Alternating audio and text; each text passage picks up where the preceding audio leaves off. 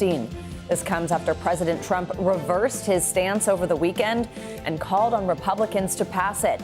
He said he has nothing to hide and continues to deflect attention towards Democrats. I believe that some of the people that we mentioned are being looked at very seriously for their relationship to Jeffrey Epstein, but they were with him all the time. I wasn't. It's really a Democrat problem. The Democrats were Epstein's friends, all of them.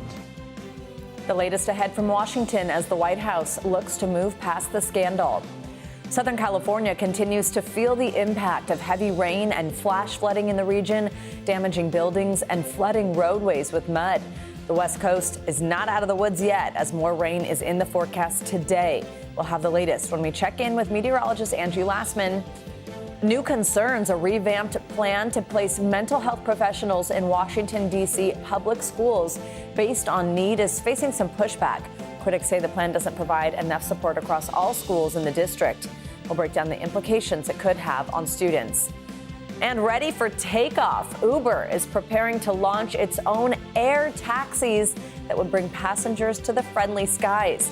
We'll give you an exclusive look at the first of its kind rideshare and where this new form of transportation is being tested. I mean, that is the Jetsons. No kidding. The bar for being a driver is a little higher than it is now. You'd hope, right? Good morning. Good to have you with us. I'm Joe Fryer. And I'm Savannah Sellers. We're going to begin this morning on Capitol Hill with the House expected to pass a bipartisan bill today that would force the Justice Department to release all of its files on the late convicted sex offender Jeffrey Epstein. Many more Republicans could be voting for the bill after a major reversal from President Trump this week. First, he told House Republicans to vote yes. He now says he'll sign the bill if it makes it to his desk. Yesterday, the ranking Democrat on the House Rules Committee slammed Republicans for, quote, stonewalling the release of the files, saying they waited till the president gave them permission to change their minds. But Republican House Speaker Mike Johnson came to the president's defense, saying they both shared concerns about the impact releasing the files could have on Epstein's victims. We know what this is about. Trump gave you all permission. Last week, he was calling people into the Situation Room to try to kill the release of the files. But he knows he failed, and so now, finally, we get a last-minute attempt to try to save face. Guess what? I'll believe it when I see it. He's never had anything to hide. He and I had the same concern, that we wanted to ensure that victims of these heinous crimes are completely protected from disclosure, those who don't want their names to be out there. And I'm not sure the discharge does that, and that's part of the problem. NBC News Capitol Hill correspondent Julie Sirkin joins us now with the latest. So, Julie, walk us through the timing of today's vote. How's it going to work? Hey guys, good morning. Well, this is kind of interesting because of the sheer volume of House Republicans and Democrats that are expected to back this discharge petition, the vote that eventually comes on the floor today, it is being passed by what's known as this wonky rule in the House known as under suspension. It means that at least 2/3 of the House are ready to put up the votes to pass this piece of legislation, so it doesn't need to jump through any of the procedural hoops and rules that we normally see. That's significant because it means that a majority of the House is going to support it, even though just 218 signed that discharge petition that forced Speaker Johnson to put this on the floor, triggering this vote to force the DOJ to release these Epstein files if and when it also makes its way through the Senate. So we're going to see this happen sometime this afternoon around 3 p.m., a really significant vote, an overwhelming vote expected as well. Julie, so while the president's expressing support now for this bill, he's also saying that even if everything is released, his critics will never be satisfied. He compared it to the release of the files related to the assassinations of JFK and Martin Luther King Jr. How are lawmakers on both sides of the aisle responding to President Trump shifting his position on this, and what do you make about what he mentioned there? Yeah, I asked so many House Republicans and Democrats about his shifting stances last night when the House was voting. Democrats are saying that this is because the president saw the writing on the wall. He knew that this is the way the vote was going to unfold. There's nothing he could have done to stop this vote from taking place, although he did hold some meetings in the hours before this discharge petition was finalized last week, trying to convince some of the Republican women who signed on not to support it. When that didn't work, we saw the president a couple of days later come out and say, you know what, just release the files. The House should vote on it. But when I talked to some Republicans who just days ago were saying that this Epstein saga is a hoax, of course, repeating some of the very comments we heard from the president saying they would never vote for this. One of them, including Congressman Troy Nehls that I talked to last night, said he's now voting for it. I asked him why. Take a listen. Well, why are you voting for it then, sir? Everybody's voting for it. So you're voting for it because everyone's voting for it. Everybody's going to vote for it. Why not vote against it if you think it's a hoax? Everybody's going to vote for it. But why not do this months ago? Why not do it 4 years ago? Under Joe Biden, you people didn't talk about it. Sir. You guys are sick. But, sir. You need counseling. So you heard his impassioned reaction there. He was defending the president. I'll tell you, when it comes to the Senate, we do expect an overwhelming vote there if and when it makes it to the floor. Leader Schumer, the top Democrat, calling for that to happen. Julie doing a good job of pressing the congressman there. All right, so we are still seeing the fallout from a batch of thousands of emails the House Oversight Committee released last week. Some of them involve former Treasury Secretary, the president of Harvard University, Larry Summers, who did keep in touch with Epstein. Tell us more about how the release of these emails has impacted him and whether we're hearing any response. Yeah, well, this is one of those names that nobody really knew had this close relationship with Jeffrey Epstein. This came out of the tranche of emails that the House Oversight Committee was able to obtain from the Epstein estate. That's different than the files that we expect to come out from the Department of Justice. Larry Summers apologizing for his relationship with Epstein. I should note he's not accused of any wrongdoing, but what we saw in the correspondence between the two men is that they spoke for a number of years, even after Jeffrey Epstein was convicted of sex abuse. And so that's significant. Larry Summers saying he's stepping aside from his role at Harvard University, but that's only coming after he had a lot of public pressure, including from some senators, to do so. All right, Julie Sirkin, thank you so much. Well, for more on this, let's bring in NBC News White House correspondent Monica Alba. Monica, good morning. So, I mean, the big question, we've been asking this since yesterday, right, is just why the president changed his mind. Do we have any further insight on that? And also, if you set aside the congressional vote, is there anything stopping the president from instructing the Justice Department to release these documents? And that is such a key question here. And the answer to that is if the president did decide that he wanted to order this release, he could. But there are some questions about whether the Department of Justice could do so in a quick fashion, because there's still information here that might need to be redacted. There's information that's sensitive. There's information that was related to grand jury testimony, which we know was tied up and held up in the courts. But as you mentioned in your previous conversation, as with Martin Luther King Jr. and JFK and those assassinations, there is a process here by which the president could set this in motion. Instead, I think politically, guys, and this is the key takeaway, the president saw where this was going and decided that he couldn't continue to be an obstacle to it, that he needed to kind of get on board with where Republicans were headed here in this bipartisan effort to push for more information. So they are deciding to go that route because then the president can say, look, I supported this, I backed it, and now let's please put this behind us. That's essentially what he said yesterday. But he also admitted that even if they do this, it might not be enough to satisfy his own MAGA base that has been clamoring for more information. So this is really a political challenge, even though we know there are also these legal steps that they need to go through and these congressional steps that we're going to start to see today. Monica, let's talk about the president's day ahead. Another big story. He's set to welcome Saudi Arabia's crown prince, MBS, Mohammed bin Salman, to the White House today. This is going to be his first trip to the U.S. since the 2018 murder of journalist Jamal Khashoggi at a Saudi consulate in Istanbul. We know a U.S. intelligence report from 2021 found that the Saudi crown prince approved the operation to capture or kill Khashoggi. For the Trump administration, is all of that forgotten? What can we expect today at the White House? Well, today you're really going to see what amounts to a working visit, and it's almost everything but a state dinner. There will be an Oval Office component, there will be a bilateral lunch, and then later in the evening there will be a black tie dinner for the Crown Prince. And certainly today you can expect, according to the White House, some defense and economic agreements. And also the president said that the U.S. is going to be selling Saudi Arabia F-35 fighter jets. So we'll expect more details on that, in addition to discussions on everything from AI to other potential areas of agreement and other things that they can work on.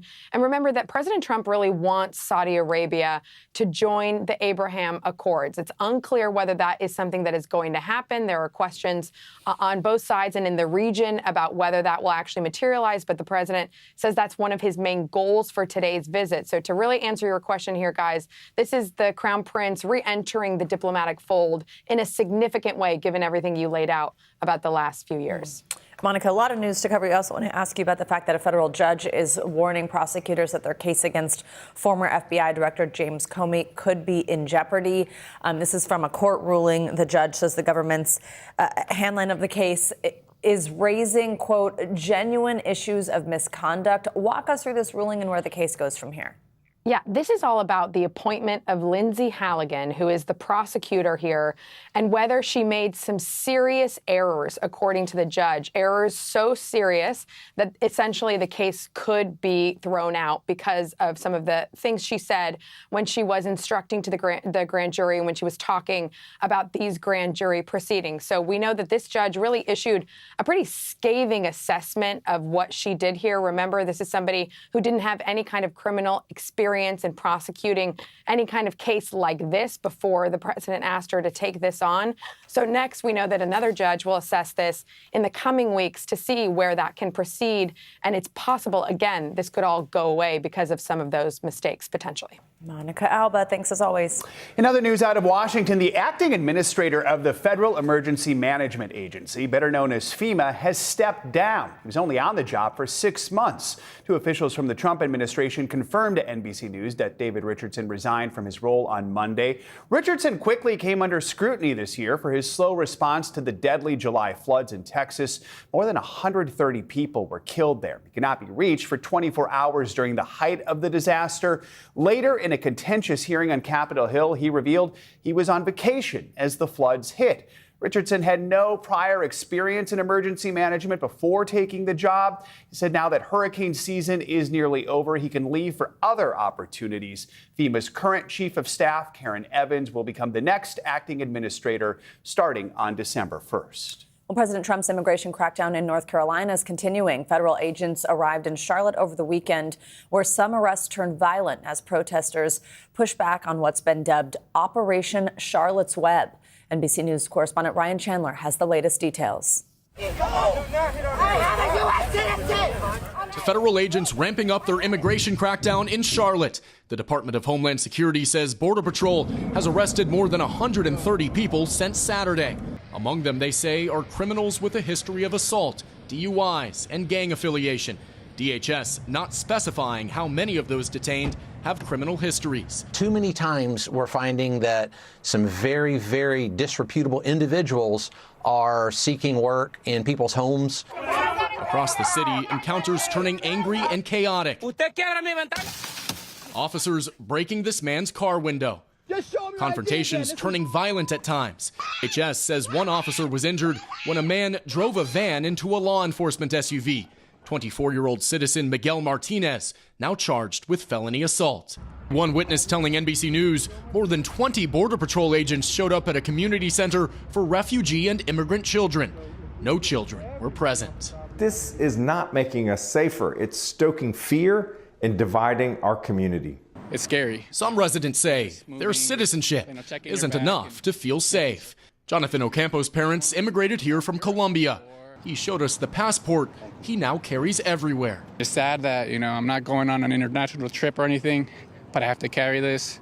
Hispanic-owned businesses closing their doors to avoid becoming targets. Manolo's Bakery shuttered for a third straight day. Owner Manolo Betancourt stands guard outside, sounding his whistle when he thinks he spots Border Patrol. How long do you plan to keep your bakery closed? As long as it takes. Our thanks to Ryan Chandler for that report. A homeowner in Indiana is now facing voluntary manslaughter charges. Prosecutors allege he shot and killed a housekeeper who mistakenly showed up at the wrong door. NBC News correspondent Aaron McLaughlin has the details. Outside Indianapolis, a homeowner behind bars, charged with voluntary manslaughter. The person did not have a reasonable belief that that type of force was necessary.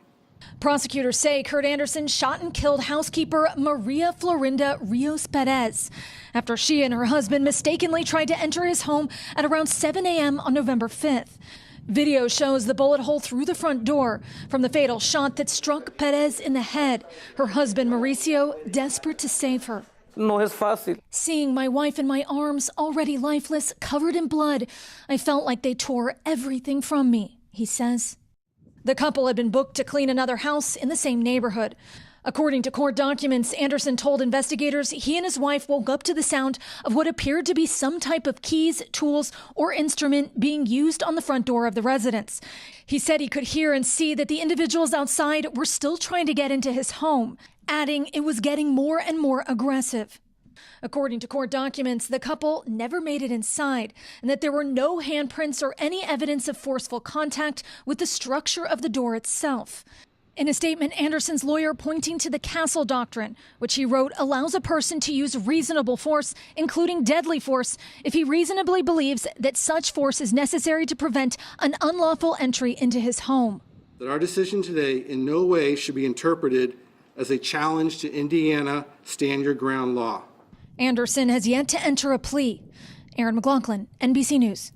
For more on this, let's bring in NBC News legal analyst Danny Savallo. So as Aaron just mentioned there, the homeowner's attorney is citing the Castle Doctrine as a defense. Tell us more about that and how it's different from stand your ground. Yeah, and Indiana has a very robust both self-defense and Castle Doctrine. And the difference is self-defense is about using reasonable force to defend yourself or another person. Castle Doctrine is about using reasonable force, including deadly force, to protect your home, which in a way is a departure from the historical rule that you can't use deadly force just to protect your property. But the home is a special kind of property. Another important point is that once the defendant raises self-defense or Castle Doctrine, the state must disprove it. It has the burden to disprove it beyond a reasonable doubt. So Indiana has a very robust self-defense set of statutes. So if this sounds like either way it comes down to reasonable force, how is that determined legally? Well, you saw some of the facts that are involved here. Are there fingerprints? I mean, to me, I imagined, are they these two standing outside with a mop, a bucket, and cleaning supplies? Were there any communications? You noticed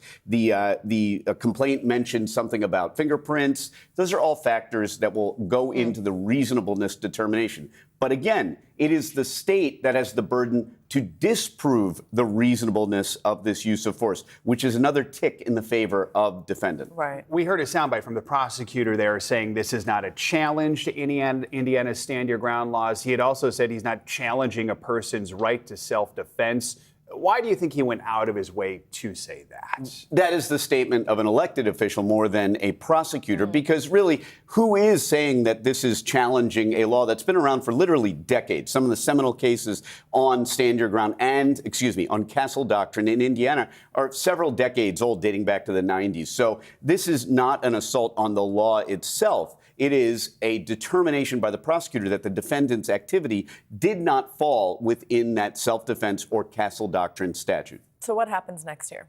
What happens next is that the defense is going to argue this Castle Doctrine. They're going to raise it, likely at trial, and place the burden on the state. And I have to say, in a country where self-defense laws vary wildly from state to state, Indiana is one that has a very strong self-defense and Castle Doctrine. So that is something that really puts the odds almost in the defense's favor here. Sounds like you're saying prosecutors have to provide a lot of evidence here if they want to try and win this case. They sure do. They have a lot of evidence, but that factored into their determination to actually bring this case, notwithstanding Indiana's Castle Doctrine. All right. Danny Savallo, thank you so much. On the West Coast, a continuous chain of powerful rainstorms have caused dangerous situations across Southern California. The storms triggered mudslides and flooding, which turned deadly. And there's even more rain on the way. Here's NBC News correspondent Morgan Chesky. Days of dangerous, drenching rain proving West Coast storms aren't over yet. The atmospheric river behind dozens of accidents on slick roads now blamed for at least 7 deaths. The most recent near Monterey, where authorities say sudden waves swept a 7-year-old girl into the sea. Her father killed trying to save her. Divers recovering her body late Sunday. I came to find her and to bring closer to the family. Some of the heaviest rain hitting mountain towns, where debris runoff buried entire streets and a muddy mess. You gotta be prepared. The moisture-laden storm system hitting Las Vegas, flooding parts of the Link Hotel's parking garage. At higher elevations, that same rain turning to serious snow. The National Weather Service issuing a winter storm warning for the eastern Sierra. Back in Los Angeles, the steady rain leading to several close calls. We just heard an unnatural noise, like just a big bang. In neighborhoods still bearing the scars of wildfires, lingering concerns. When you have a hillside that burns, you don't have the foliage and the leaves to slow down the drop's intensity when it hits the earth. So what happens? Debris flows, mudslides. Morgan Chesky, NBC News. Let's check in with meteorologist Angie Lassman, who's got the latest on what's ahead for the West Coast, plus some other strong storms on the move this morning. Yeah, a couple of trouble spots this morning, guys. Hi there. We continue to watch some of this rain kind of filtering into parts of the Southwest. This is leaving us with some unsettled weather here across Arizona, parts of Southern California, Nevada as well. And we're going to continue to see kind of this same region remain under flood watch here as we get through the day today. And you can see, of course, we've had ample amounts of rain over the past couple of days and more of that on the way here as this area of low pressure kind of slides a little farther inland. This brings the heavy rain to Nevada, Arizona, and Utah today, and we'll see some of that snow across parts of the Great Basin. And then tomorrow, we gear up for this next storm system at our doorstep. It's going to eventually slide closer to the coast here as we get through your Wednesday. Your flood risk will remain for parts of Arizona and New Mexico because of that first system, but then this next one is going to bring another batch of some heavy rain to the folks across the West Coast. So between now and the middle of the work week, specifically watching the Southwest for anywhere over 1 inch to 2 inches and even isolated amounts upwards of 3 inches in some locations. So we'll watch for the flooding concern. And then we'll pick up some snow as well. Nothing too impressive, but in the Sierra Range across the Great Basin, maybe 1/2 inch or 1/2 foot or higher in some of those locations. And then I mentioned there's a couple other trouble spots, and that's across the Great Lakes as we kind of track this system working rain and even some snow for folks there. We'll have the Ohio Valley and the Mid-Atlantic get in on the rain mostly, and then some of those snow showers for the Great Lakes here through the day today. This will bring us kind of a good dose of rain across some spots, 1 inch or so. You can see again across the Ohio Valley and Mid-Atlantic. And then otherwise, temperatures are quite warm. You can see we've got some areas that could see some record warmth over the next day or so. We look to tomorrow, it's 80s across the board. These temperatures, of course, not typical for this time of year, but that milder air will settle in across most of the east too. You can see we go from the 50s, high 50s, I should say, on Thursday in Chicago to the low 50s on Friday, and then upper 40s by the time the weekend rolls around. Hanging on to those 70s, though, for Charlotte, mid 70s it is all the way through the work week and into the weekend. And then it's the 50s in Richmond on Thursday, but check out Friday. We are nearly at 70 degrees. So we truly, truly cannot make up our mind about where our temperatures want to land right now, guys, but we've got the 50s on tap in New York City. New York made up its mind. Yeah. We're like, 50, 55. It's gonna stay. Split the difference. Right. Exactly. Thanks, Angie. Thanks, you. Coming up on Morning News Now, Latin America on edge. Yeah, this is as the U.S. displays its military might in the Caribbean. President Trump signals his openness to escalating his war on drugs with ally Mexico, now potentially a target. We'll have analysis on that and plenty more up next.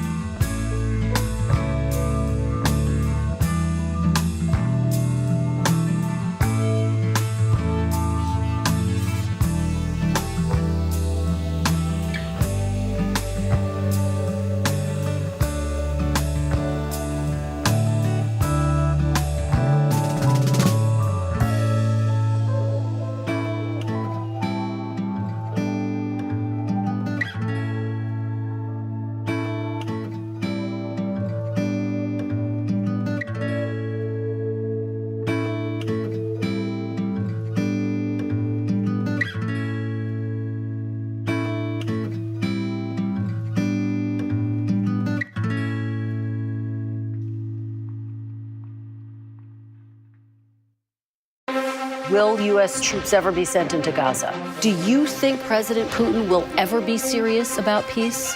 Polls are showing frustration with both parties over this shutdown. Who's going to blink first here?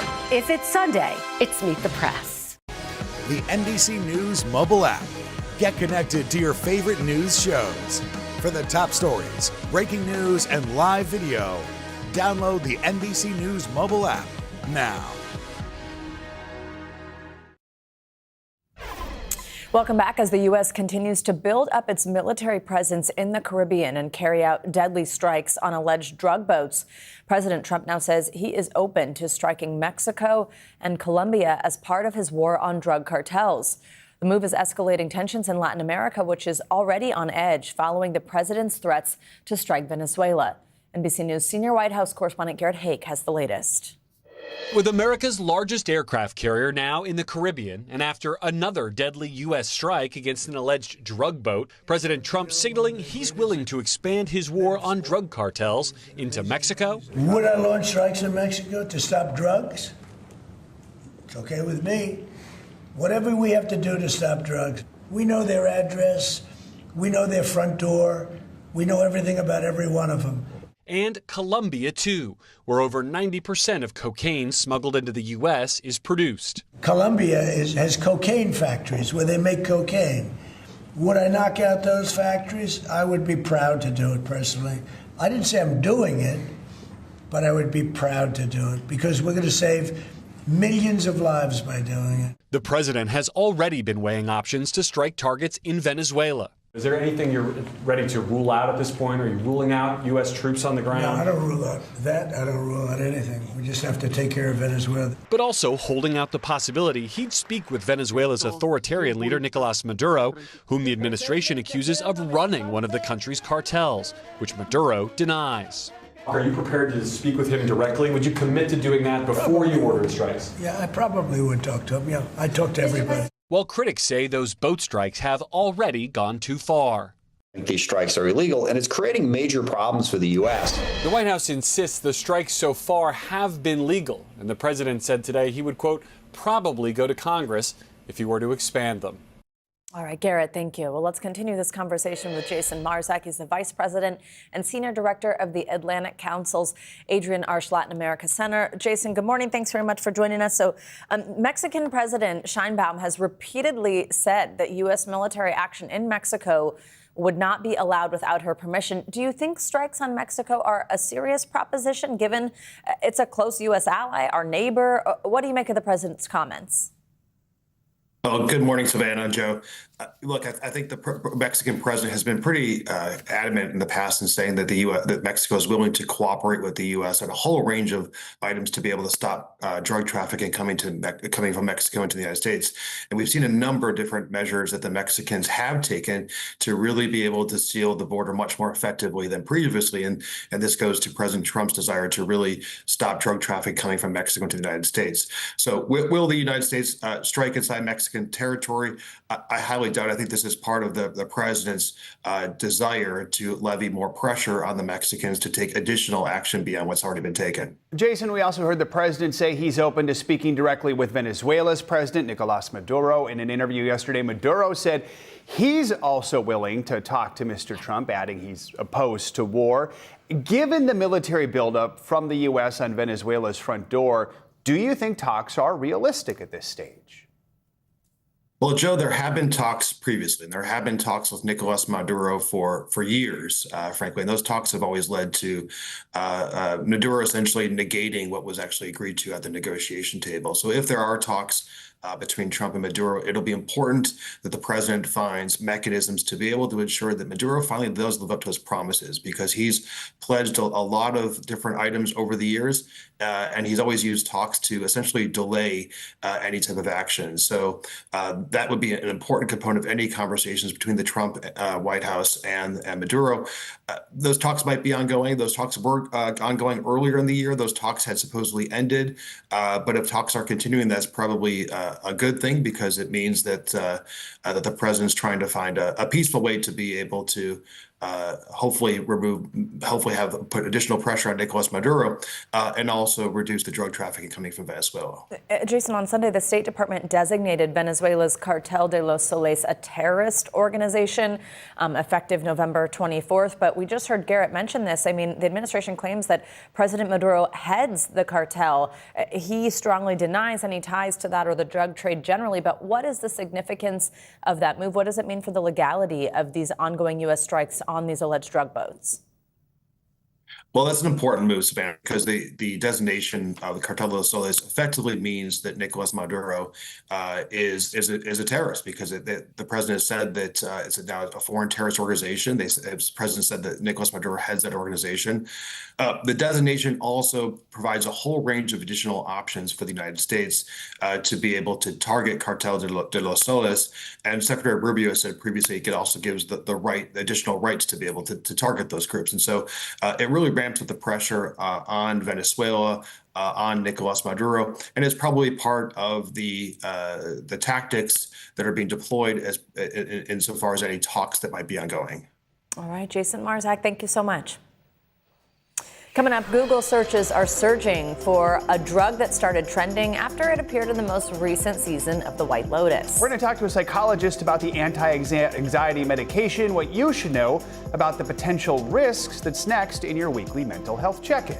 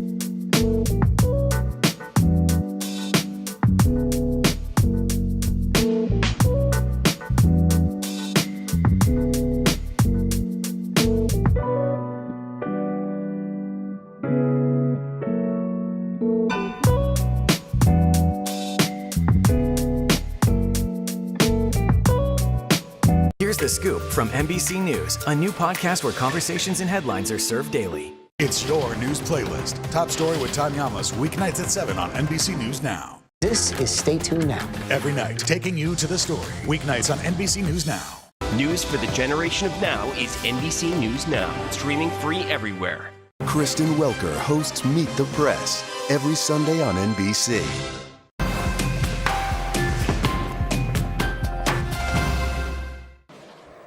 We are back with your weekly mental health check-in. We're going to start with some new concerns about a U-turn from D.C. public schools, which initially vowed to put a mental health care professional in every school. Now it's revamping that plan. Plus, life is imitating art. This morning, there's a new study that shows Google searches are surging over a drug featured in the latest season of The White Lotus. But what does it treat, and is it right for you? Psychologist Dr. Jennifer Hartstein joins us with the latest on that and some other mental health news. Dr. Hartstein, always good to have you with us. So let's start in D.C. The Department of Behavioral Health in Washington launched a new plan to place mental health clinicians in local public schools based on need. That's walking back an earlier promise to put a professional in every school. I guess anything helps right now. Officials say they had to pull back from the initial plan because of staffing challenges, budget cuts. I think most schools can identify with that. Talk about how kids can benefit from having access to these kinds of resources in public schools, and what are the risks in many of the places where those resources just aren't prioritized. Well, it's great to see you guys. And I think, we are in the midst of a youth mental health crisis that is continuing to happen, unfortunately.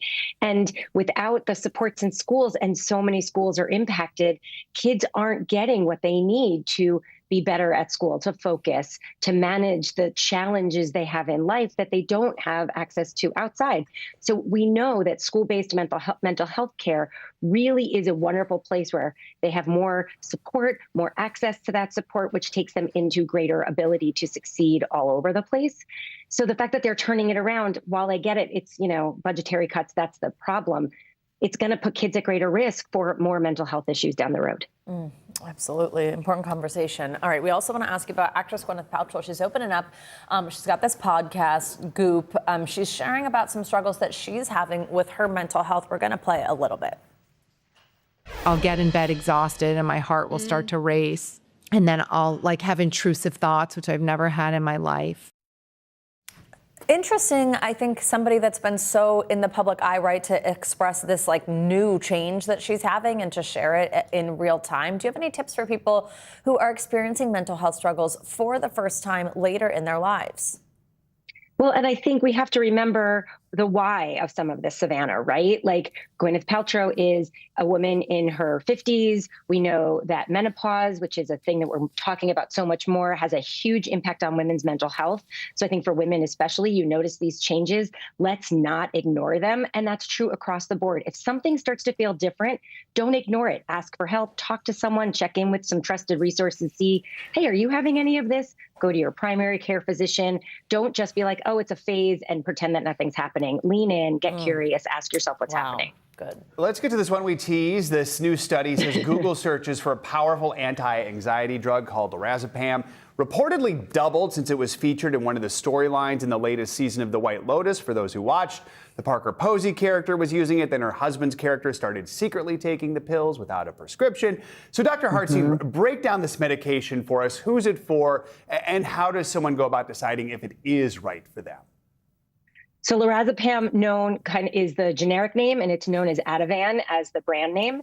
And it's important for people who are struggling with severe anxiety. But here's the kicker. It's meant for short-term usage to help kind of get things under control while you're adding therapy or more long-term SSRIs or other medications, because it's a benzodiazepine. It's highly addictive. And so the withdrawal from it can be really challenging. Oh, wow. So yeah, it's great for the moment. It helps get those intense anxiety symptoms under control.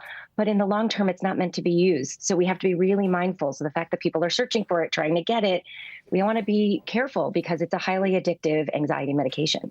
Very important news there. We don't need Google. We have Dr. Hartstein here for us, giving us some expert advice. We appreciate it. Thank you so much. Thanks. Well, a gene therapy breakthrough could now offer a potential cure for a rare disease that usually confines kids to their homes. It's called Severe Combined Immunodeficiency Disorder, or SCID for short. Babies born with it don't develop the cells they need for a functioning immune system. Well, a recent clinical trial showed a promising success rate for a possible treatment. Erica Gonzalez from NBC Washington spoke to one family who says that trial gave their daughter a second chance at life. This is Eliana Nakam, a little girl with big dreams. I would like to be an artist. Today, the 12-year-old is indoors because she wants to be, not because she has to. The first year of her life was spent in the confines of a sterile environment where doors and windows had to stay shut and visitors had to stay out, all to save her life. At 4 months old, Eliana was diagnosed with a rare disease called Severe Combined Immunodeficiency Disorder, or SCID. Babies born with SCID don't develop the cells required for a functioning immune system, and therefore, every germ could potentially be deadly. Eliana's form, ADA SCID, is ultra rare, with fewer than 10 cases a year. We had to get rid of our cat and dog. We couldn't have any plants in the house. We couldn't have any fresh fruits or vegetables. I mean, we really had to make our apartment as sterilized as possible place for her to live. You had to create a bubble. I had to create a bubble, yes. So instead of actually putting her in a physical bubble, we just lived in a bigger bubble. SCID is commonly referred to as bubble boy disease. Left untreated, life expectancy could be just 2 years. In my head, I immediately thought, that I should really expect the worst. But then I felt that I really needed to, dig into the information that was available and help figure out the best course of treatment. And that's when the family from Fredericksburg, Virginia, heard about a clinical trial more than 2,000 miles away from home in Los Angeles that could potentially give Eliana a chance to enjoy a life outside. He told us she could do gene therapy, she could do a bone marrow transplant, and if it's successful, they can live potentially like a normal life. And that's all I heard, and that's all I cared about. Dr. Donald Cohn is with UCLA's Broad Stem Cell Research and led the clinical trial. They've basically gone from being a very fragile baby in danger of dying from infections to being healthy, vigorous kids. So it's really gratifying to be able to do that. The treatment is still considered experimental, with doctors collecting stem cells from the patient's own bone marrow. In the lab, the cells are isolated, a normal ADA gene is added, and the cells are returned to the body after a round of chemotherapy and start getting to work, building a brand new immune system over the next year.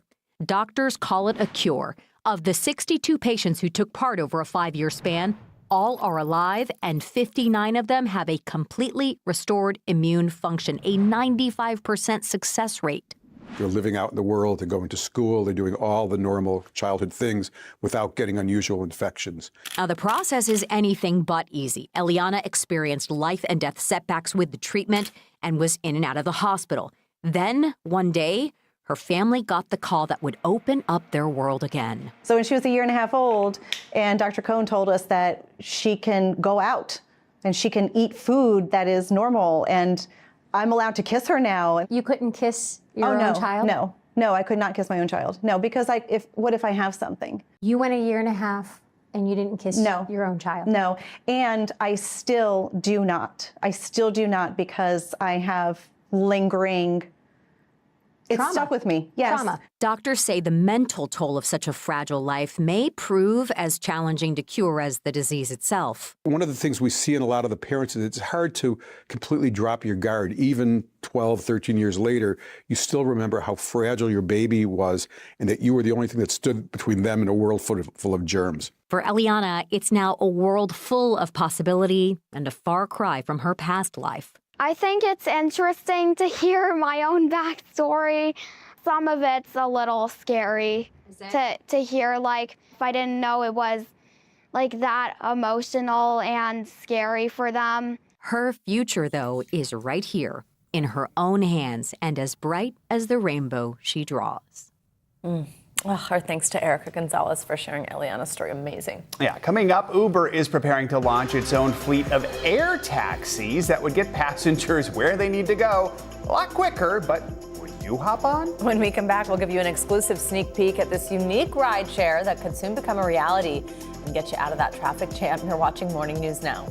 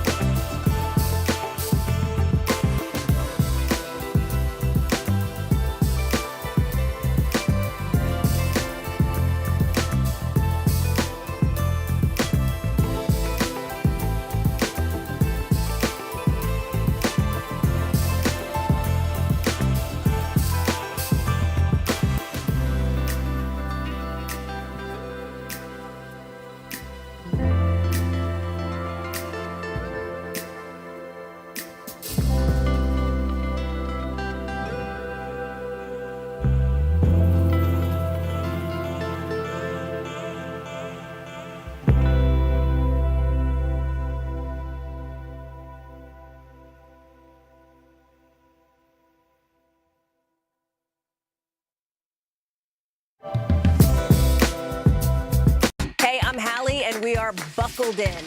Tonight, we are on the ground with extreme storms and intense fires. We've got it all covered. ICE set to round up immigrants in more cities from coast to coast. What are you seeing where you are? Millions of dollars in federal money being put on pause by the Trump administration. Talk me through what you have been hearing on your end. Inflation is going down a little bit. What's under the hood of these numbers that's sticking out to you? Oh, Hallie, that's so 2024 to be obsessed with the inflation readings, right?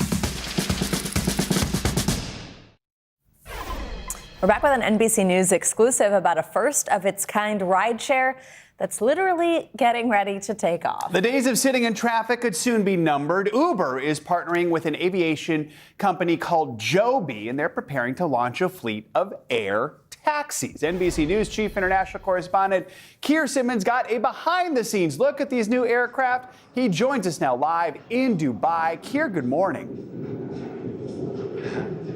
Hey, Joe, good morning. This is the Joby behind me there. She's a good-looking aircraft, and of course, as you say, she is completely different from anything we've seen before. I'm in the United Arab Emirates because she's on something of a world tour, but here in Dubai, it's significant because what they're saying is maybe even by next year, you'll be able to take your phone, get in the Uber app, and book a ride in one of these. Picture hailing an Uber and lifting off in one of these. NBC News given behind-the-scenes access to an American firm in a global race to launch commercial air taxis. The company, Joby, in partnership with Uber, has been testing and demonstrating around the world, including here in Dubai, in California, and in New York. This is click a button and get a flight. This is bringing the magic of flight to our everyday lives. So how will it work? A regular Uber will pick you up at your home or office and take you to a vertiport, where you'll board a taxi unlike any other. The cabin will be air-conditioned with 4 passenger seats, so you may find yourself ride-sharing. Joby says a ride will cost around the same as an Uber Black. Fully electric, the taxi can go 200 miles an hour and has been in development for 16 years. Roughly the size and weight of a large SUV, listen to how quiet it is as it takes off.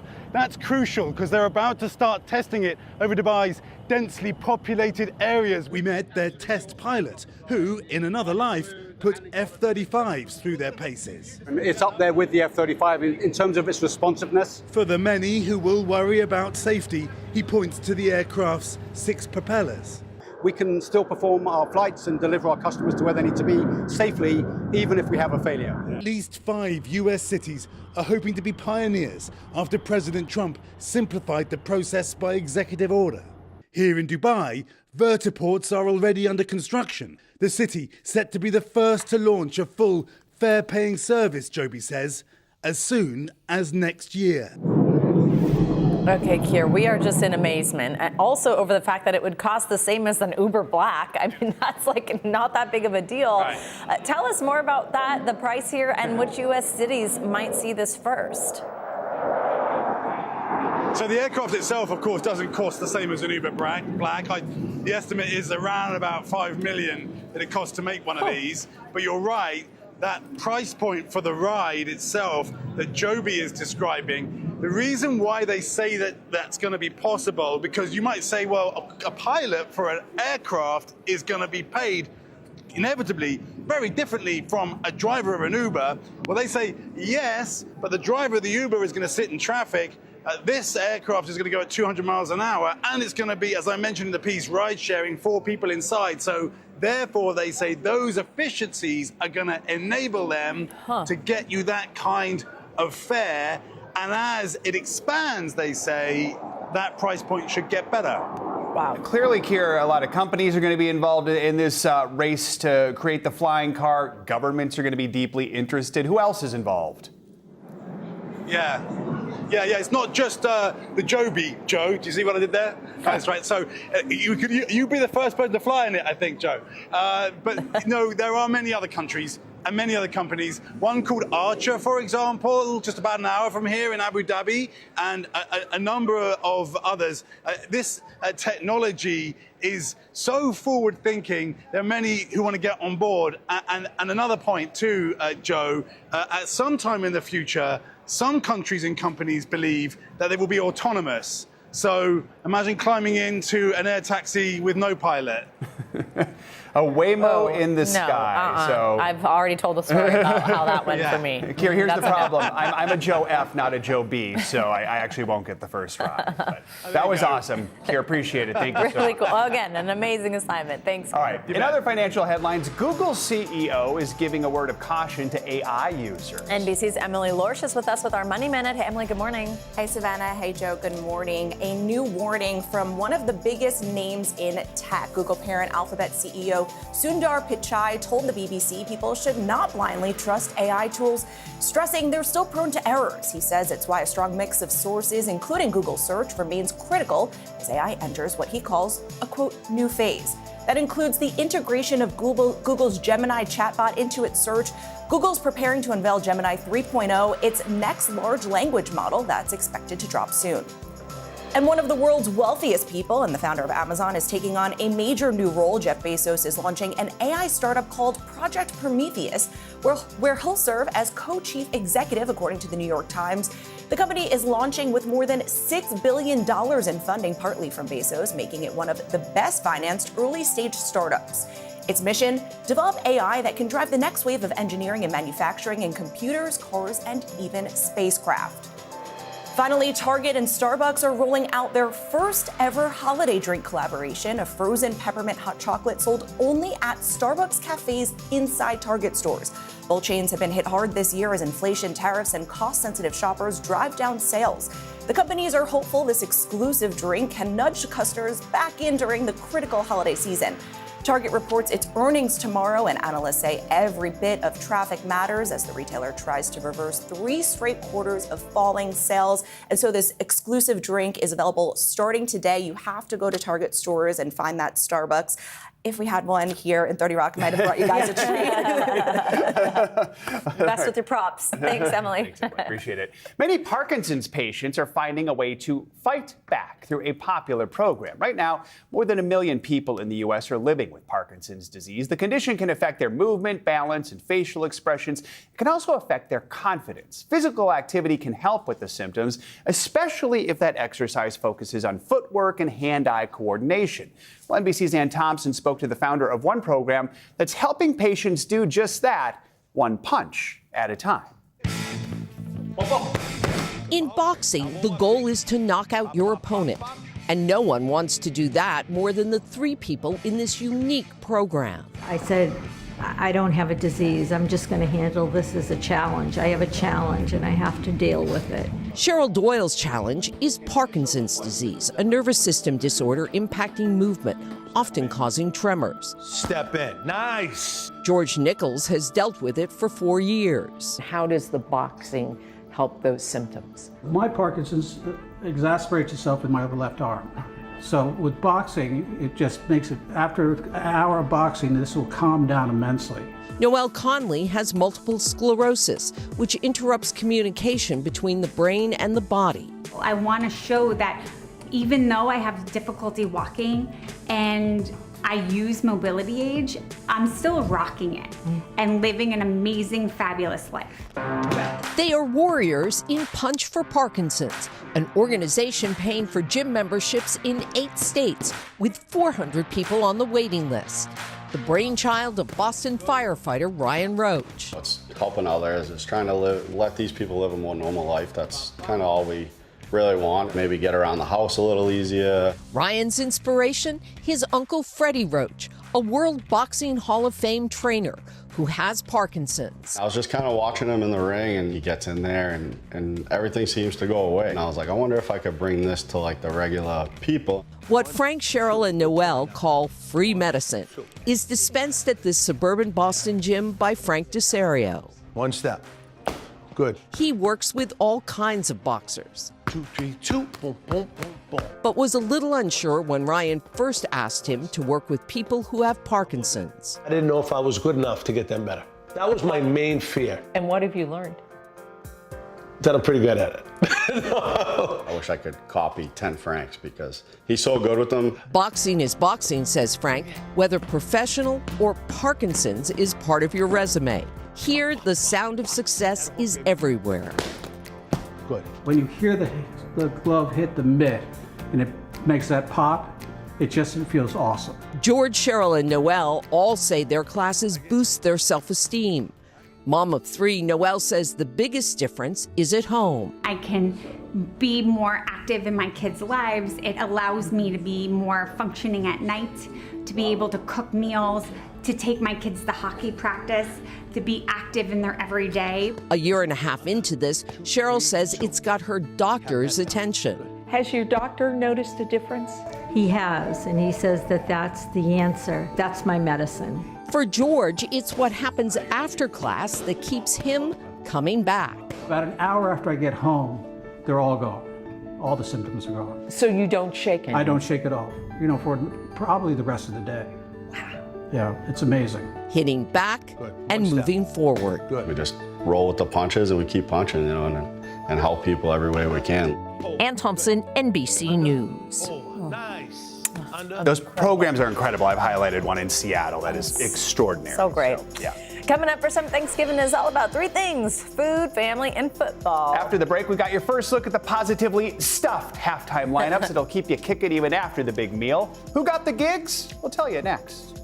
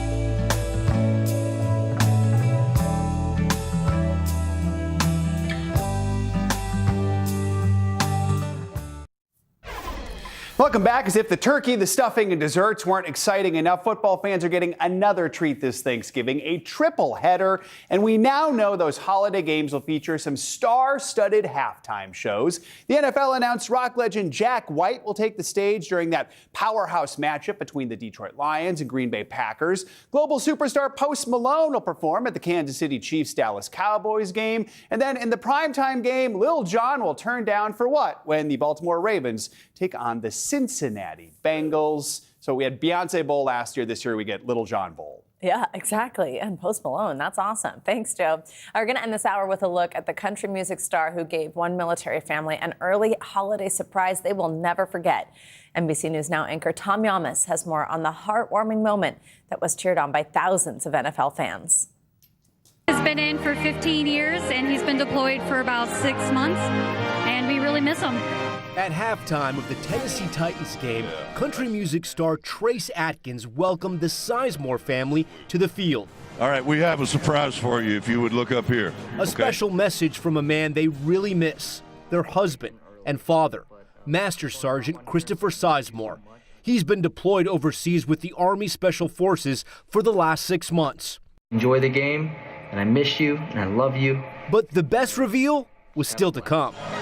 We got another surprise for you. Master Sergeant Sizemore wasn't just on video. He was actually at the game, walking out in full uniform, ready to reunite with his family. Master Sergeant Sizemore. His kids, Aiden and Addison, jumping into his arms. How great was that, Titans fans? Were you surprised? I mean, could you believe what was happening? I could not believe what was happening. I was really, really surprised. Are you proud of your dad, that he protects our country? Yes. Tell him like a million times. We weren't going to have Thanksgiving with him, so to have him come into those plans, it makes it a lot more exciting to look forward to doing all of the holidays. A hug and a moment this family will never forget. It's hard to put into words. They're my world. My family's my world. Our hearts are all filled to the brim. every one of you. Oh, what a great moment. Our thanks to Tom Yamas for that report. Football fake out there. That'll do it for this hour of Morning News Now. Stay with us, though. The news continues right now.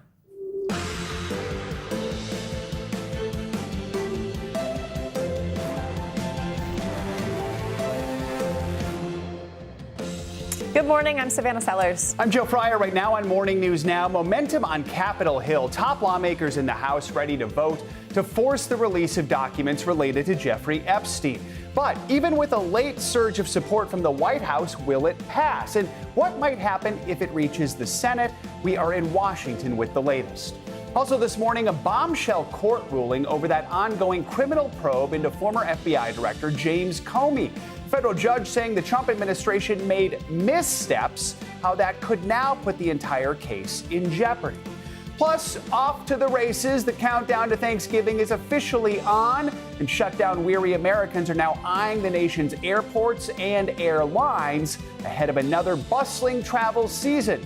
Are they really ready for the rush? We're going to clear the air later in the hour. Speaking of the holidays, why hiring for those critical seasonal jobs could touch lows not seen in 15 years.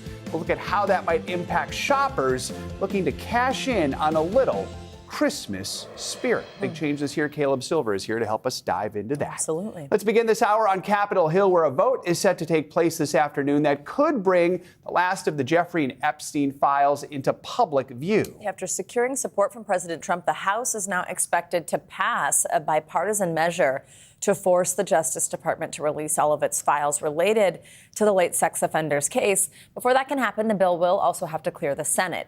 NBC News senior Washington correspondent Hallie Jackson starts us off this hour. Hallie, good morning. Hey there, good morning to you. What once seemed like a long shot is now very much on the verge of reality, with that vote in the House set to happen later today, and it may be a landslide. One top Republican tells NBC News he predicts almost everybody will back this bipartisan bill, with some survivors saying for them, this isn't political, but personal. A moment months in the making, with the House of Representatives set to vote today to force the release of documents related to the Jeffrey Epstein case. Everybody's voting for it. So you're voting for it because everyone's voting for it. Everybody's going to vote. What we need to do is protect the innocent, and we need to hang the guilty bastards that are involved with it. Some Epstein survivors also gathering in Washington ahead of the vote, and a PSA urging the release of the files, playing in the shadow of the Capitol overnight. The late surge of support in Congress coming after a dramatic reversal from President Trump after months of resistance and a pressure campaign. Now, I'm all for it. The president saying he doesn't want the controversy to detract from his priorities, but adding he'd sign the bill into law, pressed by NBC's Garrett Haake. You would sign it if give it comes them through everything. Sure, I would. Let the Senate look at it. Let anybody look at it. But don't talk about it too much, because honestly, I don't want to take it away from us. One conservative lawmaker telling NBC News some Republicans privately encouraged White House officials to shift strategy on the bill, co-sponsored by Republican Thomas Massie, who says the president doesn't need to wait for Congress to act. If they're serious about it, they should release them right now. It's that simple. The president, who's not been accused of wrongdoing related to Epstein, has said his association with the sex offender ended in the early 2000s. And this morning, the fallout from the Epstein scandal growing after the release of emails from his estate last week. Larry Summers, the former Harvard president and former Treasury Secretary under President Bill Clinton, announcing overnight he is stepping back from public commitments after correspondence between him and Epstein came to light. Summers, who hasn't been accused of involvement in Epstein's crimes, writing, quote, "I am deeply ashamed of my actions and recognize the pain they have caused." So as for this vote in the House, let's say it passes the House, let's say it passes the Senate, let's say the president signs it into law, what could ultimately become public as far as records or documents? We could see, for example, financial records, perhaps more Epstein emails or texts, evidence from hard drives seized from his properties, maybe investigative summaries of interviews with key players. But keep in mind that this bill also lets the DOJ withhold information that would jeopardize an active federal investigation. And of course, the president last week directed his DOJ to open an investigation. So there's a question on how that might ultimately affect what becomes public. And by the way, there's no timeline on when the DOJ would have to comply if this bill does pass. Back to you. All right, Hallie, thank you so much. President Trump's immigration crackdown is spreading to more cities in North Carolina. Today's day 4 of what Homeland Security officials are calling Operation Charlotte's Web. Border Patrol agents have been fanned out across North Carolina's largest city. Well, now the state's capital, Raleigh, is the next target of these raids. NBC News correspondent Ryan Chandler is in Charlotte with the latest. Ryan, good morning. Good morning, Joe. That's right. And city and state leaders continue to push back, strongly condemning this mission. But Border Patrol is only expanding it, now continuing their surge in the state capital. This morning, as Border Patrol efforts surge in Charlotte, the ongoing immigration crackdown now expanding into Raleigh. The mayor there telling NBC News Border Patrol and ICE arrived in Raleigh last night and will take action today. The state's Democratic Governor Josh Stein condemning the efforts, urging agents to, quote, target violent criminals, not neighbors walking down the street, while accusing them of targeting people because of the color of their skin. While in Charlotte, protests continuing. Homeland Security officials saying among the more than 130 people arrested there are illegal immigrants with violent histories. Although DHS has not clarified how many arrested had criminal records. We've got many individuals we've already arrested and are bringing to justice and deporting. Border Patrol agents have been searching the city since Saturday, in parking lots, outside homes, near community centers for immigrant children, though none were present. Homeland Security is calling it Operation Charlotte's Web. I think they're targeting wherever there is a strong Hispanic presence. Some confrontations turning violent. DHS says an officer was injured when a man drove a van into a law enforcement SUV on Sunday. 24-year-old citizen Miguel Martinez now charged with felony assault. Some immigrant families staying home, some businesses closing their doors, including Manolo Betancourt, who temporarily shut his bakery, where a crowd gathered to protest the crackdown overnight. He says he wants to protect his community. I can lose money, I can lose my business, but I'm not gonna lose my peace of mind. The least I could do was to protect my immigrant community. And you know, guys, yesterday we were wondering what, if any, effect these operations may have on local schools. It's hard to say for certain, but the numbers certainly seem striking. The Charlotte-Mecklenburg School District tells us that 15% of their student population was absent yesterday, about 21,000 kids. That comes as this morning students at least one local high school are planning to walk out in protest. Joe. All right, Ryan, thank you. Well, the Justice Department's case against former FBI Director James Comey could be in jeopardy. A federal judge in Virginia is warning prosecutors the handling of Comey's case is raising, quote, genuine issues of misconduct. Comey is accused of making a false statement to Congress as well as obstruction of a congressional proceeding related to a hearing in 2020. He has pleaded not guilty to the charges against him. NBC News legal affairs reporter Gary Grunback joins us now with more on this. Gary, good morning. Always good to have you with us. So a little more background here. In the court ruling yesterday, Magistrate Judge William Fitzpatrick granted a request. It was from Comey's lawyers. They asked prosecutors to turn over grand jury materials from the indictment. The judge even acknowledged that is an unusual step, but mentioned the possible missteps by the government. Walk us through your reporting and what this ruling means exactly. Yeah, Savannah, this is not usually how this works, right? In a grand jury room, usually you have the prosecutors, the members of the grand jury, and a court reporter, and that's about it. And nobody else finds out what happens in there. But the judge said this is such an extraordinary circumstance that he thinks there may be some wrongdoing here.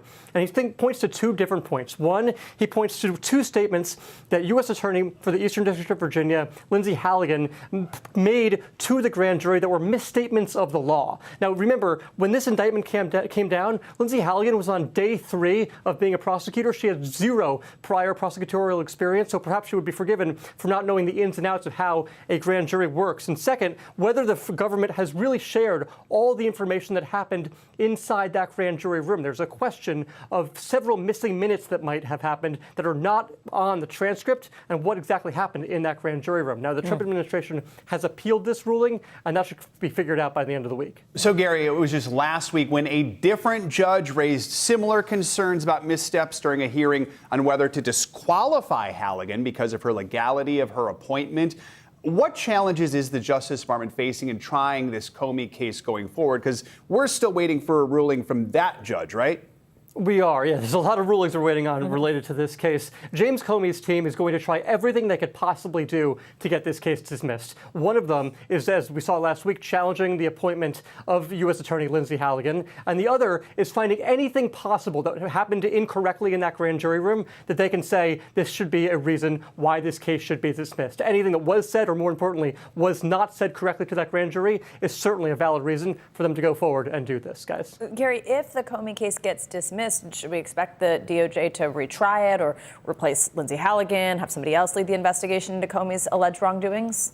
So this kind of gets into the legalese and the weeds here, but I'll keep it sort of broad here. There's two different points here. One, Lindsay Halligan was the only prosecutor inside the grand jury room, and she's the only person that signed that indictment. So there's a real argument to make here legally that indictment should be thrown out if she is disqualified. But there's also this federal statute that is not often talked about that allows an indictment that is dismissed within the statute of limitations to actually come back within 6 months. So there's a potential for the DOJ to bring this back within 6 months with a different U.S. attorney.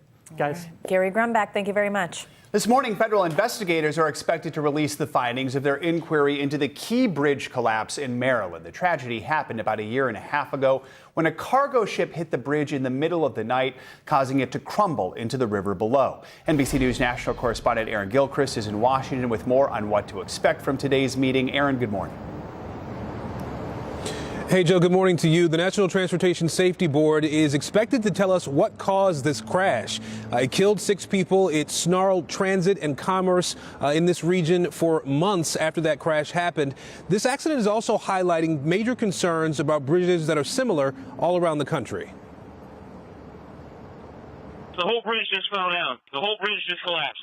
This morning at an NTSB hearing, we expect to learn what likely caused a massive container ship to slam into Baltimore's Francis Scott Key Bridge in March of 2024, and what might have been done to prevent it. It was just before 1:30 in the morning as 8 construction workers on a break sat in their cars in the middle of the bridge, unaware that the 947-foot dolly container ship had lost power and was about to collide with the bridge. There's a ship approaching us, just lost their steering.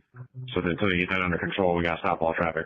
Police were able to block traffic on the bridge just seconds before it crumbled, but 7 of those workers slid into the Patapsco River. Only 1 was rescued. We were at the site just days after the collapse.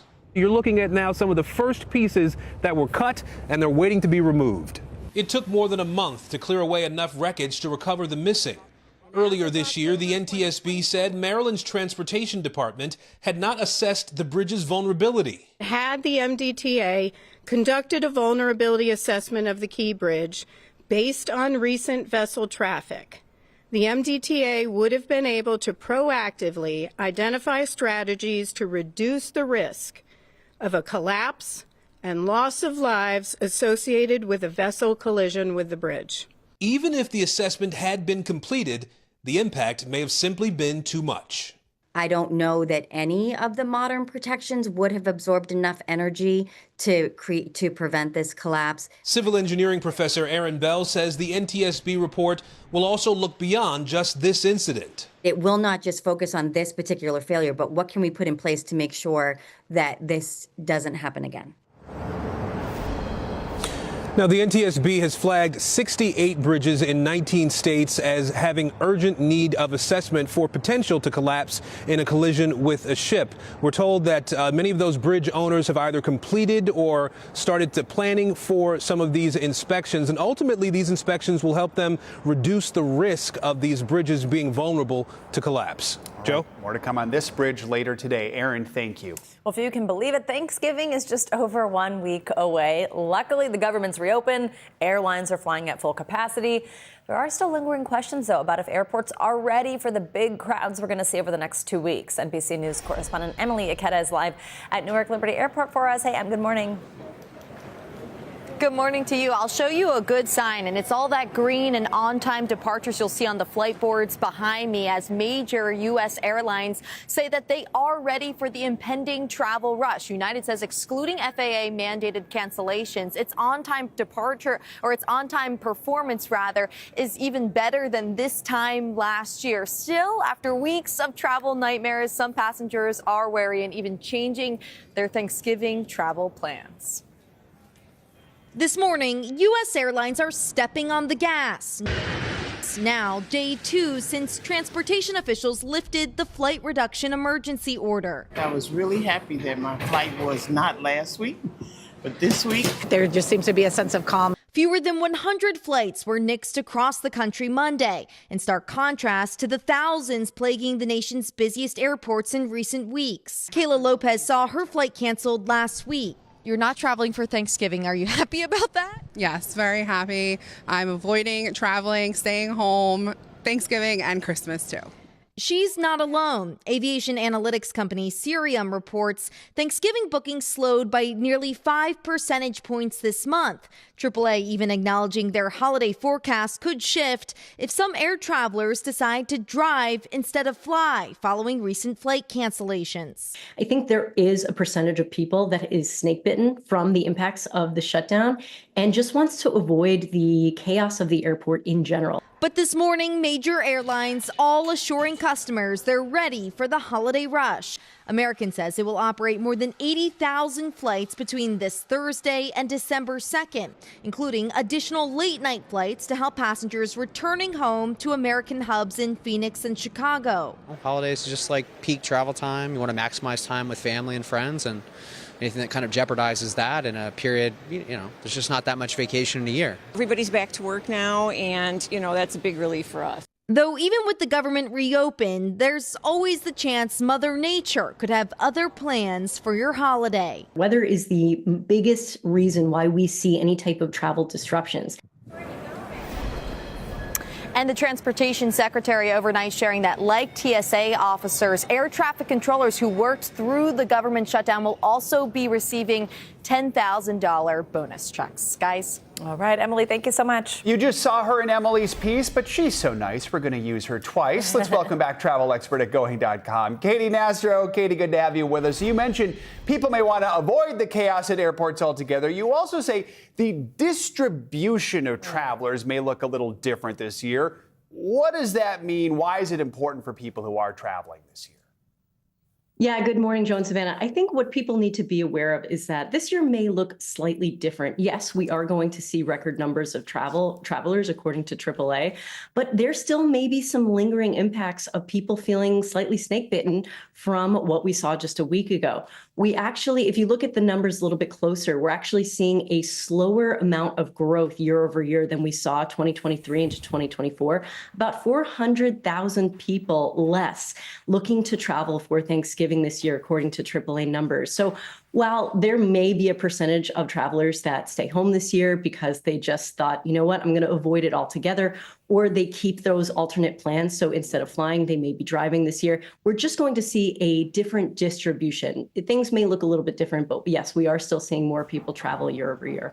Katie, we just heard from Emily that she saw those on-time departures at Newark, but generally across the country, really, how's it going with airports trying to rebound from the effects of the government shutdown? Yeah, Savannah, you have to give credit where credit is due, and the airlines really did a great job at getting things going after the massive disruptions that we saw last week. I mean, looking at that last Sunday, that was the 4th worst day in terms of cancellations. Now, fast forward to this past Sunday, and we saw an above average on-time departures for most flights. So that is really great news, and it should give travelers confidence moving through into what we like to call the Super Bowl of travel, which is Thanksgiving next week. Speaking of rebounding, the days of lower travel numbers around the pandemic are certainly over. AAA reporting higher numbers now than before the pandemic hit. What are the most important things to consider for those traveling this year, especially keeping in mind some of the people who travel around Thanksgiving don't do it that often during the rest of the year? Yeah, 2 things that people should be aware of. One, travelers, there are so many more travelers than before. So, that age-old dad advice of getting to the airport early is always great, but also looking into different programs that actually allow you to move through security a little bit faster, TSA PreCheck, Clear, things of that nature might be great for investing in for these big pivotal moments of travel out throughout the year, and they do pay for themselves. Even if you travel once, you're probably spending more per year on that type of program, or sorry, you're probably spending more per year on your designer salad than on these programs that help you get through a little bit faster. So just something to consider, as well as we want travelers to just equip themselves with what I like to call a Plan B flight, or just Plan B alternate transport. We saw just last week that travel can get disrupted at any point in time. So we just want to have another flight in mind if you are traveling by plane, not necessarily purchasing that ticket, but having that next flight in mind on the airline that you are traveling on, just to make the process of getting rebooked a little bit faster, just for yourself, as well as for whatever customer service agent you might be working with. Designer salad is a hilarious term. Wait till you see the prices of the salads at the airport. Yeah, no kidding. Not designer. And guess what? They're not designer, right? Oh, they're sad and old. Well, that was maybe not true. Katie, you're the expert on how to find a deal. If somebody hasn't booked yet, what should they do? Look, we want people to get on top of booking for Thanksgiving as well as the winter holidays. I know we just went through a big snafu when it came to air travel, but we are back, baby, and we are ready to go. And that means that we need to get people booked so they're not encountering even higher prices when they wait until the last minute. It is not like retail where the bargain bins come out. You want to make sure you're getting your flights booked, and you want to make sure that, you might have to make some concessions. You might be a little bit flexible. That means instead of a nonstop, you're booking a connecting flight. That means maybe you're looking on a budget carrier for that rock bottom price. Just giving yourself all options so you're not overpaying. And a main economy ticket is the most flexible without having to pay additional fees. Always good advice. Katie Nastro, thank you so much. Happy Thanksgiving. All right, now let's get a check on your morning news now weather. That's the thing that could impact your flights. Angie Lastman's here in studio. Hey, Angie. Hi, guys. We've got a couple of spots that maybe if you're getting some traveling done today, or if you're just going to be out and about doing any of your errands, you might want to watch for. We've got some rain still across parts of the Southwest. Now, not quite as much for folks across Los Angeles and points south of there, but we still do have a bit of that rain working just to the east of San Diego, and specifically across Nevada, Utah, and Arizona is where we're going to kind of see that push of more moisture through the day today. So you can see the flood watches that are up interior areas of California, Las Vegas included in this, stretching down to Lake Havasu City as we gear up for kind of more of this rain through the day today. So we'll see the heavy rain across that region, but we're also going to see a little bit of that mountain snow across parts of the Great Basin, and the Sierras will pick up a little more additional snow here as we get through the day today. Otherwise, we're gearing up for this next storm system that'll be at our doorstep by tomorrow. So this is a look at your Wednesday. We'll remain unsettled because we've got this next system that's going to slide closer to the coast. This is going to ramp up those rain chances for the middle of the week and beyond. As far as the rainfall amounts across the Southwest between now and tomorrow, 1 inch, 2 inches, 3 inches in some of those spots. So no surprise that we're concerned about flooding. Snowfall amounts, not all that impressive, but still could pick up about a half of a foot. Yes, correct. 6 inches as we get through basically the middle of the week in parts of the Great Basin, the Rockies, and the Sierra Range. Now we've got a quick moving system across parts of the Great Lakes, and honestly, the Ohio Valley and Mid-Atlantic is where you'll see the rain, but the snow will be focused for the Great Lakes. We'll see a couple of snow showers, nothing that's going to be too impressive, but it could impact your commute. So heads up for that here as you get through the day today.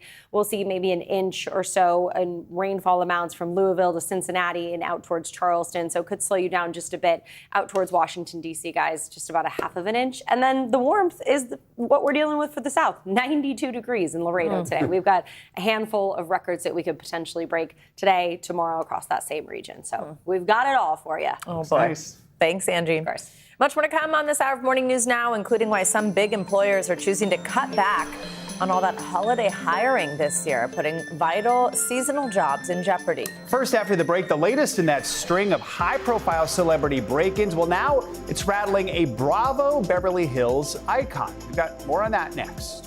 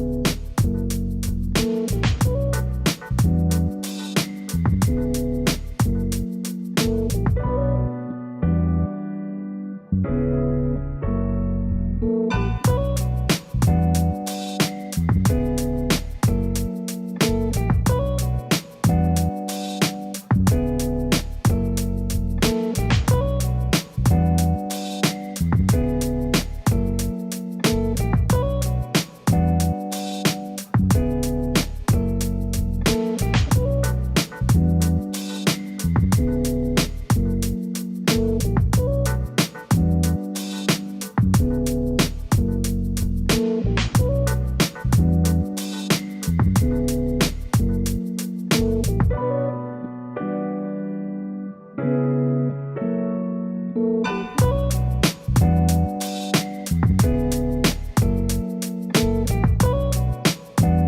guys, it's Scotty Schwartz. This is Stay Tuned Now. Every night, taking you to the story. What was it like inside the courtroom? In the thick of it, wherever, whenever, pressing for answers. Do you have any insight into when we're going to get straight answers? Weeknights on NBC News Now.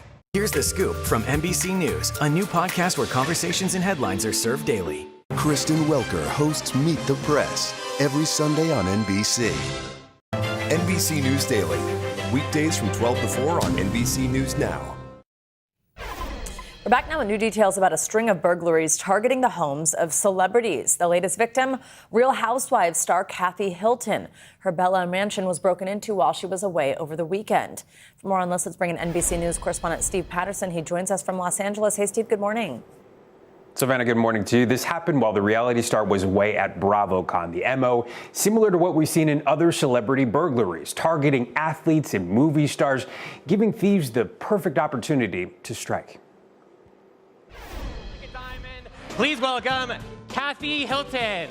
Just hours after Real Housewives of Beverly Hills star Kathy Hilton took to the stage at BravoCon in Las Vegas. I'm really proud to be part of this. Her sprawling Bel Air mansion was being burglarized. Los Angeles police say a call for the break-in came on Saturday just before midnight, and so far, no suspects have been arrested. A rep for the reality star telling NBC News Kathy's husband, Rick Hilton, was home at the time, but everyone is fine. Earlier that day, about a mile away, Hilton's Real Housewives co-star Sutton Strack's home was also targeted by thieves, according to police. Strack releasing this surveillance camera image and sharing in a statement that the thieves entered through the kitchen window and stole all of her luxury handbags and fine jewelry. I'm Sutton. Welcome to my house. Y'all come on in. Let's take a look. Both Strack and Hilton often welcome cameras inside their lives, allowing audiences to see their extravagant homes and designer wardrobes. Oh, that looks really good. I love the way you put the roses in. Yeah. Something security experts say could make them more vulnerable. Anytime you bring anyone into your home via the camera, when you are a celebrity, you certainly do become a target. The pair are just the latest celebrities whose luxury homes have been hit while they were out at well-publicized events. Kelce getting the snap. NFL stars Travis Kelce, Patrick Mahomes, and Joe Burrow all had their houses broken into last football season while they were on the field. And earlier this year, actors Nicole Kidman and Brad Pitt's homes in Southern California were separately burglarized. In Pitt's case, video shows a door boarded up after authorities say his home was ransacked. Now, with two more celebrities targeted, the break-ins underscoring the troubling price of fame. And this is not just about celebrities. Security experts say this should serve as a reminder that the more you share about your home on social media, the bigger target you may become. It's important, even if you're not a celebrity, to be mindful of just how much your home and your belongings you're sharing. It's also a good idea to invest in a security system. Of course, lock your doors, prevent yourself from becoming the victim of a crime of opportunity. Savannah. All right, Steve Patterson, thank you. In Mexico, protests are erupting in the capital over crime and corruption in the country, and they're being spearheaded by Gen Z demonstrators who are taking to the streets and clashing with police outside the home of Mexican President Claudia Sheinbaum. NBC's George Solis has more on this. There are growing questions into a surge of youth-led protests taking place across major cities in Mexico. The demonstrations reaching a fever pitch over the weekend as some hooded protesters tore down fences around the National Palace, home to President Claudia Sheinbaum. Images from the clashes show riot police using tear gas and smoke bombs. Trying to calm the crowds, seen here kicking the fence and throwing rocks at officers. Mexico City's public safety secretary saying the protests left at least 120 injured, 100 of them officers, some who were taken to the hospital. The rallies organized by Generation Z Mexico, referring to the demographic group of people born between 1997 and 2012. This 16-year-old injured during the protest telling Telemundo, the people are dying, the people are disappearing. For it to get to the point where minors are here protesting, it's because the country is horrible. Protesters using a popular symbol, the pirate flag from the anime One Piece, seen in Gen Z protests around the globe, including ones in Nepal and Madagascar, which ended in the ousting of heads of state. This protester saying the Gen Z groups organized themselves on Discord.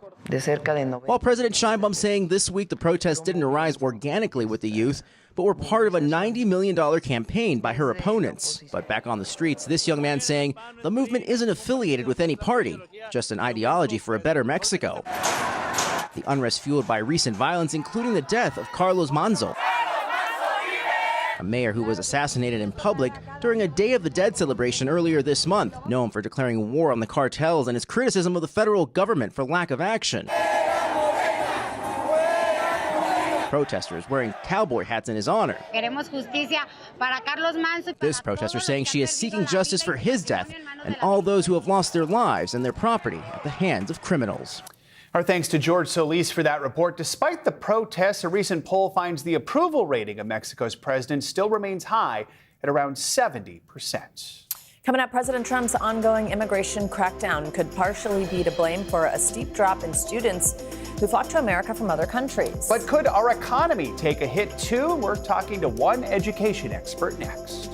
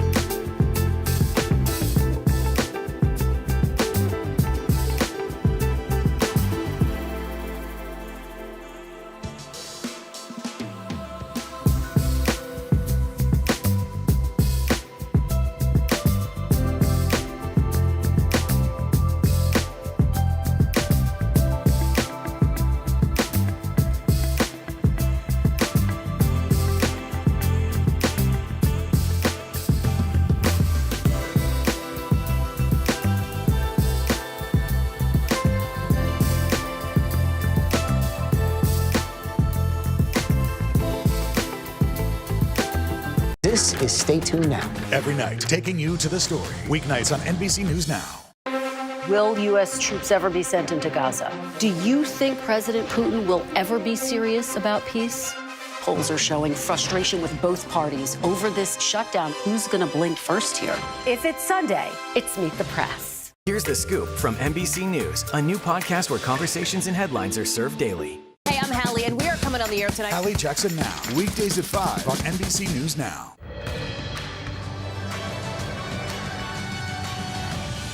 We're back now with a closer look at what's making news in the world of politics this morning, starting with a new poll about the recent assassination of conservative commentator Charlie Kirk.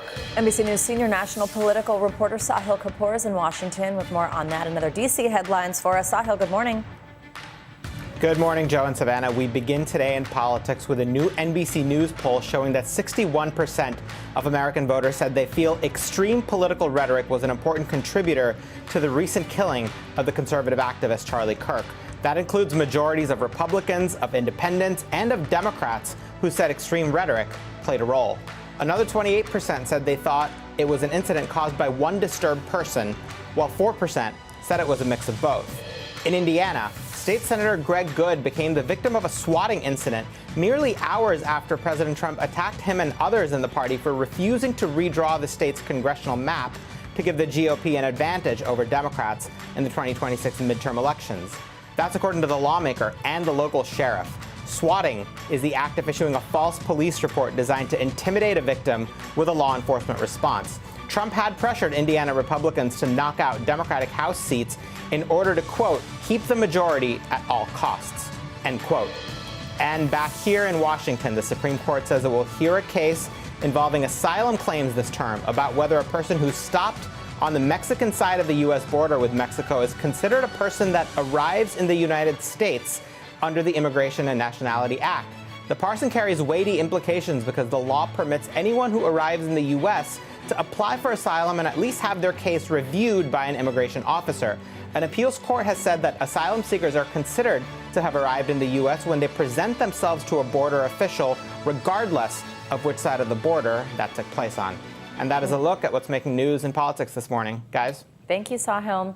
Well, on the education front, high schools and universities across the U.S. are seeing a sharp drop in new students enrolling from other countries. That information comes from a preliminary report from the Institute of International Education, a nonprofit that encourages foreign study. It revealed higher education institutions saw a 17% decline in new international student enrollment this fall. 825 schools were surveyed. More than half reported enrollment drops.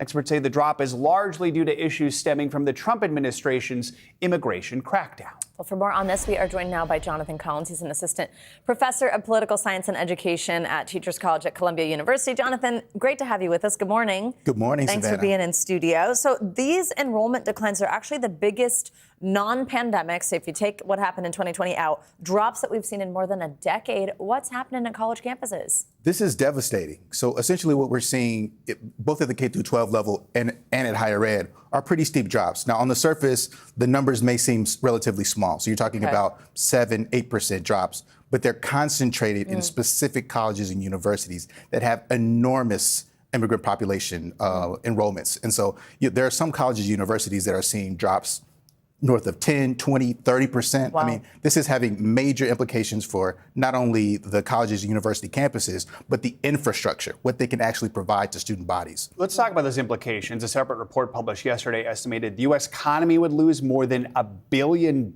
because we have fewer international students. Talk about the role these students play in our economy. Right. The operative word there is play. That's not what these students are here to do. They're not here for fun and games. They are here to learn and to work. They are a vital part of our economy, of our labor force. You're talking about not just working class jobs, but you're talking about people who are going into technology jobs, people that are going to be creating the next sort of like innovations that are responsible for, the American tech sector, for even thinking about industries like real estate and development and what we're doing with community building.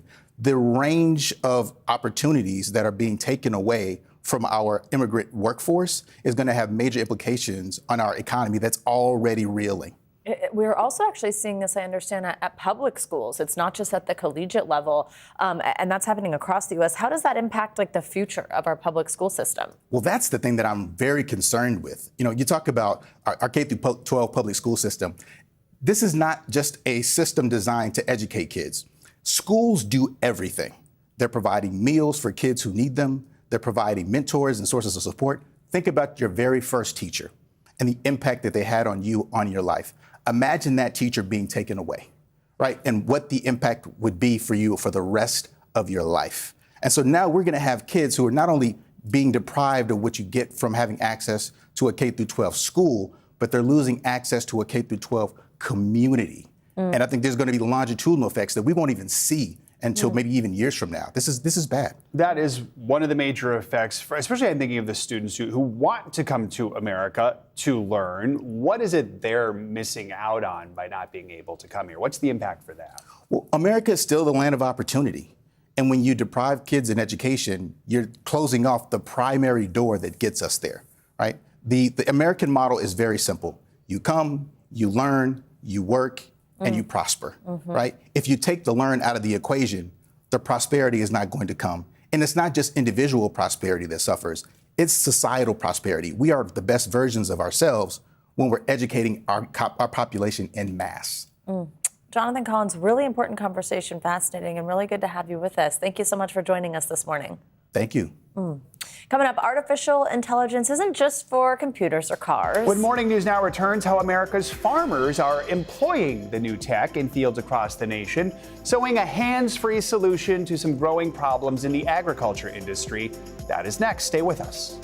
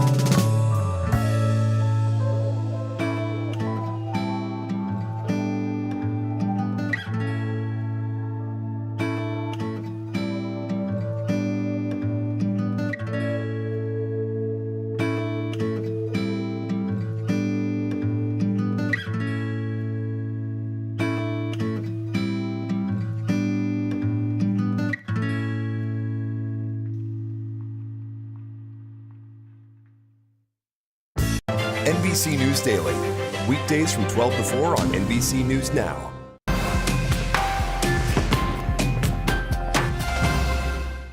News for the generation of now is NBC News Now, streaming free everywhere. Hey, I'm Hallie, and we are coming on the air tonight. Hallie Jackson Now, weekdays at 5 on NBC News Now. This is Stay Tuned Now. Every night, taking you to the story. Weeknights on NBC News Now. NBC News Daily. Weekdays from 12 to 4 on NBC News Now. Welcome back. As retailers gear up for the holiday shopping season, there is a record shift happening with seasonal hires. Yeah, the National Retail Federation says the number of those hires could hit the lowest we've seen in 15 years. Meanwhile, as companies hire fewer holiday employees, of course, more Americans are looking for temporary work. According to Indeed, holiday job searches were up 27% in September. Caleb Silver joins us now with more on this. He is the editor-in-chief at Investopedia. Caleb, good to have you with us. So let's start with the most important question. Why? Why are we seeing fewer holiday workers hired? Right. Cost efficiency and cost control. This is what these companies want. They're trying to make their gross margins, their profit margins here in the critical fourth quarter. We're going to get some spending. The National Retail Federation estimating that we're going to spend over $1 trillion in holiday shopping alone this season, but they're trying to get by with less. And companies have the upper hand compared to a couple of years ago where companies were actually giving out bonuses to get people to jump on for seasonal work. Right now, they're doing more with less.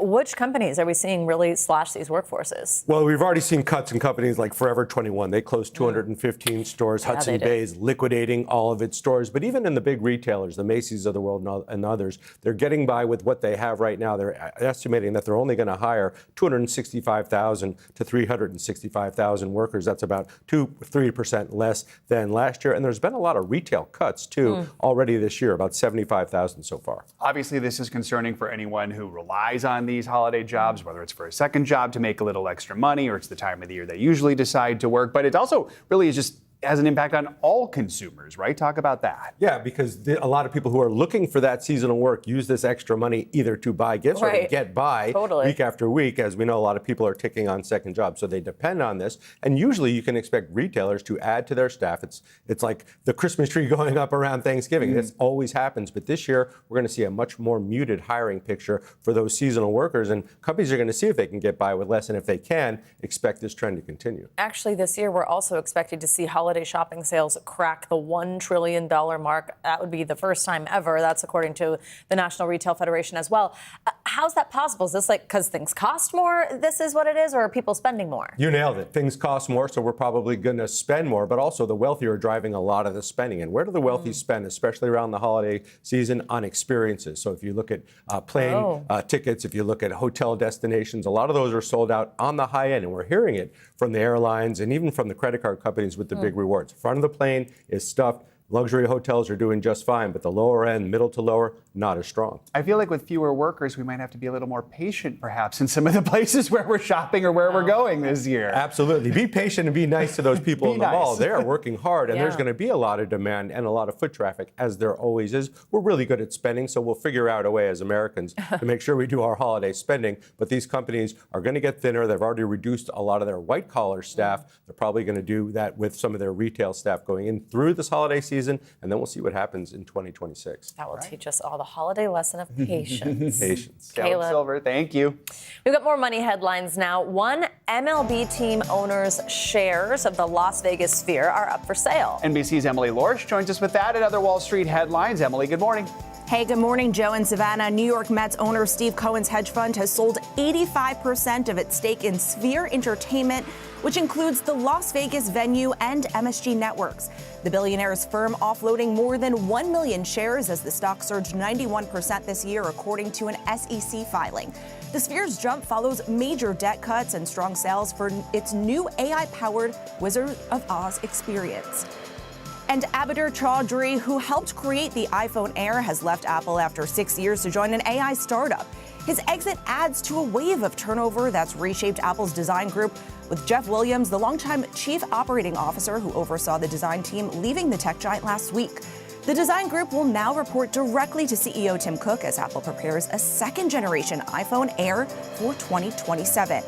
Plus, a new analysis shows past due utility balances jumped nearly 10% in the past year as monthly energy bills climbed 12%, according to the think tank The Century Foundation and the group Protect Borrowers. Since consumers typically prioritize these costs, it's a potential sign families are falling behind on other payments too. This comes as President Trump faces voter frustration over high costs as he promotes energy-hungry AI data centers. So some struggles there potentially for families as we hit the holiday season. Yeah, and as we head into the winter and we need that heat. All right, Emily, thank you so much. Thank you. Well, there's a fascinating wave of new technologies that's changing the way that America's farmers grow your food. Get this, AI-operated driverless tractors are plowing a handful of fields across our nation's heartland, with one major farming giant promising a nationwide rollout next year. NBC News correspondent Maggie Vespa dug into this state-of-the-art shift, and she joins us now with the details. Hey, Maggie, this is fascinating. Good morning.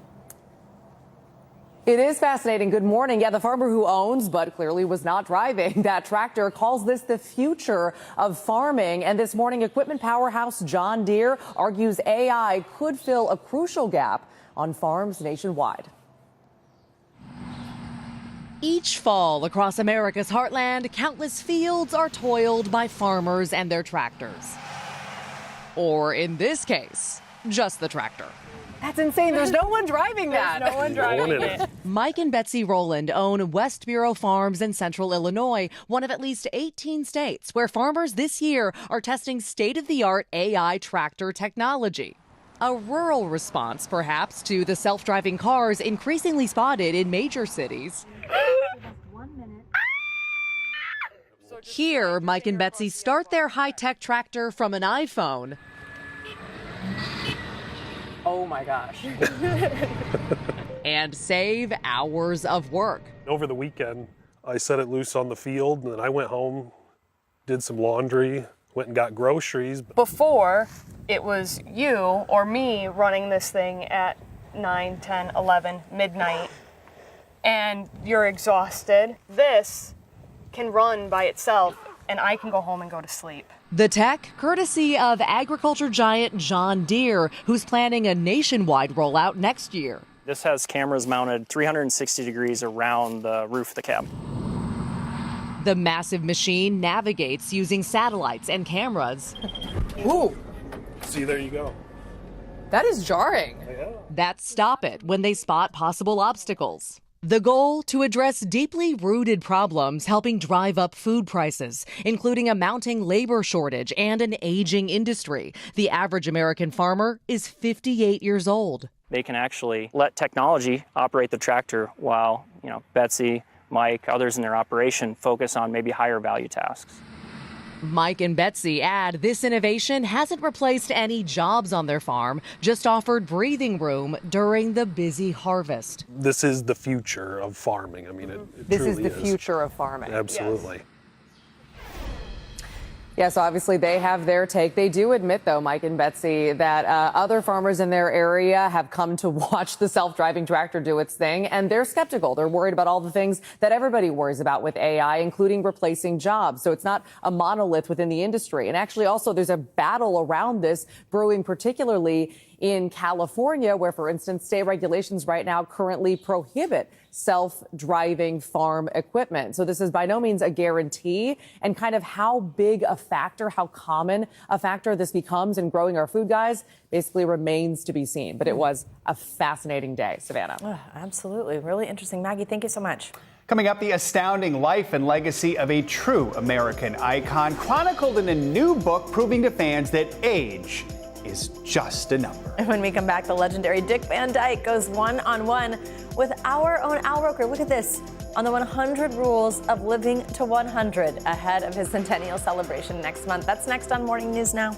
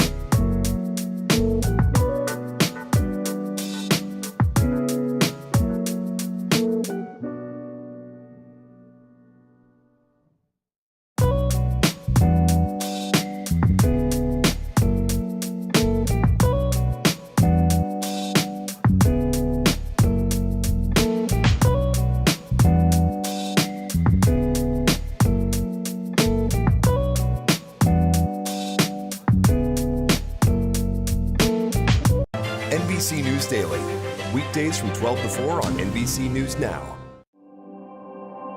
If we got clear facts, maybe we can calm down a little. Talk to each other more. That's what the news is supposed to do.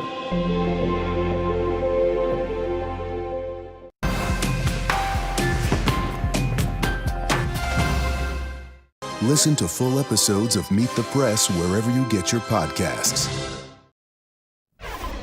We are back now with the Today Show exclusive. Entertainment icon Dick Van Dyke turns 100 years old next month, and ahead of his centennial celebration, he is releasing a new book. It's called 100 Rules for Living to 100, an optimist's guide to a happy life. Today Show host Al Roker sat down with the legendary entertainer to talk about the book, his life, and incredible legacy. The Dick Van Dyke Show, starring Dick Van Dyke. Now on the verge of his 100th birthday, Dick Van Dyke has been spreading joy for longer than most of us can remember. Why look so awfully tragic? Put on a happy face. Singing, dancing, and pratfalling his way into our hearts. From his breakthrough role on Broadway in Bye Bye Birdie to last year's Coldplay video, the iconic entertainer is still going strong. Well, hello, sir. My God, hello, old man. How you doing? So good to see you. We're a couple of survivors. Tell me about it. And now, he's letting us in on some of his secrets for living to 100. What's the one question that people ask you the most as you're approaching, this centennial mark? Why you're still walking around is one. The answer? Never stop singing. Singing is the best thing you can do for yourself. Mm-hmm. Usually I'll wake up with an old tune going through my head. They call her frivolous Sal, a peculiar sort of a gal, a wild sort of devil. Oh, dead on the level was my old pal. The Dick Van Dyke Show, bringing his unique brand of physical comedy into America's living rooms. The Ottoman. How did that come about? In one rehearsal, I came in and just fell over it for fun, and Carl liked it and left it in. But it was a call from Walt Disney that landed Van Dyke the role that would make him unforgettable to generations of kids and adults alike. Bert in Mary Poppins. Singing with Julie Andrews, even partnering with animated penguins. I had to have the animators next to me all the time, telling me where they were. So it was shooting over and over and over again till I got it just right. Then, another kid's classic, Chitty Chitty Bang Bang. Chitty bang bang, chitty chitty bang. What was difficult was the opening of Chitty, the old bamboo. Mm-hmm. Oh my God. You know, at the end, everybody has to jump over that bamboo. Every take, one kid would miss. The take you see is take 26. Wow. And out of that, doing that movie, is it true you could have almost become James Bond? I almost did. His performance in Chitty led the film's producer to think of him as a possible successor to Sean Connery. Cubby Broccoli came to me and said, "Would you like to be Bond?" And I said, "Have you heard my British accent?" Click. Dick says he still regrets turning down the chance to be 007, but not much else. Da, da, da, da. At 91, he and I were dancing in his backyard. Today, he's still making sweet harmonies with his a cappella group, The Fantastics, and with his beloved wife, Arlene. She keeps me young, because we sing, and we dance, and she just keeps me a teenager. Mm-hmm. How has he changed your life? Oh my God. What? I mean, he's totally changed. I'm always on the verge of tears because he's just like the greatest human being ever. And you've just changed the way I look at life. And guess what? He may not be done yet. You don't stop. You're not going to retire, are you? I don't want to. I mean, it's my hobby. It's my life. I love it. I'm looking for work right now. What haven't you done that you'd like to do? What role? I wanted to be Scrooge. Always wanted to play Scrooge, and I could do it. It's just November. I still got time. Oh, my goodness. Our thanks to Al Roker for that story. Dick Van Dyke's new book, 100 Rules for Living to 100, comes out today. The two of them together. Just exactly. He would be a great Scrooge. I interviewed him when he turned 90. He wrote a book called Keep Moving. Clearly, Keep Moving has worked for him. And keep writing, apparently. No New kidding. books. All right. That's going to do it for this hour of Morning News Now. Stay with us. The news continues right now.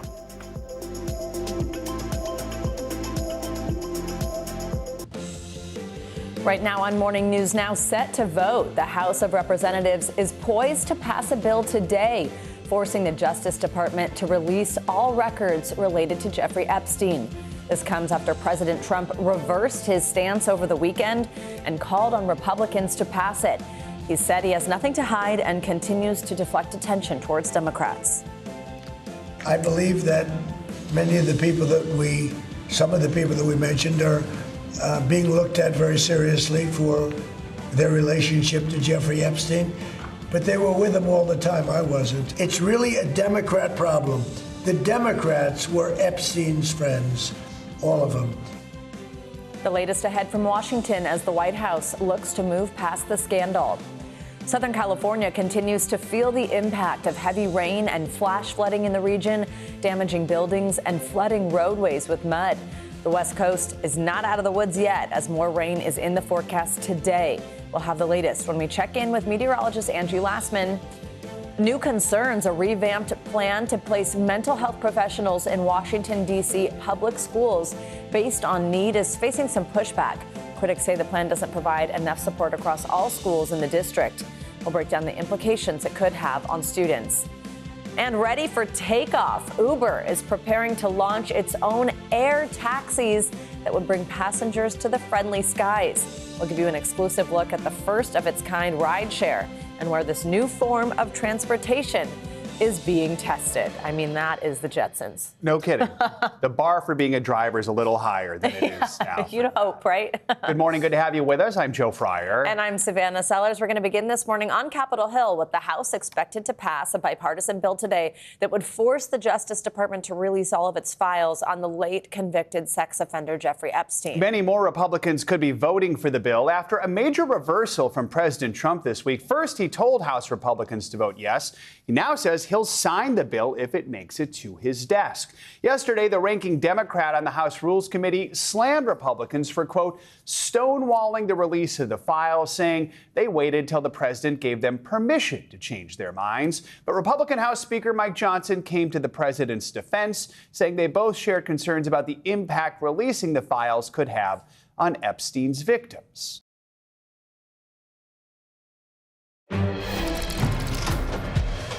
We're going to take you live right now to Capitol Hill. Members of Congress who spearheaded the effort to release the Jeffrey Epstein files have gathered with some survivors of the late convicted sex offender. They're set to discuss the next steps just ahead of a planned House vote this afternoon that would force the Justice Department to release all the information it has related to Epstein. That bill is expected to pass, and it would go to the Senate. Representative Ro Khanna is speaking now. Let's listen in. Epstein, who literally set up an island of rape, a rape island.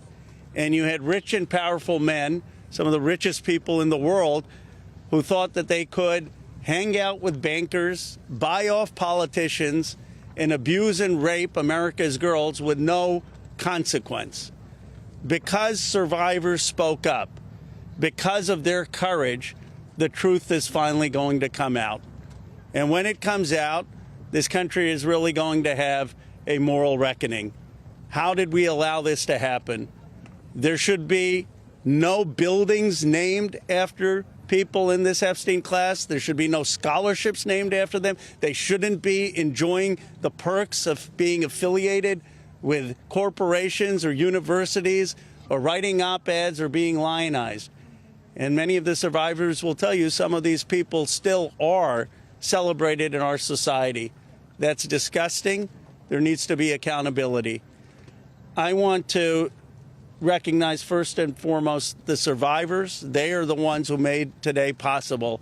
Many of you had forgotten about this issue, and frankly, for decades we have not done enough about this issue, and it's only because of their advocacy, them coming here to the Capitol. They showed up here time and again, and on September 3rd, that the country started to pay attention. And I also want to thank the courage of two of my colleagues in particular. Both of them have suffered, as you know, extraordinary political consequences for what they did.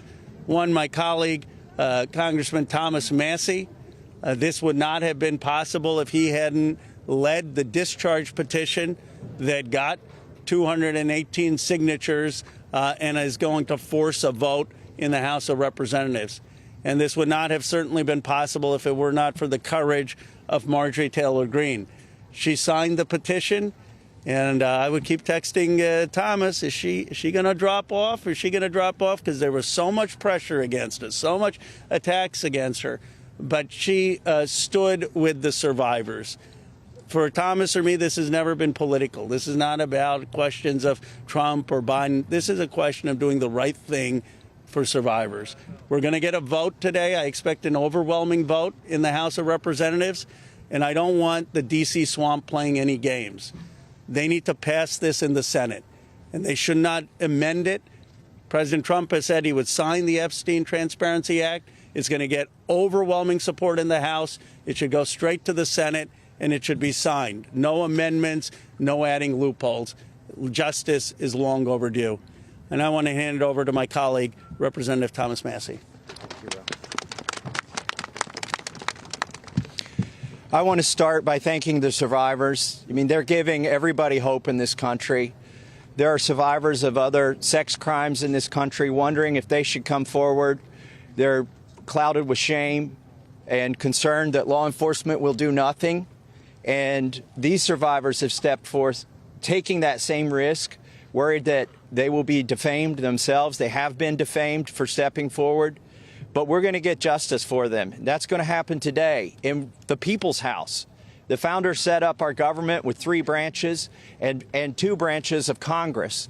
And I don't think it's any coincidence that this fight is being started and it's being won in the House of Representatives. I have people, other survivors of other sex crimes, who come to me and say, thank you. You give me hope. You give us hope. There is hope here.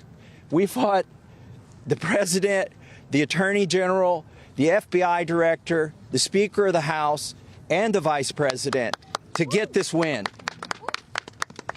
But they're on our side today, though. So let's give them some credit as well. They are finally on the side of justice. And as Rose said, don't muck it up in the Senate. Don't get too cute. We're all paying attention. If you want to add some additional protections for these survivors, go for it. But if you do anything that prevents any disclosure, you are not for the people and you are not part of this effort. Do not muck it up in the Senate. So with that, I just want to say I am hopeful, too. I didn't know that we would succeed when Roe and I started this effort. Most discharge petitions never make it, maybe only 4%.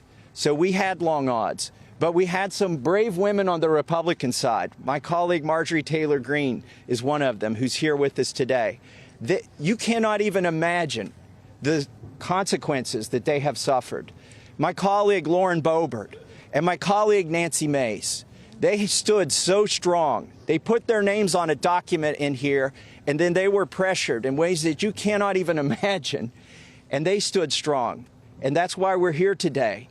And they didn't take us seriously over at the executive branch or in the Senate because they always thought they could flip one of these women. They could convince them or cajole them or intimidate them into taking their names off of this petition. But they did not succeed. This is a victory for those women and women all over the country today, and I'm just glad to be a part of it. With that, I want to introduce my colleague, Marjorie Taylor Greene. Yes, Marjorie. Thank you, Thomas. Thank you, Ro. I woke up this morning and I turned to my weather app to check the temperature, and it was 32 degrees. And my first thought was, hell has froze over. I want to speak goodness and love and hope into the women standing behind me and all of the other survivors whose names you don't even know, but stand with these women. They are survivors, and they are strong, and they are courageous, and they are daughters of God. They are not victims. These women have fought the most horrific fight that no woman should have to fight, and they did it by banding together and never giving up. And that's what we did by fighting so hard against the most powerful people in the world, even the President of the United States, in order to make this vote happen today. I was called a traitor by a man that I fought for 6 years for. And I gave him my loyalty for free. I won my first election without his endorsement, beating 8 men in a primary.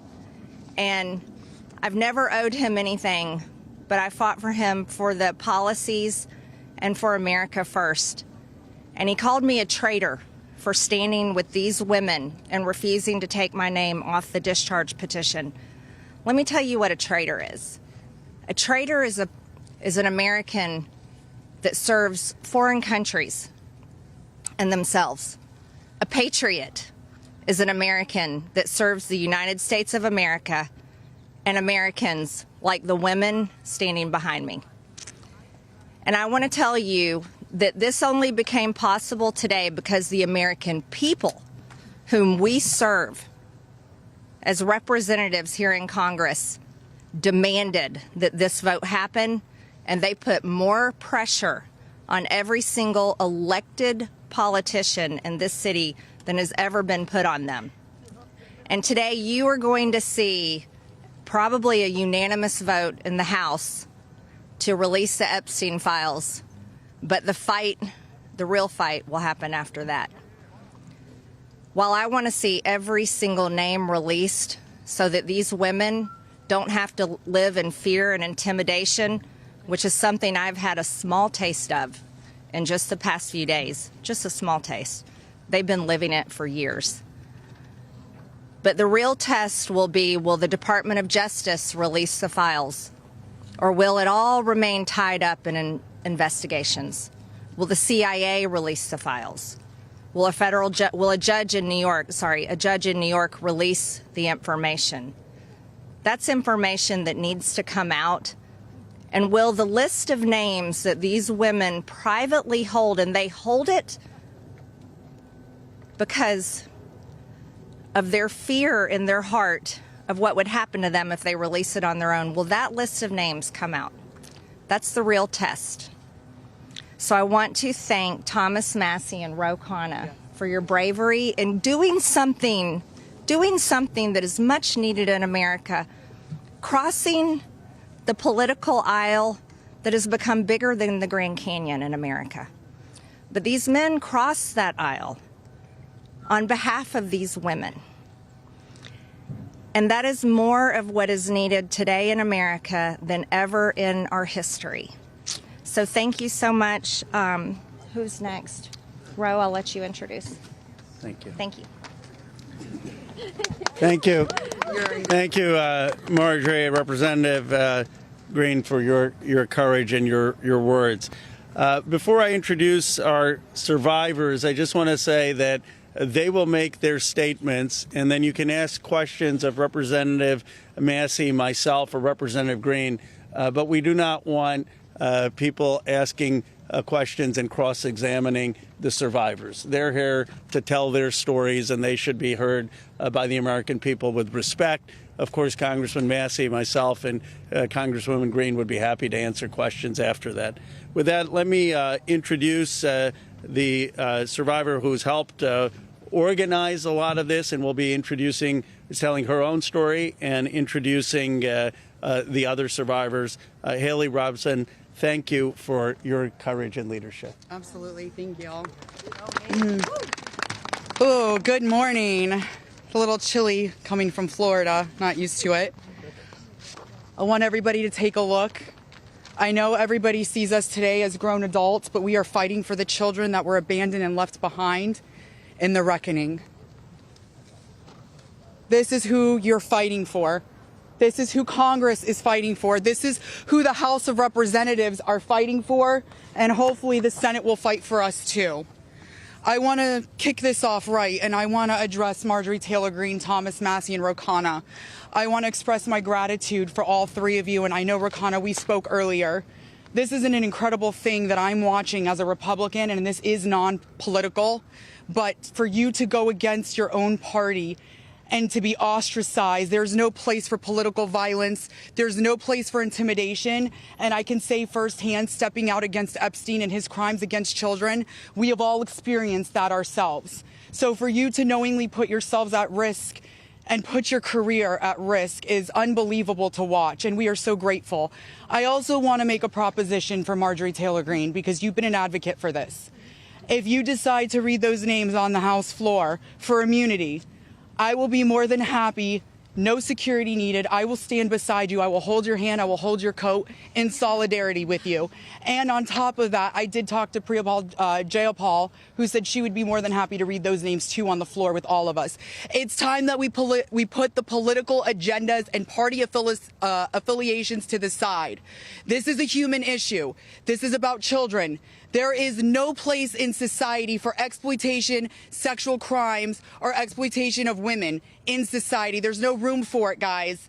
We're not having it. And to the President of the United States of America, who is not here today, I want to send a clear message to you.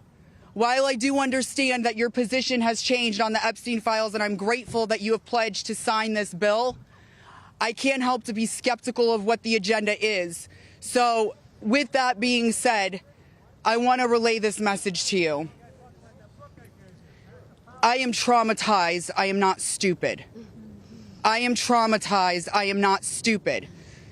You have put us through so much stress, the lockdowns, the halt of these procedures that were supposed to have happened 50 days ago. The Adelita Grijalva who waited to get sworn in, and then get upset when your own party goes against you because what is being done is wrong. It's not right. For your own self-serving purposes, this is America.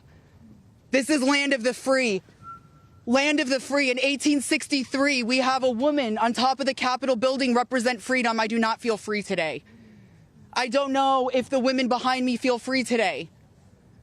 So I am begging every member of Congress, every representative, to step up and choose the chaos, choose the survivors, choose the children, protect the children, all children. You protect all of us equally. Thank you very much for your time. Following that, Lisa Phillips will be the next survivor.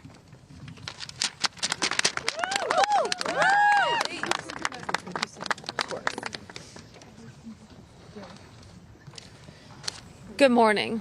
My name is Lisa Phillips. It's an honor to stand here again for something America is finally united on: the immediate release of the entire Epstein files. In a divided nation, this is one demand we all share. Last time I stood here, I made a promise to all survivors watching. If those in power refused to release the truth, we would start uncovering it ourselves. For anyone who doubted that moment has already arrived. Since that day, more survivors across the country and around the world have reached out. Text, emails, DMs, firsthand accounts, and evidence. Many are women who were abused or trafficked through the international modeling pipeline Epstein built, promising visas, apartments, opportunities, futures, while exploiting their dreams for abuse. Most are still terrified to speak publicly because the men involved are powerful. They're connected, and as we know, they're protected. For too long, survivors have watched others speak for us. And while we are grateful for our allies in Congress on both sides, we've realized something. This fight belongs to us. We lived it, and we know the truth. And we will not wait quietly for institutions to decide when we're allowed to speak. The survivors now coming forward have entrusted us with their stories. We are sharing that information with the proper authorities, and when it can safely be made public, it will be. So today, we are launching something historic. The first national, survivor-led political movement in America. nonpartisan, laser-focused on exposing the systems, the loopholes, power structures, and silencing mechanisms that have protected predators for far too long. We are stepping directly into the halls of power, into the political arena. We will help rewrite laws that failed us and build protections for our nation's children together, targeted by sexual exploitation. Together, today, survivors begin our own fight, the survivor revolution. And we intend to change this nation for the better. If you're a survivor who wants to join us, please reach out. And to anyone who benefits from the current system, intentionally or not, remember this. Alone, yes, we are afraid. But together, we are feared. Thank you.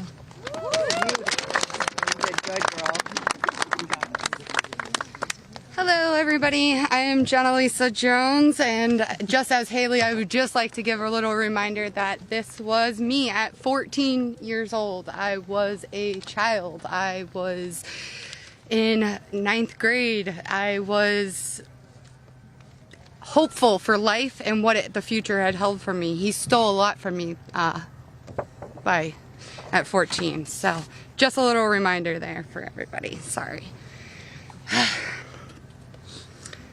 So, I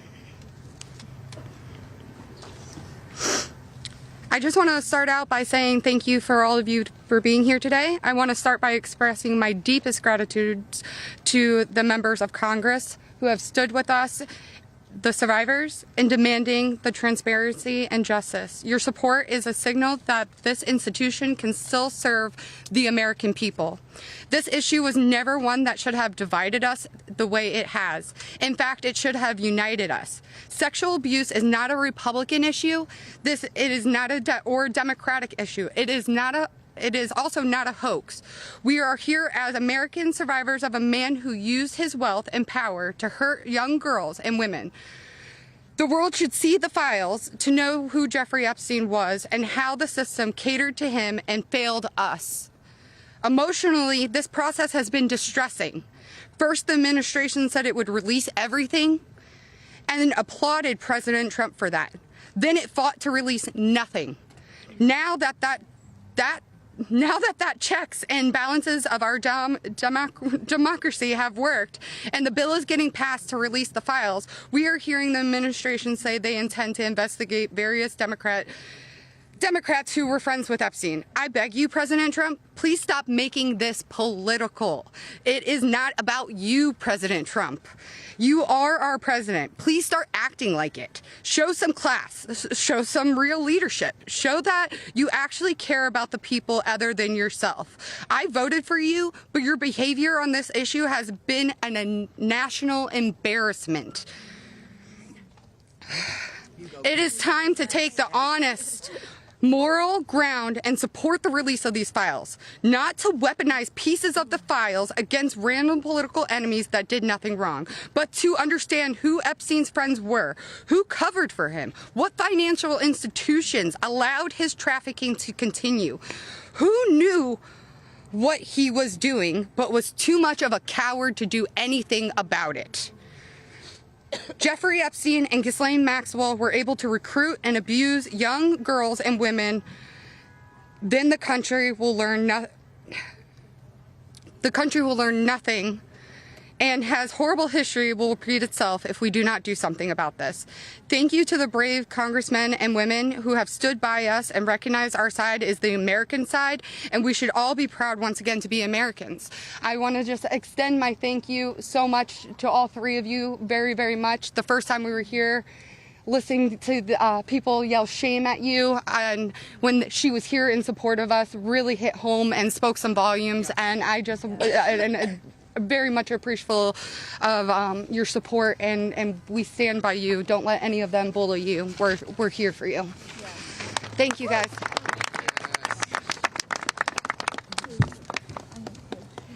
Wow. Good morning, everyone. thank you all so much for coming together today and taking the time to listen to us.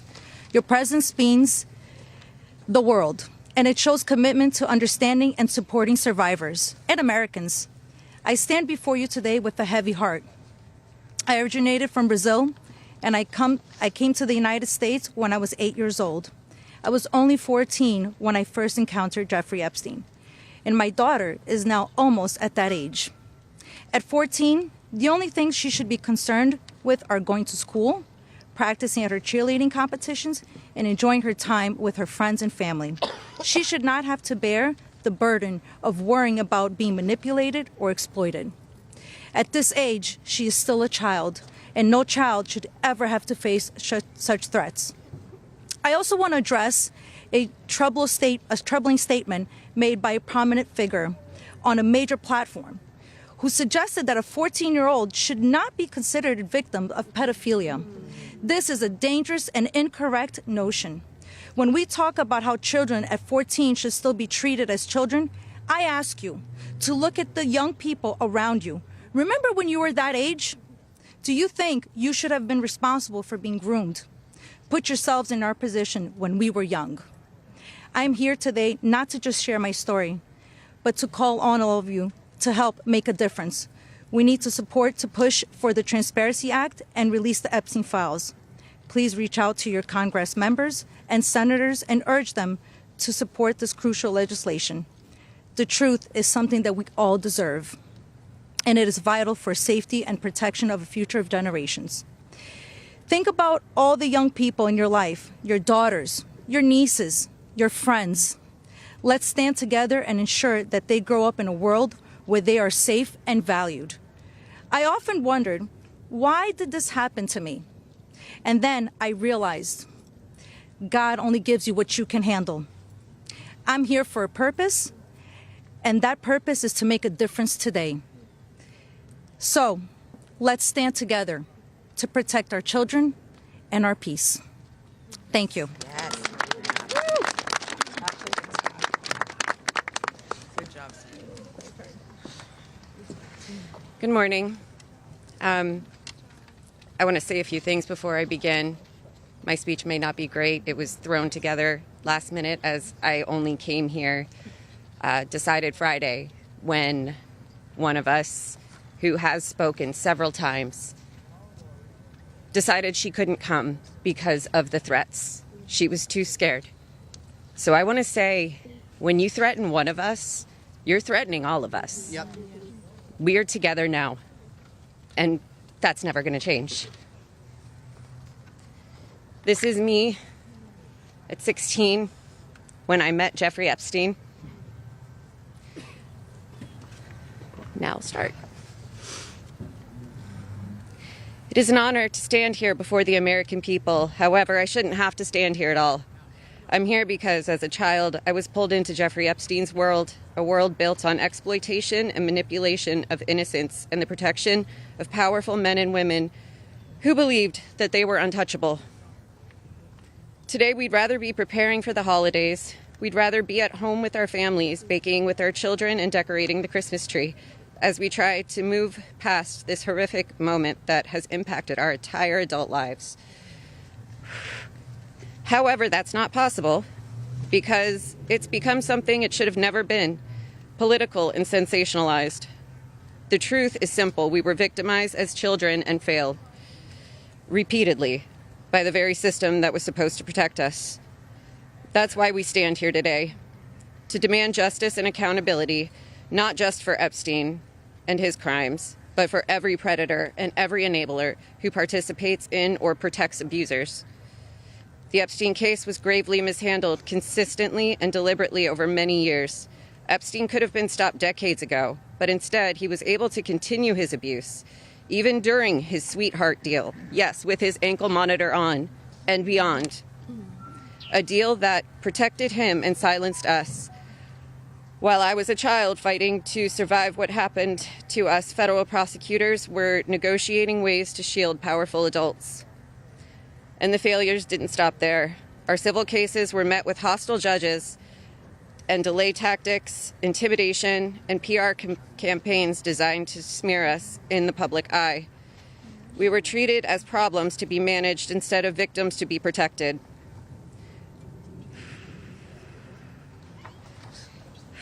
Today, something has changed. Individually, our voices were whispers. Together, they've become impossible to ignore. We are encouraged to see elected officials from both parties, thank you, come together and finally take action to release the files. I'll leave it there. Thank you.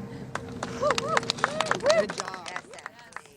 You've been listening to a news conference featuring several survivors of Jeffrey Epstein imploring Congress to, quote, choose the survivors. They're joined by 3 lawmakers who are leading the effort to release all files related to the Epstein case. Notably, it's a bipartisan group, including Republican Representative Marjorie Taylor Greene, who on this 32-degree day woke up this morning and thought hell has frozen over. The House is set to vote on releasing the files later today. Several more survivors are slated to speak. As this continues, we want to bring in NBC News Capitol Hill correspondent Julie Sirkin. Julie, good morning. First, just give us a recap of what we've heard so far. What's standing out to you?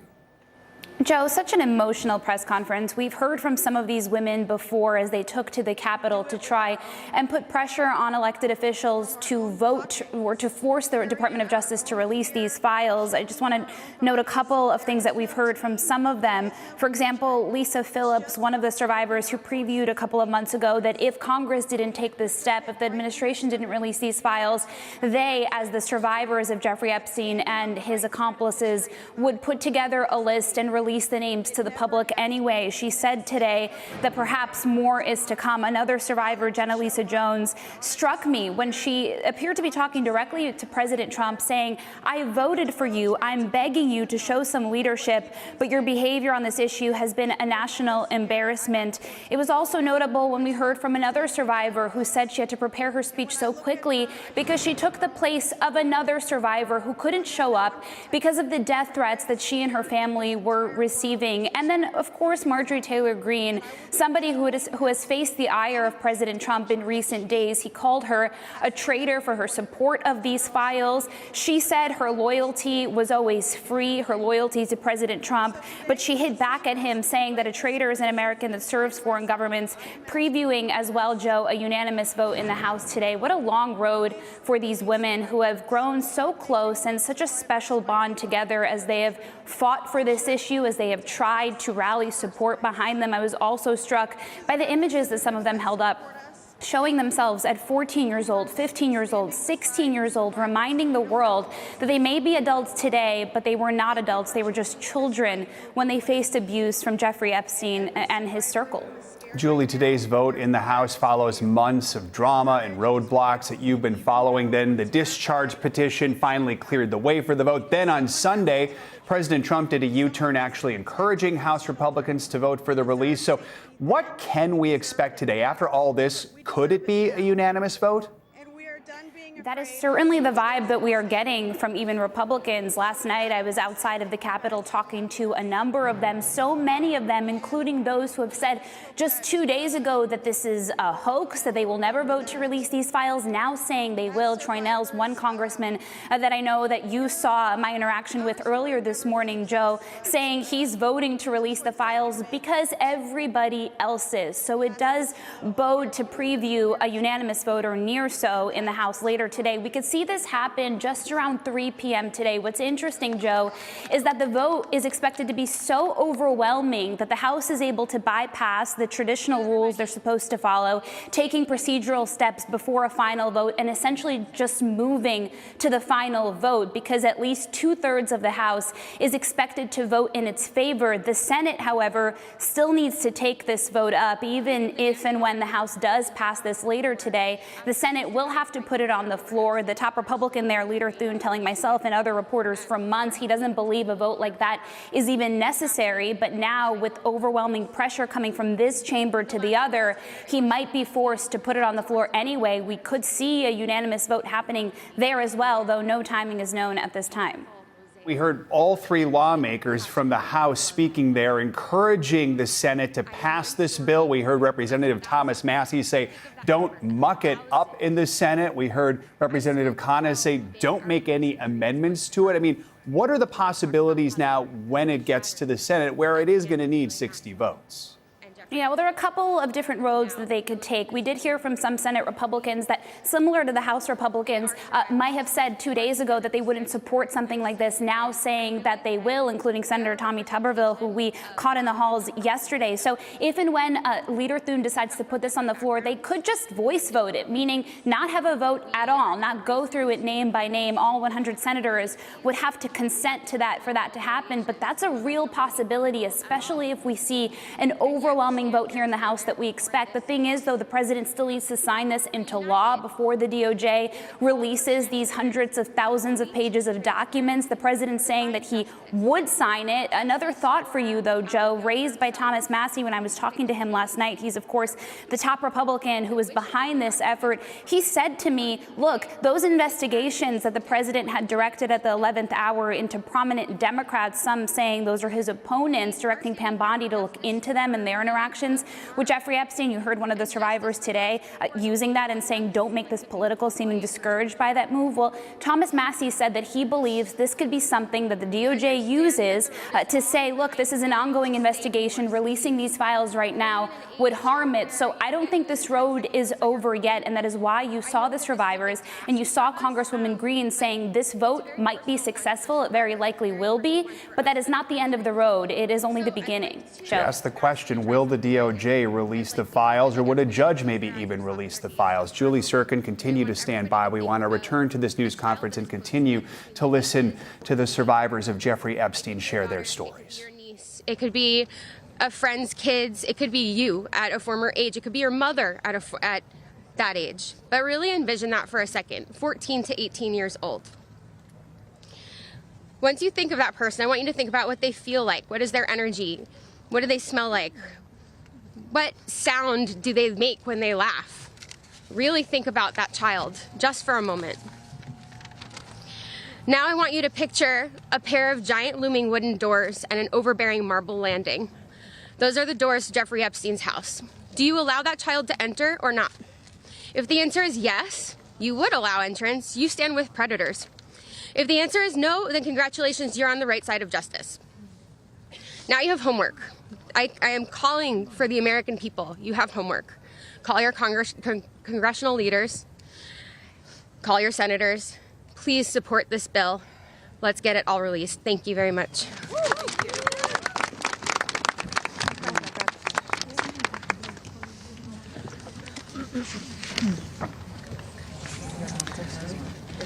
Good morning.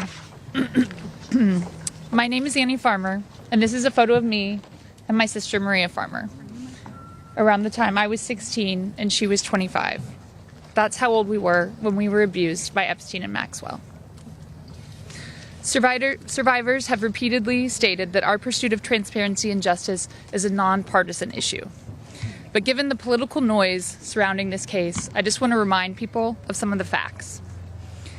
In 1996, when my sister Maria bravely blew the whistle on this group by reporting to the FBI what Epstein and Maxwell did to both of us, they hung up on the phone on her, and there was no follow-up of any kind. Bill Clinton was president. In 2006, the FBI came to us, finally interviewed us, and asked us both to be witnesses against Epstein. We were very anxious, but we agreed. And then we didn't hear back from them due to their infamous sweetheart deal. George W. Bush was president. In 2015, when the DOJ was sent FOIA requests for Maria's FBI files, and they were denied, as they have been many times, Barack Obama was president.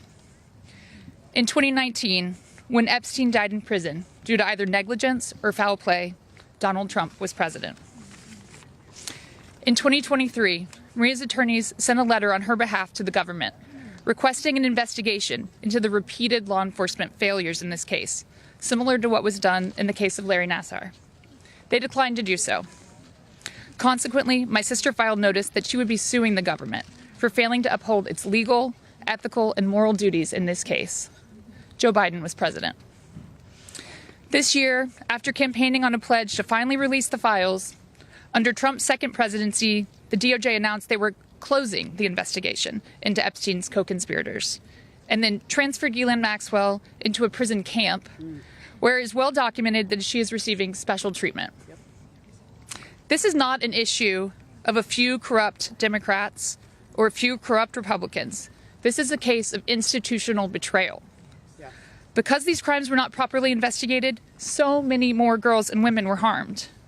My sister, because of her bravery, was repeatedly threatened and lived in fear, with dire consequences for her health and her career. 30 years later, even as oceans of allegations and obvious truths have emerged, the government has still not chosen transparency. This is why we have all come together as one united voice to demand the release of all the Epstein files and to finally bring the truth out of the shadows. Yes.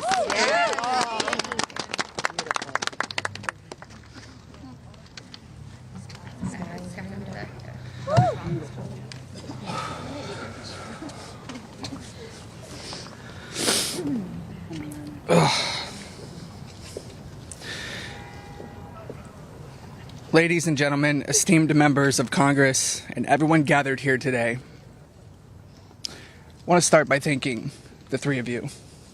Thank you. It takes a lot of bravery to do what you're doing. We hear you. We see you.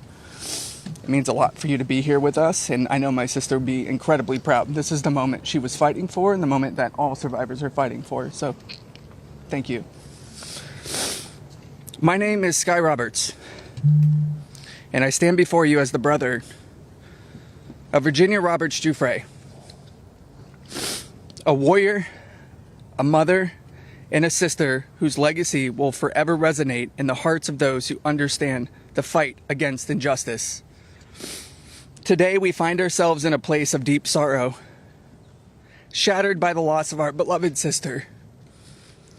Yet, we are honored and privileged to carry her voice forward and continue her relentless fight alongside her fellow survivor sisters. Virginia's story is one that should have been filled with promise, but instead it became a harrowing tale of exploitation and survival. At just 16 years old, she took a job at Mar-a-Lago, believing she had secured a dream summer position. But that dream quickly morphed into a nightmare when Ghislaine Maxwell preyed upon her innocence. This isn't just the story of one girl, it's a story about the insidious nature of power and abuse, a dark chapter in our society that must be told. Virginia was no stranger to trauma. In her memoir, Nobody's Girl, she shares the painful truth that she had already suffered abuse at the hands of our father and a family friend. But what happened next was unfathomable. Epstein and Maxwell didn't just abuse her, they trafficked her to a network of the rich and powerful. Princes, prime ministers, politicians, financiers, and lawyers. These men committed unspeakable acts against her will, and against the will of countless survivors who stand united with us today. Virginia's strength was tested in many ways that most of us can hardly imagine.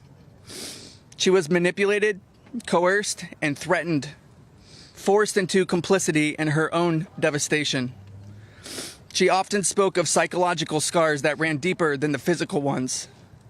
From the start, she wrote, "They manipulated me into participating in behaviors that ate away at me, eroding my ability to comprehend reality and preventing me from defending myself. The most destructive wound they inflicted was that of forced complicity, a betrayal of self that was crafted by her abusers. But I stand here today to declare that their tactics of fear and intimidation did not work. Virginia's spirit could not be broken. She became a beacon of hope, a warrior, fighting not just for herself, but for every survivor who suffered in silence. She said, "I felt it was my duty to stand up to predators like Epstein and Maxwell. I would put my neck on the line to make sure my daughter never has to go through what I had to endure." These survivors, like Virginia, have transformed into mothers and strong women, fierce in the face of adversity. Many of them have daughters the same age they were when they faced their own abuse. They are determined to break the cycle, to shatter the silence that has kept so many in the shadows. Virginia quoted in her memoir, "There I was, as the mother of 3 children. I felt it was my duty to stand up to predators like Epstein and Maxwell. I mentioned to Ellie in particular, her daughter, I would put my neck on the line to make sure she never has to go through what I had to go through. I said, joining Edward's CVRA case, what I would want somebody to do for my daughter or sister and friend. In the end, I said, I was just trying to do the right thing. That's what I felt like I'm doing," I said. "I'm making a small dent in this big world we live in."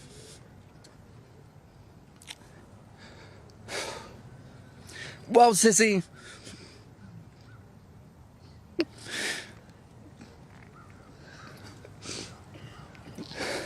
you didn't just make a small dent.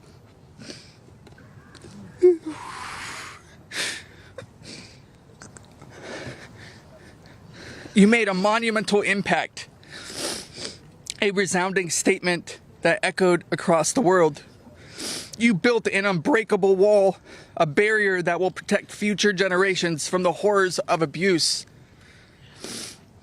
As we gather here today, I urge each of you, members of Congress, advocates, and all those who hear this message to join us in this fight. We demand justice, accountability, and support for survivors. And we keep getting asked this. What does justice mean, you ask? It starts with acknowledgement. That's the first step. Acknowledge in the face of survivors that this happened and that this is true. Your vote carries that weight. My sister is not a political tool for you to use. These survivors are not political tools for you to use. These are real stories, real trauma, and it's time for you to stop just talking about it and act. Vote yes.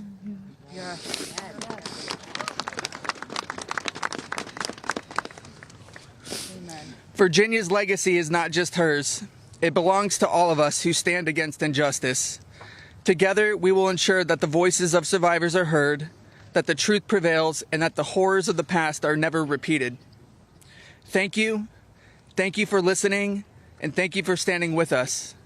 Together, we will not let Virginia's fight be in vain. Together, we will not let the predators win. Together, we will be the change this world desperately needs. Thank you.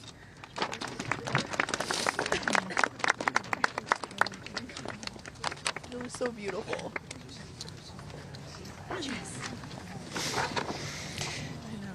This is me when I met Jeffrey Epstein in 1991. I always share the date when I talk about my story because people rarely acknowledge how long this has actually been going on.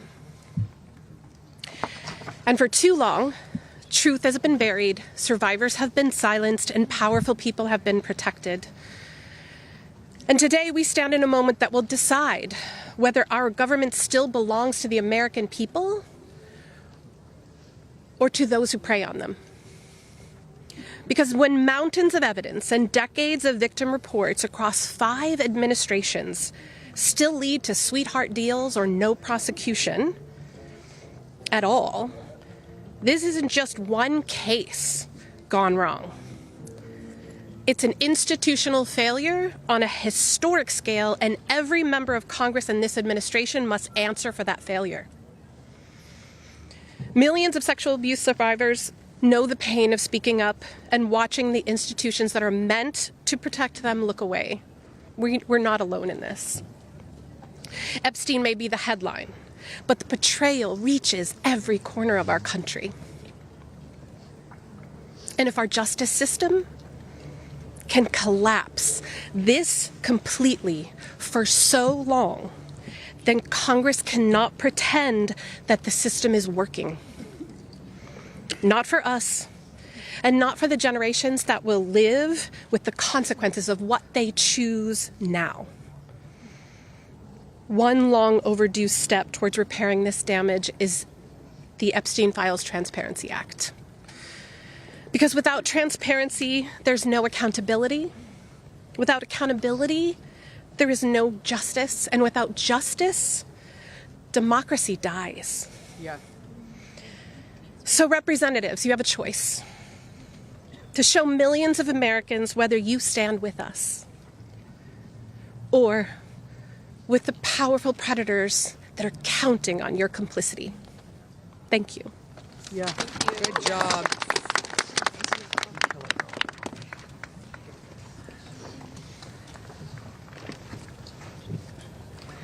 Good morning. This is me. This was me. My name is Charlene Rochard, and I stand before you today not as a victim of rumor or conspiracy, but as a survivor of Jeffrey Epstein's abuse. Far too long, survivors like me have been dismissed, silenced, or told that our pain was exaggerated or fabricated. Let me be clear. This is not a hoax. Yes, it's not. What we endured was real, and it has scarred lives across 5 presidential administrations. The truth has been buried in sealed files and hidden records for far too long. The Epstein Files Transparency Act is not just about survivors. It's about America itself. How can we keep America great if the principles the nation was founded on, that power belongs to the people, is not protected? No one, no matter how wealthy and well-connected, stands above the law. If we cannot face the truth, then we betray the very ideals that defines us as a country. By passing this act, Congress has the chance to prove that truth matters more than privilege, that justice matters more than influence, and that America has the courage to confront even the most uncomfortable realities. This is not just about survivors. It's about every American who believes in accountability, fairness, and the promise of justice. I stand here today not only for myself, but for every survivor of Jeffrey Epstein's abuse who has carried this burden in silence, and for every citizen who believes that justice delayed is justice denied. Yeah. I want to thank Representatives Ro Khanna and Thomas Massey for standing with us. Thank you. And I especially want to thank Representative Marjorie Taylor Greene. Her unwavering support, her courage to stand with us and demand transparency gives us strength. Thank you. It shows that this fight for accountability is bigger than politics. It's about humanity, justice, and truth. This is about America's future. It's about whether we, the people, will be heard when we have the courage to stand for truth and justice. Our voices are real. Our pain is real. And our demand for justice will not be silenced. Thank you. Amen. Girl, Charlene. Hello. Good for you, girl. You did amazing.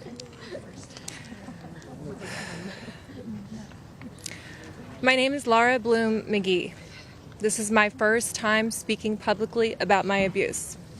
As a young woman in New York City, I was pursuing a modeling career and building a life of giving back through my philanthropic work.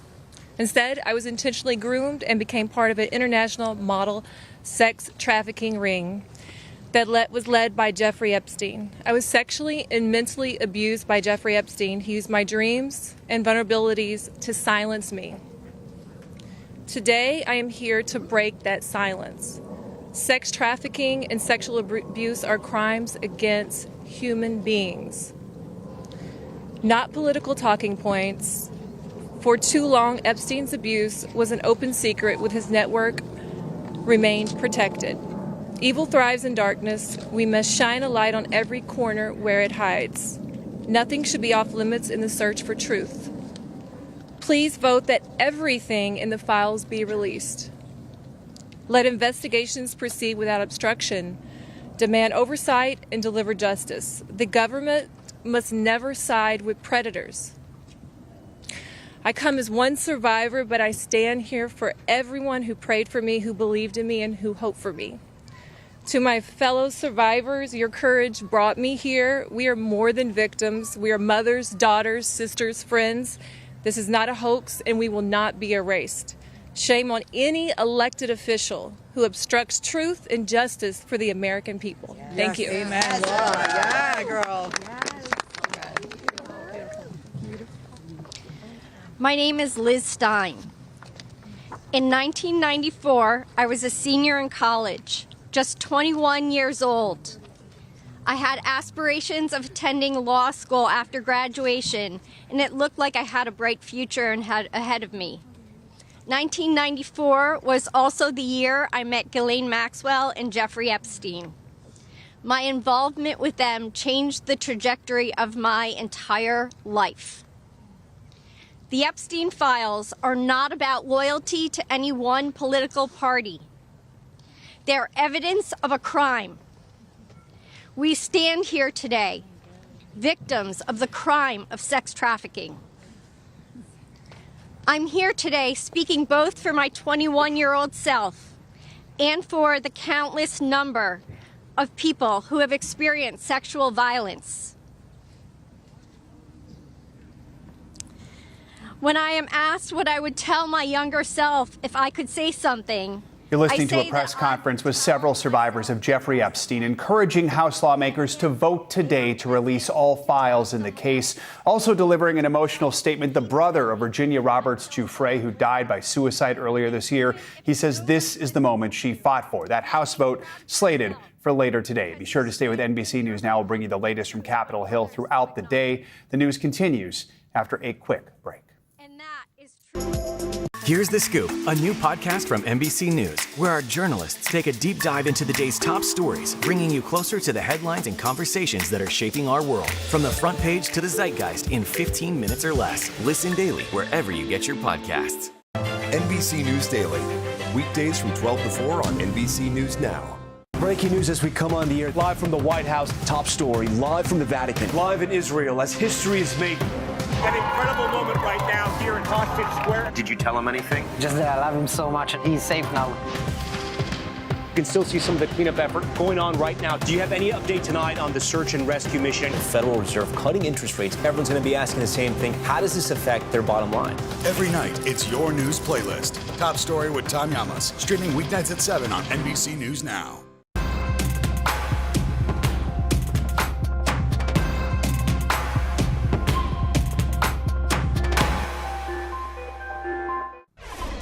Welcome back. As if the turkey, the stuffing, and desserts weren't exciting enough, football fans are getting another treat this Thanksgiving, a triple header. And we now know those holiday games will feature some star-studded halftime shows. The NFL announced rock legend Jack White will take the stage during that powerhouse matchup between the Detroit Lions and Green Bay Packers. Global superstar Post Malone will perform at the Kansas City Chiefs-Dallas Cowboys game. And then in the primetime game, Lil Jon will turn down for what? When the Baltimore Ravens take on the Cincinnati Bengals. So we had Beyonce Bowl last year. This year we get Little John Bowl. Yeah, exactly. And Post Malone, that's awesome. Thanks, Joe. We're going to end this hour with a look at the country music star who gave one military family an early holiday surprise they will never forget. NBC News Now anchor Tom Yamas has more on the heartwarming moment that was cheered on by thousands of NFL fans. He's been in for 15 years, and he's been deployed for about 6 months, and we really miss him. At halftime of the Tennessee Titans game, country music star Trace Atkins welcomed the Sizemore family to the field. All right, we have a surprise for you if you would look up here. A special message from a man they really miss, their husband and father, Master Sergeant Christopher Sizemore. He's been deployed overseas with the Army Special Forces for the last 6 months. Enjoy the game, and I miss you, and I love you. But the best reveal was still to come. We got another surprise for you. Master Sergeant Sizemore wasn't just on video. He was actually at the game, walking out in full uniform, ready to reunite with his family. Master Sergeant Sizemore. His kids, Aiden and Addison, jumping into his arms. How great was that, Titans fans? Were you surprised? I mean, could you believe what was happening? I could not believe what was happening. I was really, really surprised. Are you proud of your dad, that he protects our country? Yes. Tell him like a million times. We weren't going to have Thanksgiving with him, so to have him come into those plans, it makes it a lot more exciting to look forward to doing all of the holidays. A hug and a moment this family will never forget. It's hard to put into words. They're my world. My family's my world. Our hearts are all filled to the brim. Thank you to each and every one of you. Oh, what a great moment. Our thanks to Tom Yamas for that report. Football fake out there. That'll do it for this hour of Morning News Now. Stay with us, though. The news continues right now.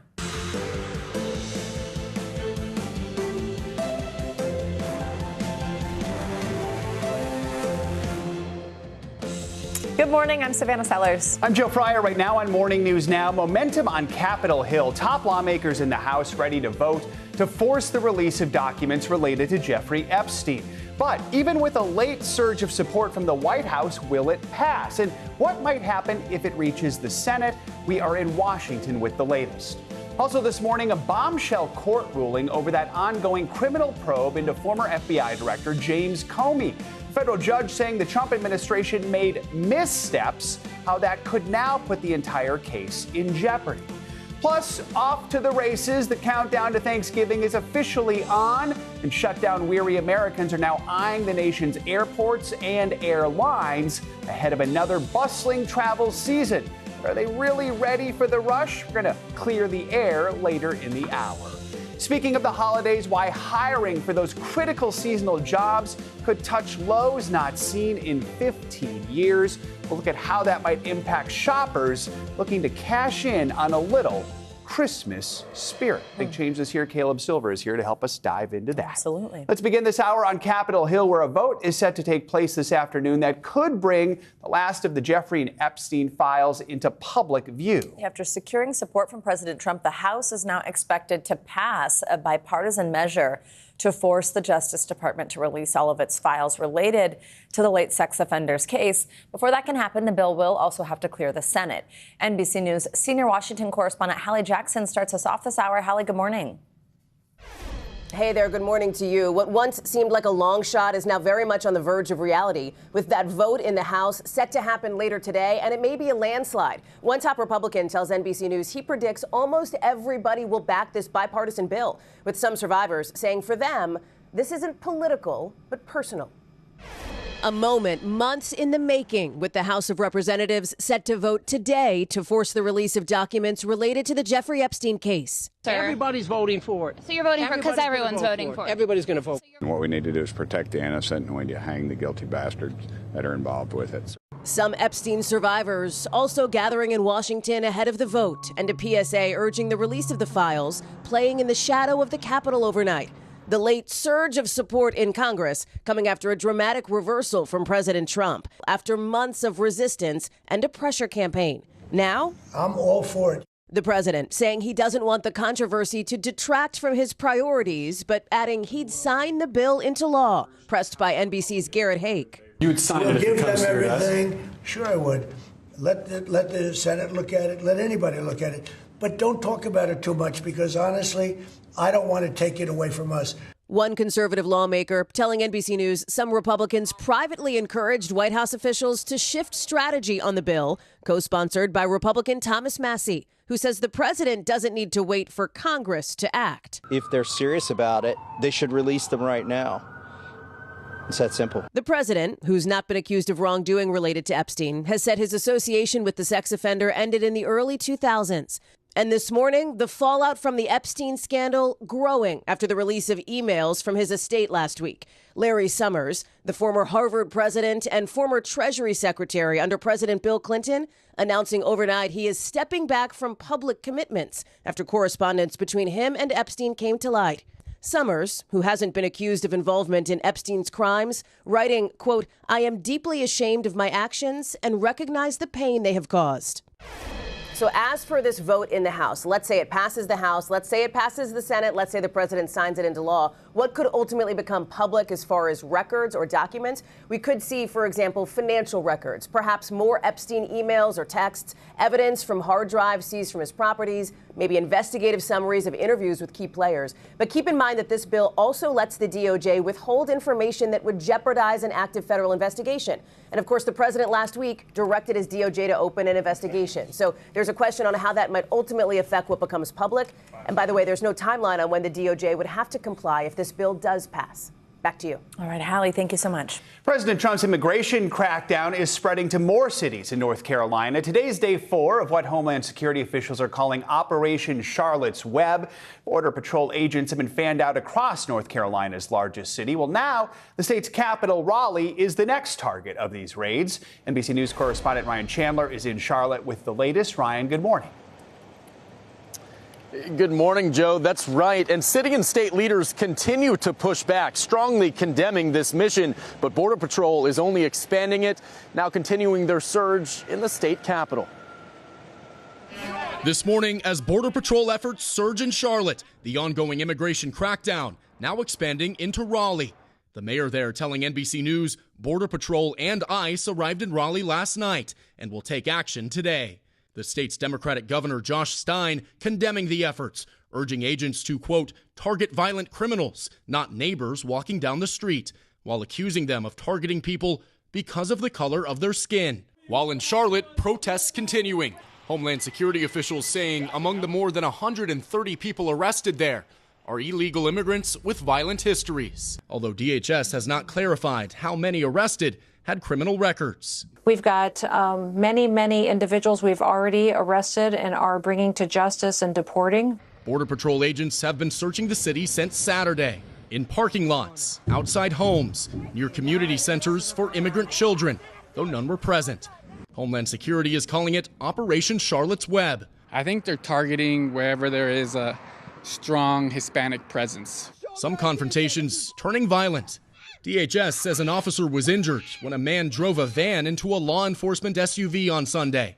24-year-old citizen Miguel Martinez now charged with felony assault.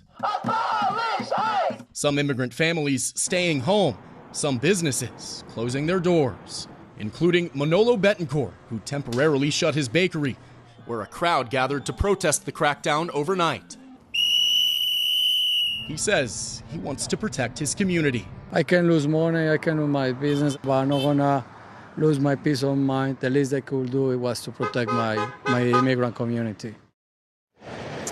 And you know, guys, yesterday we were wondering what, if any, effect these operations may have on local schools. It's hard to say for certain, but the numbers certainly seem striking. The Charlotte-Mecklenburg School District tells us that 15% of their student population was absent yesterday, about 21,000 kids. That comes as this morning students at least one local high school are planning to walk out in protest. Joe. All right, Ryan, thank you. Well, the Justice Department's case against former FBI Director James Comey could be in jeopardy. A federal judge in Virginia is warning prosecutors the handling of Comey's case is raising, quote, genuine issues of misconduct. Comey is accused of making a false statement to Congress as well as obstruction of a congressional proceeding related to a hearing in 2020. He has pleaded not guilty to the charges against him. NBC News legal affairs reporter Gary Grunback joins us now with more on this. Gary, good morning. Always good to have you with us. So a little more background here. In the court ruling yesterday,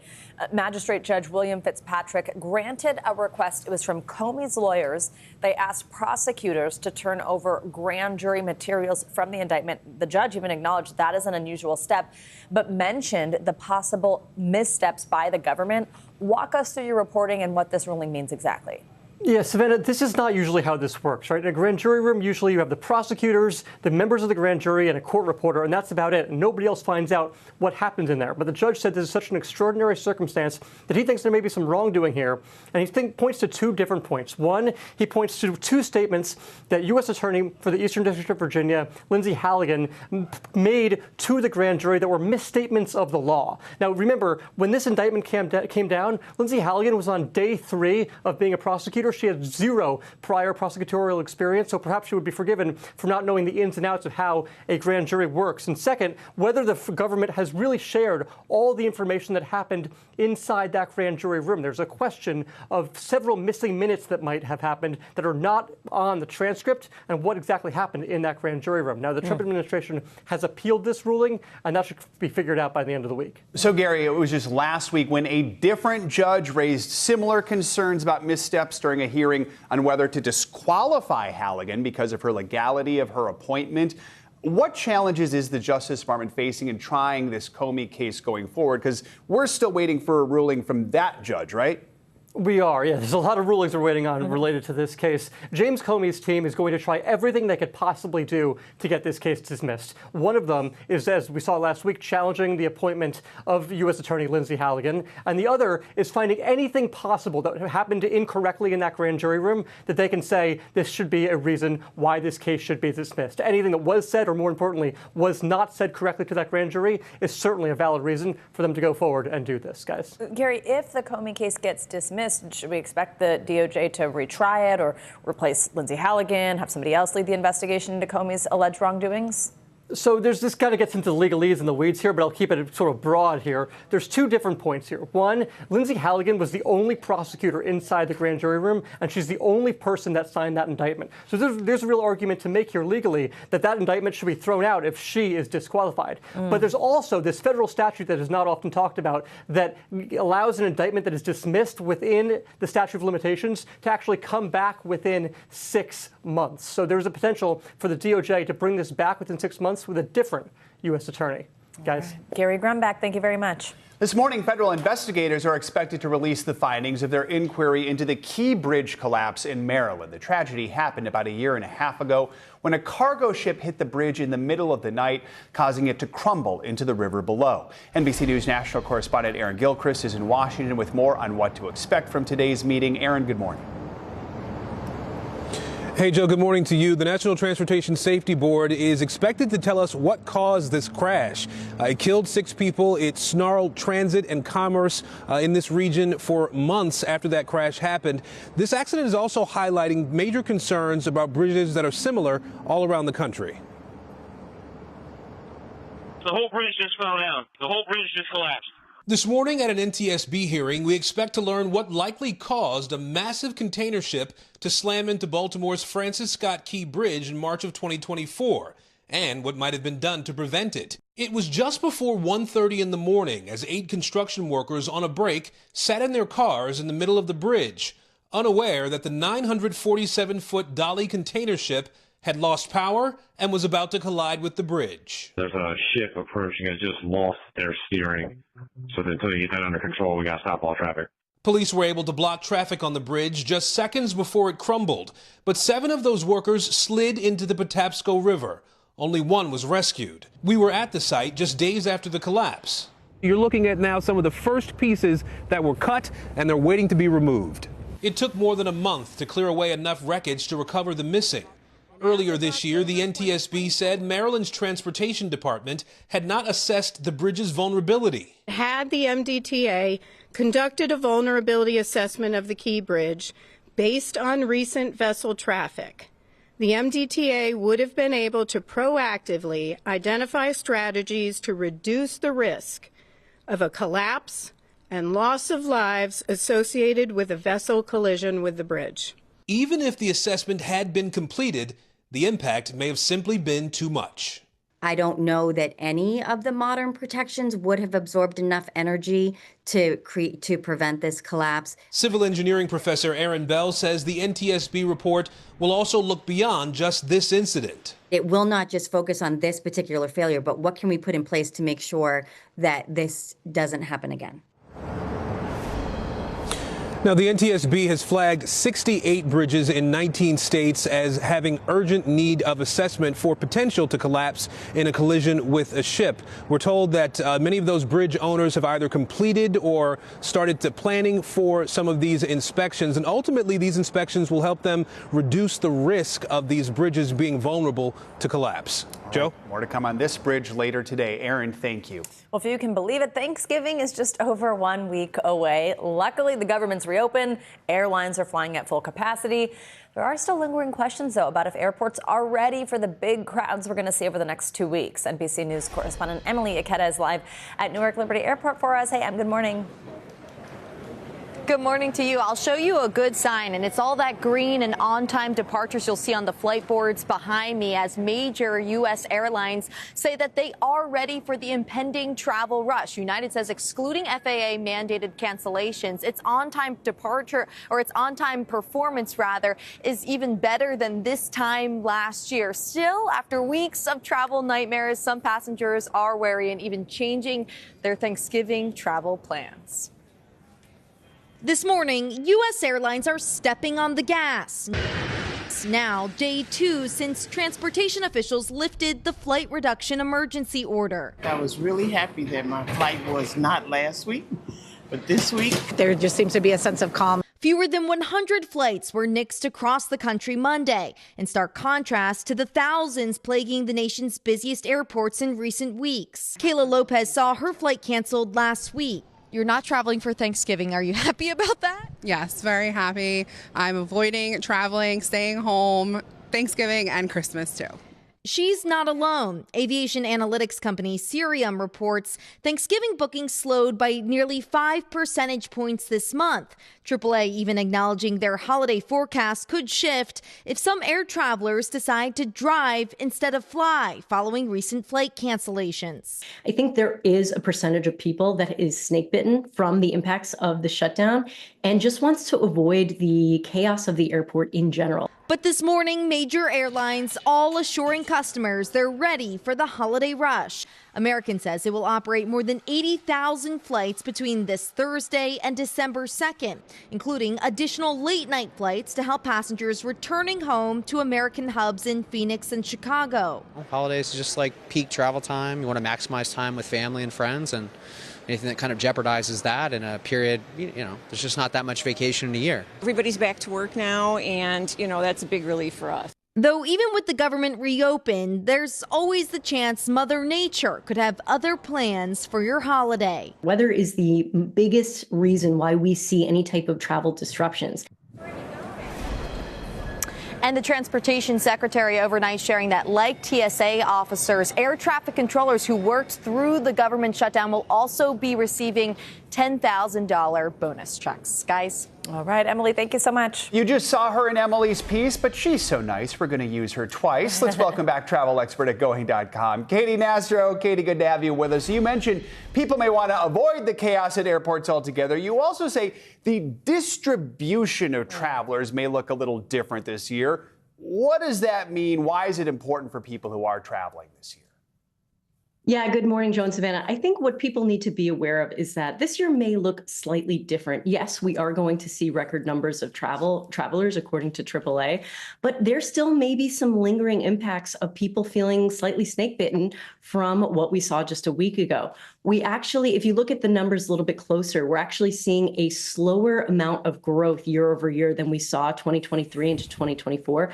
About 400,000 people less looking to travel for Thanksgiving this year, according to AAA numbers. So while there may be a percentage of travelers that stay home this year because they just thought, you know what, I'm going to avoid it altogether, or they keep those alternate plans. So instead of flying, they may be driving this year. We're just going to see a different distribution. Things may look a little bit different, but yes, we are still seeing more people travel year over year. Katie, we just heard from Emily that she saw those on-time departures at Newark, but generally across the country, really, how's it going with airports trying to rebound from the effects of the government shutdown?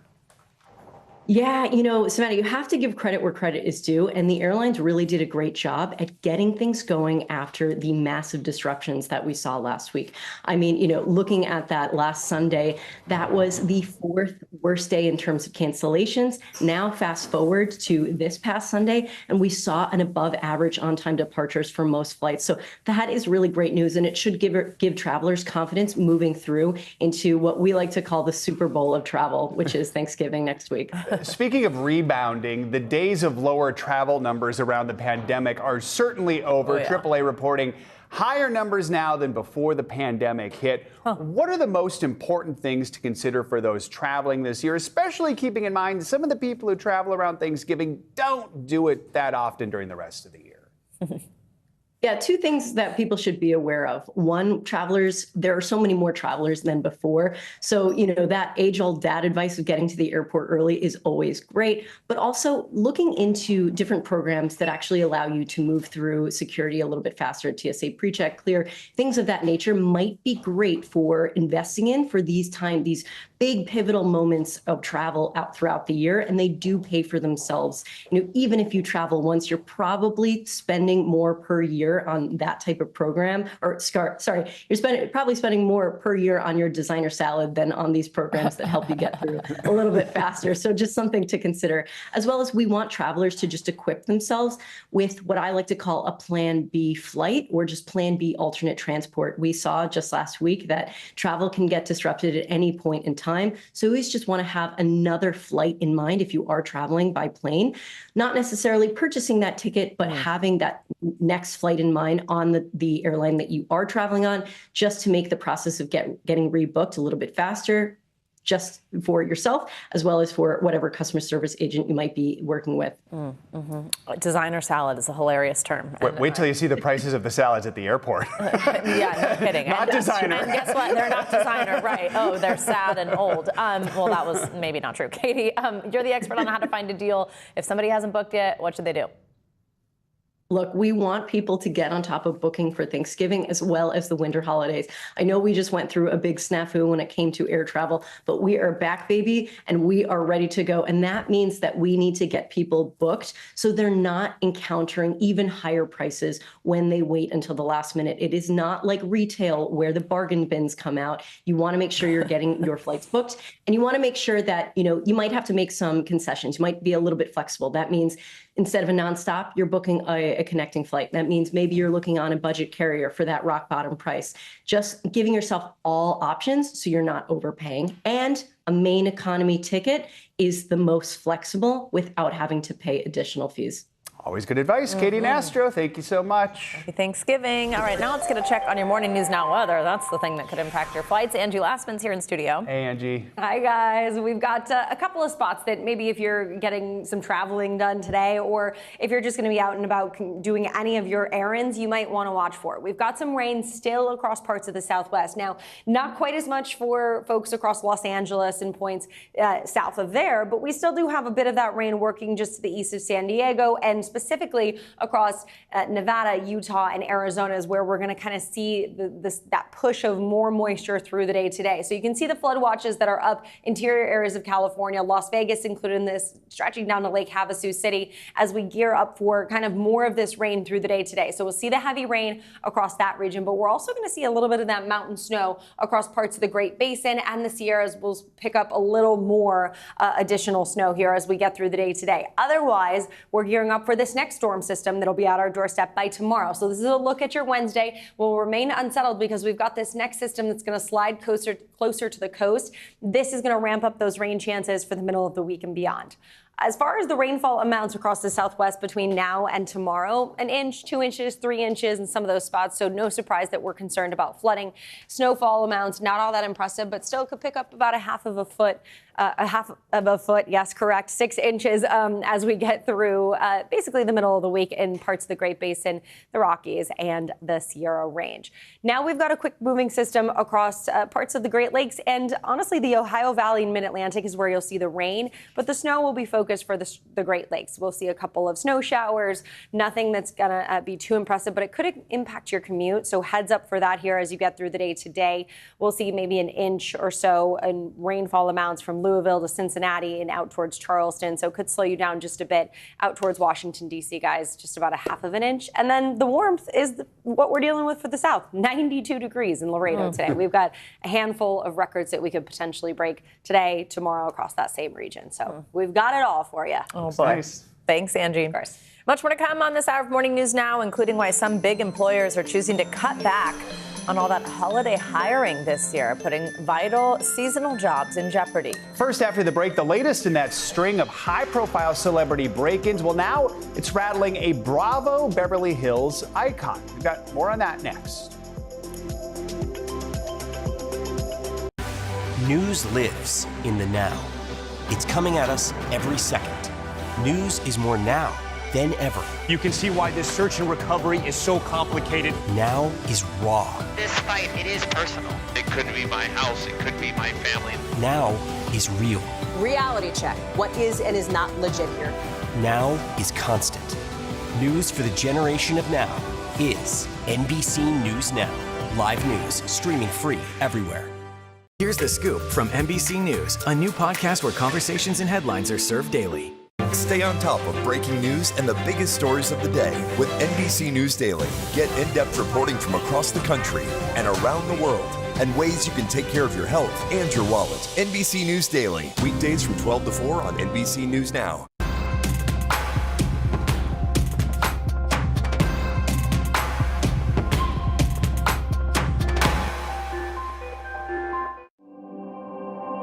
If we got clear facts, maybe we can calm down a little. Talk to each other more. That's what the news is supposed to do. Top story live from the Vatican. Live tonight from Tel Aviv. We're live from the White House. Every weeknight, it's your news playlist. Top story with Tom Yamas. Streaming weeknights at 7 on NBC News Now. News for the generation of now is NBC News Now, streaming free everywhere. Here's the scoop from NBC News, a new podcast where conversations and headlines are served daily. Hey, I'm Hallie, and we are coming on the air tonight. Hallie Jackson Now, weekdays at 5 on NBC News Now. Here's the scoop from NBC News, a new podcast where conversations and headlines are served daily. News lives in the now. There's still a danger. We are buckled in here on the ground. News for the generation of now is NBC News Now, live news streaming free everywhere. We're back now with new details about a string of burglaries targeting the homes of celebrities. The latest victim, Real Housewives star Kathy Hilton. Her Bella mansion was broken into while she was away over the weekend. For more on this, let's bring in NBC News correspondent Steve Patterson. He joins us from Los Angeles. Hey, Steve, good morning. Savannah, good morning to you. This happened while the reality star was away at BravoCon. The MO similar to what we've seen in other celebrity burglaries, targeting athletes and movie stars, giving thieves the perfect opportunity to strike. Please welcome Kathy Hilton. Just hours after Real Housewives of Beverly Hills star Kathy Hilton took to the stage at BravoCon in Las Vegas. I'm really proud to be part of this Her sprawling Bel Air mansion was being burglarized. Los Angeles police say a call for the break-in came on Saturday just before midnight, and so far, no suspects have been arrested. A rep for the reality star telling NBC News Kathy's husband, Rick Hilton, was home at the time, but everyone is fine. Earlier that day, about a mile away, Hilton's Real Housewives co-star Sutton Strack's home was also targeted by thieves, according to police. Strack releasing this surveillance camera image and sharing in a statement that the thieves entered through the kitchen window and stole all of her luxury handbags and fine jewelry. I'm Sutton. Welcome to my house. Y'all come on in and let's take a look. Both Strack and Hilton often welcome cameras inside their lives, allowing audiences to see their extravagant homes and designer wardrobes. Oh, that looks really good. I love the way you put the roses in. Yeah. Something security experts say could make them more vulnerable. Anytime you bring anyone into your home via the camera, when you are a celebrity, you certainly do become a target. The pair are just the latest celebrities whose luxury homes have been hit while they were out at well-publicized events. Kelsey getting the snap. NFL stars Travis Kelce, Patrick Mahomes, and Joe Burrow all have their houses broken into last football season while they were on the field. And earlier this year, actors Nicole Kidman and Brad Pitt's homes in Southern California were separately burglarized. In Pitt's case, video shows a door boarded up after authorities say his home was ransacked. Now, with two more celebrities targeted, the break-ins underscoring the troubling price of fame.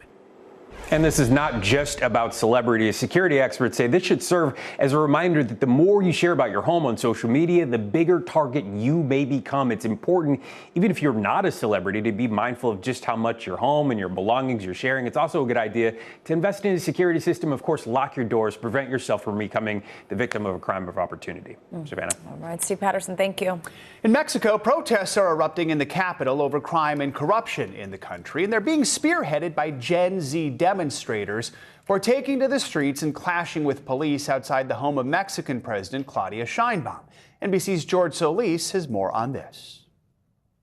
There are growing questions into a surge of youth-led protests taking place across major cities in Mexico. The demonstrations reaching a fever pitch over the weekend as some hooded protesters tore down fences around the National Palace, home to President Claudia Sheinbaum. Images from the clashes show riot police using tear gas and smoke bombs, trying to calm the crowds, seen here kicking the fence and throwing rocks at officers. Mexico City's public safety secretary saying the protests left at least 120 injured, 100 of them officers, some who were taken to the hospital.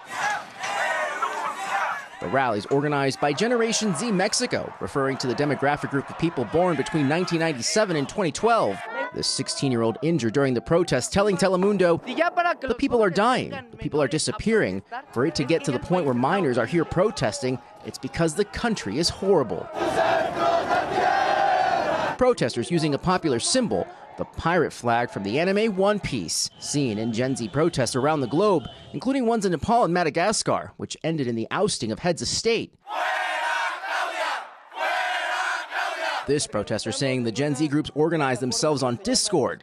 While President Sheinbaum saying this week the protests didn't arise organically with the youth, but were part of a $90 million campaign by her opponents. But back on the streets, this young man saying the movement isn't affiliated with any party, just an ideology for a better Mexico. The unrest fueled by recent violence, including the death of Carlos Manzo, a mayor who was assassinated in public during a Day of the Dead celebration earlier this month, known for declaring war on the cartels and his criticism of the federal government for lack of action. Protesters wearing cowboy hats in his honor. This protester saying she is seeking justice for his death and all those who have lost their lives and their property at the hands of criminals. Our thanks to George Solis for that report. Despite the protests, a recent poll finds the approval rating of Mexico's president still remains high at around 70%. Coming up, President Trump's ongoing immigration crackdown could partially be to blame for a steep drop in students who flock to America from other countries. But could our economy take a hit too? We're talking to one education expert next. Here's The Scoop, a new podcast from NBC News, where our journalists take a deep dive into the day's top stories, bringing you closer to the headlines and conversations that are shaping our world. From the front page to the zeitgeist in 15 minutes or less. Listen daily wherever you get your podcasts. Kristen Welker hosts Meet the Press every Sunday on NBC. News lives in the now. There's still a danger. We are buckled in here on the ground. News for the generation of now is NBC News Now. Live news streaming free everywhere. NBC News Daily, weekdays from 12 to 4 on NBC News Now.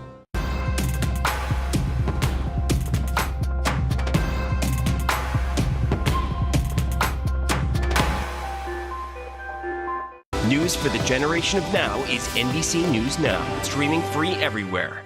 Hey guys, it's Scotty Schwartz. This is Stay Tuned Now. Every night, taking you to the story. What was it like inside the courtroom? In the thick of it, wherever, whenever, pressing for answers. Do you have any insight into when we're going to get straight answers? Weeknights on NBC News Now.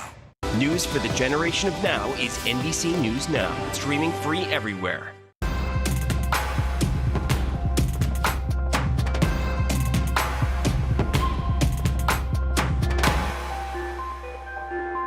News lives in the now. There's still a danger. We are buckled in here on the ground. News for the generation of now is NBC News Now. Live news streaming free everywhere. Stay on top of breaking news and the biggest stories of the day with NBC News Daily. Thanks for being with us. I'm Vicki Wynn. I'm Morgan Radford. I'm Zinklea Samoa. And I'm Kate Snow. Get in-depth reporting from across the country. Flood-ravaged communities now facing another powerful storm. And around the world. People flocking to Sicily. Mount Etna is erupting. And ways you can take care of your health. What can people do when they're entering the doctor's office? And your wallet. That could save you hundreds of dollars a year. NBC News Daily, weekdays from 12 to 4 p.m. Eastern on NBC News Now.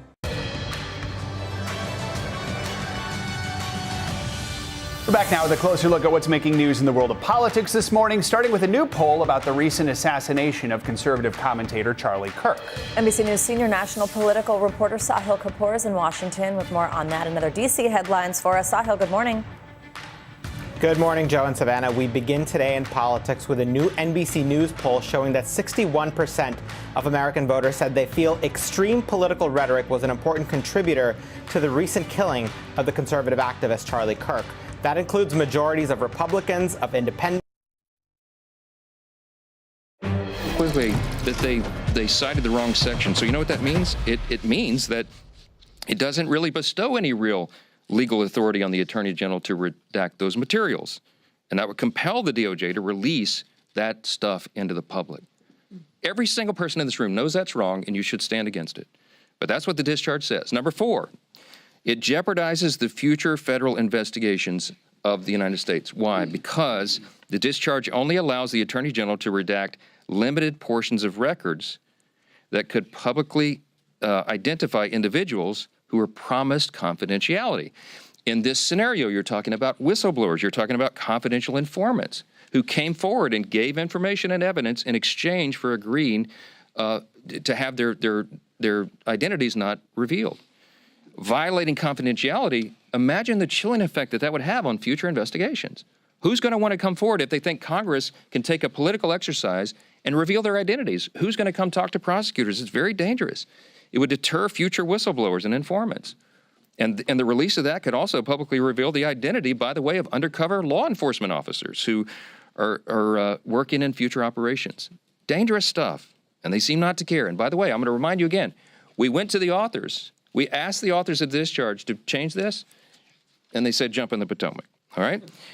Number 5, national security concerns, okay? The discharge requires the Attorney General to release within 30 days, quote, classified information to the maximum extent possible.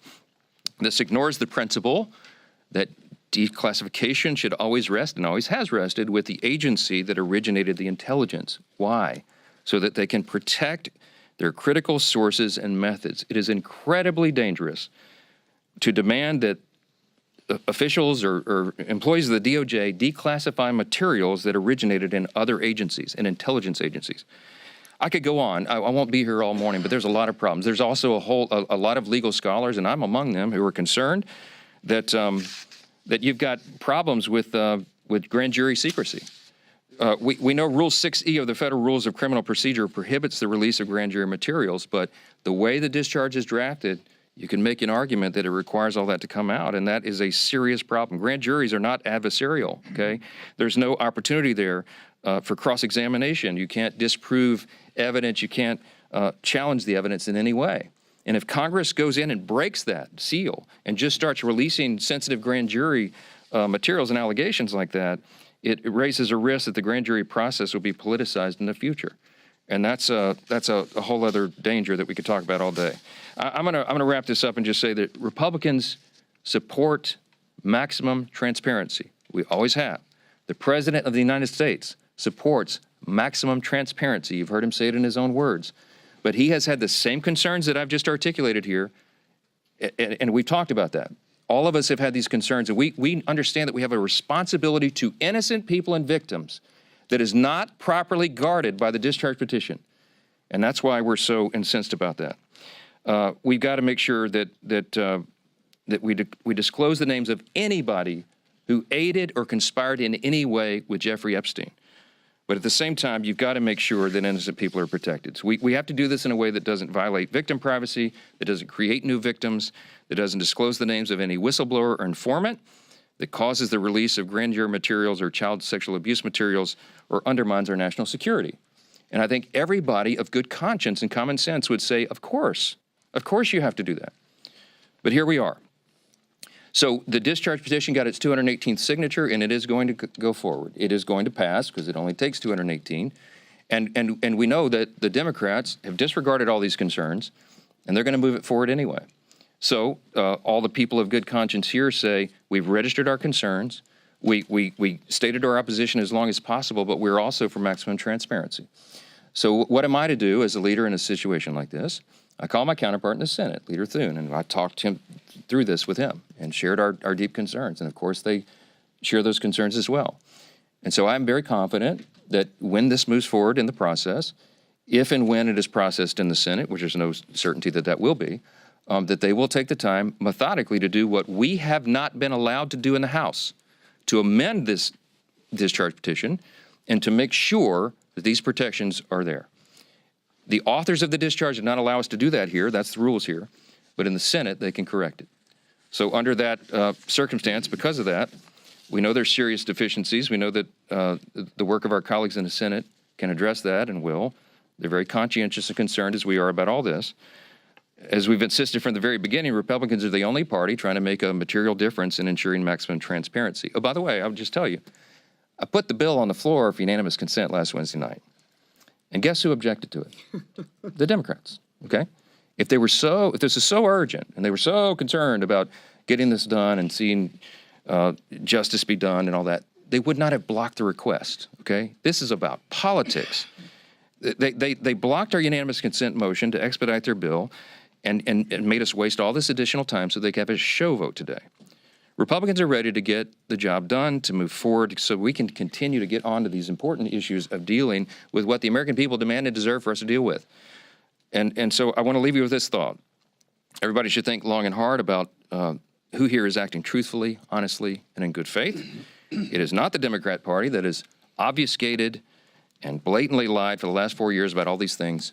It is not the Democrats who shut down the government for their own selfish political purposes. It is not the Democrats who blocked the passage of this discharge a week ago because they wanted to have a political moment. It is the Republicans who are acting in good faith, and I believe the American people are going to see that and understand it. I'm going to vote to move this forward. I think it could be close to a unanimous vote because everybody here, all the Republicans, want to go on record to show they're for maximum transparency, but they also want to note that we're demanding that this stuff get corrected before it is ever moves through the process and is completed. I sincerely hope my Democrat colleagues will show the same level of urgency and enthusiasm when it comes to tackling the real issues facing the country that we got to get to, and that's what we really wanted to talk about this morning. Affordability issues are real, and the Democrats themselves created the crisis. Remember, over the last 4 years of the Biden administration, they spent like drunken sailors, and when you throw a bunch of new money into the system, it makes inflation rise, right? Republicans are ready and eager to continue our work to clean up the mess that the Democrats made. We've been doing that already, and we're going to continue to do it. Joining the leadership team this morning to discuss our record-setting success and our continued efforts to bring back affordability, to lower the cost of living, to lower the cost of health care, and have abundant American energy are two of our Republican colleagues who are leading the charge on this issue. And Chairman Brett Guthrie, you'll hear from in a moment from Energy and Commerce. We'll speak with you, and Congressman Nick Begich of Alaska, great state of Alaska, is going to address it as well. But I'll first turn it over to our chair of our conference, Lisa McClain. Thank you. Well, good morning, everybody, and welcome back. So let me start with this. House Republicans will not allow Democrats to distract us. And we will not allow any more obstructions to stop us from doing the work of the American people. Because the American people sent us here to do a job, and that's what we intend to do. The Democrats' shutdown never stopped us. The countless witch hunts against President Trump never stopped us either. And the latest discharge petition is just another Democrat distraction. And I can assure you that won't stop us either, because the American people actually expect us to do our jobs and not to distract and obstruct. For more than 40 days, Democrats inflicted needless pain on hardworking Americans. And I ask you this, for what? For what did all of these Americans suffer pain? They did it to use the American people's pain as political leverage. And let that sink in for a second. And don't take my word for it, take Catherine Clark's word for that. They used the leverage for $1.5 trillion of a wish list for that Americans' families just simply can't afford. But Democrats, they didn't get a single one of their demands because House Republicans actually stayed united. And now we're taking that momentum into the fight that matters most to the American people. This week, House Republicans will pass consequential bills to make energy costs more affordable. Bills that will lower energy costs for hardworking families, bills that will build on the work that we've achieved to unleash American energy that we passed in the Working Families Tax Cuts. Bills that increase energy production, which you'll hear from Representative Begich and Chairman Guthrie, that cut red tape and drive down prices for every single American. And contrast that to what will the Democrats do?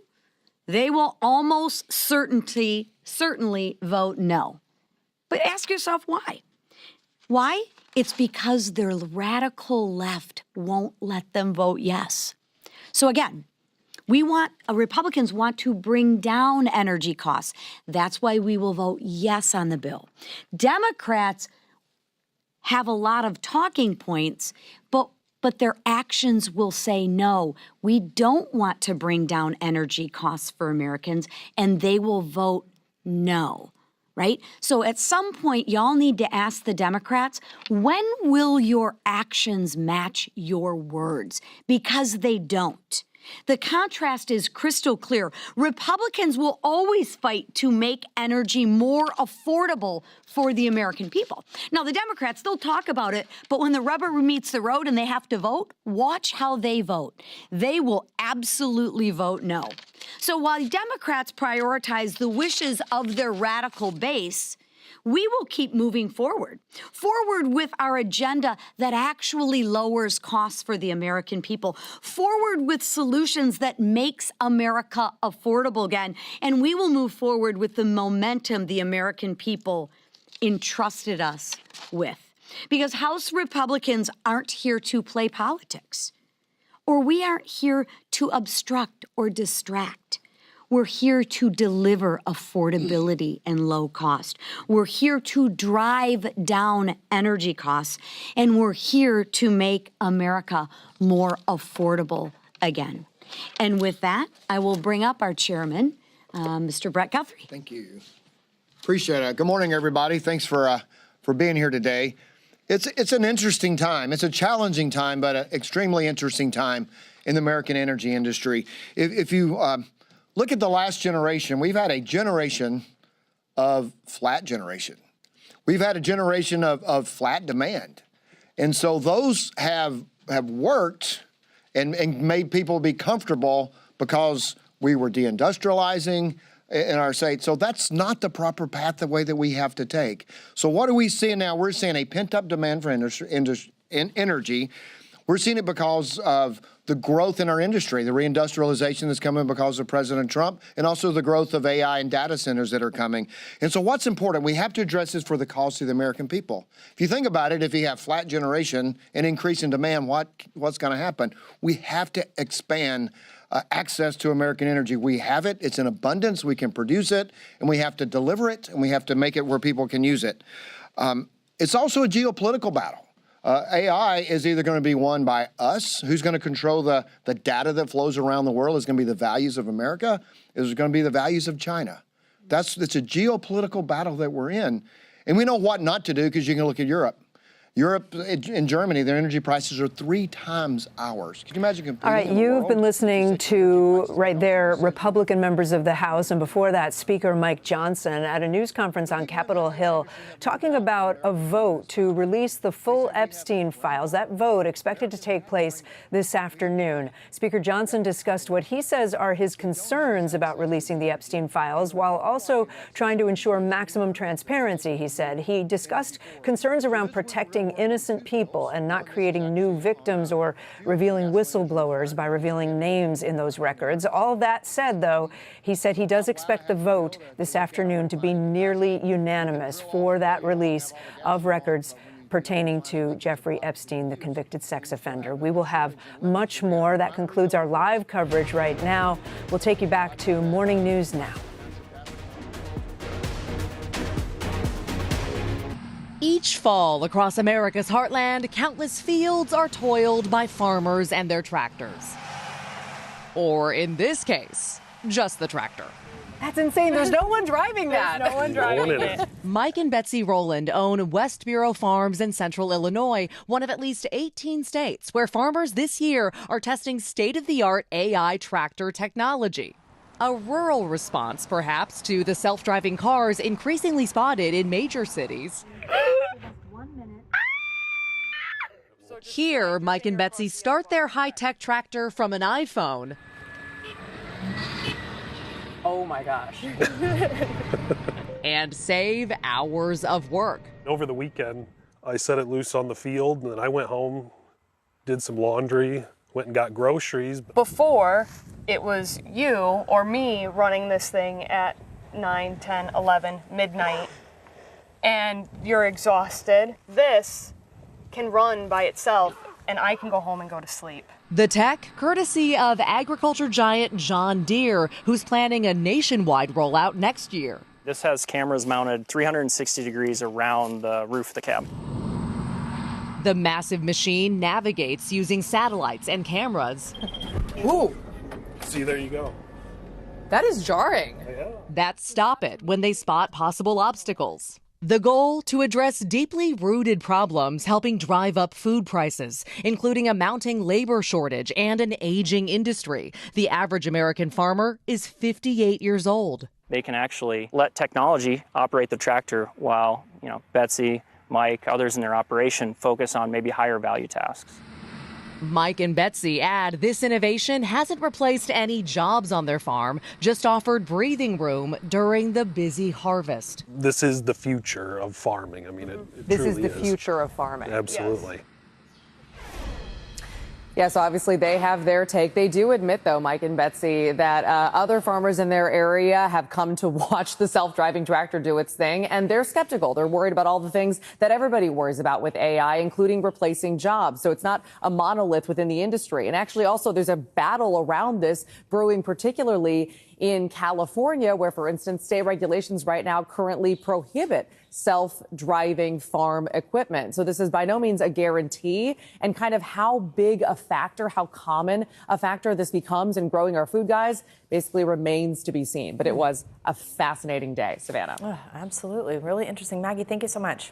Coming up, the astounding life and legacy of a true American icon, chronicled in a new book proving to fans that age is just a number. And when we come back, the legendary Dick Van Dyke goes one-on-one with our own Al Roker. Look at this, on the 100 rules of living to 100 ahead of his centennial celebration next month. That's next on Morning News Now.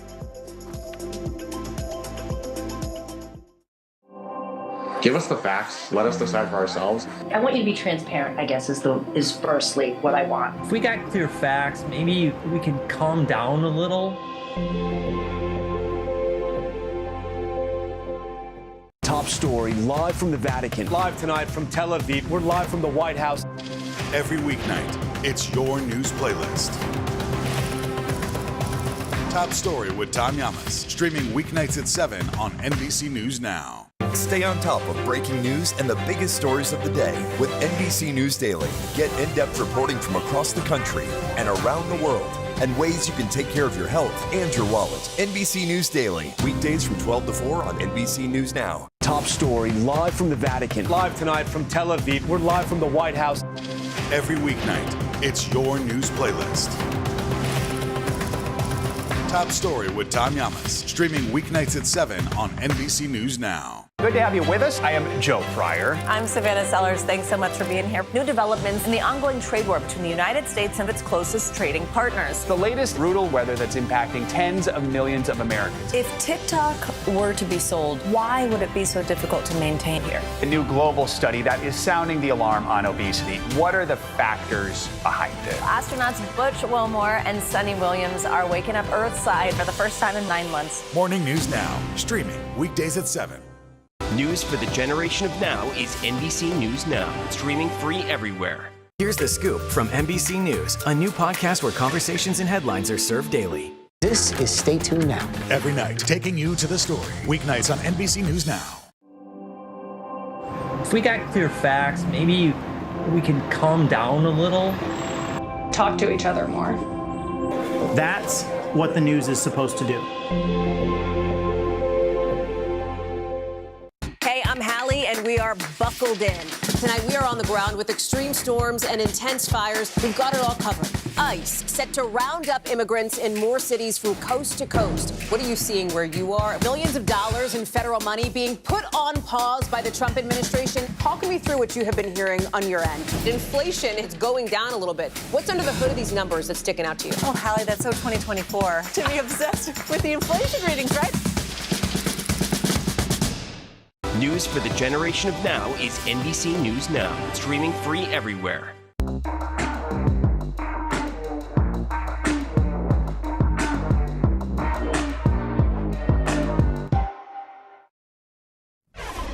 We are back now with the Today Show exclusive. Entertainment icon Dick Van Dyke turns 100 years old next month, and ahead of his centennial celebration, he is releasing a new book. It's called 100 Rules for Living to 100, an optimist's guide to a happy life. Today Show host Al Roker sat down with the legendary entertainer to talk about the book, his life, and incredible legacy.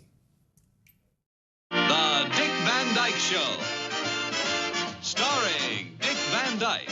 Now on the verge of his 100th birthday, Dick Van Dyke has been spreading joy for longer than most of us can remember. Why look so awfully tragic? Put on a happy face. Singing, dancing, and pratfalling his way into our hearts. From his breakthrough role on Broadway in Bye Bye Birdie to last year's Coldplay video, the iconic entertainer is still going strong. Well, hello, sir. My God, hello, old man. How you doing? So good to see you. We're a couple of survivors. Tell me about it. And now, he's letting us in on some of his secrets for living to 100. What's the one question that people ask you the most as you're approaching, this centennial mark? Why you're still walking around is one. The answer? Never stop singing. Singing is the best thing you can do for yourself. Mm-hmm. Usually I'll wake up with an old tune going through my head. They call her frivolous Sal, a peculiar sort of a gal, a wild sort of devil. Oh, dead on the level was my old pal. The Dick Van Dyke Show, bringing his unique brand of physical comedy into America's living rooms. The Ottoman. How did that come about? In one rehearsal, I came in and just fell over it for fun, and Carl liked it and left it in. But it was a call from Walt Disney that landed Van Dyke the role that would make him unforgettable to generations of kids and adults alike, Bert in Mary Poppins. Singing with Julie Andrews, even partnering with animated penguins. I had to have the animators next to me all the time, telling me where they were. So it was shooting over and over and over again till I got it just right. Then, another kids' classic, Chitty Chitty Bang Bang. Chitty bang bang, chitty chitty bang. What was difficult was the opening of Chitty, the old bamboo. Mm-hmm. Oh my God. You know, at the end, everybody has to jump over that bamboo. Every take, one kid would miss. The take you see is take 26. Wow. And out of that, doing that movie, is it true you could have almost become James Bond? I almost did. His performance in Chitty led the film's producer to think of him as a possible successor to Sean Connery. Cubby Broccoli came to me and said, "Would you like to be Bond?" And I said, "Have you heard my British accent?" Click. Dick says he still regrets turning down the chance to be 007, but not much else. Da, da, da, da. At 91, he and I were dancing in his backyard. Today, he's still making sweet harmonies with his a cappella group, The Fantastics, and with his beloved wife, Arlene. She keeps me young, because we sing, and we dance, and she just keeps me a teenager. Mm-hmm. How has he changed your life? Oh my God. What? I mean, he's totally changed. I'm always on the verge of tears because he's just like the greatest human being ever. And you've just changed the way I look at life. And guess what? He may not be done yet. You don't stop. You're not going to retire, are you? I don't want to. I mean, it's my hobby. It's my life. I love it. I'm looking for work right now. What haven't you done that you'd like to do? What role? I wanted to be Scrooge. Always wanted to play Scrooge, and I could do it. It's just November. I still got time. Oh my goodness, our thanks to Al Roker for that story. Dick Van Dyke's new book, 100 Rules for Living to 100, comes out today. The two of them together. Just exactly. He would be a great Scrooge. I interviewed him when he turned 90. He wrote a book called Keep Moving. Clearly, Keep Moving has worked for him. And keep writing, apparently. No New kidding. books. All right, That's going to do it for this hour of Morning News Now. Stay with us. The news continues right now.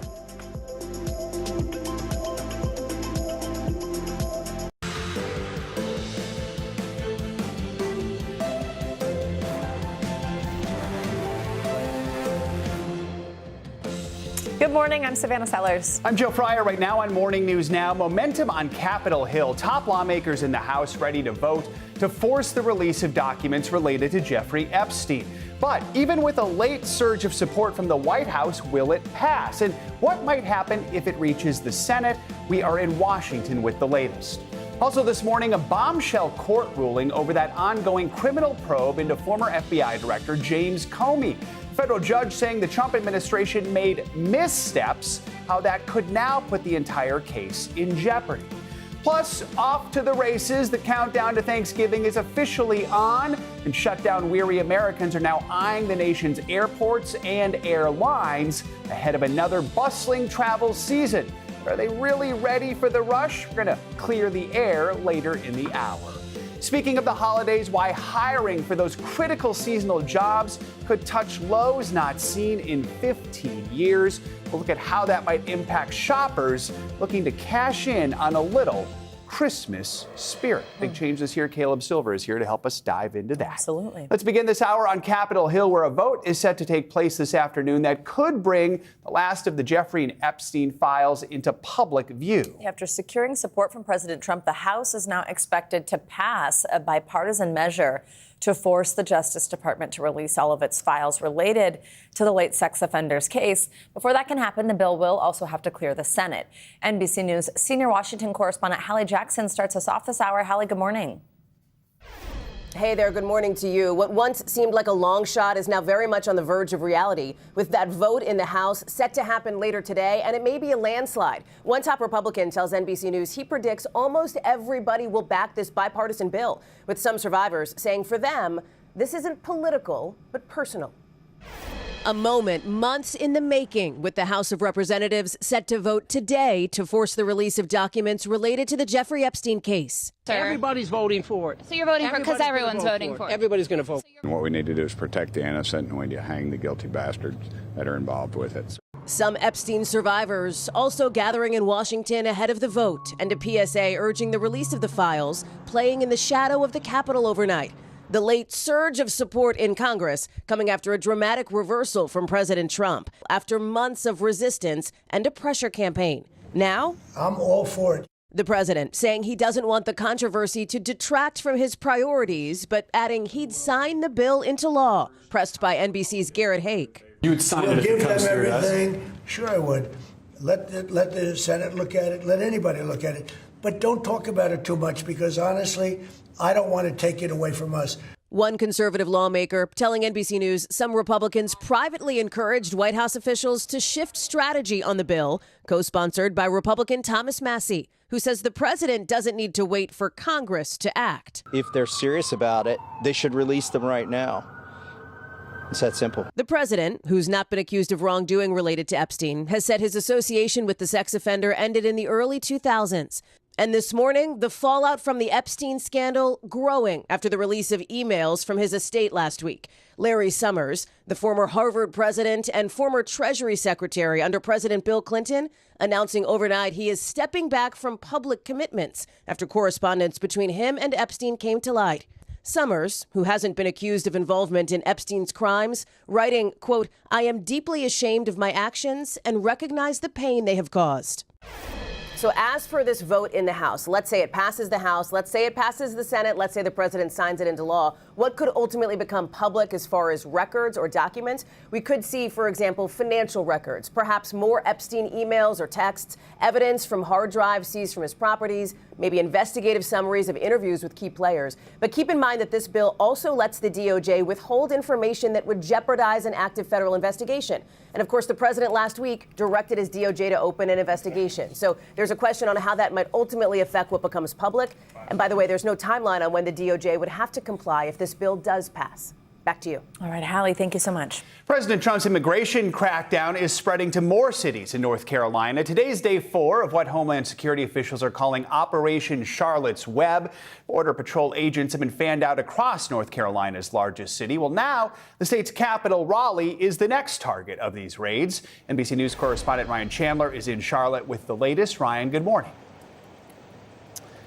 Good morning, Joe. That's right. And city and state leaders continue to push back, strongly condemning this mission. But Border Patrol is only expanding it, now continuing their surge in the state capital. This morning, as Border Patrol efforts surge in Charlotte, the ongoing immigration crackdown now expanding into Raleigh.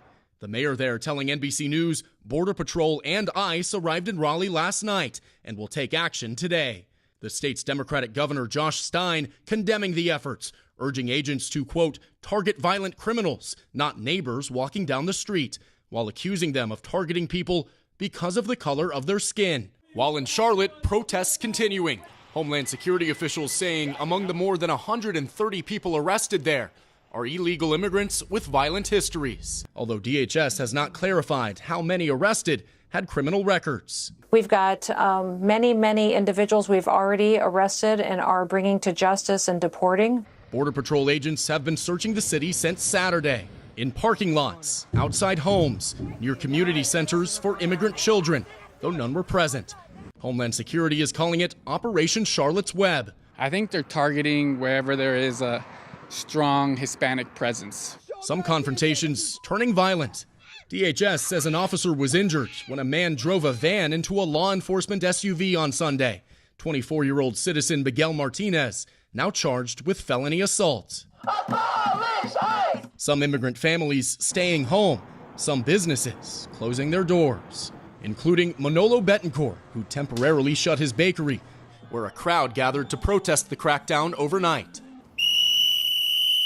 He says he wants to protect his community. I can lose money, I can lose my business, but I'm not gonna lose my peace of mind. The least I could do was to protect my immigrant community. And you know, guys, yesterday we were wondering what, if any, effect these operations may have on local schools. It's hard to say for certain, but the numbers certainly seem striking. The Charlotte-Mecklenburg School District tells us that 15% of their student population was absent yesterday, about 21,000 kids. That comes as this morning students at least one local high school are planning to walk out in protest. Joe. All right, Ryan, thank you.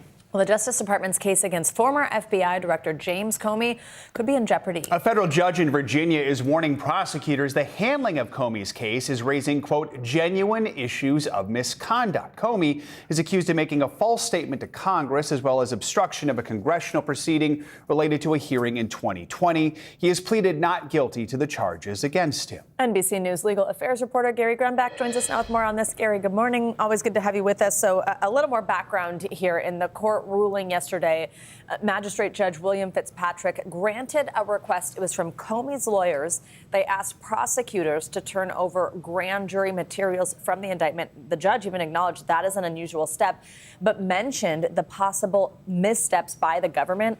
Walk us through your reporting and what this ruling means exactly. Yeah, Savannah, this is not usually how this works, right? In a grand jury room, usually you have the prosecutors, the members of the grand jury, and a court reporter, and that's about it. And nobody else finds out what happens in there. But the judge said this is such an extraordinary circumstance that he thinks there may be some wrongdoing here.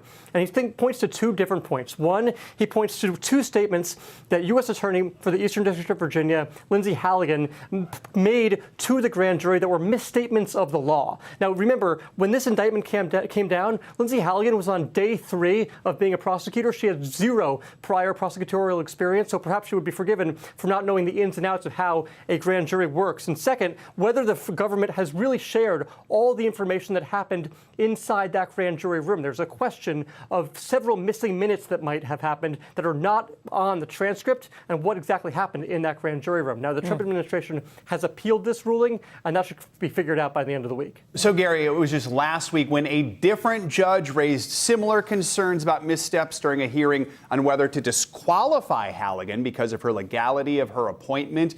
What challenges is the Justice Department facing in trying this Comey case going forward? Because we're still waiting for a ruling from that judge, right?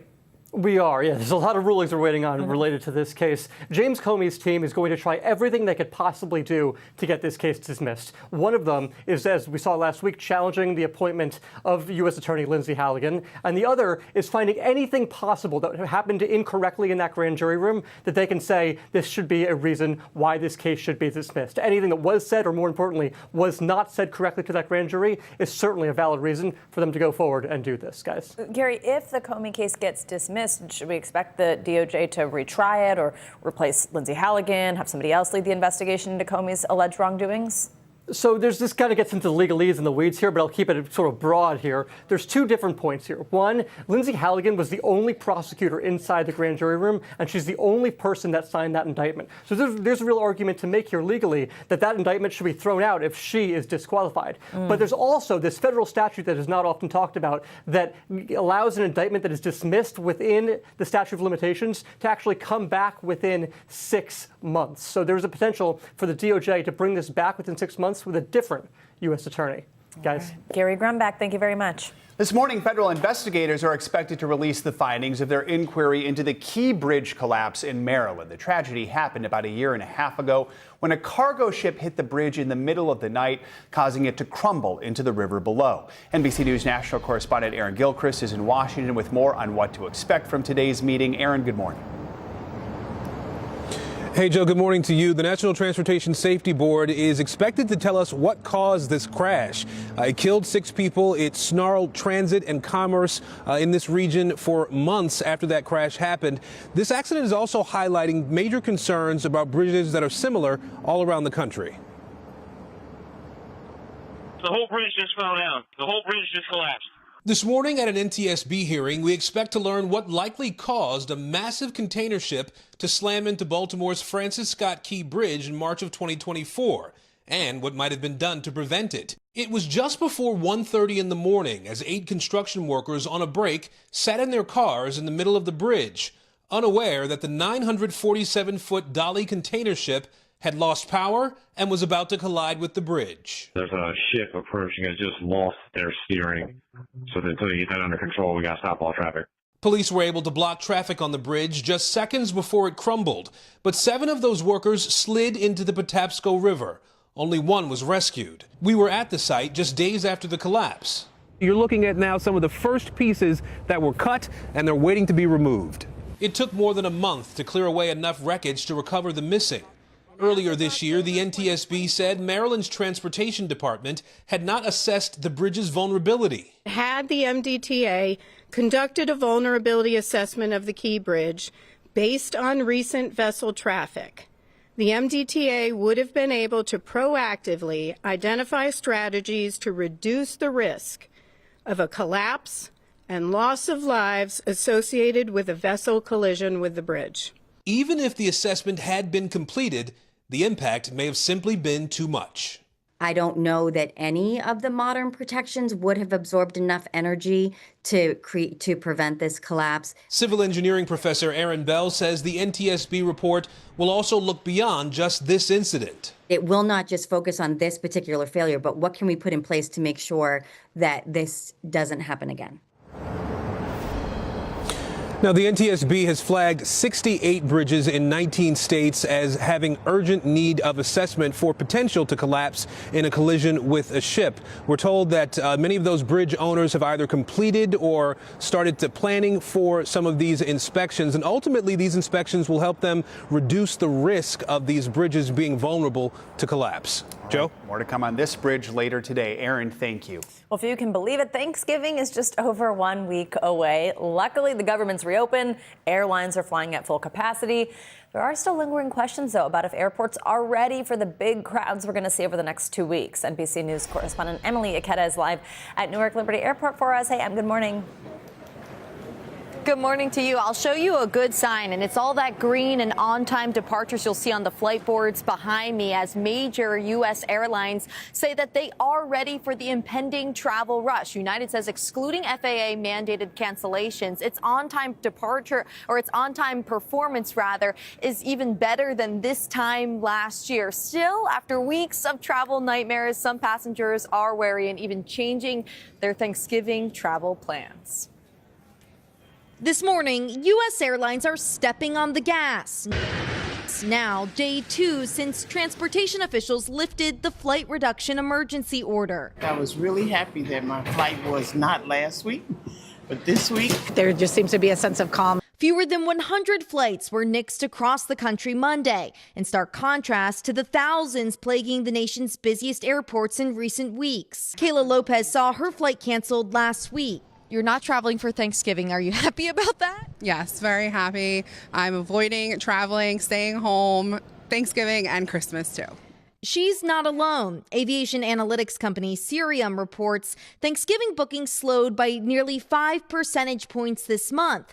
AAA even acknowledging their holiday forecast could shift if some air travelers decide to drive instead of fly following recent flight cancellations. I think there is a percentage of people that is snake bitten from the impacts of the shutdown and just wants to avoid the chaos of the airport in general. But this morning, major airlines all assuring customers they're ready for the holiday rush. American says it will operate more than 80,000 flights between this Thursday and December 2nd, including additional late-night flights to help passengers returning home to American hubs in Phoenix and Chicago. Holidays is just like peak travel time. You want to maximize time with family and friends, and anything that kind of jeopardizes that in a period, there's just not that much vacation in a year. Everybody's back to work now, and, that's a big relief for us. Though even with the government reopened, there's always the chance Mother Nature could have other plans for your holiday. Weather is the biggest reason why we see any type of travel disruptions. And the transportation secretary overnight sharing that, like TSA officers, air traffic controllers who worked through the government shutdown will also be receiving $10,000 bonus checks. Guys. All right, Emily, thank you so much. You just saw her in Emily's piece, but she's so nice, we're going to use her twice. Let's welcome back travel expert at Going.com, Katie Nastro. Katie, good to have you with us. You mentioned people may want to avoid the chaos at airports altogether. You also say the distribution of travelers may look a little different this year. What does that mean? Why is it important for people who are traveling this year? Yeah, good morning, Joe and Savannah. I think what people need to be aware of is that this year may look slightly different. Yes, we are going to see record numbers of travelers, according to AAA, but there still may be some lingering impacts of people feeling slightly snake bitten from what we saw just a week ago. We actually, if you look at the numbers a little bit closer, we're actually seeing a slower amount of growth year over year than we saw 2023 into 2024. About 400,000 people less looking to travel for Thanksgiving this year, according to AAA numbers. So while there may be a percentage of travelers that stay home this year because they just thought, you know what, I'm going to avoid it altogether, or they keep those alternate plans. So instead of flying, they may be driving this year. We're just going to see a different distribution. Things may look a little bit different, but yes, we are still seeing more people travel year over year. Katie, we just heard from Emily that she saw those on-time departures at Newark, but generally across the country, really, how's it going with airports trying to rebound from the effects of the government shutdown? Yeah, Savannah, you have to give credit where credit is due. And the airlines really did a great job at getting things going after the massive disruptions that we saw last week. I mean, looking at that last Sunday, that was the fourth worst day in terms of cancellations. Now, fast forward to this past Sunday, and we saw an above average on-time departures for most flights. So that is really great news. And it should give travelers confidence moving through into what we like to call the Super Bowl of travel, which is Thanksgiving next week. Speaking of rebounding, the days of lower travel numbers around the pandemic are certainly over. Oh, yeah. AAA reporting higher numbers now than before the pandemic hit. What are the most important things to consider for those traveling this year, especially keeping in mind some of the people who travel around Thanksgiving don't do it that often during the rest of the year? Yeah, two things that people should be aware of. One, travelers, there are so many more travelers than before. So, that age-old dad advice of getting to the airport early is always great, but also looking into different programs that actually allow you to move through security a little bit faster, TSA PreCheck, Clear, things of that nature might be great for investing in for these big pivotal moments of travel out throughout the year, and they do pay for themselves. Even if you travel once, you're probably spending more per year on that type of program, you're probably spending more per year on your designer salad than on these programs that help you get through a little bit faster. So just something to consider, as well as we want travelers to just equip themselves with what I like to call a Plan B flight, or just Plan B alternate transport. We saw just last week that travel can get disrupted at any point in time. So we always just want to have another flight in mind if you are traveling by plane, not necessarily purchasing that ticket, but having that next flight in mind on the airline that you are traveling on, just to make the process of getting rebooked a little bit faster, just for yourself, as well as for whatever customer service agent you might be working with. Designer salad is a hilarious term. Wait till you see the prices of the salads at the airport. Yeah, no kidding. Not designer. And guess what? They're not designer, right? Oh, they're sad and old. Well, that was maybe not true. Katie, you're the expert on how to find a deal. If somebody hasn't booked yet, what should they do? Look, we want people to get on top of booking for Thanksgiving as well as the winter holidays. I know we just went through a big snafu when it came to air travel, but we are back, baby, and we are ready to go. And that means that we need to get people booked so they're not encountering even higher prices when they wait until the last minute. It is not like retail where the bargain bins come out. You want to make sure you're getting your flights booked, and you want to make sure that, you might have to make some concessions. You might be a little bit flexible. That means instead of a nonstop, you're booking a connecting flight. That means maybe you're looking on a budget carrier for that rock bottom price. Just giving yourself all options so you're not overpaying. And a main economy ticket is the most flexible without having to pay additional fees. Always good advice. Katie Nastro, thank you so much. Happy Thanksgiving. All right, now let's get a check on your morning news now weather. That's the thing that could impact your flights. Angie Lastman's here in studio. Hey, Angie. Hi, guys. We've got a couple of spots that maybe if you're getting some traveling done today, or if you're just going to be out and about doing any of your errands, you might want to watch for. We've got some rain still across parts of the Southwest. Now, not quite as much for folks across Los Angeles and points south of there, but we still do have a bit of that rain working just to the east of San Diego and specifically across Nevada, Utah, and Arizona is where we're going to kind of see that push of more moisture through the day today. So you can see the flood watches that are up interior areas of California, Las Vegas included in this, stretching down to Lake Havasu City as we gear up for kind of more of this rain through the day today. So we'll see the heavy rain across that region, but we're also going to see a little bit of that mountain snow across parts of the Great Basin, and the Sierras will pick up a little more additional snow here as we get through the day today. Otherwise, we're gearing up for this next storm system that'll be at our doorstep by tomorrow. So this is a look at your Wednesday. We'll remain unsettled because we've got this next system that's going to slide closer to the coast. This is going to ramp up those rain chances for the middle of the week and beyond. As far as the rainfall amounts across the Southwest between now and tomorrow, 1 inch, 2 inches, 3 inches in some of those spots. So no surprise that we're concerned about flooding. Snowfall amounts, not all that impressive, but still could pick up about a half of a foot. Yes, correct. 6 inches. Good day, everyone. I'm Kate Snow in New York. We want to take you to the White House now. President Trump, you see him emerging there, getting ready to greet the Saudi Crown Prince, Mohammed bin Salman. The visit marks the Crown Prince's first visit to the U.S. in 7 years, and the first since the death of journalist and Saudi critic Jamal Khashoggi. And it comes as President Trump said he would approve a sale of F-35 U.S. fighter jets to Saudi Arabia, calling them a great ally to the U.S. As we watch this pomp and ceremony unfold here, we're joined by our chief White House correspondent, Peter Alexander. And Peter, just the look of this is different from what we typically see when a leader comes to the White House. What are they expected to discuss today?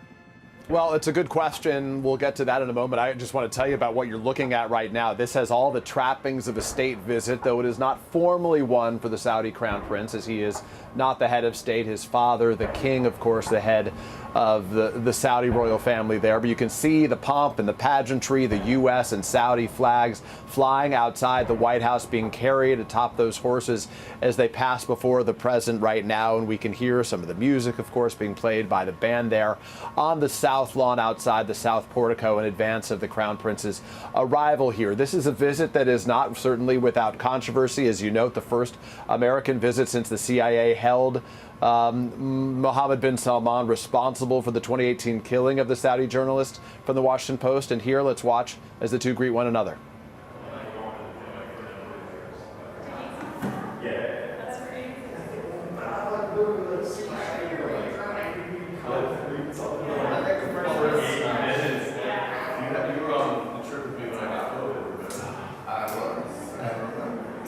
There, your first look at the President of the United States, the Crown Prince of Saudi Arabia, their first visit here at the White House, the first visit for the Crown Prince since back in 2018. 7 years have passed since then. Critics, as you see a flyby, let's allow you to see that.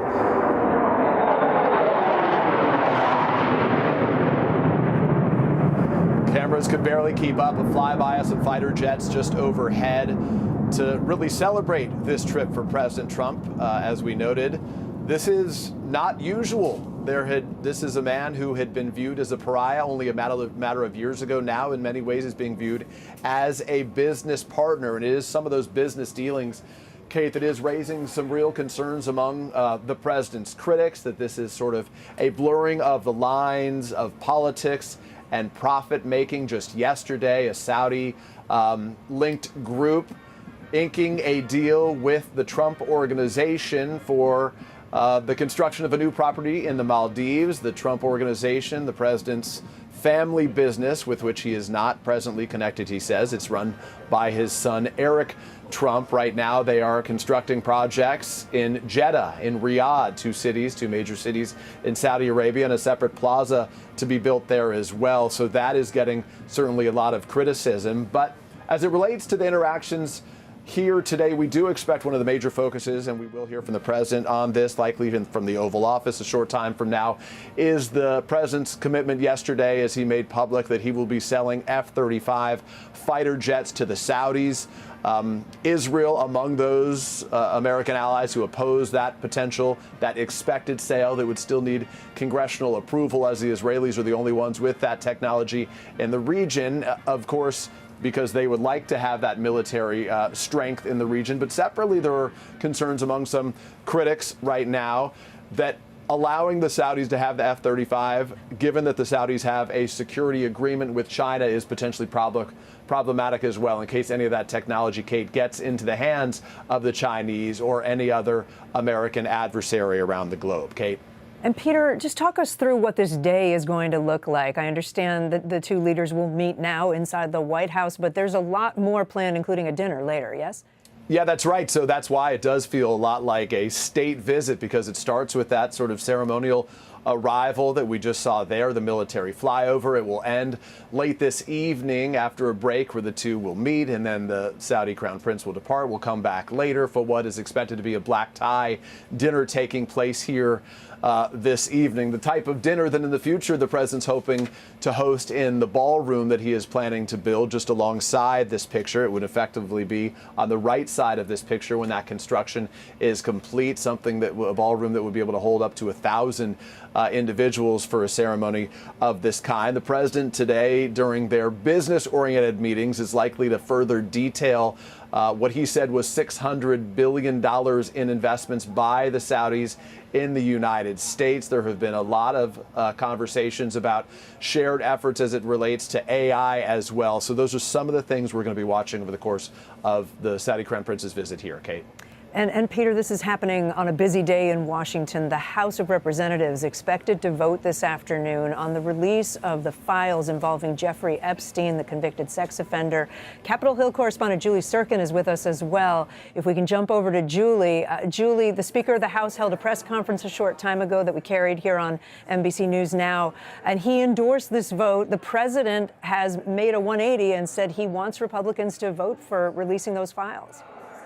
Yeah, Kate, Speaker Johnson saying that he, too, will support the vote in the House today. Seems inevitable that it will be near unanimous. But Johnson did lay out in no small terms, he had a big poster behind him, all of the concerns, all of the problems that he sees with this discharge petition that, let's be clear, he spent months trying to delay from coming to the floor. Now, of course, in about hours from now, we'll see it actually come up for a vote. Johnson saying the bill does not do enough to protect victims' privacy. It says it does not define child sex abuse material adequately enough. Johnson repeatedly saying he's a lawyer, so he's aware of those concerns specifically. The interesting thing is, though, the House is expected to pass this bill as is, and then they will send it over to the Senate, where Johnson says he's already talked to the top Republican there, John Thune, about making changes to that legislation before that chamber takes it up. Critics can see this all as delaying this from going through, delaying, forcing the Department of Justice from releasing these bills. Of course, we also know that when it comes to the Epstein files, President Trump spent a very long time trying to get them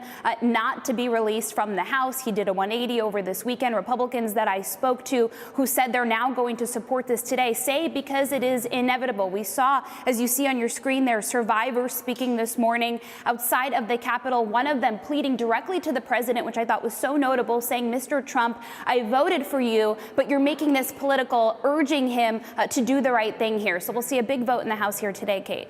All right.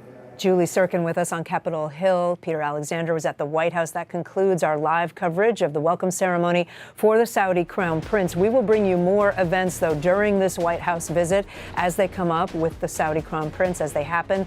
In the meantime, we have much more news ahead right here on NBC News Now and online at NBCnews.com. I'm Kate Snow. We return you to Morning News Now.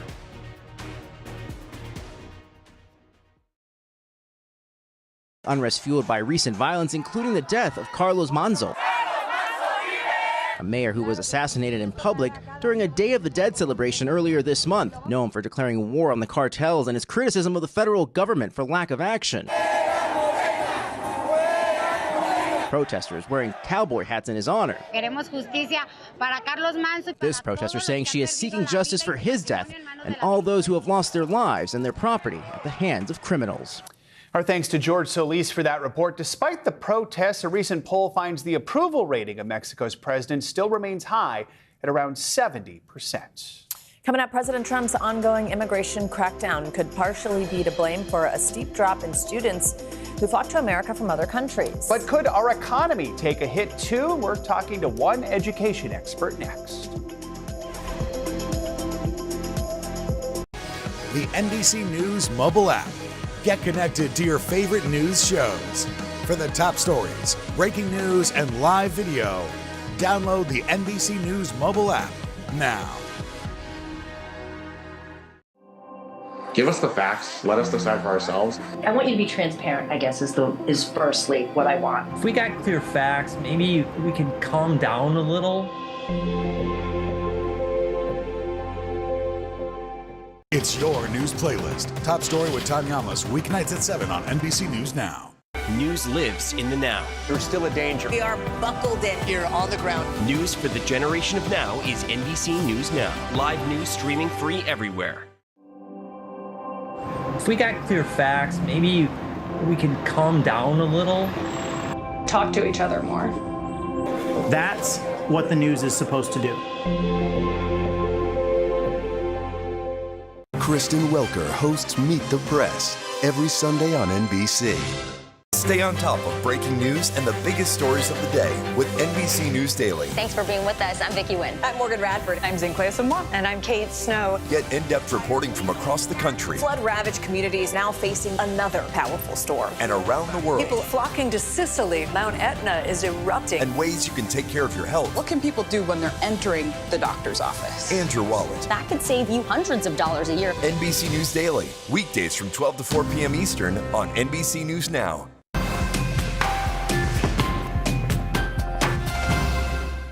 Here's The Scoop, a new podcast from NBC News, where our journalists take a deep dive into the day's top stories, bringing you closer to the headlines and conversations that are shaping our world. From the front page to the zeitgeist in 15 minutes or less. Listen daily wherever you get your podcasts.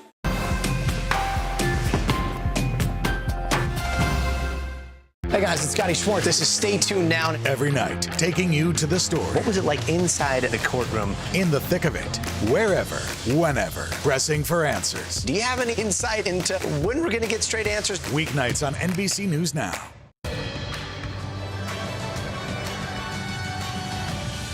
We're back now with a closer look at what's making news in the world of politics this morning, starting with a new poll about the recent assassination of conservative commentator Charlie Kirk. NBC News senior national political reporter Sahil Kapoor is in Washington with more on that and other D.C. headlines for us. Sahil, good morning. Good morning, Joe and Savannah. We begin today in politics with a new NBC News poll showing that 61% of American voters said they feel extreme political rhetoric was an important contributor to the recent killing of the conservative activist Charlie Kirk. That includes majorities of Republicans, of independents, and of Democrats who said extreme rhetoric played a role. Another 28% said they thought it was an incident caused by one disturbed person, while 4% said it was a mix of both. In Indiana, State Senator Greg Good became the victim of a swatting incident merely hours after President Trump attacked him and others in the party for refusing to redraw the state's congressional map to give the GOP an advantage over Democrats in the 2026 midterm elections. That's according to the lawmaker and the local sheriff. Swatting is the act of issuing a false police report designed to intimidate a victim with a law enforcement response. Trump had pressured Indiana Republicans to knock out Democratic House seats in order to, quote, keep the majority at all costs, end quote. And back here in Washington, the Supreme Court says it will hear a case involving asylum claims this term about whether a person who stopped on the Mexican side of the U.S. border with Mexico is considered a person that arrives in the United States under the Immigration and Nationality Act. The parson carries weighty implications because the law permits anyone who arrives in the U.S. to apply for asylum and at least have their case reviewed by an immigration officer. An appeals court has said that asylum seekers are considered to have arrived in the U.S. when they present themselves to a border official, regardless of which side of the border that took place on. And that is a look at what's making news in politics this morning. Guys? Thank you, Sahil. Well, on the education front, high schools and universities across the U.S. are seeing a sharp drop in new students enrolling from other countries. That information comes from a preliminary report from the Institute of International Education, a nonprofit that encourages foreign study. It revealed higher education institutions saw a 17% decline in new international student enrollment this fall. 825 schools were surveyed. More than half reported enrollment drops. Experts say the drop is largely due to issues stemming from the Trump administration's immigration crackdown. Well, for more on this, we are joined now by Jonathan Collins. He's an assistant professor of political science and education at Teachers College at Columbia University. Jonathan, great to have you with us. Good morning. Good morning, Thanks Savannah. for being in studio. So these enrollment declines are actually the biggest non-pandemic, so if you take what happened in 2020 out, drops that we've seen in more than a decade. What's happening at college campuses? This is devastating. So essentially what we're seeing, both at the K-12 level and at higher ed, are pretty steep drops. Now, on the surface, the numbers may seem relatively small. So you're talking about 7, 8% drops, but they're concentrated in specific colleges and universities that have enormous immigrant population enrollments. And so there are some colleges and universities that are seeing drops north of 10, 20, 30%. Wow. I mean, this is having major implications for not only the colleges and university campuses, but the infrastructure, what they can actually provide to student bodies. Let's talk about those implications. A separate report published yesterday estimated the U.S. economy would lose more than $1 billion because we have fewer international students. Talk about the role these students play in our economy. Right. The operative word there is play. That's not what these students are here to do. They're not here for fun and games. They are here to learn and to work. They are a vital part of our economy, of our labor force. You're talking about not just working class jobs, but you're talking about people who are going into technology jobs, people that are going to be creating the next sort of like innovations that are responsible for, the American tech sector, for even thinking about industries like real estate and development and what we're doing with community building. The range of opportunities that are being taken away from our immigrant workforce is going to have major implications on our economy that's already reeling. We're also actually seeing this, I understand, at public schools. It's not just at the collegiate level, and that's happening across the U.S. How does that impact the future of our public school system? Well, that's the thing that I'm very concerned with. You talk about our K-12 public school system. This is not just a system designed to educate kids. Schools do everything. They're providing meals for kids who need them. They're providing mentors and sources of support. Think about your very first teacher and the impact that they had on you, on your life. Imagine that teacher being taken away, right? And what the impact would be for you for the rest of your life. And so now we're going to have kids who are not only being deprived of what you get from having access to a K-12 school, but they're losing access to a K-12 community. And I think there's going to be longitudinal effects that we won't even see until maybe even years from now. This is bad. That is one of the major effects, especially I'm thinking of the students who want to come to America to learn. What is it they're missing out on by not being able to come here? What's the impact for that? Well, America is still the land of opportunity. And when you deprive kids in education, you're closing off the primary door that gets us there, right? The American model is very simple. You come, you learn, you work, and you prosper, right? If you take the learn out of the equation, the prosperity is not going to come. And it's not just individual prosperity that suffers, it's societal prosperity. We are the best versions of ourselves when we're educating our population en masse.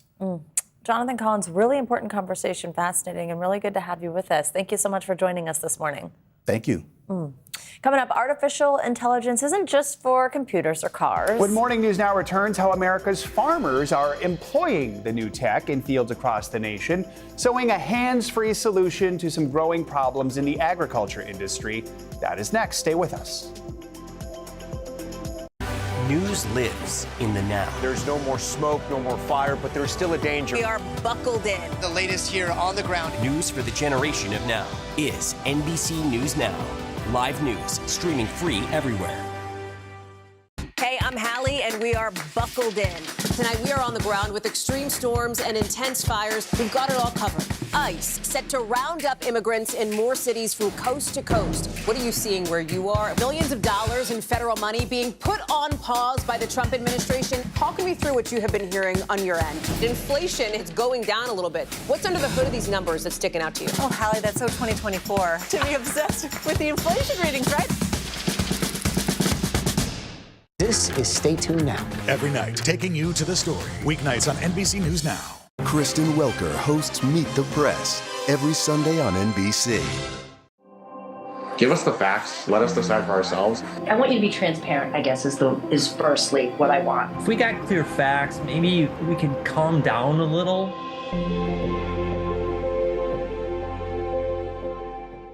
Stay on top of breaking news and the biggest stories of the day with NBC News Daily. Get in-depth reporting from across the country and around the world, and ways you can take care of your health and your wallet. NBC News Daily, weekdays from 12 to 4 on NBC News Now. It's your news playlist. Top story with Tom Yamas, weeknights at 7 on NBC News Now. News for the generation of now is NBC News Now, streaming free everywhere. This is Stay Tuned Now. Every night, taking you to the story. Weeknights on NBC News Now. It's your news playlist. Top story with Tom Yamas, weeknights at 7 on NBC News Now. Hey, I'm Hallie, and we are coming on the air tonight. Hallie Jackson Now, weekdays at 5 on NBC News Now. If we got clear facts, maybe we can calm down a little. Talk to each other more. That's what the news is supposed to do. News for the generation of now is NBC News Now, streaming free everywhere. Hey guys, it's Scotty Schwartz. This is Stay Tuned Now. Every night, taking you to the story. What was it like inside the courtroom? In the thick of it, wherever, whenever, pressing for answers. Do you have any insight into when we're going to get straight answers? Weeknights on NBC News Now. Stay on top of breaking news and the biggest stories of the day with NBC News Daily. Thanks for being with us. I'm Vicky Nguyen. I'm Morgan Radford. I'm Zinclair Samoa. And I'm Kate Snow. Get in-depth reporting from across the country Flood-ravaged communities now facing another powerful storm. and around the world, People flocking to Sicily. Mount Etna is erupting. and ways you can take care of your health What can people do when they're entering the doctor's office? and your wallet. That could save you hundreds of dollars a year. NBC News Daily, weekdays from 12 to 4 p.m. Eastern on NBC News Now.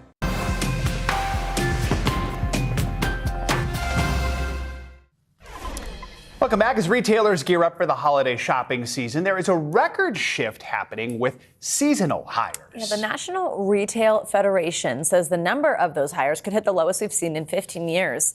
Meanwhile, as companies hire fewer holiday employees, of course, more Americans are looking for temporary work. According to Indeed, holiday job searches were up 27% in September. Caleb Silver joins us now with more on this. He is the editor-in-chief at Investopedia. Caleb, good to have you with us. So let's start with the most important question. Why? Why are we seeing fewer holiday workers hired? Right. Cost efficiency and cost control. This is what these companies want. They're trying to make their gross margins, their profit margins here in the critical fourth quarter. We're going to get some spending. The National Retail Federation estimating that we're going to spend over $1 trillion in holiday shopping alone this season, but they're trying to get by with less. And companies have the upper hand compared to a couple of years ago where companies were actually giving out bonuses to get people to jump on for seasonal work. Right now, they're doing more with less. Which companies are we seeing really slash these workforces? Well, we've already seen cuts in companies like Forever 21. They closed 215 stores. Yeah, Hudson Bay's liquidating all of its stores. But even in the big retailers, the Macy's of the world and others, they're getting by with what they have right now. They're estimating that they're only going to hire 265,000 to 365,000 workers. That's about 3% less than last year. And there's been a lot of retail cuts, too, already this year, about 75,000 so far. Obviously, this is concerning for anyone who relies on these holiday jobs, whether it's for a second job to make a little extra money or it's the time of the year they usually decide to work. But it also really is just has an impact on all consumers, right? Talk about that. Yeah, because a lot of people who are looking for that seasonal work use this extra money either to buy gifts or to get by week after week. As we know, a lot of people are taking on second jobs, so they depend on this. And usually you can expect retailers to add to their staff. It's like the Christmas tree going up around Thanksgiving. This always happens. But this year, we're going to see a much more muted hiring picture for those seasonal workers. And companies are going to see if they can get by with less. And if they can, expect this trend to continue. Actually, this year, we're also expected to see holiday shopping sales crack the $1 trillion mark. That would be the first time ever. That's according to the National Retail Federation as well. How's that possible? Is this like because things cost more, this is what it is, or are people spending more? You nailed it. Things cost more, so we're probably going to spend more, but also the wealthy are driving a lot of the spending. And where do the wealthy spend, especially around the holiday season? On experiences. So if you look at plane tickets, if you look at hotel destinations, a lot of those are sold out on the high end. And we're hearing it from the airlines and even from the credit card companies with the big rewards. Front of the plane is stuffed. Luxury hotels are doing just fine, but the lower end, middle to lower, not as strong. I feel like with fewer workers, we might have to be a little more patient, perhaps, in some of the places where we're shopping or where we're going this year. Absolutely. Be patient and be nice to those people in the mall. They are working hard, and there's going to be a lot of demand and a lot of foot traffic, as there always is. We're really good at spending, so we'll figure out a way as Americans to make sure we do our holiday spending. But these companies are going to get thinner. They've already reduced a lot of their white-collar staff. They're probably going to do that with some of their retail staff going in through this holiday season. season, and then we'll see what happens in 2026. That will teach us all the holiday lesson of patience. Patience. Caleb Silver, thank you. We've got more money headlines now. One MLB team owner's shares of the Las Vegas Sphere are up for sale. NBC's Emily Lorsch joins us with that and other Wall Street headlines. Emily, good morning. Hey, good morning, Joe and Savannah. New York Mets owner Steve Cohen's hedge fund has sold 85% of its stake in Sphere Entertainment, which includes the Las Vegas venue and MSG Networks. The billionaire's firm offloading more than 1 million shares as the stock surged 91% this year, according to an SEC filing. The Sphere's jump follows major debt cuts and strong sales for its new AI-powered Wizard of Oz experience. And Abhijit Chaudhry, who helped create the iPhone Air, has left Apple after 6 years to join an AI startup. His exit adds to a wave of turnover that's reshaped Apple's design group, with Jeff Williams, the longtime chief operating officer who oversaw the design team, leaving the tech giant last week. The design group will now report directly to CEO Tim Cook as Apple prepares a second-generation iPhone Air for 2027. Plus, a new analysis shows past due utility balances jumped nearly 10% in the past year as monthly energy bills climbed 12%, according to the think tank The Century Foundation and the group Protect Borrowers. Since consumers typically prioritize these costs, it's a potential sign families are falling behind on other payments too. This comes as President Trump faces voter frustration over high costs as he promotes energy-hungry AI data centers. So some struggles there potentially for families as we hit the holiday season. Yeah, and as we head into the winter and we need that heat. All right, Emily, thank you so much. Thank you. There's a fascinating wave of new technologies that's changing the way that America's farmers grow your food. Get this, AI-operated driverless tractors are plowing a handful of fields across our nation's heartland, with one major farming giant promising a nationwide rollout next year. NBC News correspondent Maggie Vespa dug into this state-of-the-art shift, and she joins us now with the details. Hey, Maggie, this is fascinating. Good morning. It is fascinating. Good morning. Yeah, the farmer who owns but clearly was not driving that tractor calls this the future of farming. And this morning, equipment powerhouse John Deere argues AI could fill a crucial gap on farms nationwide. Each fall across America's heartland, countless fields are toiled by farmers and their tractors. Or in this case, just the tractor. That's insane. There's no one driving that. There's no one driving it. Mike and Betsy Rowland own West Bureau Farms in central Illinois, one of at least 18 states where farmers this year are testing state-of-the-art AI tractor technology. A rural response, perhaps, to the self-driving cars increasingly spotted in major cities. Here, Mike and Betsy start their high-tech tractor from an iPhone. Oh my gosh. And save hours of work. Over the weekend, I set it loose on the field, and then I went home, did some laundry, went and got groceries. Before, it was you or me running this thing at 9, 10, 11, midnight, and you're exhausted. This can run by itself, and I can go home and go to sleep. The tech, courtesy of agriculture giant John Deere, who's planning a nationwide rollout next year. This has cameras mounted 360 degrees around the roof of the cab. The massive machine navigates using satellites and cameras. Ooh. See, there you go. That is jarring. That stop it when they spot possible obstacles. The goal, to address deeply rooted problems helping drive up food prices, including a mounting labor shortage and an aging industry. The average American farmer is 58 years old. They can actually let technology operate the tractor while, Betsy, Mike, others in their operation focus on maybe higher value tasks. Mike and Betsy add this innovation hasn't replaced any jobs on their farm, just offered breathing room during the busy harvest. This is the future of farming. I mean, it This truly is the future of farming. Absolutely. Yes, obviously they have their take. They do admit, though, Mike and Betsy, that other farmers in their area have come to watch the self-driving tractor do its thing, and they're skeptical. They're worried about all the things that everybody worries about with AI, including replacing jobs. So it's not a monolith within the industry. And actually, also, there's a battle around this brewing, particularly in California, where, for instance, state regulations right now currently prohibit self-driving farm equipment. So this is by no means a guarantee, and kind of how big a factor, how common a factor this becomes in growing our food, guys, basically remains to be seen. But it was a fascinating day, Savannah. Oh, absolutely. Really interesting. Maggie, thank you so much. Coming up, the astounding life and legacy of a true American icon, chronicled in a new book proving to fans that age is just a number. And when we come back, the legendary Dick Van Dyke goes one-on-one with our own Al Roker. Look at this, on the 100 rules of living to 100 ahead of his centennial celebration next month. That's next on Morning News Now. It's your news playlist. Top story with Tom Llamas, weeknights at 7 on NBC News Now. Will U.S. troops ever be sent into Gaza? Do you think President Putin will ever be serious about peace?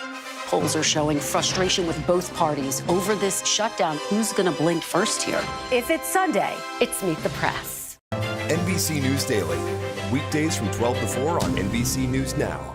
Good to have you with us. I am Joe Fryer. I'm Savannah Sellers. Thanks so much for being here. New developments in the ongoing trade war between the United States and its closest trading partners. The latest brutal weather that's impacting tens of millions of Americans. If TikTok were to be sold, why would it be so difficult to maintain here? A new global study that is sounding the alarm on obesity. What are the factors behind it? Astronauts Butch Wilmore and Sunny Williams are waking up Earthside for the first time in 9 months. Morning News Now, streaming weekdays at 7.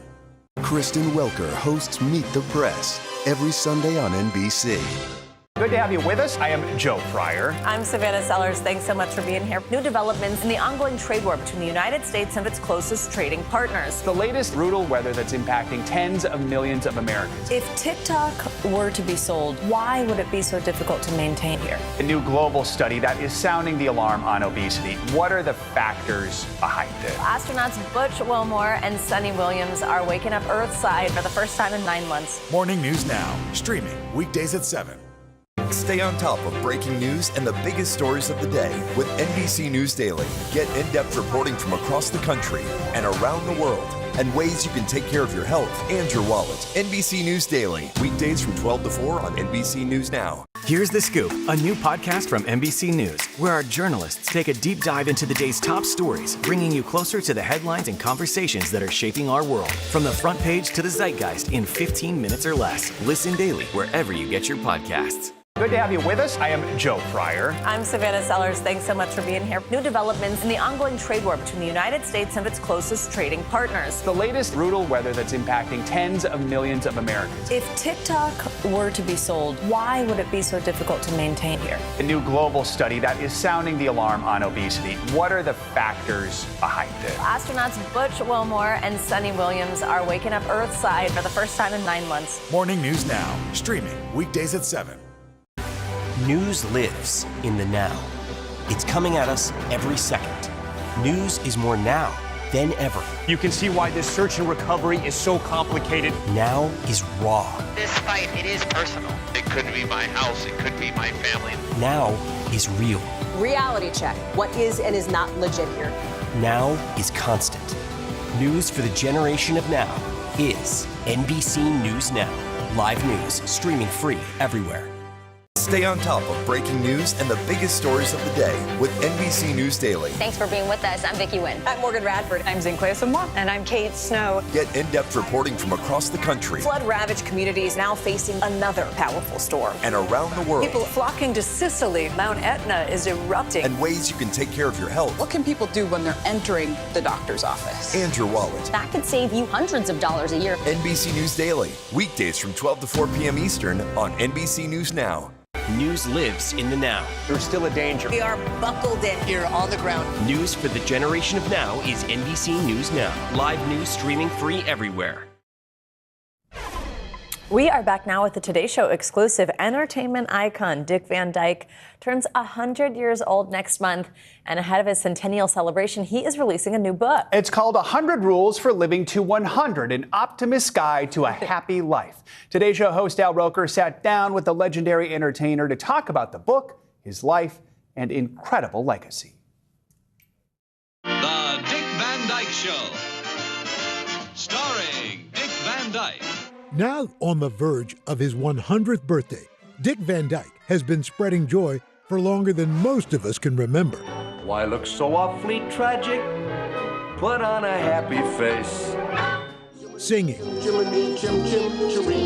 dancing, and pratfalling his way into our hearts.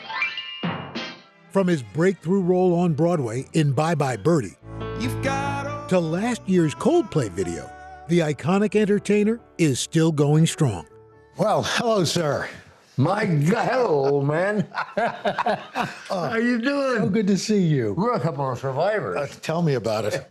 And now, he's letting us in on some of his secrets for living to 100. What's the one question that people ask you the most as you're approaching, this centennial mark? Why are you still walking around is one.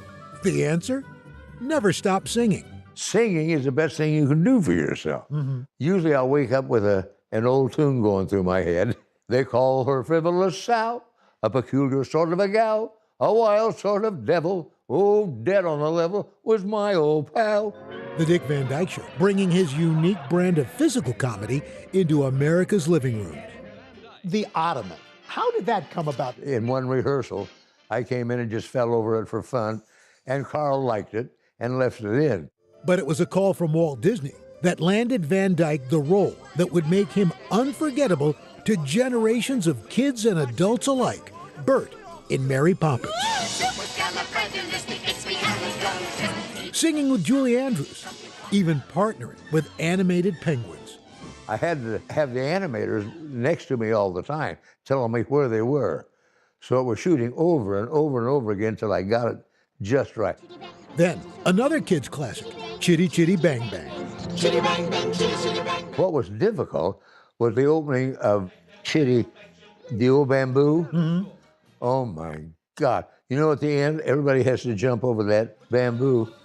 Every take, one kid would miss. The take you see is take 26. Wow. And out of that, doing that movie, is it true you could have almost become James Bond? I almost did. His performance in Chitty led the film's producer to think of him as a possible successor to Sean Connery. Cubby Broccoli came to me and said, "Would you like to be Bond?" And I said, "Have you heard my British accent?" Click. Dick says he still regrets turning down the chance to be 007, but not much else. Da, da, da, da. At 91, he and I were dancing in his backyard. Today, he's still making sweet harmonies with his a cappella group, The Fantastics, and with his beloved wife, Arlene. She keeps me young, because we sing, and we dance, and she just keeps me a teenager. Mm-hmm. How has he changed your life? Oh my God. What? I mean, he's totally changed. I'm always on the verge of tears because he's just like the greatest human being ever. And you've just changed the way I look at life. And guess what? He may not be done yet. You don't stop. You're not going to retire, are you? I don't want to. I mean, it's my hobby. It's my life. I love it. I'm looking for work right now. What haven't you done that you'd like to do? What role? I wanted to be Scrooge. Always wanted to play Scrooge, and I could do it. It's just November. I still got time. Oh my goodness, our thanks to Al Roker for that story. Dick Van Dyke's new book, 100 Rules for Living to 100, comes out today. The two of them together. Just exactly. He would be a great Scrooge. I interviewed him when he turned 90. He wrote a book called Keep Moving. Clearly, Keep Moving has worked for him. And keep writing, apparently. No new kidding. books. All right, that's going to do it for this hour of Morning News Now. Stay with us. The news continues right now.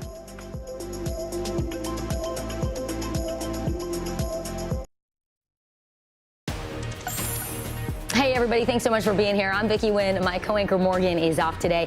NBC News Daily starts right now.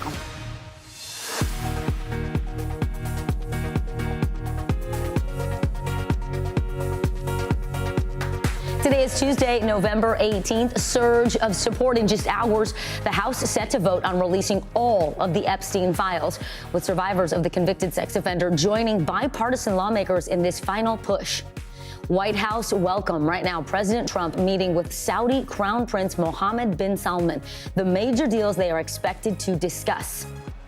Celebrity break-in, the homes of two Real Housewives burglarized while they attended BravoCon. What the robbers allegedly stole in the latest high-profile heist. Air taxi. What if the next cab you hail is in the sky? We'll have an exclusive look at this high-tech aircraft that's launching in Dubai.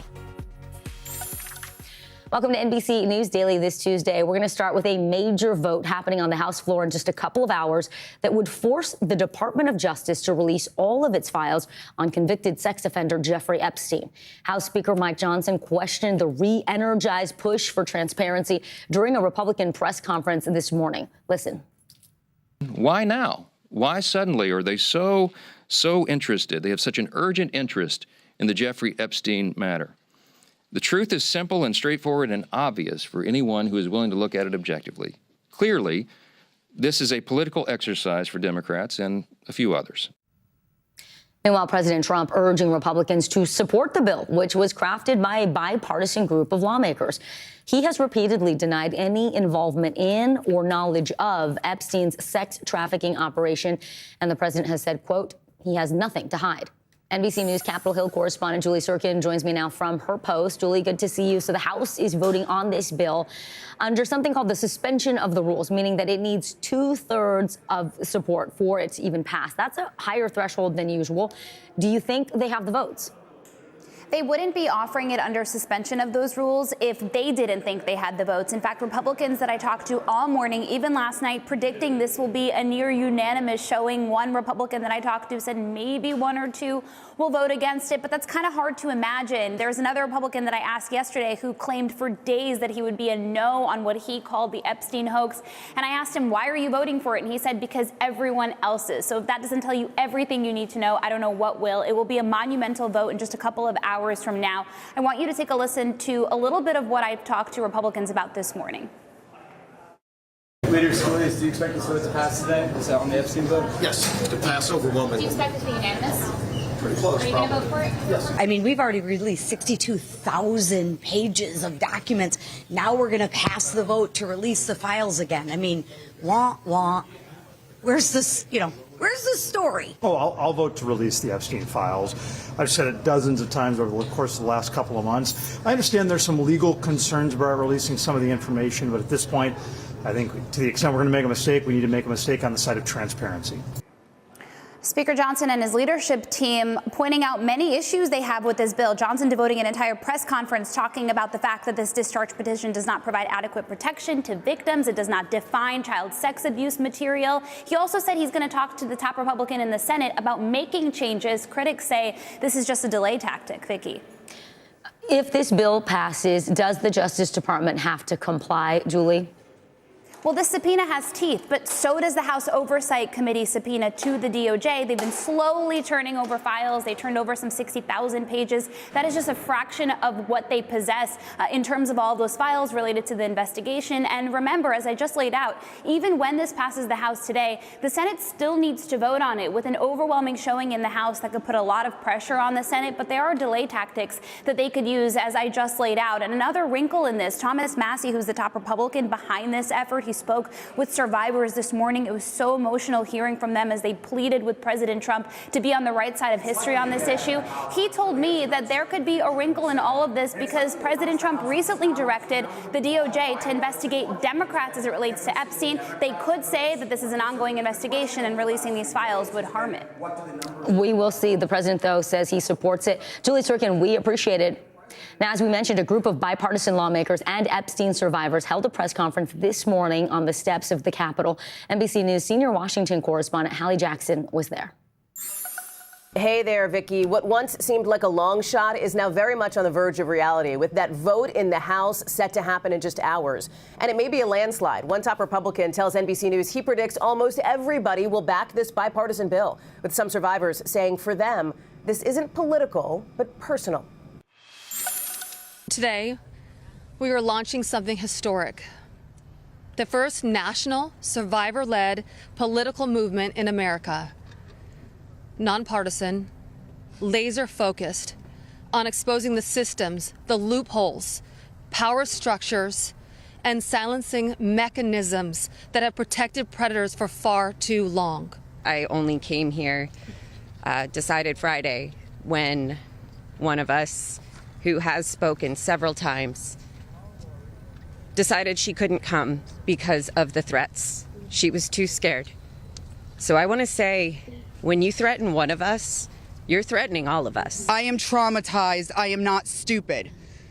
You have put us through so much stress, the lockdowns, the halt of these procedures that were supposed to have happened 50 days ago. The Adelita Grijalva who waited to get sworn in and then get upset when your own party goes against you because what is being done is wrong. It's not right. None of us here signed up for this political warfare. We never asked to be dragged into battles between people who never protected us in the first place. We are exhausted from surviving the trauma and then surviving the politics that swirl around it. This is not an issue of a few corrupt Democrats or a few corrupt Republicans. This is a case of institutional betrayal. Because these crimes were not properly investigated, so many more girls and women were harmed. I beg you, President Trump, please stop making this political. It is not about you, President Trump. You are our president. Please start acting like it. Show some class. Show some real leadership. Show that you actually care about the people other than yourself. I voted for you, but your behavior on this issue has been a national embarrassment. Without transparency, there's no accountability. Without accountability, there is no justice. And without justice, democracy dies. Yeah. So representatives, you have a choice to show millions of Americans whether you stand with us or with the powerful predators that are counting on your complicity. And as for this House vote happening today, let's say it passes the House, let's say it passes the Senate, let's say the president signs it into law, what could ultimately be released from the Justice Department? Potentially, we could see financial records or more Epstein emails or texts, evidence from hard drives seized from his properties, investigative summaries of interviews with key players, for example. But keep in mind that this bill also lets the DOJ withhold information that would jeopardize an active federal investigation. And of course, the president last week directed his DOJ to open an investigation. So there's a question on how that might ultimately affect what becomes public. And by the way, there's no timeline on when the DOJ would have to comply if this does pass. Vicki? Hallie, thank you so much. We are following breaking news at the White House, where President Donald Trump is meeting with Saudi Crown Prince Mohammed bin Salman. You can see his arrival at the White House just last hour, featuring a full military procession and a flyover. The pair are expected to sign economic and defense agreements, according to a White House official. Now, this marks bin Salman's first trip to the U.S. in 7 years since the 2018 murder of Washington Post journalist Jamal Khashoggi. He was a critic of the Saudi government. U.S. intelligence reported that the Crown Prince himself ordered that killing. That is something that he denies. NBC News White House correspondent Monica Alba following the very latest for us from Washington, D.C. today. Monica, let's just start with the arrival ceremony that we just saw there. Much more elaborate than what many other world leaders get when they visit the White House. How is that setting the scene for the relationship between the U.S. and Saudi Arabia? What does it signal? And what are both sides trying to get out of this meeting? Well, Vicki, it really is almost like a state visit in all but name, and that is because technically the Crown Prince is not the head of state of Saudi Arabia. That is the king, his father. But you are seeing everything you might see, and even some more. There was a military flyover, the literal rolling out of the red carpet. You are seeing an all-day event that is slated to take place here at the White House with a black tie dinner that will also be held in the Crown Prince's honor later this evening. And there is a lot on the agenda, Vicki, and this really signals the Crown Prince sort of re-entering the diplomatic fold in the most significant form when it comes to a visit here in the United States that we have seen really in years. But you've seen signs of this from Saudi Arabia culturally and diplomatically wanting to be more of a presence on the world stage. And certainly you have seen President Trump really value this relationship with Saudi Arabia, where he decided to travel to first in his first first term and where he also has visited in this second term as well. Yeah, it's almost celebratory. A lot of pomp and circumstance there, Monica. We know that in the Oval Office yesterday, the president said he would be willing to sell F-35 stealth fighter jets to Saudi Arabia. What would that mean for the balance of power in the Middle East? Yeah, and going into this meeting, this was something that we thought was going to be discussed, but the president himself confirmed that he is planning to sell F-35s to Saudi Arabia. And in that military flyover that I just referenced, we actually saw multiple F-35s and some F-16s as well. But there were some questions that had been raised in the past by the Pentagon and by experts about whether the technology that goes into those F-35s, if it is then sold to another country additionally, what that could mean if that technology were to get into the hands of an enemy or of somebody who would use that in a different way. And questions had been raised about that, but clearly the U.S. and the president ready to go ahead with that sale anyway. All right, Monica Alba live in D.C. for us. Monica, thank you. It is time now for our Money Minute, rather. Internet infrastructure company Cloudflare was hit by an outage today, impacting sites like X and ChatGPT. More than 11,000 X users in the U.S. reported having issues with the social media site earlier today. NBC News business and economy reporter Emily Lorsch joins me now. So, Emily, Cloudflare this is a big deal, right? They manage the traffic and secure traffic for 20% of the web. So what's the latest on this outage? Vicki, it's a huge deal, and Cloudflare says the outage has been resolved at this point. At around 10 this morning, the company saying it had implemented a fix. However, it did note that some users may still experience some issues using its online dashboard. The company says they're continuing to monitor the situation to ensure all services are back to normal. And a new analysis shows past due utility balances jumped nearly 10% in the past year as monthly energy bills climbed 12%, according to the think tank The Century Foundation and the group Protect Borrowers. Since consumers typically prioritize these costs, it's a potential sign families are falling behind on other payments too. This comes as President Trump faces voter frustration over high costs as he promotes energy-hungry AI data centers. Finally, Target and Starbucks are rolling out their first ever holiday drink collaboration, a frozen peppermint hot chocolate sold only at Starbucks cafes inside Target stores. Both chains have been hit hard by inflation, tariffs, and consumers buying fewer extras this year. The companies hope the exclusive drink can draw customers back in during this critical holiday season. Target reports its earnings tomorrow, and analysts say every bit of traffic matters. Now, Vicki, my motto here is you can't talk about something without trying it. I like your motto. I co-sign. Cheers to you. Can't wait to try it. And frozen hot chocolate. I like it. Bad, right? Listen, I love peppermint and chocolate in all forms and combinations, cold, hot. I think this is going to be a hit. I agree. My dad would say it's like drinking toothpaste. He doesn't understand the whole peppermint thing, but I'm into peppermint. I love peppermint. Holiday time. So holiday, yeah, exactly. Emily Lorsch, thank you for the news and thank you for the treat. Appreciate it. All right, well, rapper Nicki Minaj teaming up with President Trump's UN ambassador, the message she's using her platform to deliver. But first, with 2026 right around the corner, nearly half of American adults say they are worried about one thing in the new year, and that is paying for health care. What is behind the high anxiety? We'll tell you. You're watching NBC News Daily.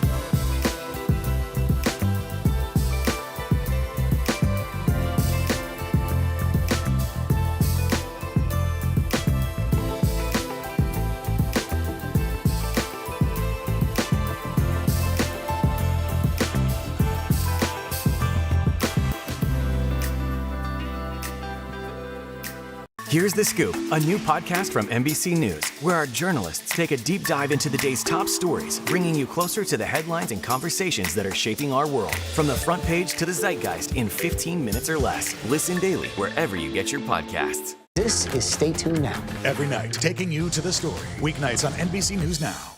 News lives in the now. There's still a danger. We are buckled in. Here on the ground. News for the generation of now is NBC News Now. Live news streaming free everywhere.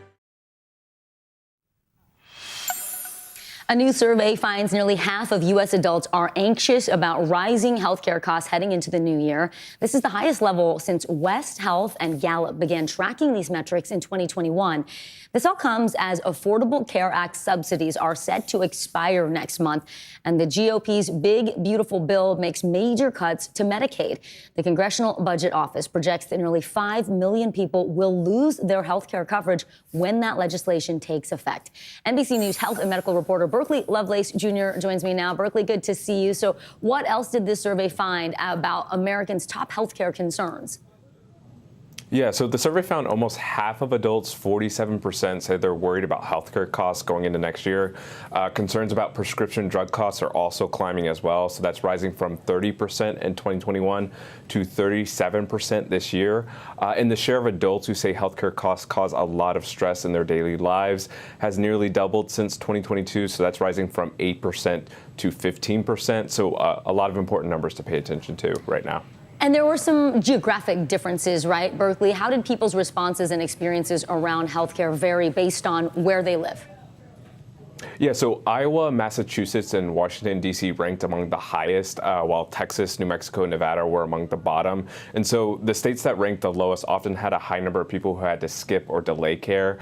And states that were in the top often had an easier time getting health care when and where they needed it.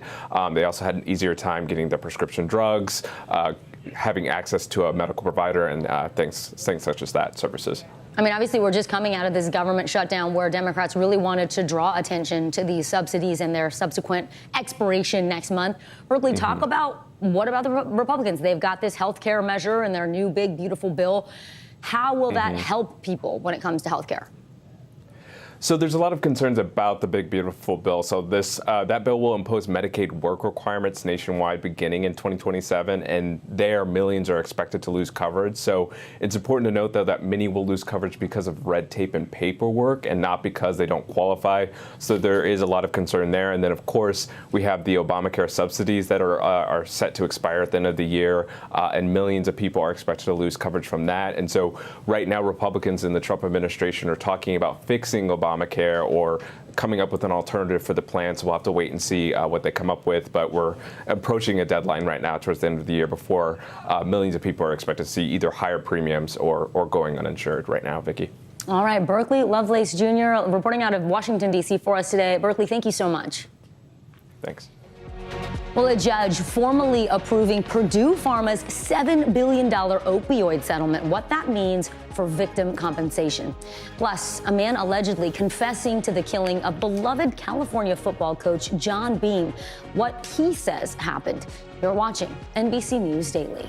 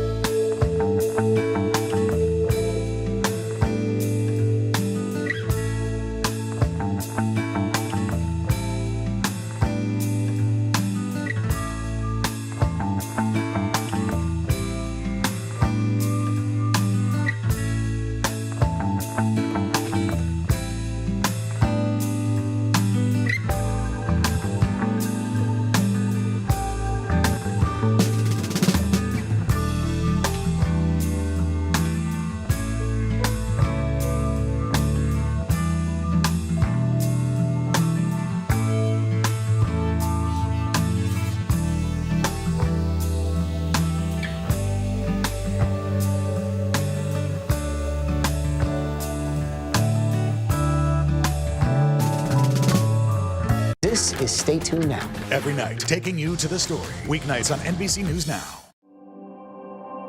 If we got clear facts, maybe we can calm down a little. Talk to each other more. That's what the news is supposed to do. News for the generation of now is NBC News Now, streaming free everywhere.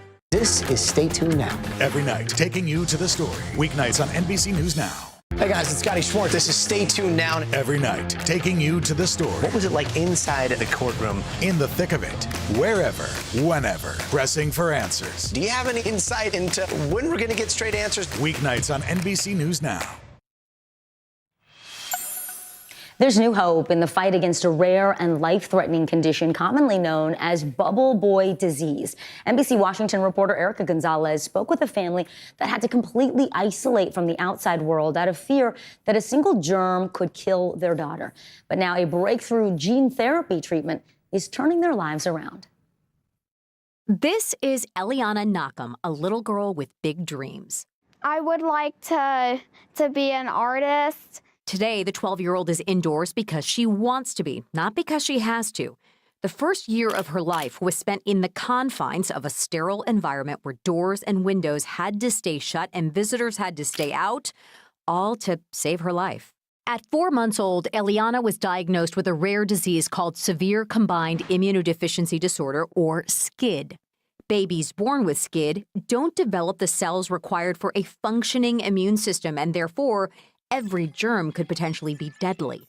Eliana's form, ADA SCID, is ultra rare, with fewer than 10 cases a year. We had to get rid of our cat and dog. We couldn't have any plants in the house. We couldn't have any fresh fruits or vegetables. I mean, we really had to make our apartment as sterilized as possible place for her to live. You had to create a bubble. I had to create a bubble, yes. So instead of actually putting her in a physical bubble, we just lived in a bigger bubble. SCID is commonly referred to as bubble boy disease. Left untreated, life expectancy could be just 2 years. In my head, I immediately thought, that I should really expect the worst. But then I felt that I really needed to, dig into the information that was available and help figure out the best course of treatment. And that's when the family from Fredericksburg, Virginia, heard about a clinical trial more than 2,000 miles away from home in Los Angeles that could potentially give Eliana a chance to enjoy a life outside.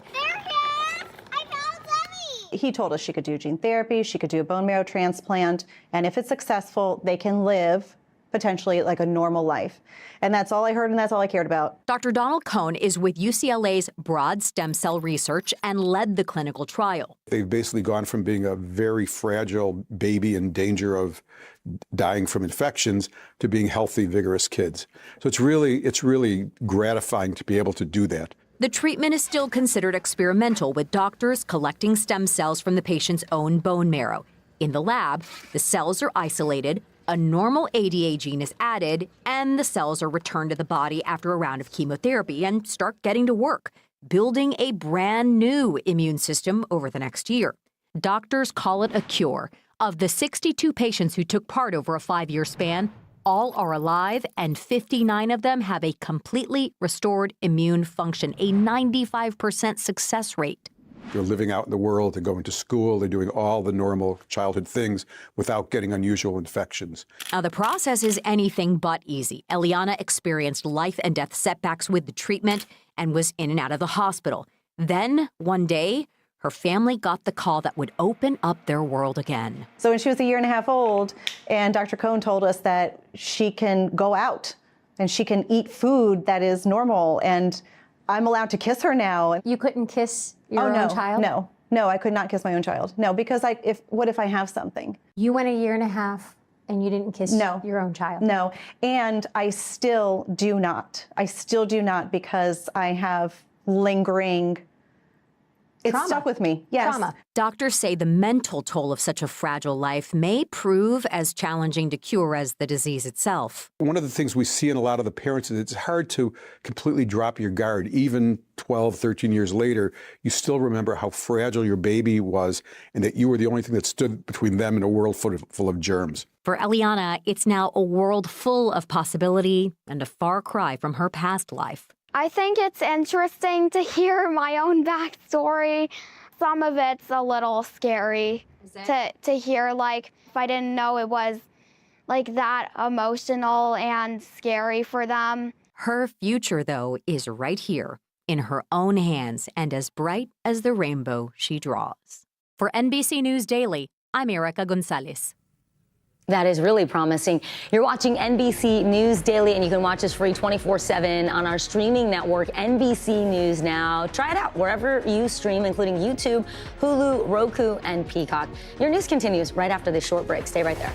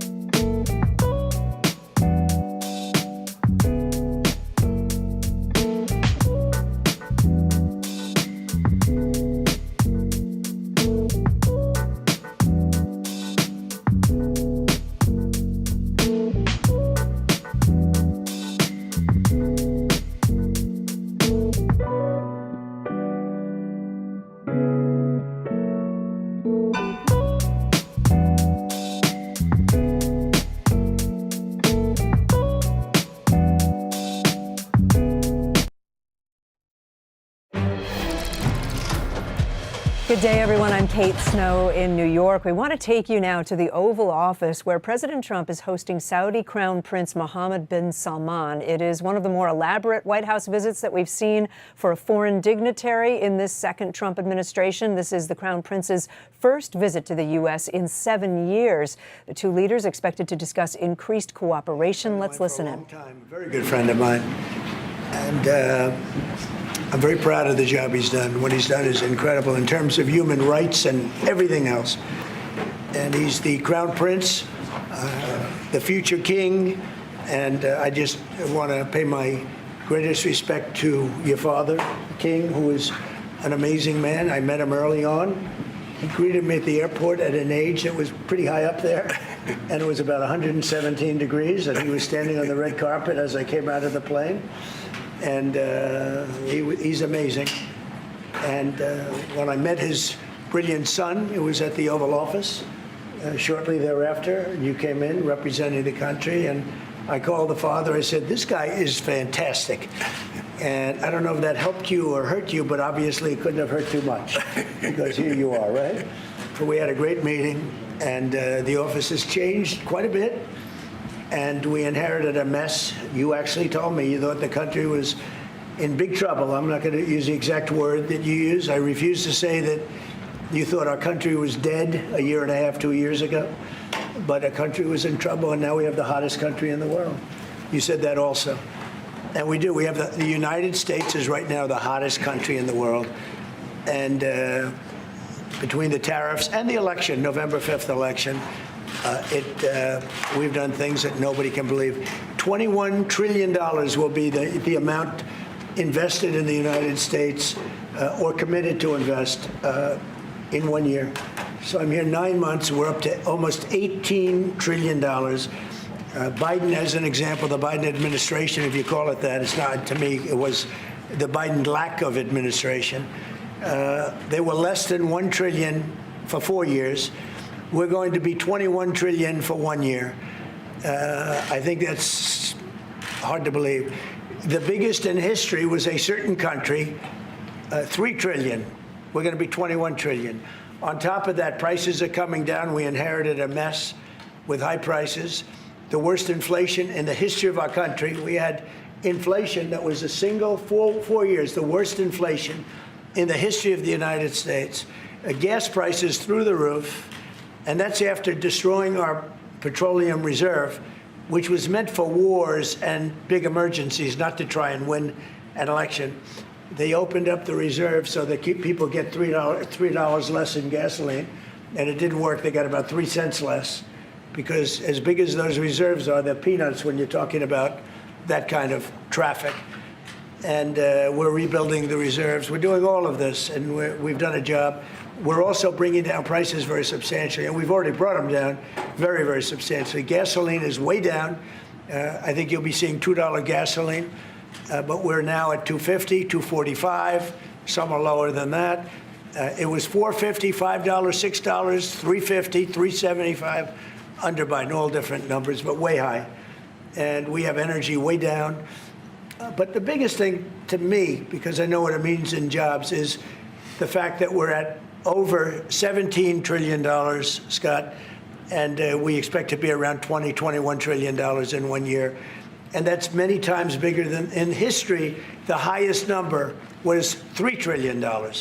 And we're going to be at 21 trillion. That means new plants, new AI, new auto plants. We have auto plants coming in from Canada, from Mexico, from Germany, from Japan. Toyota just agreed to invest $10 billion on new auto plants, all American workers. We've never been in a position like this. You can go back to the beginning. Our country has never been in a position like this.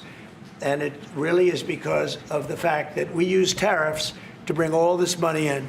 And you're going to see the results in a year when these plants start to open up. We have more plants under construction now than at any time in the history of our country. And these are big plants. These are the biggest plants anywhere in the world. And I want to thank you because you've agreed to invest $600 billion into the United States. And because he's my friend, he might make it $1 trillion, but I'm going to have to work on him. But it's 600. We can count on 600 billion, but that number could go up a little bit higher, yes, or I don't know. We'll see. But we appreciate it very much. So Saudi is going to be investing at least $600 billion, and that means investments in plants, in companies, money on Wall Street. And what it really means for everybody that really counts is jobs, a lot of jobs. We have a lot of jobs. So I just want to thank you. We've been really good friends for a long period of time. We've always been on the same side of every issue. I think we've done a great job in wiping out the nuclear capacity of Iran. Nobody else could have done that. No other president would have done it. We had the pilots in the Oval Office right here. We were celebrating a very successful attack. So I had them in with that beautiful B-2 bomber that's over there. And they said, sir, for 22 years, we practiced this attack. Our predecessors, these were very young guys, so 22 years, they said our predecessors and us practiced the attack on Iran, but no president ever gave us the go-ahead. 3 times a year they went out and they practiced the attack. Nobody let us do it until you came along, and I let them do it because it was the right thing to do. You can't have a nuclear Iran. And so we put you in a very good position. But I just want to say it's an honor to be your friend, and it's an honor that you're here. And if you'd like to say a few words, but thank you very much. Well, thank you, Mr. President. This relation has been a relation for about 9 decades, and we've been working together for a long time. But today it's a very important time in our history because there is also a lot of things that we're working on in the future. We believe in the future of the rest of America. We believe in what you're doing, Mr. President. It's really creating a lot of good things and good foundation to create more economic growth, more business in America. And it will also your work for the world peace. I believe, Mr. President, today and tomorrow we're going to announce that we are going to increase that $600 billion to almost $1 trillion of investment, real investment and real opportunity by details in many areas. And the agreement that we are signing today in many areas in technology, in AI, in earth materials, magnet, etc., that will create a lot of investment opportunities. So you are doing that now. You're saying to me now that the $600 billion will be $1 trillion. Definitely, because what we are signing, it will facilitate that. And I like that very much. Go ahead. You worked hard. No, that's great. I appreciate that. That's great. We're doing numbers that nobody's ever done. And in all fairness, if you didn't see potential in the U.S., you wouldn't be doing that. Definitely. You don't want to lose money. As you said, Mr. President, it's the most hottest country in the planet. But what you're creating is not about opportunity today. It's about also long-term opportunity in the rest of America that will affect American economy positively in the next coming decades. Preparing the right foundation of emerging technologies, that's a game changer for America in a good way, and we want to be part of it. Yeah, we're doing really well. And this, you don't see what we're doing so much because we have, although the construction industry sees it. If you look at Caterpillar, who's been incredible, the tractors, everything else, the numbers that we're doing in construction are unbelievable. Some of the plants that we're building, AI, and they're building their own electric with the plant. I gave them the right to build their own electric with the plant because no country, frankly, will have this. China's working very hard to produce enough electric, but we're beating China substantially at AI, which is a big thing. And we had a great meeting 2 weeks ago with President Xi, but on AI, we're doing well. And I have a man, David Rommel. Yes, sir. David, could you say a few words about what you're seeing on the job front and all of the some of the assets, and also how we've been helped by the Saudis in terms of the kind of investment they've made, please. Yeah, most certainly. Thank you for the opportunity. I am a facility leader for GE Vernova, and if you look at the landscape for GE Vernova investment, over $750 million in the U.S. focused on true manufacturing jobs here stateside. We're looking at tripling the output of our Greenville, South Carolina facility, where we make the gas turbines that are supporting U.S. needs as well as the Saudi Arabia needs. Right. So real jobs, $300 million in gas investment, resulting in over 500 pieces of new equipment being installed in the Greenville, South Carolina facility. That translates into roughly 1,800 jobs across the board for GE Vernova as we try to scale capacity to be able to meet this demand. Along with that, we're partnering with local communities to build the skill set that's required to meet these capacity needs. So that talent pipeline is incredibly important. So it's real jobs in the manufacturing space. Well, you've been great, and thank you very much. And we love that state. I won that state by record numbers. I won a lot of states by record. Texas, a lot of them by Indiana. We're working with Indiana or something right now. We won that. We won a lot of them by records, but that was one of them. I want to thank you very much. Say hello to everybody. Great job. You're doing a great job. Thank you. So just in wrapping up, we'll take a couple of questions, but I want to just tell you what an honor it is to be your friend. And I very much appreciate the investment of now $1 trillion, okay?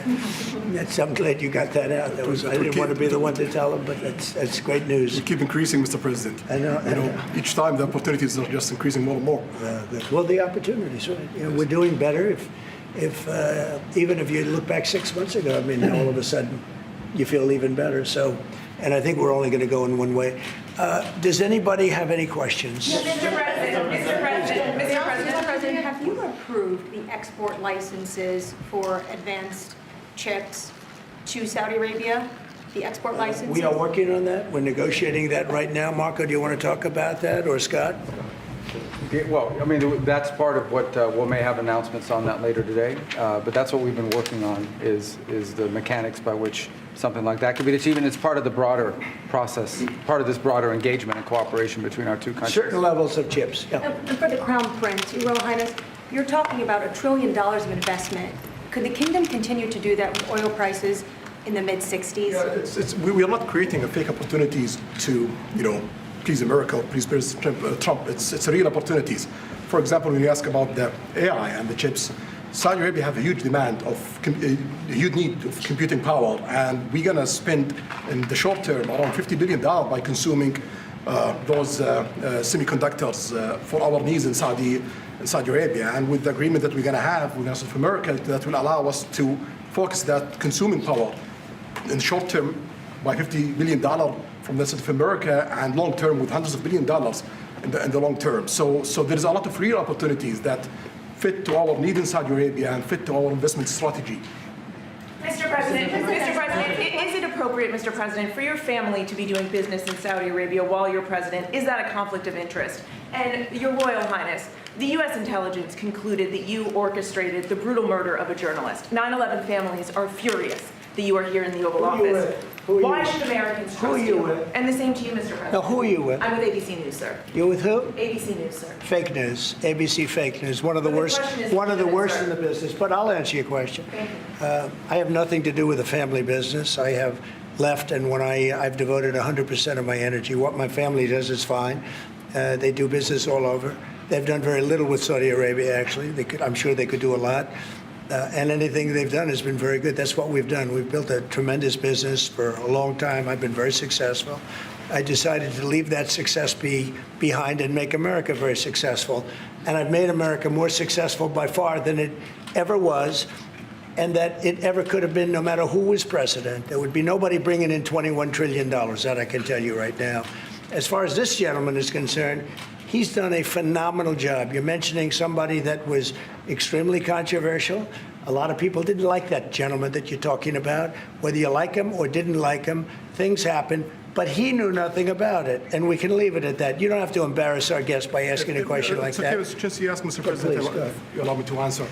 You know, I feel painful about, the families of 9/11 in America, but, we have to focus on reality. Reality based on CIA documents and based on a lot of documents that Osama bin Laden, he used Saudi people in that event for one main purpose, is to destroy this relation, to destroy the American-Saudi relation. That's the purpose of 9/11. So whoever buying that means they are helping Osama bin Laden's purpose of destroying this relation. He knows that strong relation between America and Saudi Arabia, it's bad for extremism, it's bad for terrorism. And we have to approve him wrong and to build our relation, to continue developing our relation. It's critical in the safety of the world. It's critical against extremism and terrorism. About the journalists, it's really painful to hear, anyone that been losing his life for, no real purpose or nothing illegal way. And it's been painful for us in Saudi Arabia. We've did all the right steps of investigation, etc. in Saudi Arabia, and we've improved our system to be sure that nothing happened like that. And it's painful and it's a huge mistake, and we are doing our best that this doesn't happen again. Mr. President. Thank you, Mr. President. The Crown Prince has been instrumental in helping lifting the sanctions on Syria. Will there be any joint investment between the U.S. and Syria? And will you visit Damascus? Are you from Syria? No, but Where are you from? I'm from Palestine. Oh, you're making a lot of progress, huh? Very good. Well, they like me. The Palestinians like me. The Palestinians are doing very well, actually. I think we're working very closely with a lot of people that make everybody happy, including Israel, the Palestinians, and everybody. That's very interesting. No, I think that I will tell you, the Crown Prince called me, and he specifically asked me if I would lift the sanctions on Syria, because he wants to see Syria make it. As you know, the leader of Syria was just here. We had a great meeting, and he's a strong guy, and I guess you need a strong person to run it. And I think Syria's made tremendous progress. We did lift the sanctions at the request of the Crown Prince. Also, the president of Turkey, Erdogan, called me specifically. He said, if you don't lift the sanctions, Syria doesn't have a chance. If you do, they have a very good chance. And between the two of them and some others, I lifted the sanctions. And the results so far have been pretty good. Mr. President, can I ask you a question about the F-35s that are being sold to Saudi Arabia? Are these the same ones that are being used by the Israeli military? And if so, how does that allow for the qualitative military edge for Israel? And then I want to ask you, because you brought up the plight of the Palestinians, are you aware of relocation flights to South Africa that are taking place right now? Which flights? There are relocation flights that are taking place. Some Palestinians are being charged up to $2,000 a seat. I'm not going to South Africa for the G20 because I think their policies on the extermination of people are unacceptable. So I'm not going. So I won't refer to anything having to do with South Africa. South Africa has behaved extremely badly. But I will say that when you look at the F-35, and you're asking me, is it the same? I think it's going to be pretty similar, yeah. You know, How will that this affect- is a great ally, and Israel's a great ally. And I know they'd like you to get planes of reduced caliber. I don't think that makes you too happy. They've been a great ally. Israel's been a great ally.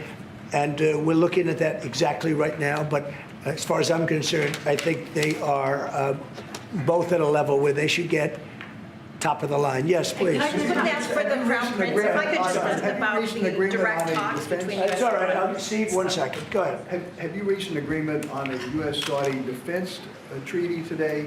And are you going to bring up the Abraham Accords in your discussion? I already brought them up. What did you say? I think I got a positive response. Would you like to respond? Yeah, so definitely we believe having a good relation with all Middle Eastern countries, it's a good thing.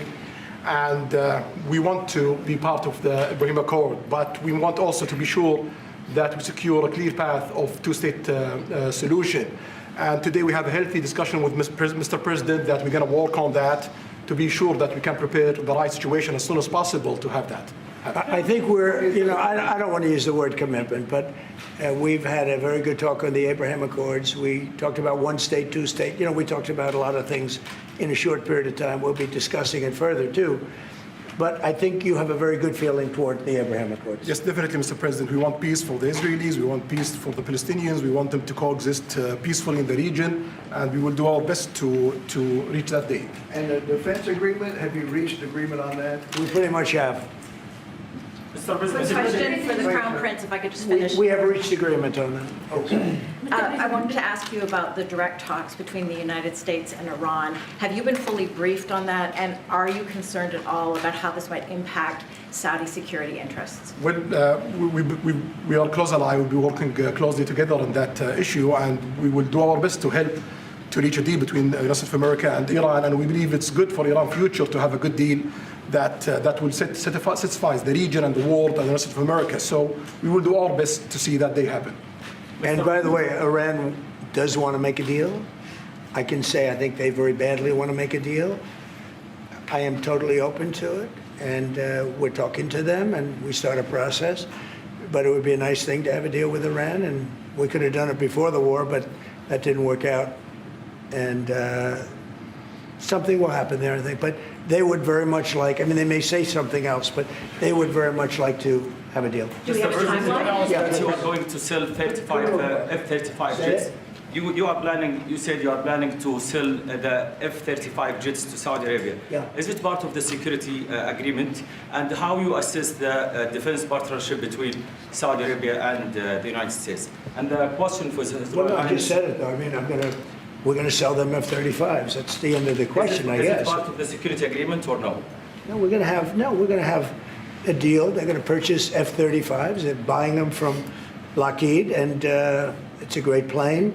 We make, by the way, the best military equipment. You saw that during the Iran little skirmish. We make the best planes, the best missiles. We make the best offensive missiles. We make the best military equipment in the world. Nice. For His Royal Highness, I would like to ask you about how you see the cooperation between the United States and Saudi Arabia in the advanced technological field, especially AI, and how it will support Saudi Arabia to serve its goals to achieve the vision of 2030. Well, I will try to answer that in short, but definitely there's a lot of interest in many industries between Saudi Arabia and America, and we are signing a lot of agreements in different areas that will really add value to American economy, but also to add value to us in Saudi Arabia. And AI, it's critical for us because one of the long-term problems that we could have is lack of workforce. As you've seen in the past few years, some of them have reached 30% of the global immigration to Saudi Arabia.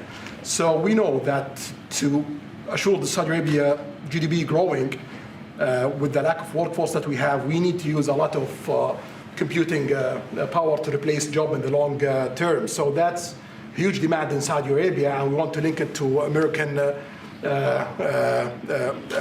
private sectors and getting the supply from America. So there's a lot of opportunities in that area. And we're also involved in AI in Saudi Arabia. So we're working, and we're leading by a lot on AI. By actually a lot. China would be in second place, but we're leading by a lot.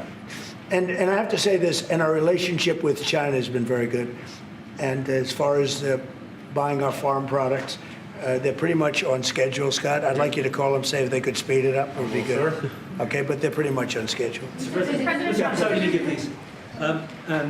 If I may, I have a question for both the Crown Prince and President. Who are you? Where are you from? I'm Faisal Abbas from Arab News, Saudi Arabia, Your Excellency. You should be a friendly question. Your Royal Highness, just picking up on something you've just mentioned about how some people try to destroy the relationship between Saudi Arabia and the United States. Perhaps, since the launch of the vision, we've been used to having the bigger picture and that everything fits into the bigger picture. Might you want to elaborate a little bit about where is the relationship, the bilateral relationship, the strategic partnership between Saudi Arabia and the United States heading, and what's the big picture there? Well, I don't think it's a relation that we can replace it from the Saudi side or the American side. It's a critical relationship for our political attempt, for our economical attempt, for our security, for our military, for many things. And it has been there for 9 decades. And the opportunities that we have today, it's huge. And it seems that it's going to get deeper in the next few decades. And what we are having today and tomorrow with President Trump, it's really a huge new chapter in this relation that will add value to both of us. You know, when you think about it, I'm just sitting here.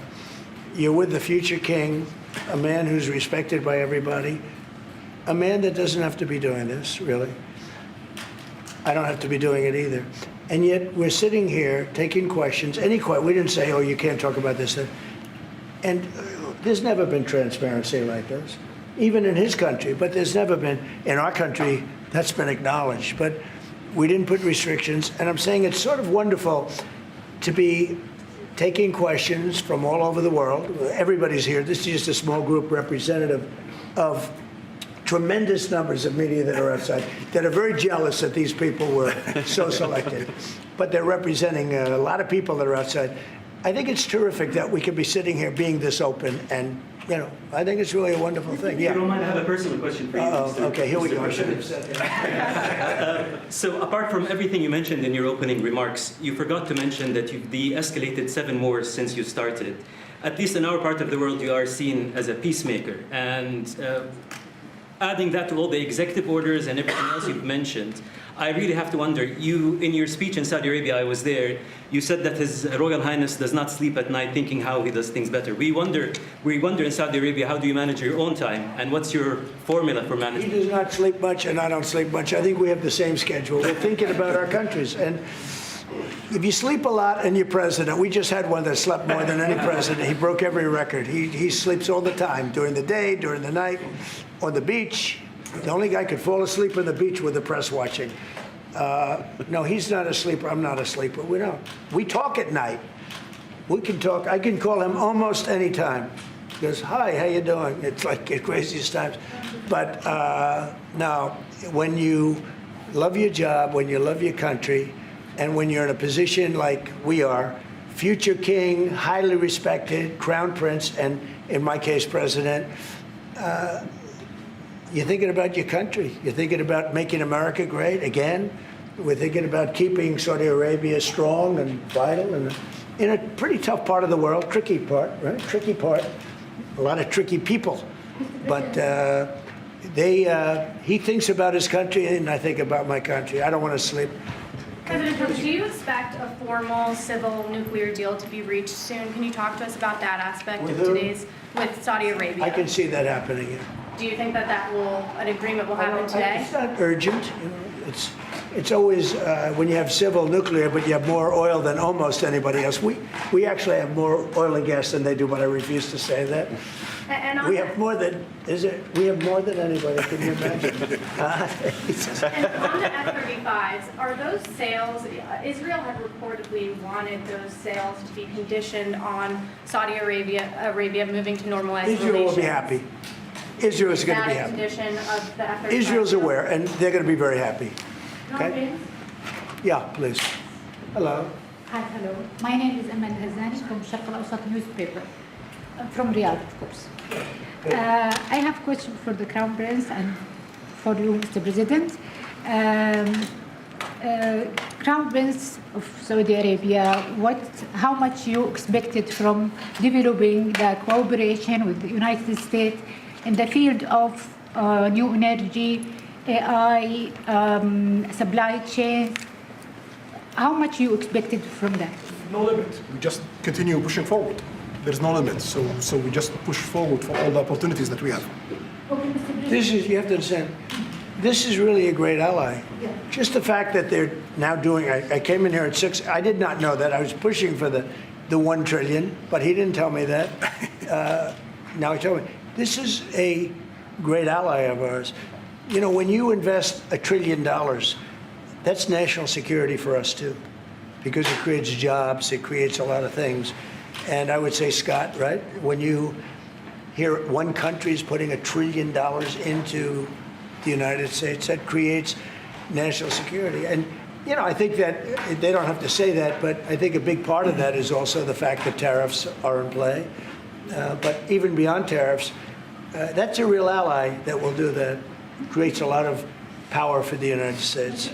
We are also in Saudi Arabia very happy because this much of Saudi the money is a function here, and of course it's come back for us for benefits. So it's complementary interest.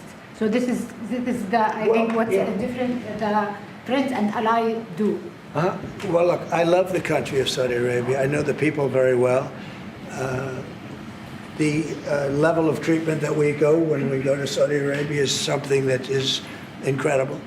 And the people like us, and I think they really like America, especially when I'm president. I mean, I don't think they liked America so much maybe for 4 years recently. I think Obama treated Saudi Arabia very, very badly, as you know.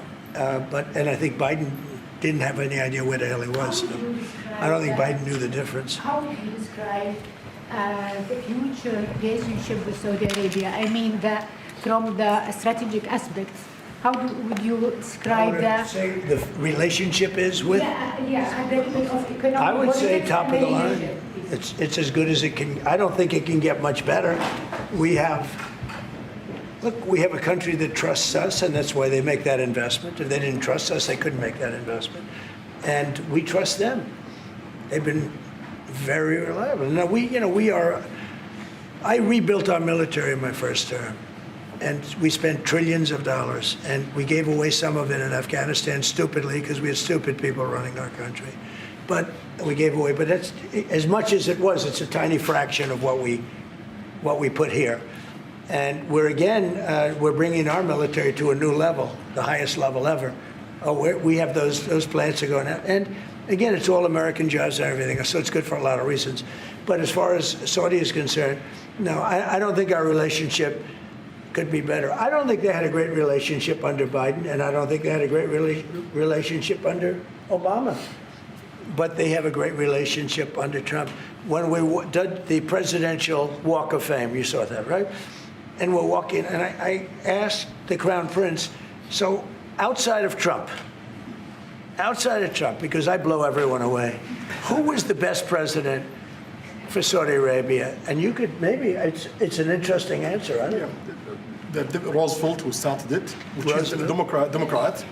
And Reagan, he's one of the historical presidents that have close ties with Saudi Arabia. But we've worked with all presidents. Does Trump blow them all away? No, it's another league, Mr. President.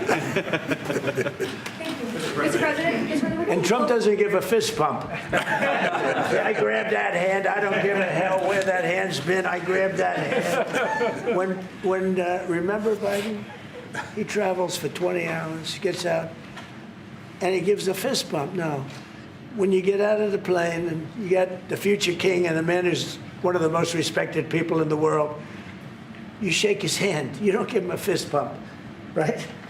We don't want to ask you about that, but I can't imagine you were thrilled. You were like a little bit surprised. He's a fantastic guy. You don't do that. Yeah, please. We're getting closer to the end of the year. Have you started the interviews for the Fed chair? Yes. Who have you interviewed? I think I already know my choice. Who is it? Well, I liked him. but he's not going to take the job. He refused. You like Treasury better, right? Much better, sir. So we are talking to various people, and frankly, I'd love to get the guy currently in there out right now. But people are holding me back. He's done a terrible job, hurting housing a little bit. The truth is, we've been so successful, we've blown past his interest rate stupidity. He's been wrong. That's why I call him too late. He's too late. Jerome Too Late Powell. He was recommended to me by a guy that made a bad choice. And it's too bad. But despite that, it's having very little impact because we have all of these things happening. But it has an impact on housing to a certain extent. He's a fool. He's a stupid man. But we have some very good people. Yes, sir. You'll be sitting down with them in the near future, and we have some surprising names, and we have some standard names that everybody's talking about. And we may go the standard way. It's nice to every once in a while go politically correct. But we have some great names. Steve, please. Have you talked to President Maduro of Venezuela yet? Or are you still open to that? He wants to talk. Yes, sir. Yeah, I'm open to talk. I talk to everybody. But no, he wants to. They treated us very badly. They sent all of their prison population into the United States, and we're getting them out rapidly. But he sent all of his, and he sends drugs into the United States and other things. No, he treated us badly. He was dealing with a bad president, and he was able to get away. We have now, I think we have the strongest borders anywhere in the world. Nobody's coming in unless they come in legally.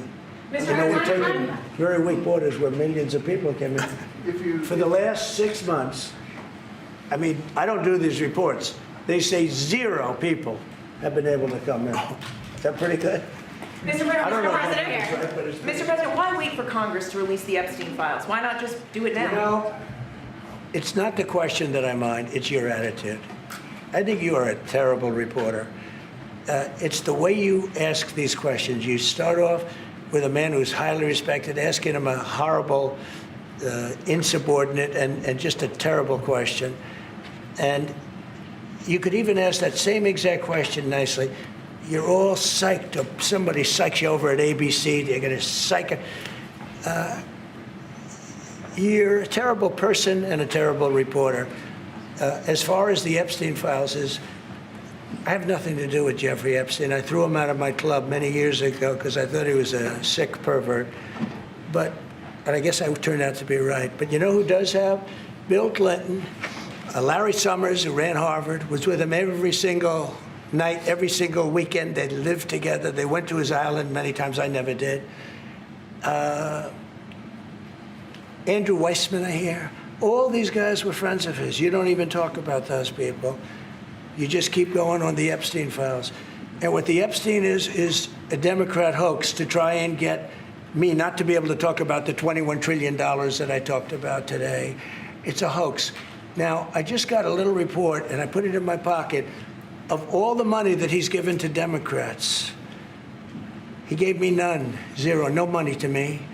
But he gave money to Democrats. And people are wise to your hoax. And ABC's, your company, your crappy company, is one of the perpetrators. And I'll tell you something. So why not just sign it now? I think the license should be taken away from ABC because your news is so fake and it's so wrong. And we have a great commissioner, the chairman, who should look at that because I think when you come in and when you're 97% negative to Trump, and then Trump wins the election in a landslide, that means obviously your news is not credible, and you're not credible as a reporter. So I've answered your question. You should go and look at the Democrats who received money from Epstein, who spent their time. Larry Summers was with him all the time. That creep, the fund guy, was with him all the time. What's his name? Reid Hoffman. Who? Reid Hoffman. I don't know Reid Hoffman. But I know he spends a lot of money on the radical left. Reid Hoffman, in my opinion, should be under investigation. He's a sleazebag. And those are the people, but they don't get any press, they don't get any news, and you're not after the radical left because you're a radical left network. But I think the way you ask a question with the anger and the meanness, is terrible. You ought to go back and learn how to be a reporter. No more questions from you. Who else has a question? Prince, very quickly, I want to ask you, how much money is Saudi Arabia giving for Gaza reconstruction? We are in discussion about that. Still, there is no amount being It'll be a lot. named, but It'll be a lot. we will definitely help. Yeah, he's going to, it's very important to him. And a quick follow-up, the International Security Force, given your pledge there would be no U.S. boots on the ground, what is the U.S. role going to be in that? And how do you sort of ratify the allegations that this could undermine Palestinian sovereignty and even the path to statehood? Look, I think we're going to get along great with the Palestinians, and we know their leadership. We just had a very, you hate to say war, but it was a war. Very, very successful. And you could say, really, it was on behalf of everybody. We did that on behalf of everybody. And the outcome was extraordinary because we had the best pilots, the best equipment, the best planes, the best everything. And Israel bought the best equipment. They bought it from us. Everything's from us. It all starts here. This office, I was talking to the Crown Prince a little while. You walk into this office, for somebody from the outside, the Oval Office, it's the most powerful place in the world. You're standing right now in the most powerful place in the world. And no matter how big you are, these are the biggest people, the richest people. They walk into this office. It's special, isn't it? Look at him. He's so happy to be here. But you walk into this office. It's the Oval Office. And we've done a lot of good with this office. I've stopped actually 8 wars. I appreciated your question before. But I've actually stopped 8 wars. I have another one to go with Putin. I'm a little surprised at Putin. It's taken longer than I thought. But we stopped India and Pakistan. I could go through the list. You know the list better than I do. I'm very proud. And I stopped one that was almost ready to start again. You know, there was one that was ready to start. And they're doing very well. So and it all took place right here in the Oval Office, whether by telephone or whether by they came in. Many of these leaders have come in, and you know they signed their peace deals right here in the Oval Office. So no matter if it's the biggest business people in the world or the greatest leaders in the world, the biggest leaders in the world, like the gentleman on my right, everybody walks into the Oval Office and they say, wow. And now, by the way, the Oval Office is in the kind of condition that it should be in. Whether you look at the walk or the marble floors or anything down the road, we're fixing the White House. And we're building one of the greatest ballrooms ever to be built. You know, we have an event tonight, and we're going to have about 118 people because we have a very small room. For 150 years, they've wanted a ballroom, and now you're going to get a great ballroom. And I have to say, I probably made a lot of enemies because in your honor, we're having a dinner tonight, a beautiful dinner tonight, and we have a very small room, right? It's called the East Room, and it's beautiful, it's lovely, but it's like for a little cocktail before you go into a ballroom. It's a very small room. They've wanted a new ballroom for 150 years. We could have sold the big ballroom out 3 times in honor of this gentleman. So I made a lot of enemies because I have a lot of people that are invited tonight or are unable to come because of the size constraint. But you know what we'll do before I leave office? We'll have another dinner because we'll have it ready long before I leave office, and it's going to be beautiful. It's you know, it's a very popular thing what we're doing. And by the way, no government funds. It's all put up private money, all private money. And in the case, I think it's there's a restriction on foreigners. Otherwise, I could have asked you just for a check, okay? But there's a restriction. These are all private individuals that put up a lot of money to build the ballroom. Not one penny is being used from the federal government. So it's really a nice thing. But I look forward to it. I just pointed it out. If this would be a perfect night to have that ballroom open, Susie. If we had that open, we'd have a lot of people very happy. Right now, we have a lot of unhappy people because they all want to be with us tonight to honor this great man. Thank you all very much. Thank you. Thank you.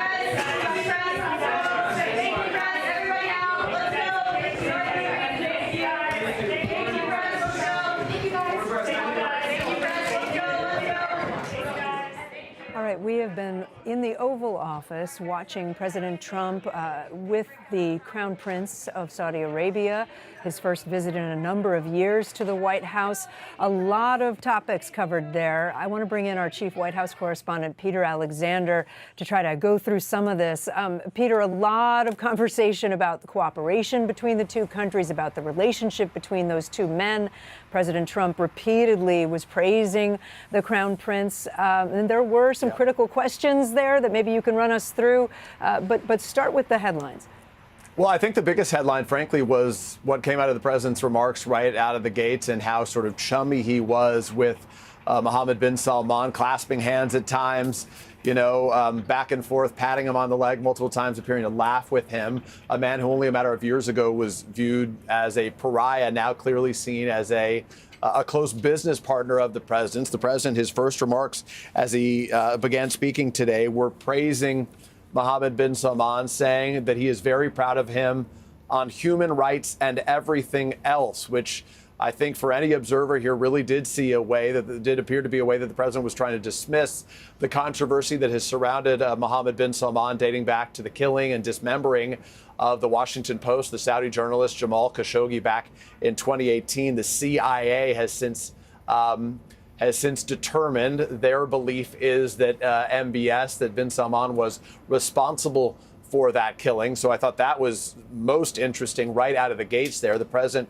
was pressed by one of our colleagues in the press pool there about the situation, specifically Khashoggi was pressed about the situation relating, MBS was pressed about the situation relating to Jamal Khashoggi. The president interrupted, attacked the reporter asking that question, and the president again defended MBS in that moment, in effect saying that he had nothing to do with it, and disparaging Jamal Khashoggi, saying that he was a controversial figure. And he said, in the president's words, things happen, his way of describing the murder that took place of that Saudi journalist now 7 years ago. So those were some of the biggest things that struck me. We talked about the sort of closeness and the way the two interacted. Another thing that's particularly striking, I think, was just how forthcoming, in effect, how much opportunity there was for reporters to be able to press Mohammed bin Salman on some questions on a variety of topics. The president did praise him for his role on human rights, as I noted, and there are some ways in which he is deserving of some praise right now. They have lessened some of the restrictions placed on women in that country back 7 years ago, allowing women in Saudi Arabia now to drive. They have what's called Vision 2030 as well. So that is one place where there are a series of topics on which I think MBS does deserve some credit. Clearly, the two trying to work together as it relates to sales on F-35s and other items related to AI and beyond. Kate. Yeah, and Peter, the president repeatedly saying that now Saudi Arabia will invest, in the president's words, $1 trillion in companies in the United States, as opposed to the $600 billion that had formerly been pledged. That'll conclude our live coverage. In the meantime, we will have much more news ahead right here on NBC News Now and online at NBCnews.com. I'm Kate Snow. NBC News Daily picks up right after this break.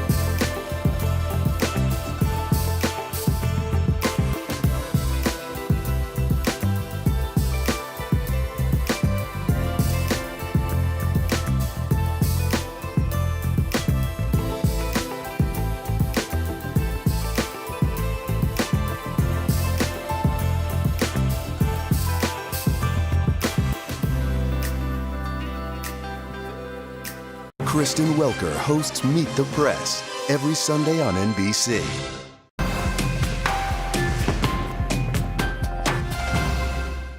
Here's The Scoop, a new podcast from NBC News, where our journalists take a deep dive into the day's top stories, bringing you closer to the headlines and conversations that are shaping our world. From the front page to the zeitgeist in 15 minutes or less. Listen daily wherever you get your podcasts. Kristen Welker hosts Meet the Press every Sunday on NBC.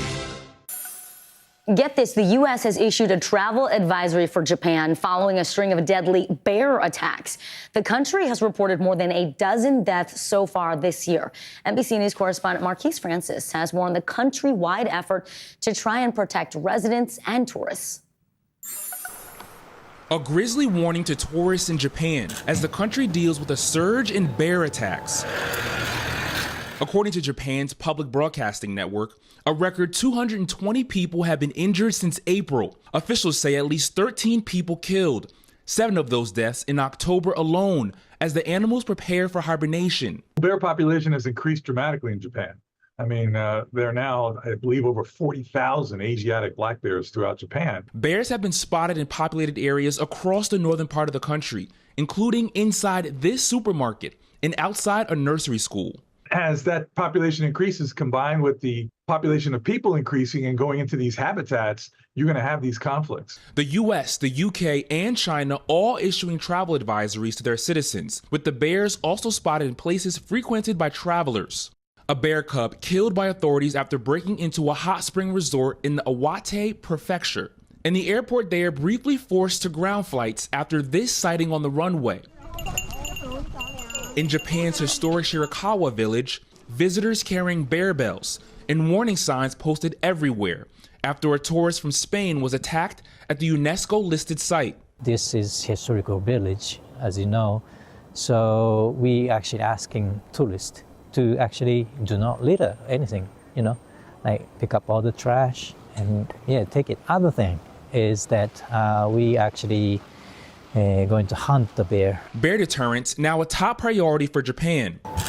Armed with bear spray and shields, troops from the country's self-defense force are helping capture the animals. Hunting drones that emit barking sounds deployed over an area in central Japan's Haida City.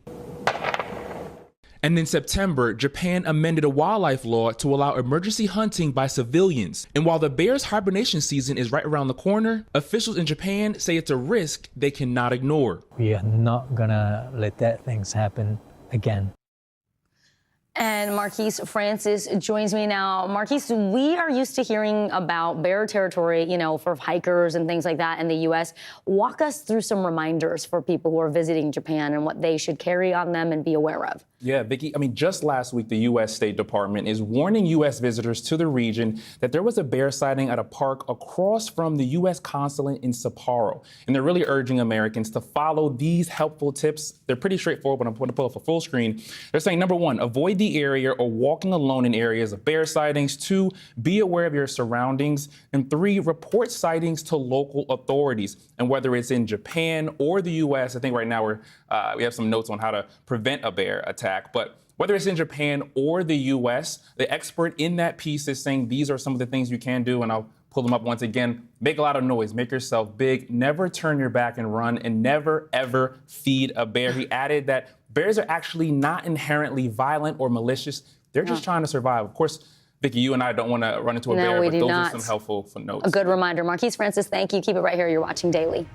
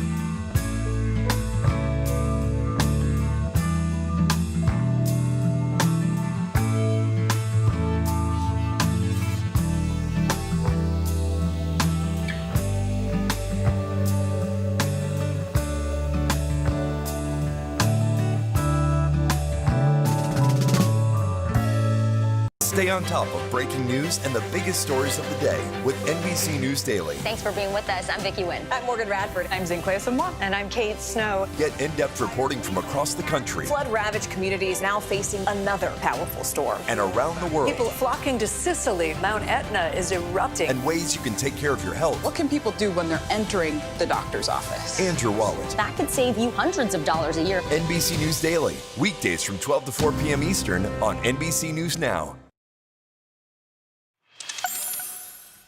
If you are struggling to stay on budget at the grocery store, should you turn to artificial intelligence for help?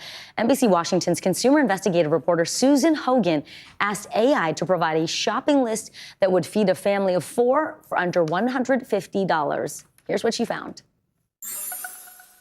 I wanted to find out if artificial intelligence can do something we do every single week: meal plan and stay on budget at the grocery store. So I turned to 3 AI bots: Copilot, Gemini, and ChatGPT. And I asked them the exact same question. Put together a shopping list that includes breakfast, lunch, and dinner for a family of 4 with a $150 budget in my zip code. The results? Pretty darn good. ChatGPT was the most thorough. It gave me a detailed shopping list with links and real-time prices, but they were all from Walmart. So when I asked if Walmart's prices were the lowest or just what it looked at, ChatGPT admitted it didn't comprehensively check every store in my area. In October, Walmart and OpenAI, which owns ChatGPT, announced a partnership that will allow customers to complete purchases from Walmart directly within ChatGPT. So armed with a list from ChatGPT, I checked every item and price it recommended. And surprise, most matched exactly. Some were even lower. Gemini gave me a weekly meal plan with a grocery list and budget breakdown, most for Aldi and Lidl, saying they offered everyday low prices, but it only gave estimated prices and no links, which makes sticking to a budget tricky. Copilot said it couldn't pull live product prices at all. Still, it created a 7-day meal plan for about $145 based on typical costs from Walmart, Trader Joe's, and Safeway. So here's the catch. AI did cover the basics, but did you notice there were no snacks, no toilet paper, no paper towels, things that we also need during the week? So yeah, can AI stay on budget? Sure, but you still need a human to go over the receipt and get the snacks. We need the snacks, but that was a very cool demo. Our thanks to Susan Hogan. Well, a Native group based in Arizona sharing indigenous culture through dance. After starting in their local Phoenix community, they are now hitting stages all across the globe. NBC News reporter Jay Valle talked to the group about the significance of these performances and how they're inspiring the next generation of dancers. This isn't a performance, it's a story. And for this Navajo dancer, that story began when he was just 2 years old. Even before I could even speak or express myself, I was already dancing. Meet Kenneth Shirley, founder of Indigenous Enterprise, a powwow dance troupe taking Native culture around the globe. I think just hearing the drum and kind of just like it being such a powerhouse, and I felt that good spirit, and it really, really empowered me to like keep going. In college, Kenneth noticed something missing: no Native performance for Indigenous Heritage Month. So he decided to change that. He rounded up a few of his friends and organized a powwow performance in his community in Phoenix. Kind of like the base where it started, and then the idea just kept growing and growing, and it just blossomed into what it is today. That one performance became the spark for Indigenous Enterprise, a group of powwow dancers from tribes across the U.S.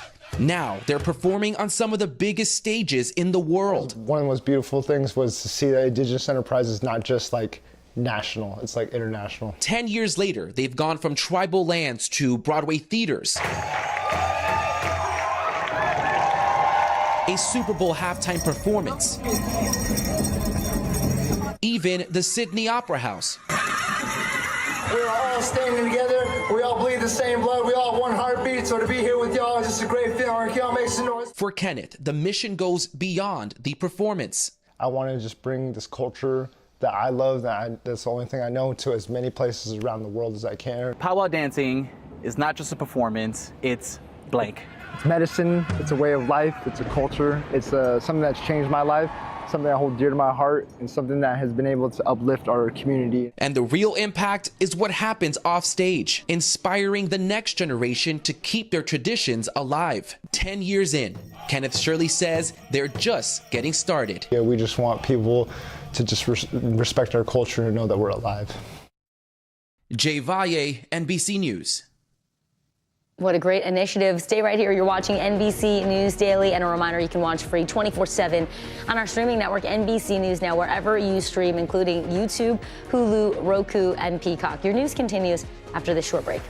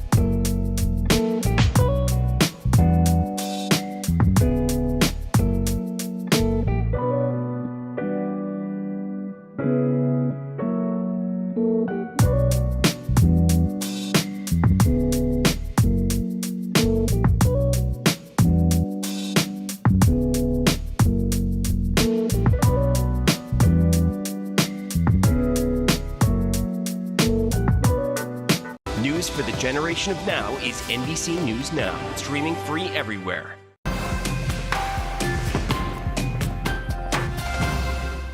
Here's the scoop from NBC News, a new podcast where conversations and headlines are served daily.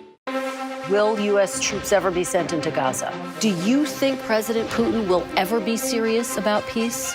Polls are showing frustration with both parties over this shutdown. Who's going to blink first here? If it's Sunday, it's Meet the Press.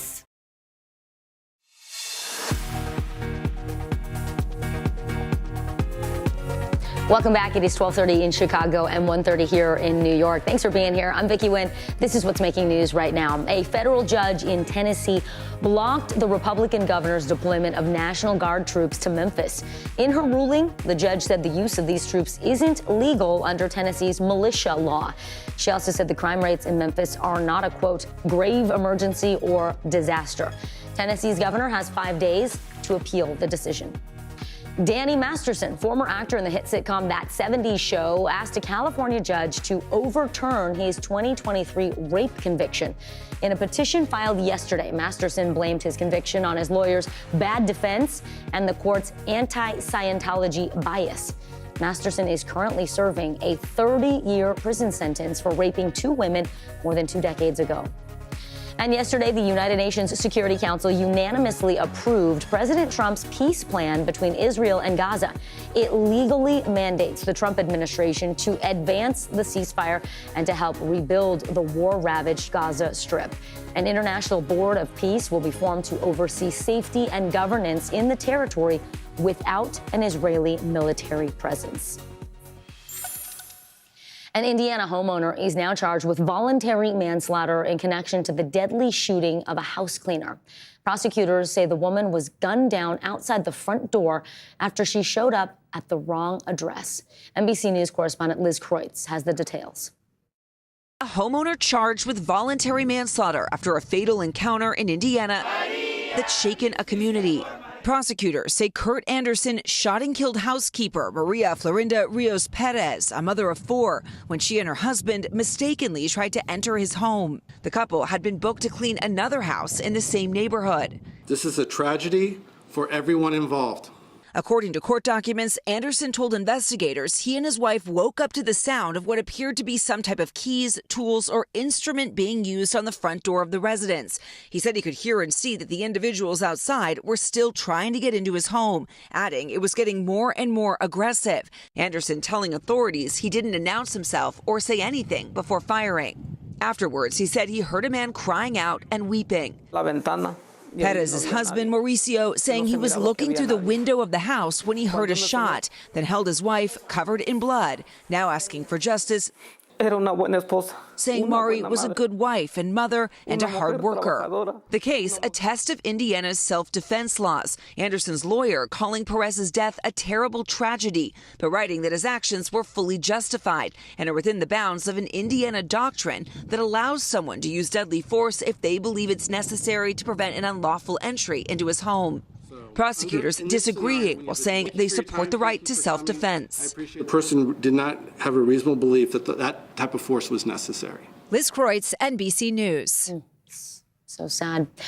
Well, Purdue Pharma's new settlement has been approved by a federal bankruptcy judge. The OxyContin maker and its owners, the Sackler family, will now have to pay up to $7 billion over the next 15 years to settle thousands of lawsuits. This settlement replaces an agreement that the Supreme Court rejected last year that improperly protected the Sackler family from future lawsuits. Anyone who does not opt into these payments will and can still sue the family. NBC News legal analyst Misty Maris joins me now. So, Misty, you had told us last hour a large amount of the settlement is going to end up going to various state governments, right, to cover opioid addiction issues. Where else does the money go? How much will the victims actually see? So there's about $850 million that is going to go to the victims. They'll be somewhere between $8,000 and $16,000 each to those victims. And there's a process for that. They have to qualify. And then it becomes an individualized assessment about how much money that is. So it's not without complication. But moving forward with these lawsuits, it's the idea of certainty versus uncertainty. These payouts are supposed to happen in 2026 versus who knows down the line if you're engaged in litigation. So there's a benefit burden. Now, it doesn't sound like a lot of money, but keep in mind, there's been about $50 billion with a B worth of settlements that have been done by drug distributors, national drug distributors in the past 10, 15 years. And most of that went to governments for remediation. So this is a unique settlement in the sense that there is a large amount allocated to those victims. To victims as well. All right. The Sackler family, as part of this deal, has to give up its ownership of Purdue Pharma. What happens to the company now? So they're going to immediately contribute $900 million to this settlement fund. Then it's going to dissolve and it's going to be resurrected as Kanoa Pharma, which is going to be a non-for-profit. It's going to do some drug distribution for anti-overdose medications, as well as other resources for remedial efforts regarding the opioid crisis. So that's going to be the new iteration. But the Sackler family is not necessarily out of the woods. The door is open for future lawsuits against them. And you said there are still hundreds of people potentially who did not sign on to this particular lawsuit or settlement. Right. They had objected to it during hearings that preceded the settlement. So there was about 250 that had voiced their objections. They could pursue it. There's others who could pursue it depending on whether or not they end up opting in or opting out of this particular settlement.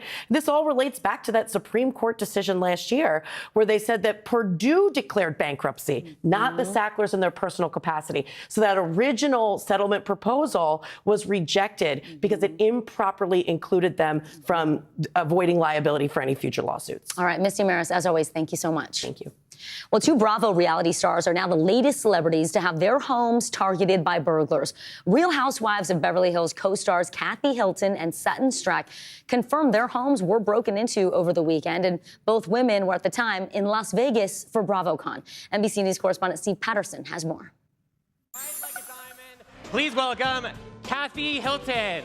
Just hours after Real Housewives of Beverly Hills star Kathy Hilton took to the stage at BravoCon in Las Vegas. I'm really proud to be part of this. Her sprawling Bel Air mansion was being burglarized. Los Angeles police say a call for the break-in came on Saturday just before midnight, and so far, no suspects have been arrested.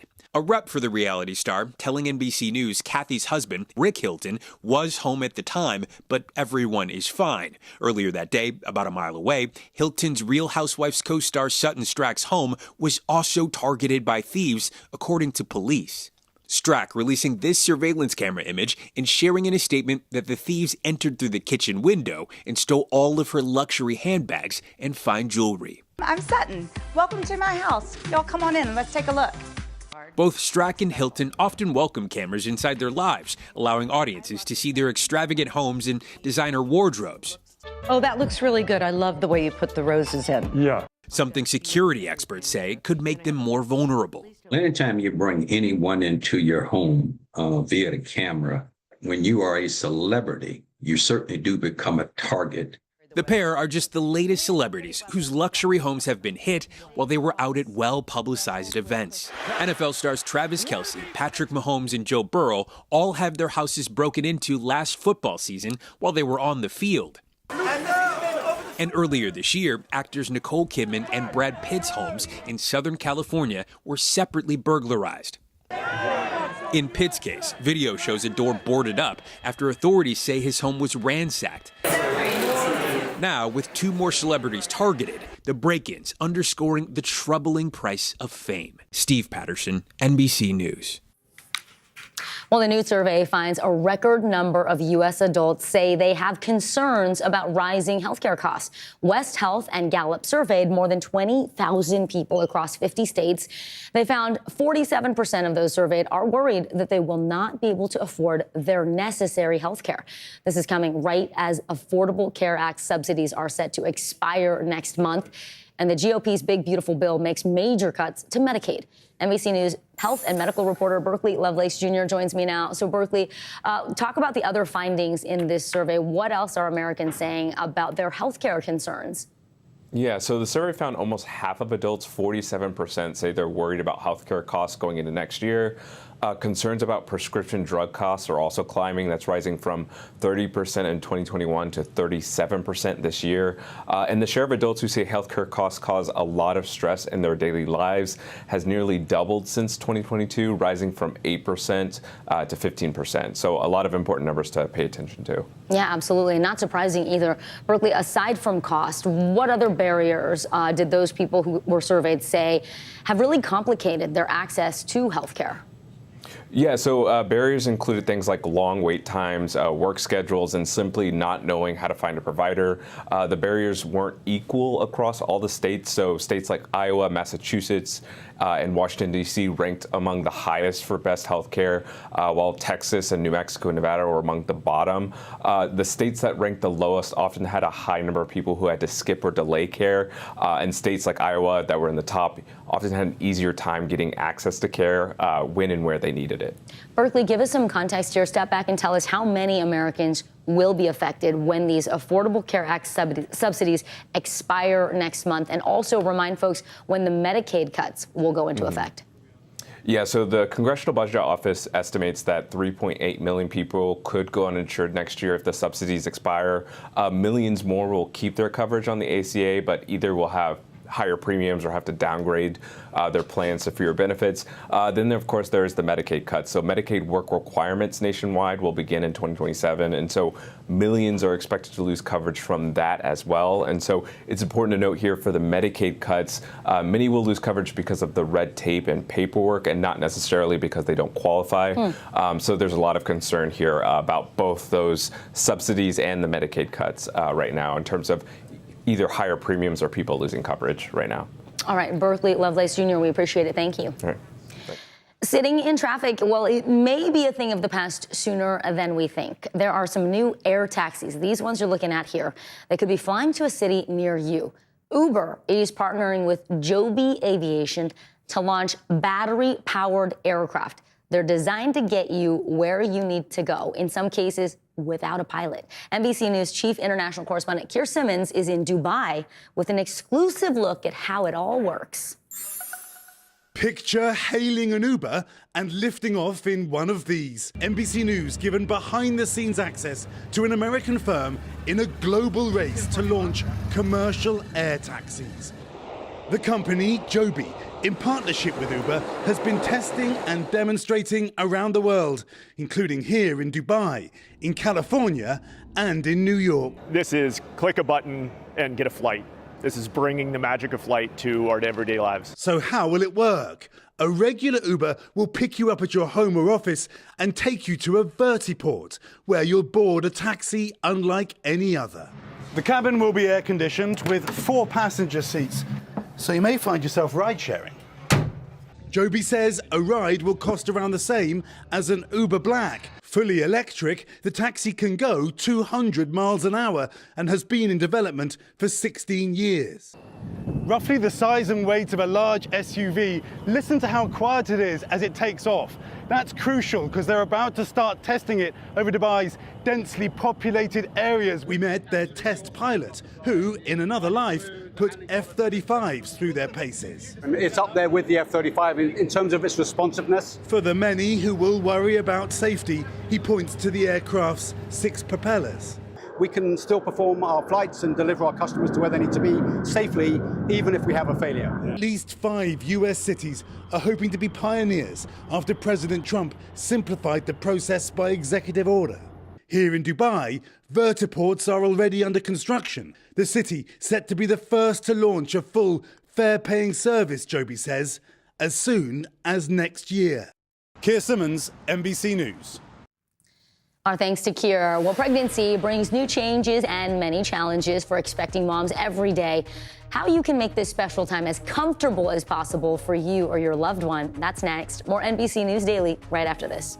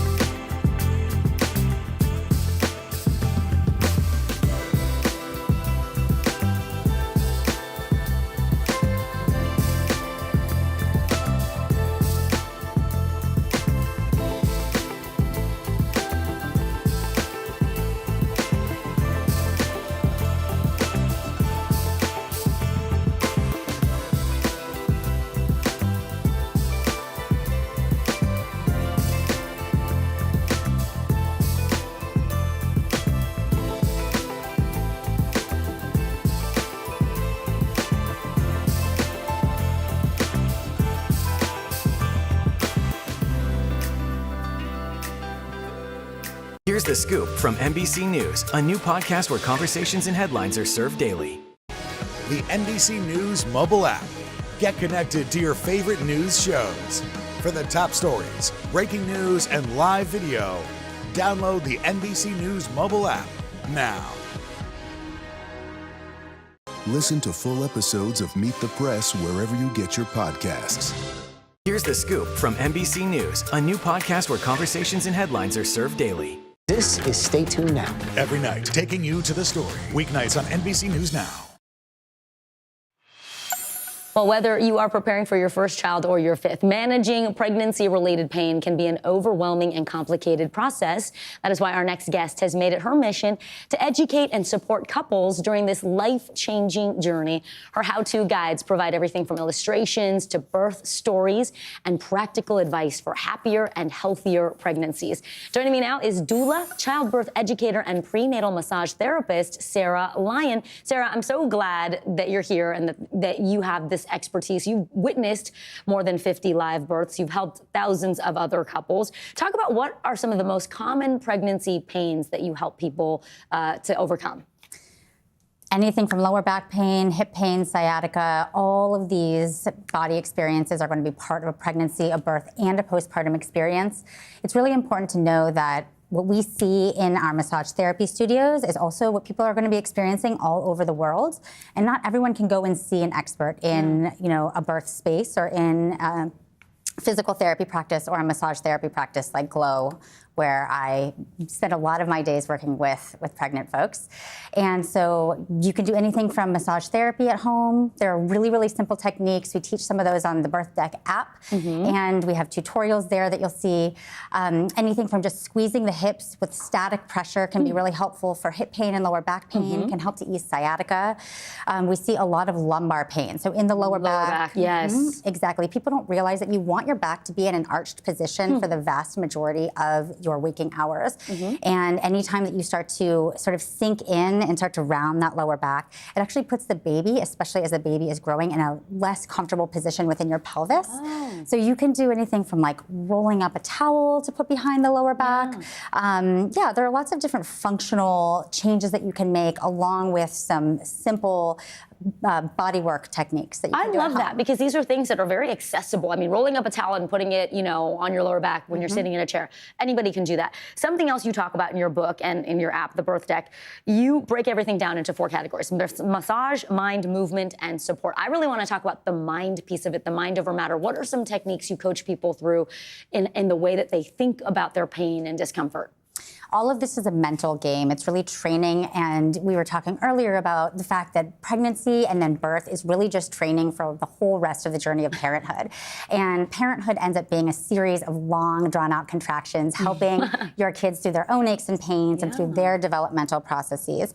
And so when we were looking at the mind and the mental techniques that you need for the fortitude to get through the discomforts of pregnancy and then childbirth and onwards, we're looking at positive affirmations. So in the Birth Deck app, you'll see just really simple recommendations for talking about, strength and addressing fear and addressing exhaustion. How you talk to yourself makes a big difference. Tell me about the hypnosis piece.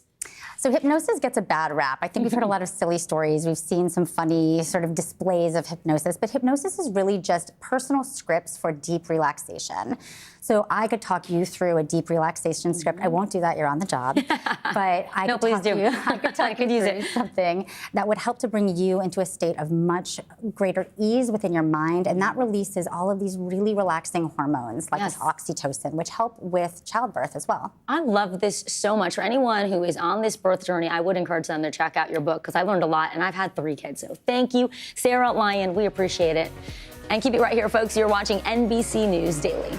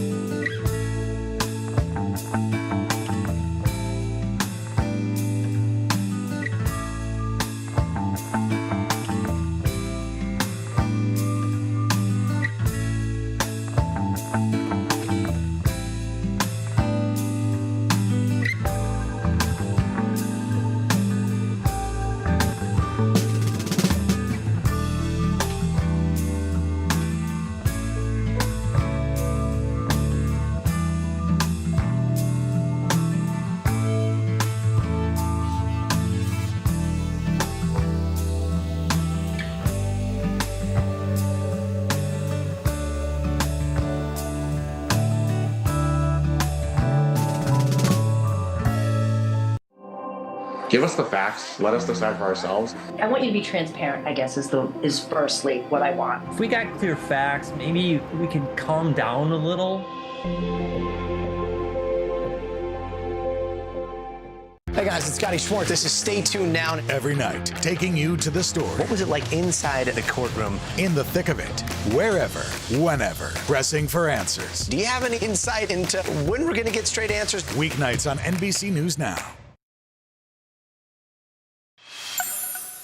On Sunday, the Philadelphia Eagles beat the Detroit Lions 16-9. You may have watched the game. And there was one man tracking all of the action. He's a fan favorite viral sensation known as the Sticky Note Guy. He provides live insights and stats for the Lions radio booth. NBC News correspondent George Solis sat down with the numbers legend to recap his 36 seasons as the broadcast team's secret weapon. As the Lions hunt for a victory, fans are all ears as energy and decibel levels roar, bringing Lions football to life for listeners every week. The team's radio squad. Jake Bates has the go-ahead. We have fireworks in the air. We have a football on a tee, and we got a foot meeting leather. A proud pack led by Dan Miller, the voice of the Lions. Great penetration by that Lions defense. And by Miller's side, a statistician who shines in sticky situations, writing down yardage and other vital information from previous plays in real time. Goff to St. Brown, 27 yards, and the Lions strike first. Turning numbers into stories thanks to pen, paper, and packs of sticky notes. I just do my job. I like to stay low-key, stay out of the limelight. Not today. Not today, for sure. His name is Mike Bratta, also known as the Sticky Note Guy. So where did the decision come to start using sticky notes? I have been using them for a really long time. I'm constantly writing notes down. You know, that's a 17-yard gain in showing it to Dan. Every statistician that does it differently. This works for me. So how many on average would you say you hand during a regular game? You know, I go through about 1 3/4 packs of sticky notes during the game. A master of precision, even in pressure-packed situations, Bratta scribbles and offers stats seamlessly to Miller, helping each radio broadcast run like a well-oiled machine. Goff to J-Mo, 32 yards on the connection, and the Lions are right back in this game. Bratta has been crunching the numbers in Motown since the 80s, from basketball to football. But it wasn't until recently that fans found the lore of Sticky Note Guy appealing and demanded to know more. Oh my! So 3 years ago, the Lions started releasing calls of the game videos. Gonna get hit, gonna go down. Aiden Hutchinson got him! And it didn't take long for fans to notice Bratta. One commenting, Sticky Notes Guy is the GOAT. Another saying, my man with the binoculars is the unsung hero of every Lions broadcast. Everywhere I go now, the fans in the hotel will say, hey, there's Sticky Note Guy. Equipped with a headset, his trusty binoculars, and hundreds of sticky notes, Bratta is locked in on the action on the field. I trust him always that he's going to give me exactly what I need. And the retired teacher doesn't always need to write something down to point something out. A high level of detail to ensure fans never miss a moment. We all work together as a team, and that's what makes our broadcast so good. To have the opportunity to work with Dan Miller, you know, it's an honor to do that. On the road in Philly for Sunday Night Football, we got a behind-the-scenes peek at Sticky Note Guy's game day setup.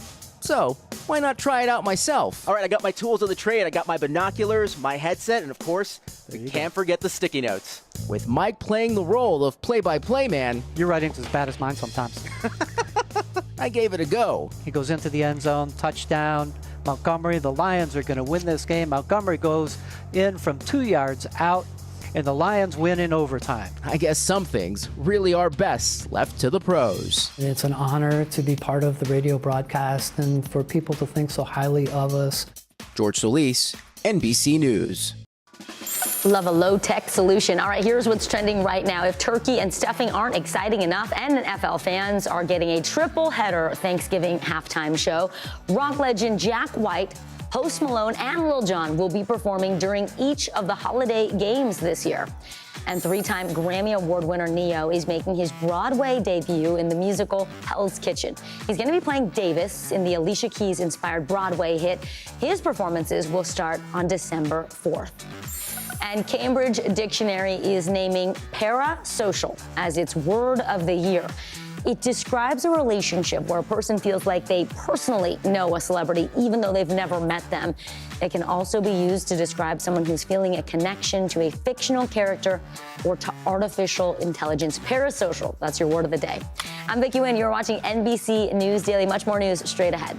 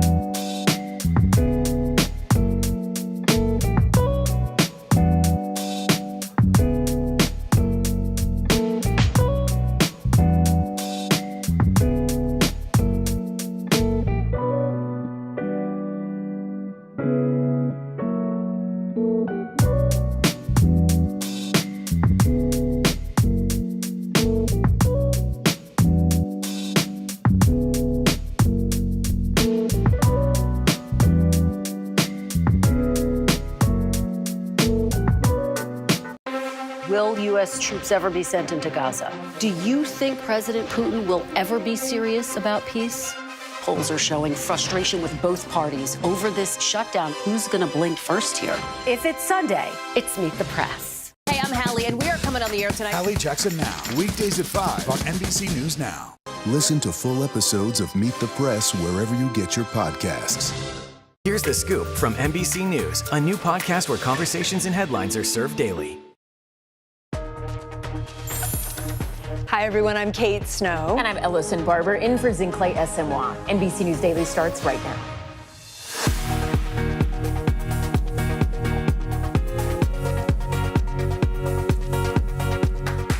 Today, Tuesday, November 18th, 2025, key vote. The House is voting any minute now on a bill compelling the Department of Justice to release all documents related to the Jeffrey Epstein investigation. The obstacles still ahead, even if the measure passes. Zeroing in. Federal agents focus their efforts on Charlotte, North Carolina, making more arrests in their immigration crackdown. The neighboring city that is now on edge. Changing the game, popular gaming platform Roblox is adding new age verification systems after criticism over child safety. Why they'll be asking young players to upload selfies. Plus, so cringe, younger generations no longer think cash is king.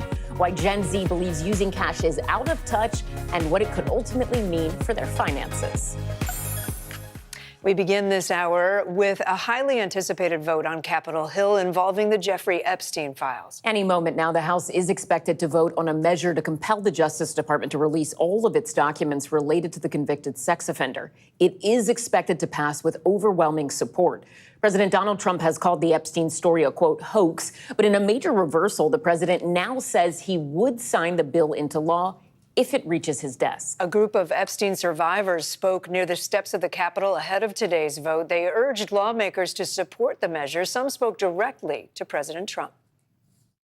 While I do understand that your position has changed on the Epstein files, and I'm grateful that you have pledged to sign this bill, I can't help to be skeptical of what the agenda is.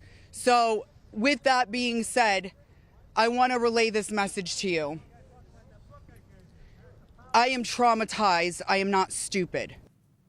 Joining us now, NBC News Capitol Hill correspondent Julie Sirkin and NBC News national law enforcement and intelligence correspondent Tom Winter with us. Julie, I'll start with you. We were looking at live pictures a second ago. Saw the House Speaker there speaking to the floor. What is the latest on the timing of the vote, and what can we expect once it all gets underway? Well, the vote is going to get started in just a couple of minutes from now. Democrats are using their time now on the floor to make their case on why these files should be released. We're standing at the House steps because this is where we're going to see a steady stream of lawmakers as they make their way inside the Capitol. You just saw O'Connor run up there over my shoulder. He's the top Democrat behind this discharge petition. Thomas Massie also talking to reporters about why this is so important. This is expected to be an overwhelmingly near unanimous vote, according to Republicans that I spoke to. Speaker Johnson, members of his leadership team, saying they're all a yes on this vote today, even though they are the very people who delayed this from getting to the floor. Even though Speaker Johnson spoke about the issues he sees in this legislation, he says it does not protect victims adequately enough, that there is no clear definition of child sex abuse material. So he back-channeled with Leader Thune, who's the top Republican in the Senate, to try and make some changes happen to this bill. But all in all, what a powerful day, what a huge day. Steps from where I'm standing right now. You mentioned the survivors that we heard from. They appealed to members of Congress to put politics aside and to pass this today so that these files can be out in the public for good. So, Julie, if this does pass the House by an overwhelming majority as expected, what sort of pressure could that put on the Senate? That would put tremendous pressure on the Senate. Thomas Massie actually referred to that multiple times, saying if this is a big showing in the House, the Senate just can't ignore it. And while that may be true, as I just mentioned a moment ago, Speaker Johnson did already talk to Leader Thune about potentially tweaking the bill. Critics would call this delayed tactics because they just want this out there. And also, of course, there's another effort going on in the Senate with Leader Schumer, the top Democrat, saying he's going to ask for unanimous consent to pass this bill as soon as today. Ellison? All right, Tom, let me turn to you. So if this ultimately does get through both houses of Congress, which we don't know yet, and then it gets signed into law by the president, what does the process then look like to release all these records? Well, it's going to take some time. And of course, there's some concerns here as far as what records might be part of the grand jury process, in which case a judge would need to sign off on those. Then you've got to go through the redactions process. We know that a lot of that already took place in the spring. And so then you've got to actually set up a way to get it out to the public. And the bill contains a very specific provision for that as well. So they say that you have to put this on their website and make it searchable. Look, the Justice Department is not a consumer website here. So they have typically not had a lot of success. And this spans all administrations. So it's just a universal complaint on behalf of all reporters and the public everywhere. They don't do a searchable website. And it is sometimes a scenario where the website crashes in part because there's so many requests for this type of information, which is believed to be quite voluminous. So this is going to present a whole host of challenges. If the Senate were to pass this today, along with the House, and the president signed it this afternoon, we're not going to see this at least for weeks. All right, Tom Winter, Julie Sirkin for us. Thanks so much. In a sudden reversal, the Trump administration says it will not expand its immigration crackdown into Raleigh, North Carolina today, as was expected and confirmed by the city's mayor just earlier this week. Instead, a senior administration official tells NBC News that Border Patrol agents will remain in the city of Charlotte, North Carolina, following days of enforcement operations there. According to the Department of Homeland Security, more than 130 people have been arrested in Charlotte since Saturday, with video showing some of those scenes turning tense, sometimes even violent. Some community members there are on edge. A number of businesses closed their doors, and the county school district reports nearly 21,000 students were absent on Monday. Joining us now, NBC News legal affairs reporter Gary Grumbach. Gary, let's start with this news about Raleigh. Why is the expected operation that we thought was going to happen, why is that being called off? And then did DHS officials say what the individuals arrested in Charlotte have been charged with? Well, guys, I think this speaks to how haphazard their plans are. We thought they were going into Raleigh. We were told they were going into Raleigh. And then apparently plans have changed here. But regardless of where they are, Democratic Governor Josh Stein is furious with the situation. He's saying in a post part, saying, quote, "I call on federal agents to target violent criminals, not neighbors walking down the street, going to church, or putting up Christmas decorations." He says they should stop being targeted because of the color of their skin. Now, DHS has said they've arrested more than 130 people over the course of this multi-day operation in the Charlotte area alone, 44 of which they say are undocumented immigrants. Now, we don't have a lot of information on these folks. The DHS does not release that kind of information in Charlotte or in any of the other situations that we've seen around the country. But we do know these folks, they say, have been charged with things like aggravated assault, assault on a police officer, driving under the influence, and hit and run. It is important to note in this situation that local law enforcement is not at all involved or assisting with this operation. All right, Gary Grumbach for us. Gary, thank you.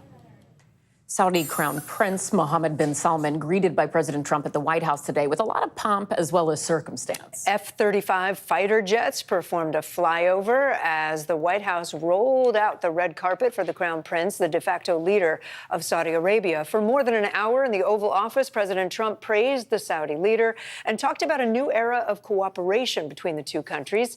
This is the Crown Prince's first visit to the U.S. in 7 years, and the first visit since the CIA concluded that Mohammed bin Salman directly ordered the death of Washington Post journalist Jamal Khashoggi. While the Crown Prince has denied ordering the death, he previously said he took, quote, full responsibility for the killing.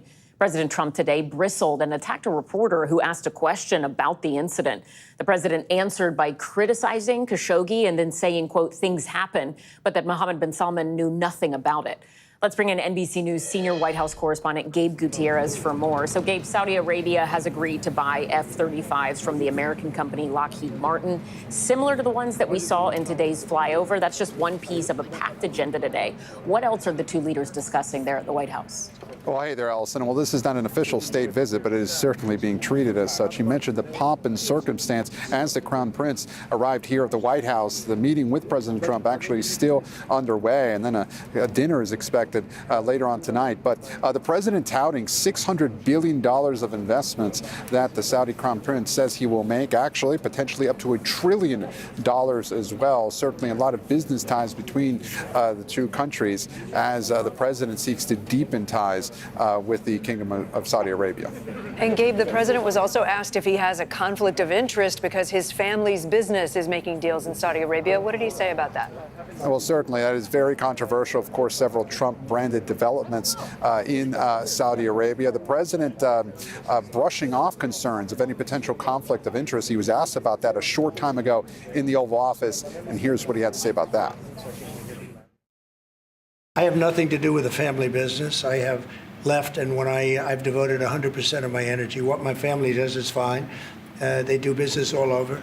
They've done very little with Saudi Arabia, actually. I'm sure they could do a lot. And anything they've done has been very good. That's what we've done. We've built a tremendous business for a long time. I've been very successful. I decided to leave that success behind and make America very successful. It was a remarkable event in the Oval Office a short time ago. The Crown Prince also answering a wide range of questions for quite some time with President Trump. And as you mentioned, the Crown Prince asked about the murder of Jamal Khashoggi, said that it had actually caused quite a bit of pain in Saudi Arabia, but he said that he had nothing to do with it. The president also castigating who reportedly asked that question, and saying that he believed that the Crown Prince had nothing to do with the murder and that, quote, things happen. Elson. NBC's Gabe Gutierrez, thank you. Let's turn now to some consumer news. Did you notice a problem with your internet connection today? You weren't alone. Plus, why Panera is spending millions on renovations. NBC's Emily Lorsch joins us now with today's Money Minute. Hey, Emily. Hey, guys. I don't think you're going to be surprised by what consumers want to see changed at Panera. But first, let's get to this big disruption this morning. The internet company Cloudflare was hit by a major outage impacting sites like X and ChatGPT. The company says the outage has been resolved and they continue to monitor the situation. And stocks fell again today as tech shares kept pulling back amid worries about lofty AI valuations, and Bitcoin's brief dip below $90,000 signaled investors were becoming cautious. The Dow, S&P 500, and NASDAQ are all down, and Bitcoin was last trading just above $91,000.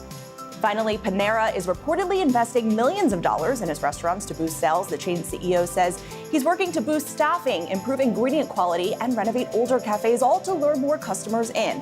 Panera surveyed people last year after its sales declined and found many wanted more inviting dining rooms and better portions. So, guys, Americans wanting bigger portions, shocker, right? Yeah, I mean, sometimes you need a big bowl of soup. It is what it is. Emily Lorsch, thank you. We appreciate it.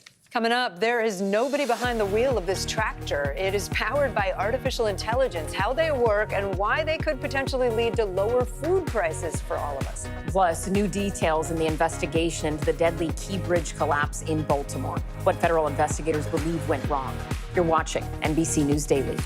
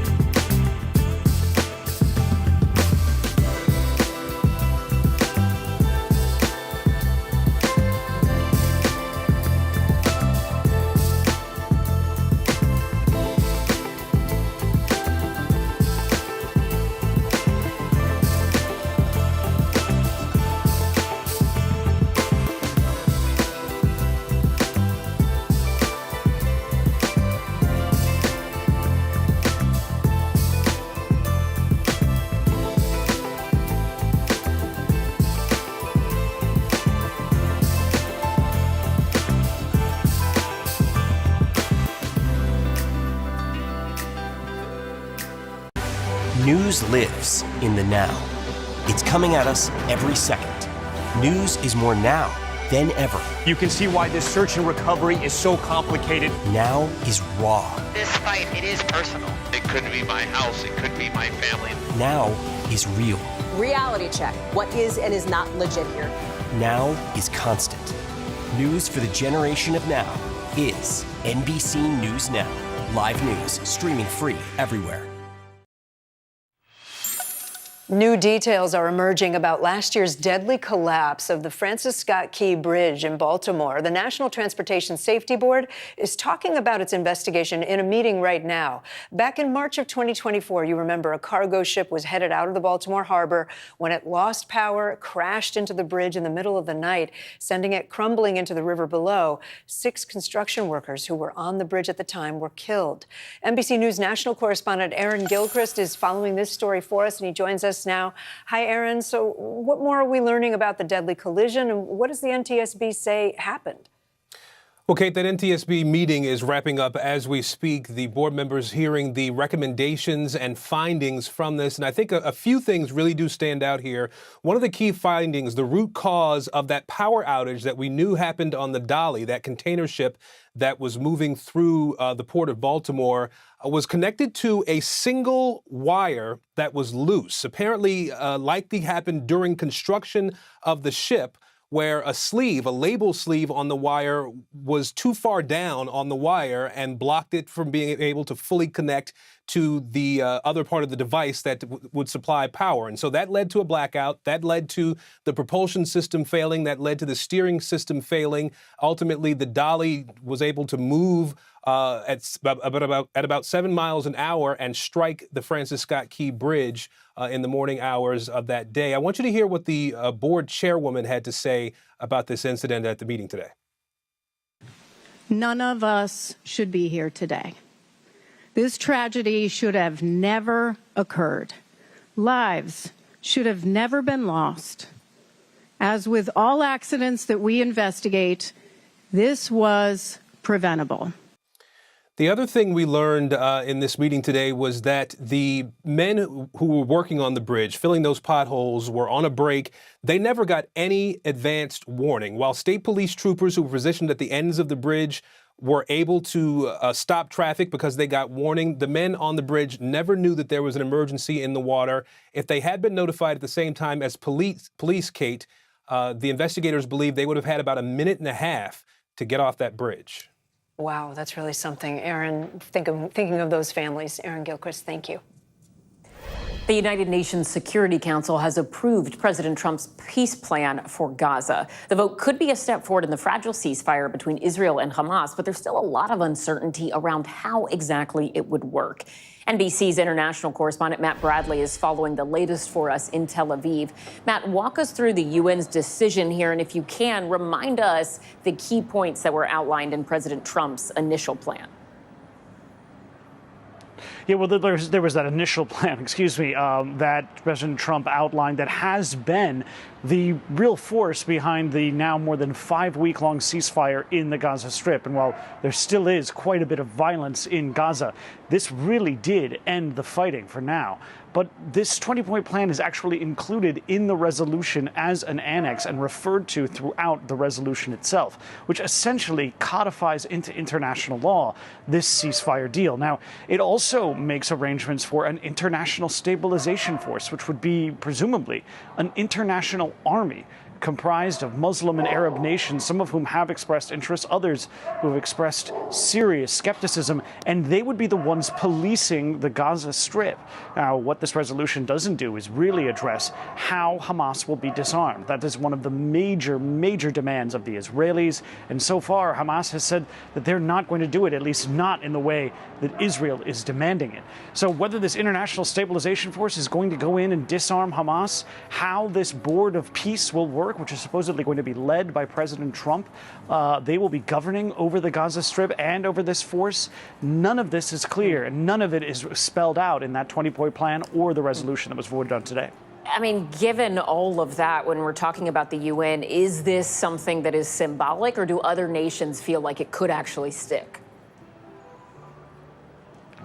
Yeah, it's a great question, but it's like I said, this has already come into force in a way. The 20-point plan has caused this ceasefire in the Gaza Strip that has definitely saved many lives. But the real question isn't whether or not it's symbolic. The real issue, and one that really was voiced by even a lot of the supporters in the United Nations Security Council about this plan, about this resolution, was the lack of clarity, the lack of real force behind the words, and a real kind of confusion about who would be doing what and how all of this will be implemented. All right, NBC's Matt Bradley, thank you. As we go to break, let's take a look at the floor of the House of Representatives voting on a measure to compel the Department of Justice to release all files related to Jeffrey Epstein.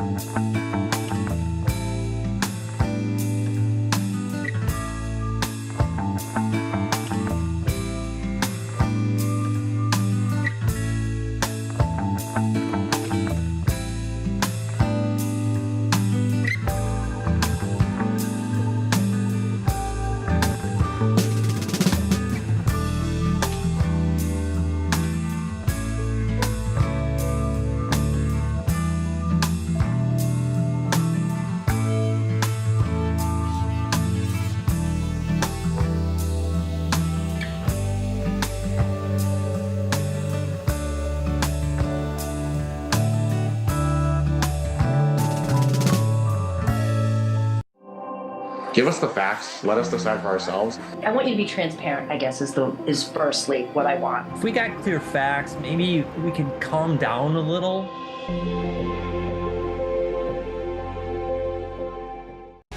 The NBC News mobile app. Get connected to your favorite news shows. For the top stories, breaking news, and live video, download the NBC News mobile app now.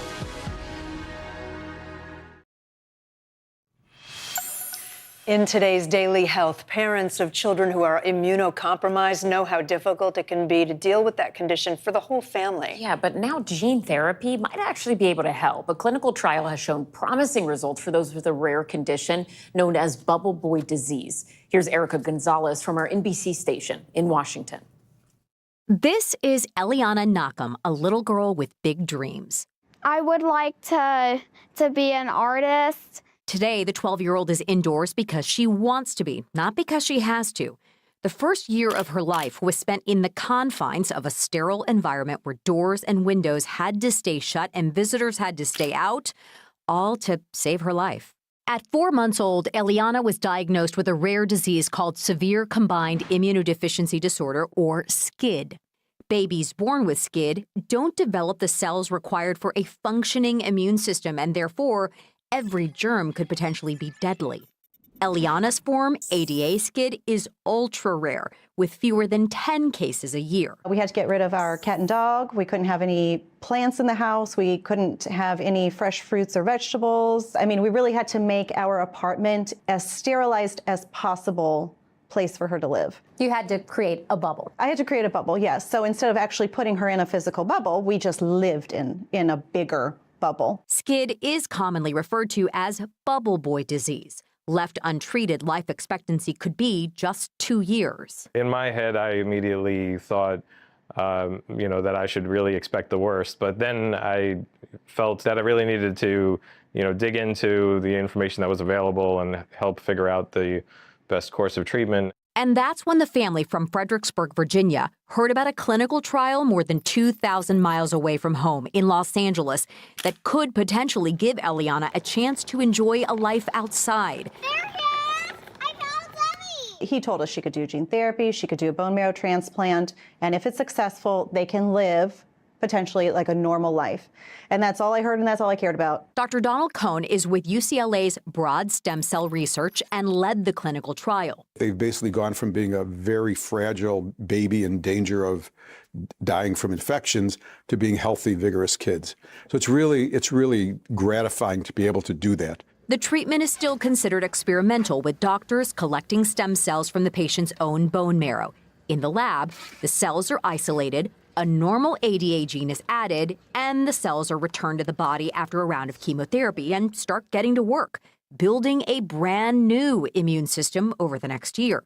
Doctors call it a cure. Of the 62 patients who took part over a 5-year span, all are alive, and 59 of them have a completely restored immune function, a 95% success rate. They're living out in the world, they're going to school, they're doing all the normal childhood things without getting unusual infections. Now, the process is anything but easy. Eliana experienced life and death setbacks with the treatment and was in and out of the hospital. Then, one day, her family got the call that would open up their world again. So when she was 1.5 years old, and Dr. Cohn told us that she can go out and she can eat food that is normal, and I'm allowed to kiss her now. You couldn't kiss your own child? No, I could not kiss my own child. No, because what if I have something? You went 1.5 years and you didn't kiss your own child? No, and I still do not. Because I have lingering. It's stuck with me, yes. Trauma. Doctors say the mental toll of such a fragile life may prove as challenging to cure as the disease itself. One of the things we see in a lot of the parents is it's hard to completely drop your guard. Even 12, 13 years later, you still remember how fragile your baby was and that you were the only thing that stood between them and a world full of germs. For Eliana, it's now a world full of possibility and a far cry from her past life. I think it's interesting to hear my own backstory. Some of it's a little scary to hear, like, if I didn't know it was like that emotional and scary for them. Her future, though, is right here in her own hands and as bright as the rainbow she draws. For NBC News Daily, I'm Erica Gonzalez. Coming up, Al Roker sits down with Dick Van Dyke, talking about his legendary career and the secrets he says helped him live to 100 years old. You don't want to miss that one. Stay with us. You're watching NBC News Daily.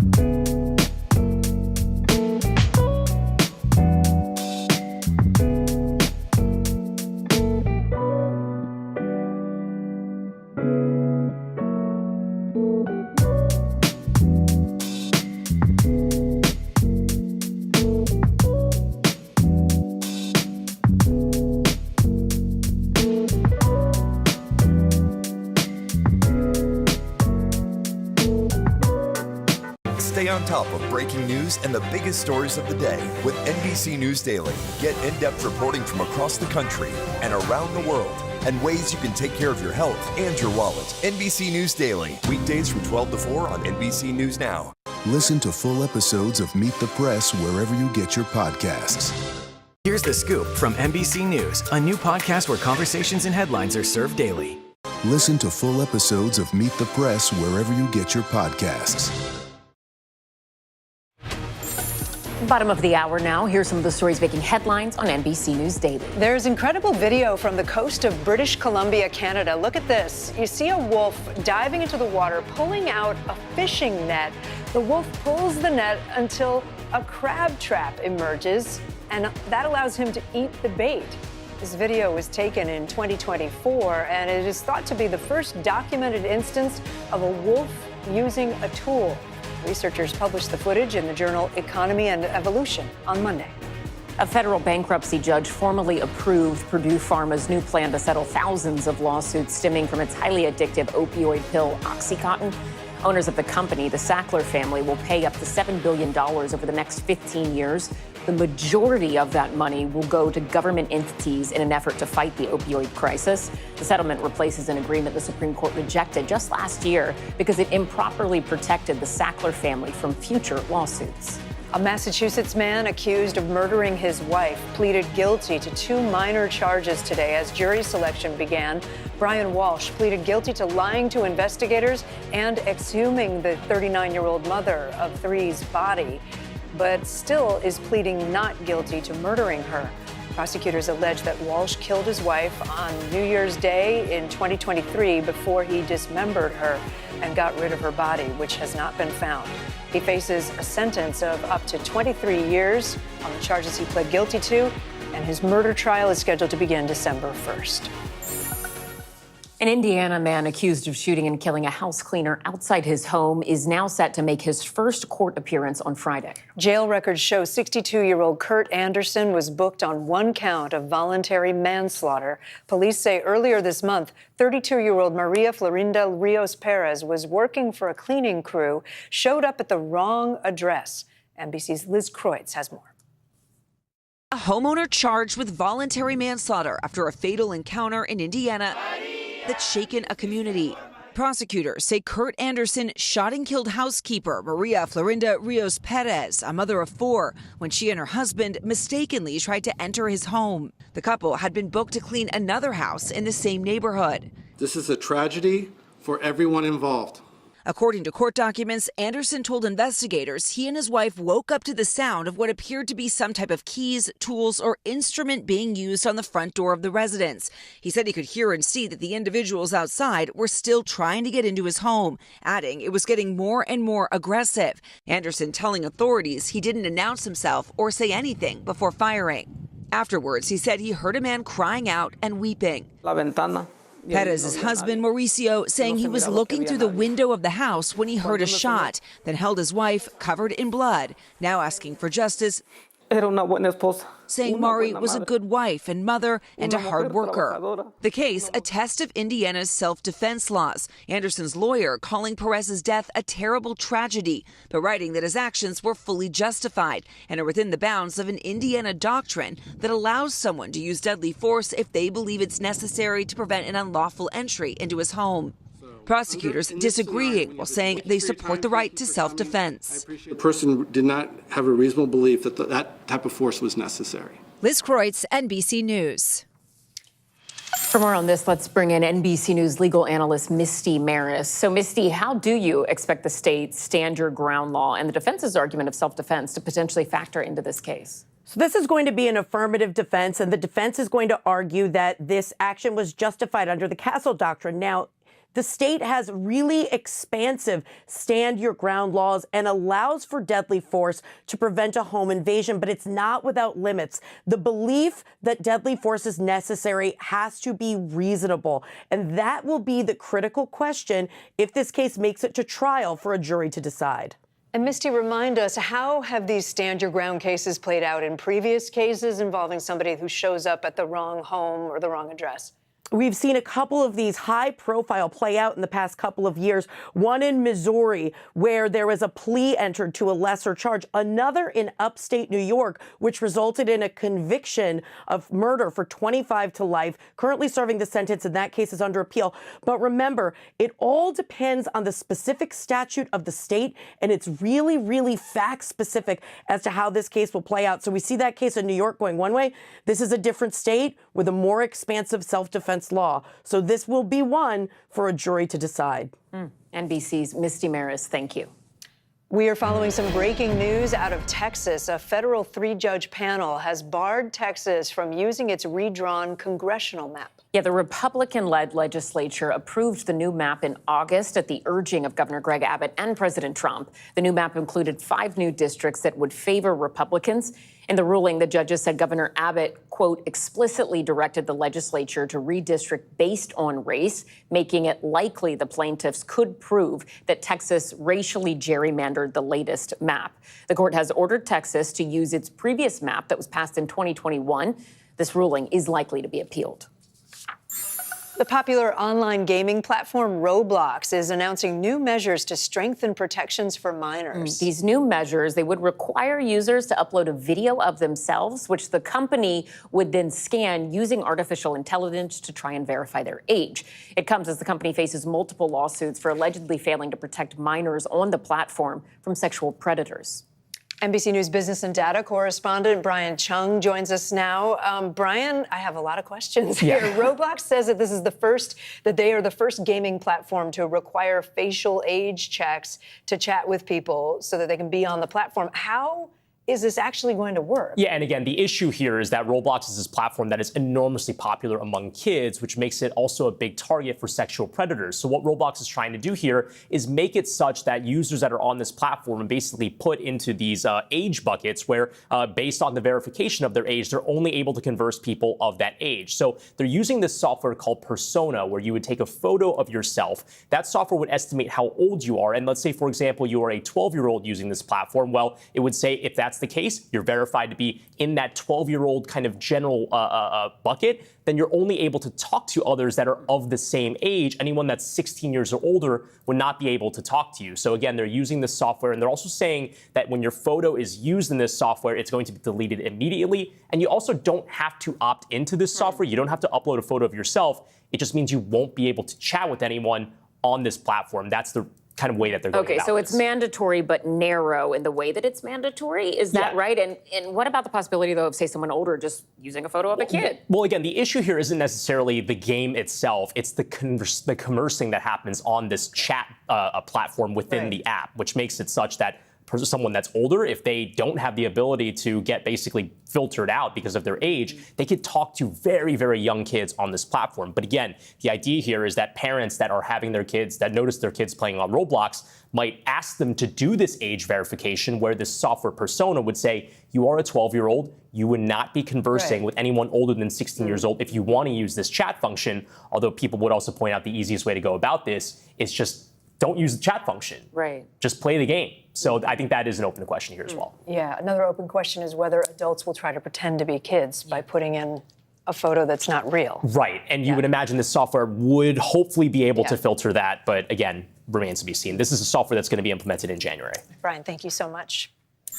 There's a new piece of technology that is changing the way American farmers grow food: driverless tractors. The tractors are being operated using artificial intelligence and are already rolling out on a handful of fields across the country, with one major farming giant promising a nationwide rollout next year. NBC's Maggie Vespa has more. Each fall across America's heartland, countless fields are toiled by farmers and their tractors. Or in this case, just the tractor. That's insane. There's no one driving that. There's no one driving it. Mike and Betsy Rowland own West Bureau Farms in central Illinois, one of at least 18 states where farmers this year are testing state-of-the-art AI tractor technology. A rural response, perhaps, to the self-driving cars increasingly spotted in major cities. Here, Mike and Betsy start their high-tech tractor from an iPhone. Oh my gosh. And save hours of work. Over the weekend, I set it loose on the field, and then I went home, did some laundry, went and got groceries. Before, it was you or me running this thing at 9, 10, 11, midnight, and you're exhausted. This can run by itself, and I can go home and go to sleep. The tech, courtesy of agriculture giant John Deere, who's planning a nationwide rollout next year. This has cameras mounted 360 degrees around the roof of the cab. The massive machine navigates using satellites and cameras. Ooh. See, there you go. That is jarring. That stop it when they spot possible obstacles. The goal, to address deeply rooted problems helping drive up food prices, including a mounting labor shortage and an aging industry. The average American farmer is 58 years old. They can actually let technology operate the tractor while, Betsy, Mike, others in their operation focus on maybe higher value tasks. Mike and Betsy add this innovation hasn't replaced any jobs on their farm, just offered breathing room during the busy harvest. This is the future of farming. I mean, it This truly is the future of farming. Absolutely. Yes. Maggie Vespa, NBC News. Here's a question. When was the last time you paid cash for something? Your answer might depend on your age. Yeah, a new survey from the payment app called Cash App finds that the majority of Gen Z people prefer using credit or debit cards. In fact, nearly a third of those surveyed in that generation say that cash is what they call cringe or even out of touch. Here to keep us trendy and aware and non-cringe is Investopedia's editor-in-chief, Caleb Silver. I joke, but I don't like using cash anymore either, and I'm certainly not Gen Z. What else did this survey find, though, about young people? Yeah, they use 50% say they use cash as a last resort. 54% say they're more likely to spend without thinking when they are not using cash. So you can tell the disassociation between breaking a 20, at a store and getting $18 back or $6 back. That's very different for them. And when it comes to savings, they have even different ideas when it comes to putting money away. Well, let's talk about that. How are they doing in terms of saving and budgeting as a generation? Not great, but not much worse than older generations. 46% say they have less than $500 saved. I know a lot of older people that can say the same. 32% say they don't know the interest rate on their savings account, and 16% say they don't even know if it earns interest. So teaching that interest lesson, that is rule number one when it comes to teaching your kids about money. Well, and the other thing with parents, should we be thinking about a debit card instead of cash then? Yeah, you can. There's other ways to do it, but a debit card might be the way to go. Since so many of the payments are contactless payments these days, either they're sending money to each other or they're paying for transportation, like here on the subway. So that does make sense sometimes. But if you actually want to build credit and want to teach some responsible money habits over time, there's other ways to do it. Joint credit cards with rewards can be helpful. Teen investment accounts with brokerage accounts, those are useful as well. When is it a good idea to have cash? Because, I mean, the journalists and me, and you've covered so many natural disasters over the years, too. I'm like, that's when you need to make sure you have a stockpile. If you think the power's going to go out, you can't use cards, you might not be able to get an ATM. Yeah. Is that still worth doing? Or Yeah, I'm that guy that has the extra $100 stashed somewhere in the house, and I want my kids to as well. But when they begin earning money for chores and you have that conversation about what is the money for, good time to start introducing a debit card or potentially a checking account for them. For transport needs, a lot of kids taking public transportation, sometimes they need that if they don't have the school pass. And once they start to demonstrate that financial responsibility, are they responsible with money? Do they know the point of it? Do they know where it is? And then once they have some savings goals, make it an incentive and get them going on a debit card or potentially a joint credit card so they can start to build credit, maybe use some of those rewards. Really great advice. Caleb Silver, thank you. We appreciate it. Yeah.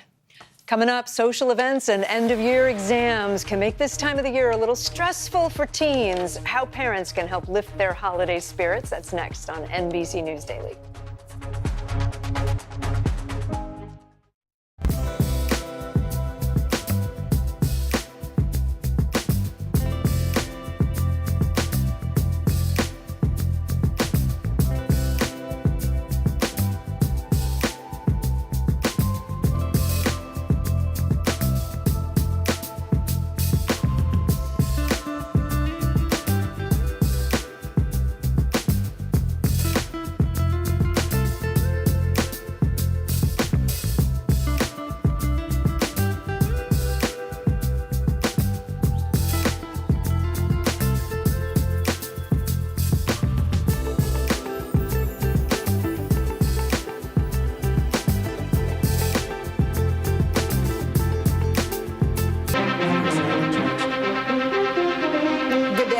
Jackson in Washington, and we are coming on the air with breaking news just seconds ago. A landslide vote in the House of Representatives on a bill that would try to force the release of DOJ documents related to Jeffrey Epstein, which started as a long shot bid months ago, now one step closer to becoming law. This was a nearly unanimous vote. The final vote, 427-1, just hours after some Epstein survivors gathered at the Capitol to rally support. So next step, the Senate, and then on to the White House for the president to sign this into law if it passes that chamber. The president now says he'll do that in a surprising political pivot after months of resistance to backing the bill.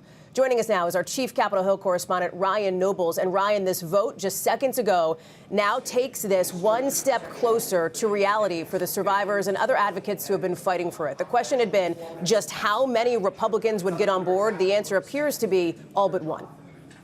That's right, Hallie. And as this resolution was officially gavelled and signed through the House of Representatives, there were cheers in the gallery just a few feet from where I'm standing. And we're told that there were survivors of the Epstein saga that were in the gallery watching as this vote took place. And you're right, it was an overwhelming passage, 427 voting in the affirmative, only one nay, and that is Congressman Clay Higgins, who released a statement saying that he is what he described a principled no on this, saying that he has issues with the bill. And of course, Republicans in Congress, including the Speaker of the House, have said from the very beginning that they had issues with the way that this discharge petition, as it's called, came to be. The discharge petition is a maneuver that rank and file House members can use to bring a piece of legislation to the floor outside of House leadership. This was initially something that Republicans fought right up until the last minute. There was a group of breakaway Republicans that joined with Democrats to force this to the floor. But once it became a reality that this was something that House members were going to be forced to vote on, Republicans quickly came around and decided that it was responsible and smart for them to vote yes, including the Speaker himself. Today, though, he did hold a press conference and discuss his issues with the bill. He is concerned that it doesn't do enough to protect survivors, that it could put potential victims of child sex abuse at risk of their information being made public, and that it could compromise future investigations. The supporter of this package say that they've written the bill in a way that would solve and deal with all these issues that the Speaker has. He's asking the Senate to change it, Hallie, and of course that is the next big question we have, is how the Senate will deal with this, and we could find that out here in the next hour or so when the Senate convenes. Explain that, Ryan, because you now have the top Senate Democrat, Chuck Schumer, suggesting that he will try to bring this to the floor. He will try to take action, possibly in the next several hours here tonight. Of course, it would need Republican support. What are you hearing from that side of the Capitol? Well, there's two ways that this could go once it reaches the Senate, Hallie. There's a very quick way, and then there's a much more lengthy and arduous process that this resolution could take. If they take the route that Speaker Johnson is suggesting, it could delay the passage and the release of these files indefinitely. So Speaker Johnson is asking for a long list of amendments to be added to this bill. That would require deliberations and negotiations among senators to craft the language that would make them feel more comfortable with voting yes. It would then have to come back here to the House for another vote before it made it to the president's desk.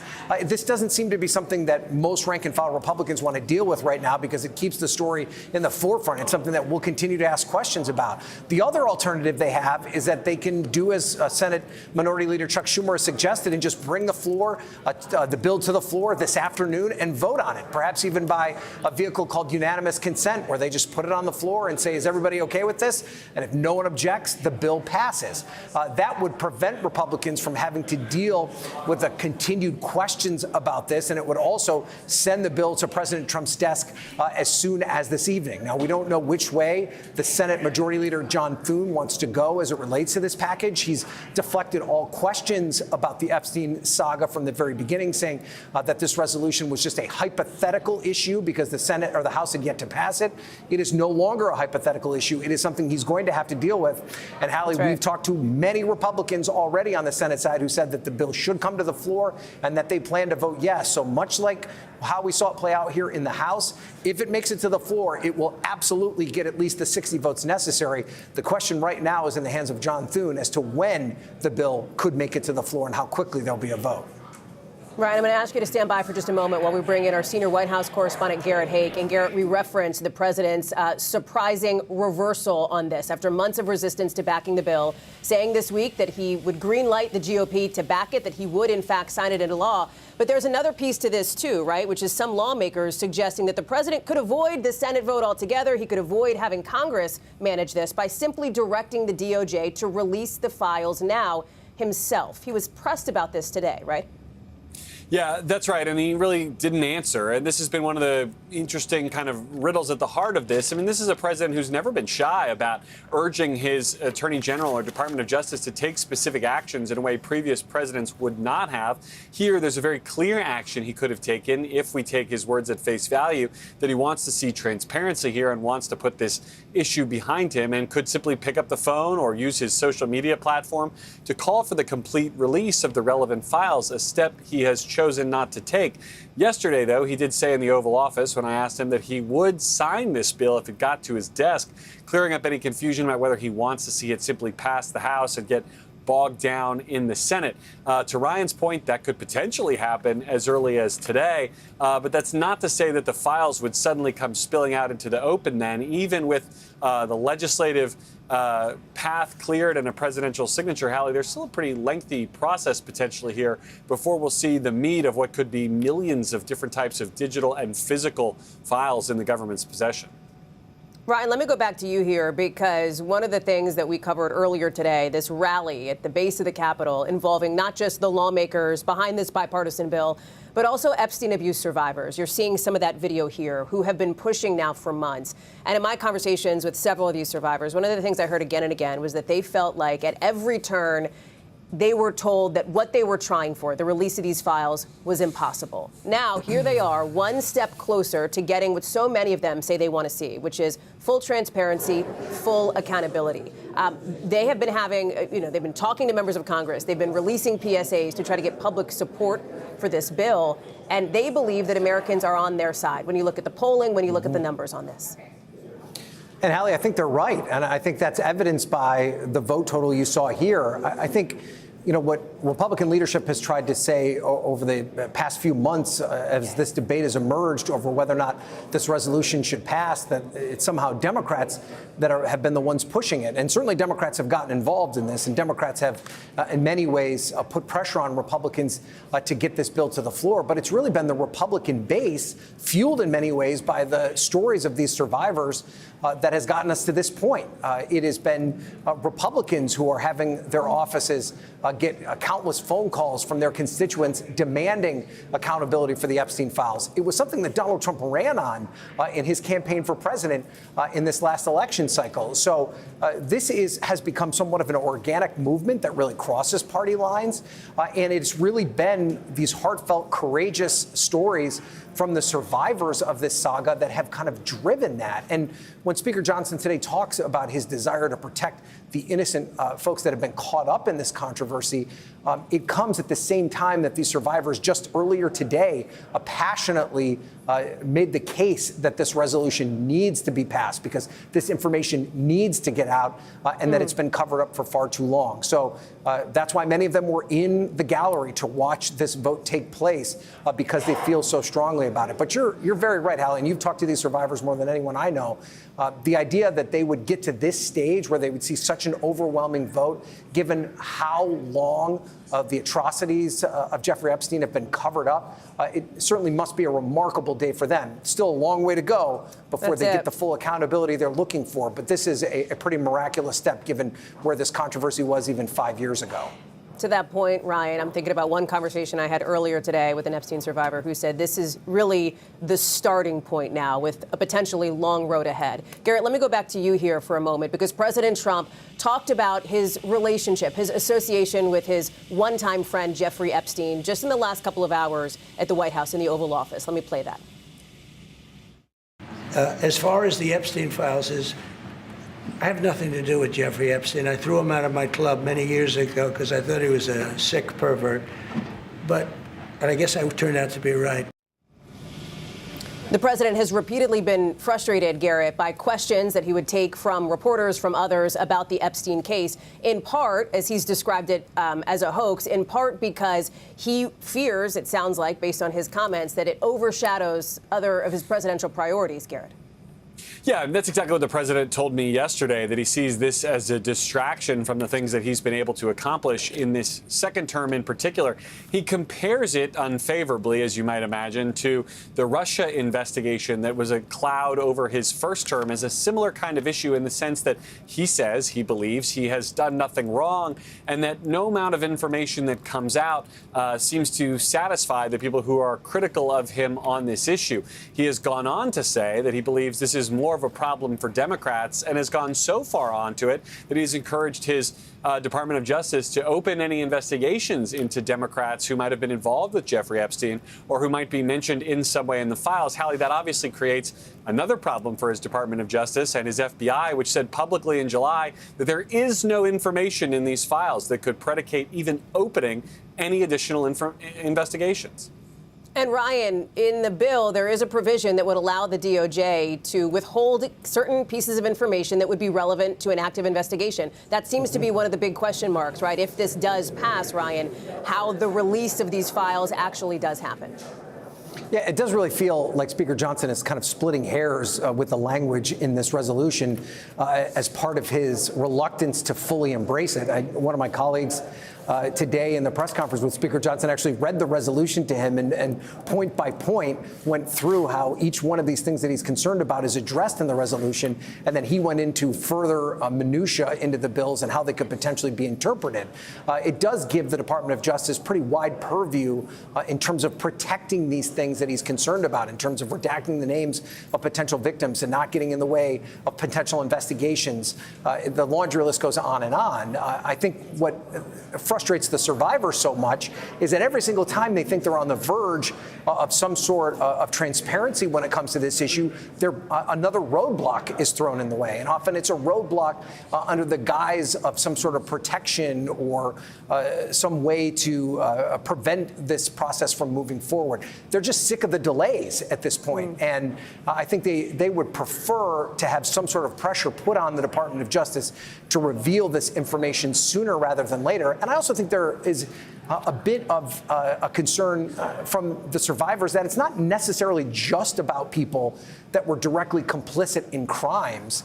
There is a belief that anybody involved with Jeffrey Epstein on some level deserves some sort of recognition as a result of that. And we're already seeing that happen. Prince Andrew, for instance, is somebody that has really kind of fallen from public grace as a result of it. So there's a lot that the survivors want that they feel like they have not been getting from Congress.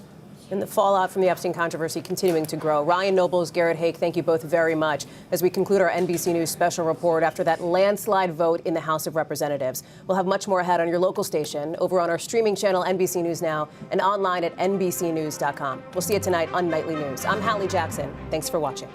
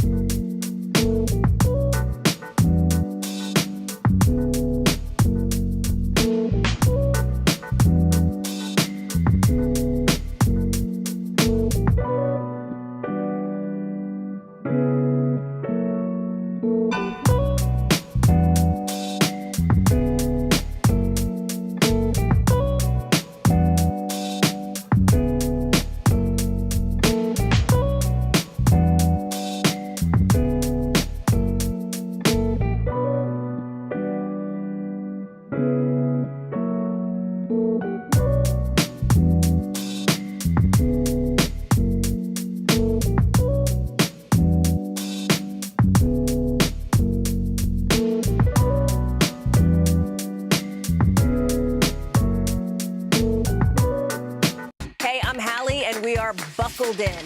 Tonight, we are on the ground with extreme storms and intense fires. We've got it all covered. ICE set to round up immigrants in more cities from coast to coast. What are you seeing where you are? Millions of dollars in federal money being put on pause by the Trump administration. Talk me through what you have been hearing on your end. Inflation is going down a little bit. What's under the hood of these numbers that's sticking out to you? Oh, Hallie, that's so 2024 to be obsessed with the inflation readings, right?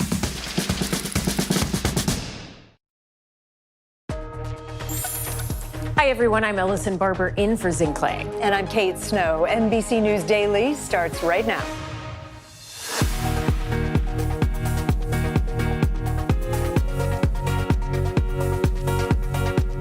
Today, Tuesday, November 18th, 2025, breaking news. The House of Representatives votes to compel the Department of Justice to release all documents related to the Jeffrey Epstein investigation. What comes next in the fight to get the files into the hands of the public? Zeroing in, federal agents focus their efforts on Charlotte, North Carolina, making more arrests in their immigration crackdown. What's happening now after days of violent clashes? Bill of Health. A new survey finds a record number of Americans are anxious about health care costs going into next year, where people say they're feeling the pinch. And she's gonna be popular. Ariana Grande returns to the silver screen as Glinda the Good Witch in the highly anticipated sequel, Wicked for Good. The work was the most gratifying thing I've ever been able to do in my life. What she's revealing about what it was like starring and singing in her dream role. I'm so ready. I am so ready. We have a lot to get to this hour.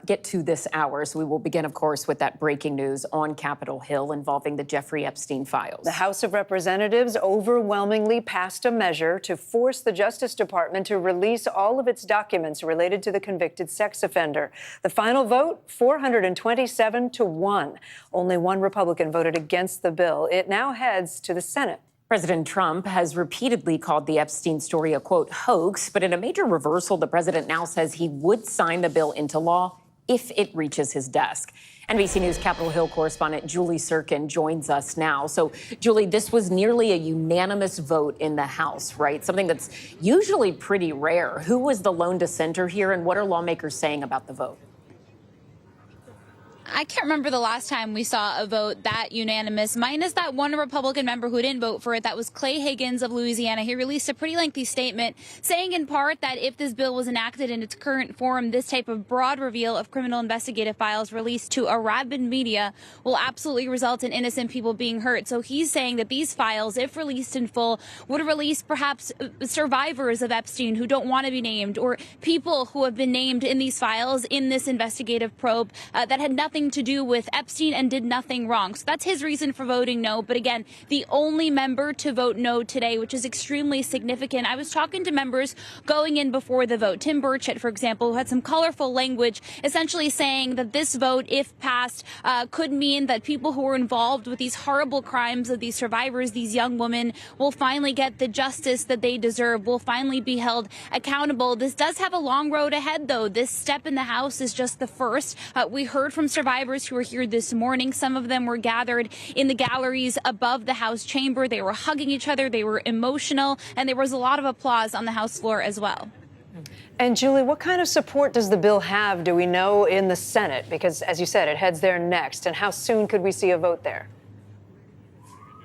Well, this is going to put a lot of pressure on the Senate to take this up quickly. When I was talking to Senate Majority Leader John Thune, the top Republican, in the months leading up to this vote, this was very much a hypothetical in the House. We know that things evolved very quickly. He did not forecast his plans, but we also know that Senate Democratic Leader Chuck Schumer says that he plans to try and pass this unanimously tonight. I also have some new reporting that Senator Ruben Gallego, a Democrat from Arizona, is going to be on the Senate floor reading excerpts from Virginia Giuffre's memoir, one of Epstein's survivors who died by suicide a couple of years ago. So that should be an extremely emotional moment, but we do not yet know what Thune plans to do. All I can tell you is that House members, survivors, want the Senate to handle this very quickly so that the Department of Justice could release all of these files.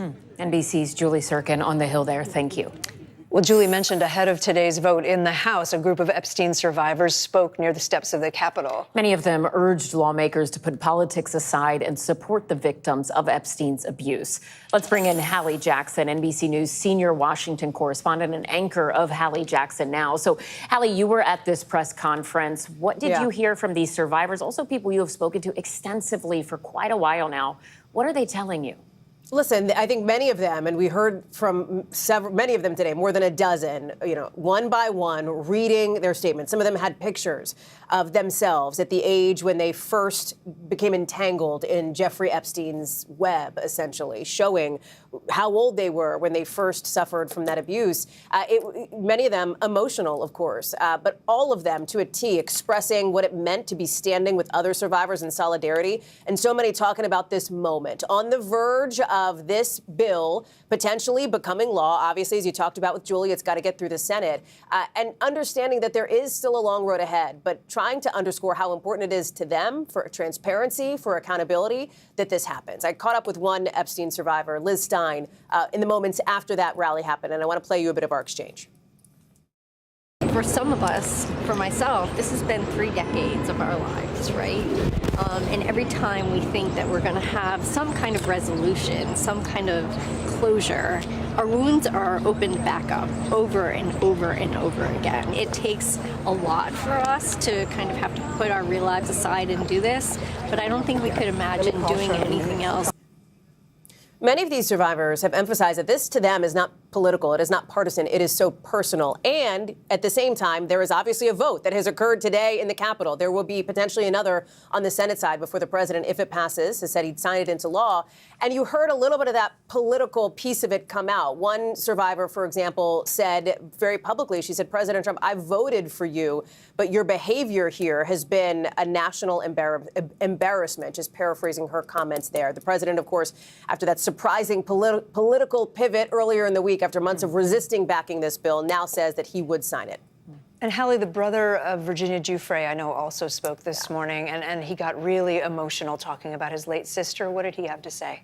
Remember, the woman you're looking at here, Virginia Roberts Giuffre, is credited by so many of the survivors that I've spoken with for helping to, in some ways, break the dam, to come forward, to give strength to other survivors. And her family, she's one of the most prominent Epstein accusers, and her family has sought to carry on her fight. I want to play for you what Sky Roberts, alongside his wife, Amanda Roberts, had to say today. That's what I felt like I'm doing, I said. I'm making a small dent in this big world we live in.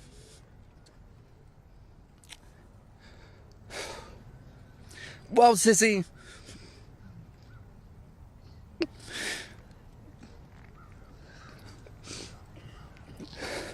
you didn't just make a small dent.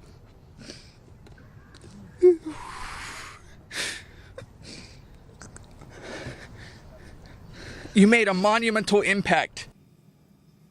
Roberts there quoting from Giuffre's posthumously released memoir that only came out within the last couple of months here. She wrote how she felt like even if she was a small dent, she'd have a big impact. And you heard what Roberts had to say. One thing we also heard from the survivors at that rally today is that they know that Giuffre would have loved to have been here. She died by suicide earlier this year. Back to you. Hallie Jackson for us. Hallie, thank you. And don't miss Hallie coming up on Hallie Jackson Now, streaming live starting at 5 p.m. Eastern on NBC News Now. Federal investigators have just released new details into the cargo ship accident that led to 2024's deadly bridge collapse in Baltimore, Maryland. The National Transportation Safety Board is blaming a loose wire and problems with a fuel pump. They're linking both of those things to electrical blackouts on the ship, which ran into the Francis Scott Key Bridge last year. It was March 2024. The ship was headed out of Baltimore, out of the harbor, when it lost power and crashed right into the bridge in the middle of the night, sending it crumbling into the river. 6 construction workers who were on the bridge at that time were killed. Let's bring in NBC News national correspondent Aaron Gilchrist. Aaron, these are significant revelations from the NTSB today, right? What else did investigators say? I think that root cause really is the key thing that we heard today from the NTSB investigators as well as the board itself. And it focused on, you're right, that issue of a loose wire, a single wire among thousands of wires inside a breaker. on the dolly, on the ship that was leaving the port of Baltimore.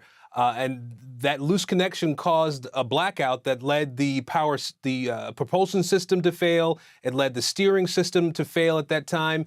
And the dolly just sort of drifted right into the Key Bridge. As a result of that, within just a couple of minutes. Now, there was enough time for the people on the ship to call out to the folks at the harbor to make them aware of this emergency, and they were able to notify state troopers to shut down the bridge so that traffic couldn't get across it. But those construction workers, 7 of them, were still on the bridge. They ended up in the water when this collision happened. One of them was able to survive. 6 others died in this incident. I want you to hear what one of the engineers had to say about the fact that there was no immediate communication with those workers about an emergency. Had the highway workers been notified of the dolly's emergency at the same time as the MDTA police officers, there would have been about 1 minute and 29 seconds to evacuate before Pier 17 collapsed. And Caden Ellison, there were also about 18 recommendations, safety recommendations that the NTSB made to several different agencies, state and federal agencies, as well as some of the organizations that kind of make safety standards for ships and bridges. And those are all things that they hope will be followed in the near future, ladies. A lot to watch. Erin Gilchrist, thank you. Time now for some consumer news. Toyota is investing nearly $1 billion in U.S. plants. So much money. Plus, Starbucks and Target teaming up for the holidays. NBC's Emily Lorsch joins us now with today's Money Minute. Hey, Emily. Hey, guys. It's a new drink that's only available at certain locations. We'll get to that in a minute. But first, Toyota is investing more than $900 million in U.S. manufacturing plants. The investment is to help increase hybrid car production in the U.S., expanding and upgrading plants in 5 states in the South. It's all part of Toyota's plan to invest up to $10 billion domestically by 2030. And a new analysis shows past due utility balances jumped nearly 10% in the past year as monthly energy bills climbed, according to the think tank The Century Foundation and the group Protect Borrowers. Since consumers typically prioritize these costs, it's a potential sign families are falling behind on other payments too. Finally, Target and Starbucks are rolling out their first ever holiday drink collaboration, a frozen peppermint hot chocolate sold only at Starbucks cafes inside Target stores. Both chains have been hit hard by inflation and tariffs. The companies hope the drink can draw customers back in during this critical holiday season. Now, what do you guys think of a peppermint drink? I feel like that's very hot, hit or miss. I love. Yeah, love. And frozen hot chocolate is a thing that I've had before. Is there a name for that? I don't know, but there's a place in New York City that does it. But it's really good. Okay, I would try that. And also, as a former Target Starbucks employee myself, I would have loved a peppermint beverage. Wait, I'm sorry. You worked at the Starbucks in the Target? Yes, I did. I did not know Yes, that. I did. And some people would be like, "You're not a real Starbucks," and we were like, "Yes, we are." I learned all those recipes, and I had the green apron. Thank you very much, Emily. Thank you. Thanks, Emily. Coming up, drug maker Purdue Pharma and its owners ordered to pay $7 billion for their role in the nation's opioid crisis. What that settlement means for thousands of victims. Plus, an Indiana homeowner charged with manslaughter after police say he shot and killed a house cleaner who showed up to the wrong address. How he's defending himself next on NBC News Daily.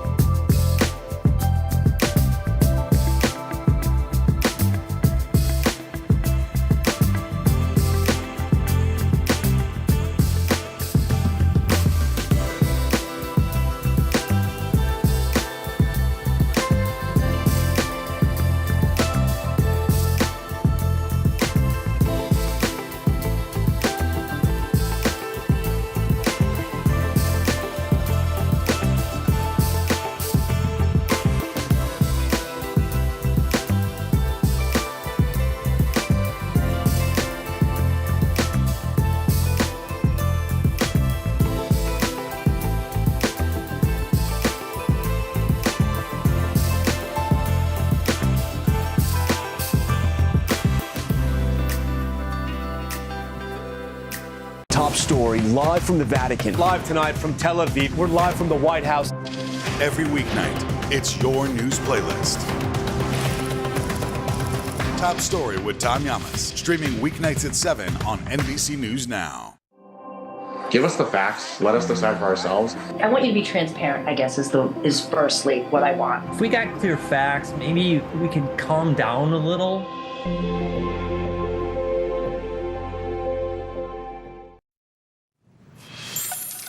An Indiana man accused of shooting and killing a house cleaner outside his home is now set to make his first court appearance on Friday. Jail records show 62-year-old Kurt Anderson was booked on one count of voluntary manslaughter. Police say earlier this month, 32-year-old Maria Florinda Rios Perez was working for a cleaning crew and then showed up at the wrong address. Here's NBC's Liz Kreutz. A homeowner charged with voluntary manslaughter after a fatal encounter in Indiana that's shaken a community. Prosecutors say Kurt Anderson shot and killed housekeeper Maria Florinda Rios Perez, a mother of 4, when she and her husband mistakenly tried to enter his home. The couple had been booked to clean another house in the same neighborhood. This is a tragedy for everyone involved. According to court documents, Anderson told investigators he and his wife woke up to the sound of what appeared to be some type of keys, tools, or instrument being used on the front door of the residence. He said he could hear and see that the individuals outside were still trying to get into his home, adding it was getting more and more aggressive. Anderson telling authorities he didn't announce himself or say anything before firing. Afterwards, he said he heard a man crying out and weeping. Perez's husband, Mauricio, saying he was looking through the window of the house when he heard a shot, then held his wife covered in blood, now asking for justice, saying Mari was a good wife and mother and a hard worker. The case, a test of Indiana's self-defense laws. Anderson's lawyer calling Perez's death a terrible tragedy, but writing that his actions were fully justified and are within the bounds of an Indiana doctrine that allows someone to use deadly force if they believe it's necessary to prevent an unlawful entry into his home. Prosecutors disagreeing while saying they support the right to self-defense. The person did not have a reasonable belief that that type of force was necessary. Liz Kreutz, NBC News. For more on all this, let's bring in NBC News legal analyst Misty Maris. Misty, as Liz explained, it's self-defense that seems to be kind of at the heart of this case. Under Indiana law, what are the rules? If you think somebody's coming into your house, what can you do? So Indiana has a statute. It's called the Castle Doctrine. There's many other states, 30-some states that have this doctrine. And it says that you can use deadly force if there is truly what you believe to be a risk of a home invasion. And under Indiana law, there's no duty to retreat. So some of these issues, should he have called 911? Should he have taken other action? Should he have called out and said, who's there?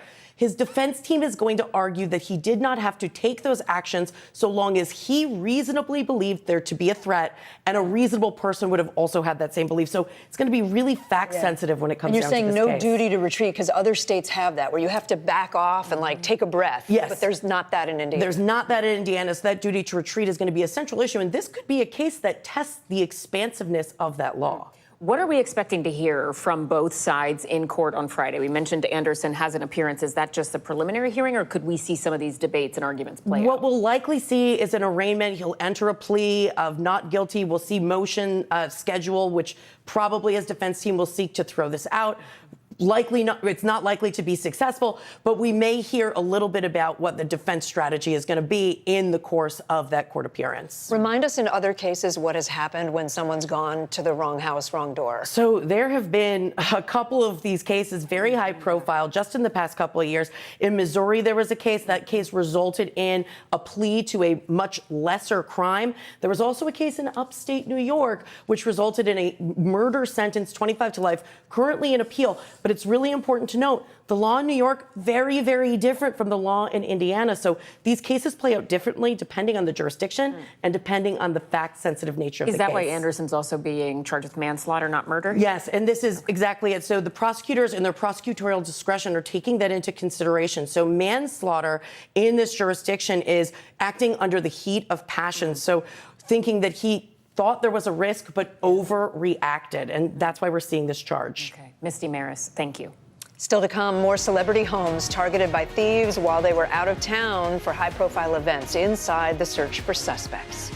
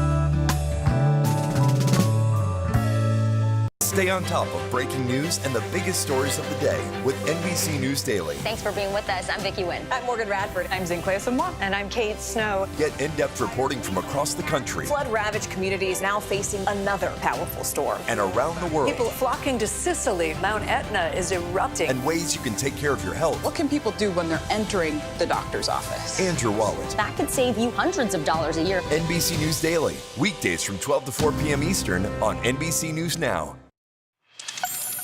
Here's one way to get out of a traffic jam. Uber teaming up with Joby Aviation to bring air taxis to the sky. You heard that right. The partnership is set to launch in Dubai next year and could make its way to the U.S. NBC's chief international correspondent Keir Simmons went to the tarmac to take a closer look.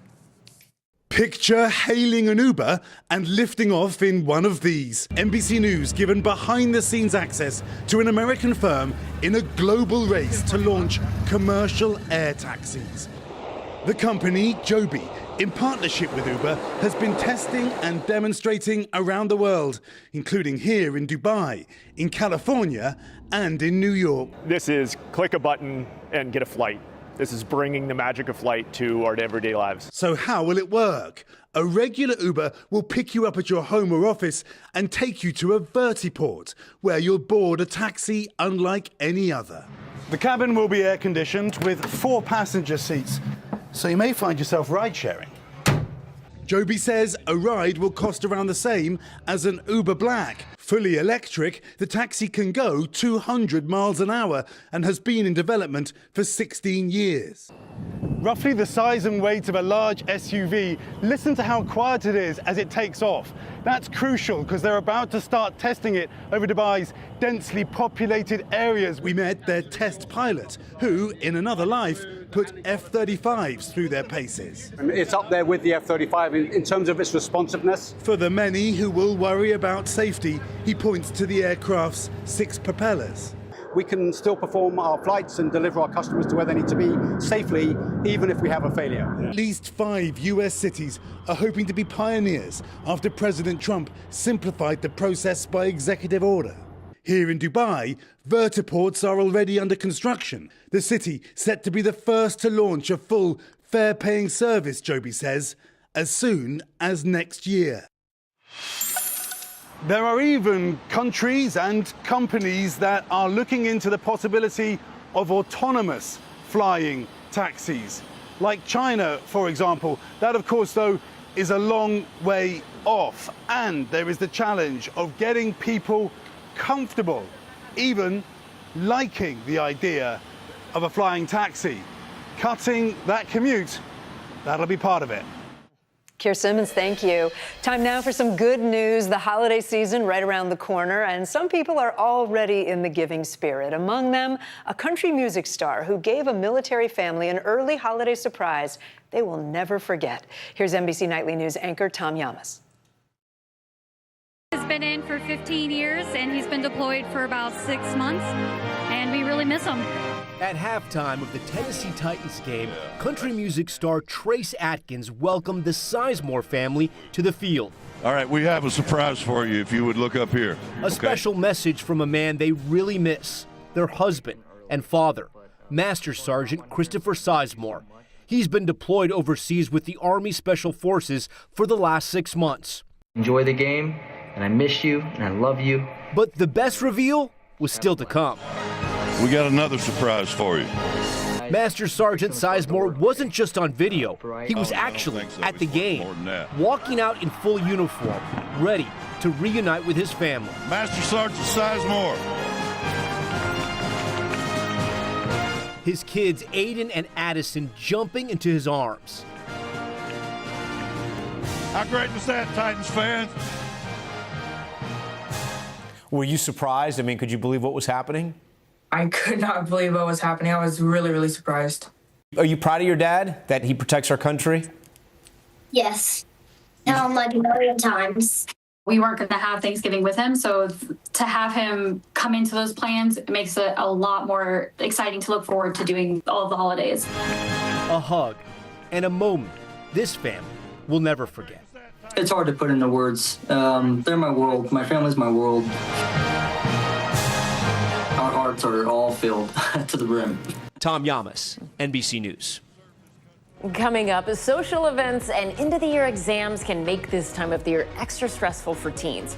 How parents can help lift their holiday spirits. That's ahead on NBC News Daily. We are always streaming free 24/7 on NBC News Now. You can watch us wherever you stream content, including YouTube and Roku and all the other places you see there. The easiest is anytime on the NBC News app. The news continues after this.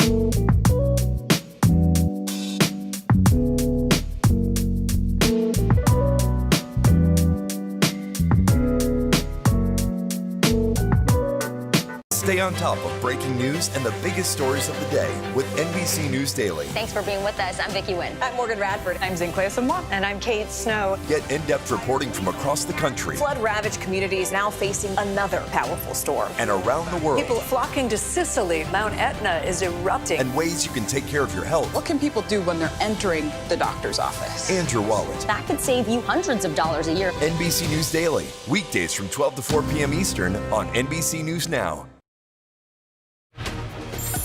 Bottom of the hour now. Here are some of the stories making headlines on NBC News Daily. There's incredible video from the coast of British Columbia, Canada. Look at this. You see a wolf diving into the water and pulling out a fish net. The wolf pulls the net until a crab trap emerges, allowing him to eat the bait. This video was taken in 2024, and it is thought to be the first documented instance of a wolf using a tool. Researchers published the footage in the journal Economy and Evolution on Monday. A federal bankruptcy judge formally approved Purdue Pharma's new plan to settle thousands of lawsuits stemming from its highly addictive opioid pill, OxyContin. Owners of the company, the Sackler family, will pay up to $7 billion over the next 15 years. The majority of that money will go to government entities in efforts to fight the opioid crisis. The settlement replaces an agreement the Supreme Court had rejected last year because the court said it improperly protected the Sackler family from future lawsuits. The Massachusetts man accused of murdering his wife pled guilty to 2 minor charges today as jury selection began. Brian Walsh pleaded guilty to lying to investigators and disposing of the mother of 3's body, but he is still pleading not guilty to murdering her. Prosecutors allege that Walsh killed his wife Anna on New Year's Day 2023 before he dismembered and got rid of her body. He faces a sentence of up to 23 years on the charges he pled guilty to in his murder trial. That's scheduled to begin December 1st. In a sudden reversal, the Trump administration will not expand its immigration crackdown into Raleigh, North Carolina today, as was expected and confirmed by the city's mayor earlier this week. Instead, a senior administration official tells NBC News that Border Patrol agents will remain in the city of Charlotte, North Carolina, following days of enforcement operations there. According to the Department of Homeland Security, more than 130 people have been arrested in Charlotte since Saturday. Video shows some of those arrests have turned violent. Joining us now is NBC News legal affairs reporter Gary Grumbach. Gary, let's start with the news about Raleigh. We expected this operation today. Why was it called off? And did DHS say why they're arresting people, what they're arresting them for in Charlotte? Yeah, Kate, it speaks to perhaps how haphazard this whole operation has been. We don't have an answer as to why they're not going into Raleigh. We were told by the mayor that folks were on the ground and ready to go in, and then they've decided apparently to focus on Charlotte. But wherever they are, the North Carolina governor is furious about this situation. He says in part, quote, "I call on federal agents to target violent criminals, not neighbors walking down the street, going to church, or putting up Christmas decorations." He says people should not be targeted based on the color of their skin. Now, we know DHS has arrested more than 130 people over the past several days of their operation. We're told 44 of them by DHS are undocumented immigrants, although we don't have any evidence to prove that. 2 of them, they say, are known gang members. Now, they've been arrested for things like aggravated assault, hit and run, and driving under the influence. And this is still happening day by day here in Charlotte. Kate? And Gary, while we have you, can I ask you about another case on Monday? A Tennessee judge temporarily blocked the deployment of the National Guard in Memphis, which we've been talking about. What did the judge say? So the judge said pretty much what every judge on this type of topic has said around the country, saying there is no rebellion or invasion currently taking place in Memphis or in Shelby County. Their involvement here was going to be part of the Memphis Safe Task Force. This was something that the president and Secretary Pete Hegseth wanted to happen alongside Governor Bill Lee there in Tennessee. Now, this won't prevent law enforcement from doing their jobs here. That's what the judge said. This is going to be appealed by the Trump administration. All right, Gary Grumbach for us. Gary, thanks. A new poll finds that a record number of Americans are feeling anxious about the price they have to pay for health care. That's according to a new West Health Gallup poll. It found that nearly half of the adults surveyed are worried they won't be able to afford their health care costs next year. That is the highest level since the survey started back in 2021. NBC News health and medical reporter Berkeley Lovelace Jr. has been digging through the poll and joins us now with more of his reporting. So, Berkeley, walk us through exactly what this survey found and what some of the biggest concerns are related to costs. Yeah, so the survey found concerns about prescription drug costs are climbing, so rising from 30% in 2021 to 37% this year. The share of adults who say healthcare costs cause a lot of stress in their daily lives has nearly doubled since 2022, rising from 8% to 15%. And about 1 in 3 adults say they've delayed or skipped medical care because they couldn't afford it. And so that goes along with, as you noted, 47% of adults saying that they're worried about healthcare costs next year. So there's some pretty important numbers to pay attention to. What are some of the other barriers or obstacles people surveyed in this report talked about? Yeah, so barriers include things like long wait times, work schedules, and simply not knowing where to find a provider. The barriers weren't equal across states, so Iowa, Massachusetts, and Washington, D.C. ranked among the highest for best in healthcare, while Texas, New Mexico, and Nevada were among the bottom. And so the states that ranked the lowest often had a high number of people who had to skip or delay care, and states in the top, like Iowa, had an easier time getting healthcare when and where they needed it. So, Berkeley, we're getting this data ahead of some big changes to some people's health insurance coverage, right? What do people on Medicaid or people who get insurance through the Affordable Care Act need to know about this? Yes, that's right. So some pretty big changes to the Affordable Care Act and Medicaid. So for ACA, the enhanced subsidies that kept premiums lower for millions of Americans are set to expire at the end of this year unless Congress extends them. And so an estimated 3.8 million people could lose their coverage each year if those are not extended. Then, of course, there are the Medicaid cuts. So Medicaid work requirements begin nationwide in 2027. And millions also for Medicaid could lose coverage as well from that as well. So there's a lot to pay attention to in this space. Berkeley Lovelace Jr., excellent reporting. Thank you so much. Thanks. Police in Los Angeles are investigating another round of burglaries targeting celebrities. The latest victims, Real Housewives of Beverly Hills star Kathy Hilton and her castmate Sutton Stracke. Both of their homes were broken into while they were away for the weekend. While in Ohio, Cleveland Browns quarterback Shador Sanders' house was also broken into over the weekend while he was playing against the Baltimore Ravens. NBC's Steve Patterson joins us now. Steve, these break-ins are just the latest in a string of burglaries. We keep talking about it, targeting the homes of celebrities and athletes. What do we know? Yeah, it seems to happen every few months or so, and now a new rash.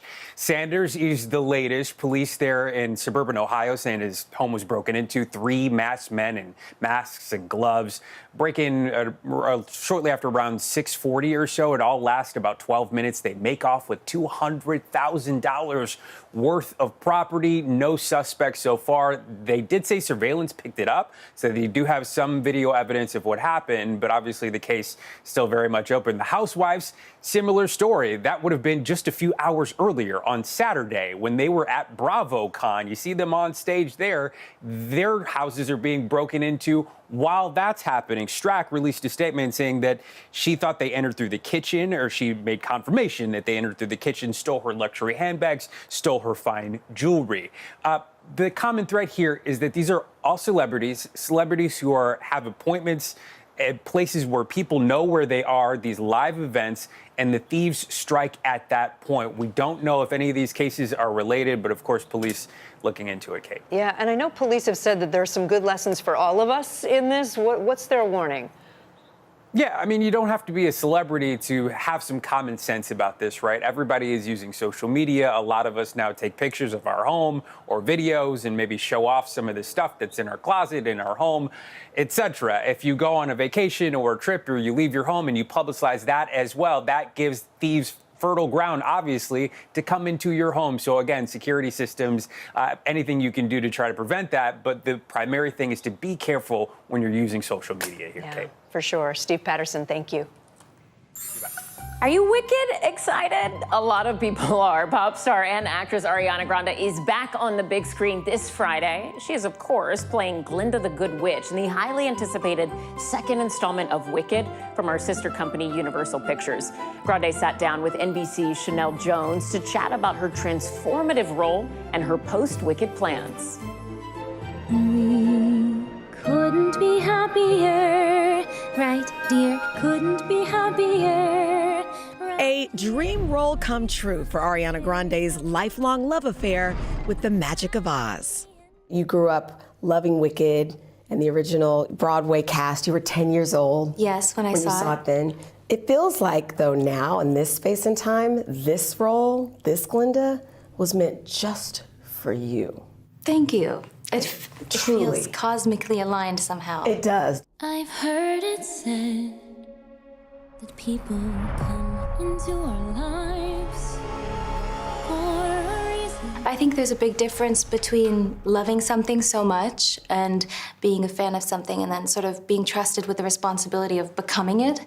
Ariana starring as Glinda, the Good Witch, alongside Cynthia Erivo as Elphaba, the Wicked Witch. Elphaba, they're coming for you. Just look at me. Not with your eyes, with theirs. Talk to me a little bit about what we didn't see behind the scenes in preparing. The work was the most gratifying thing I've ever been able to do in my life. I'm an actress and a person who loves art first and foremost. And the preparation started long before my first audition.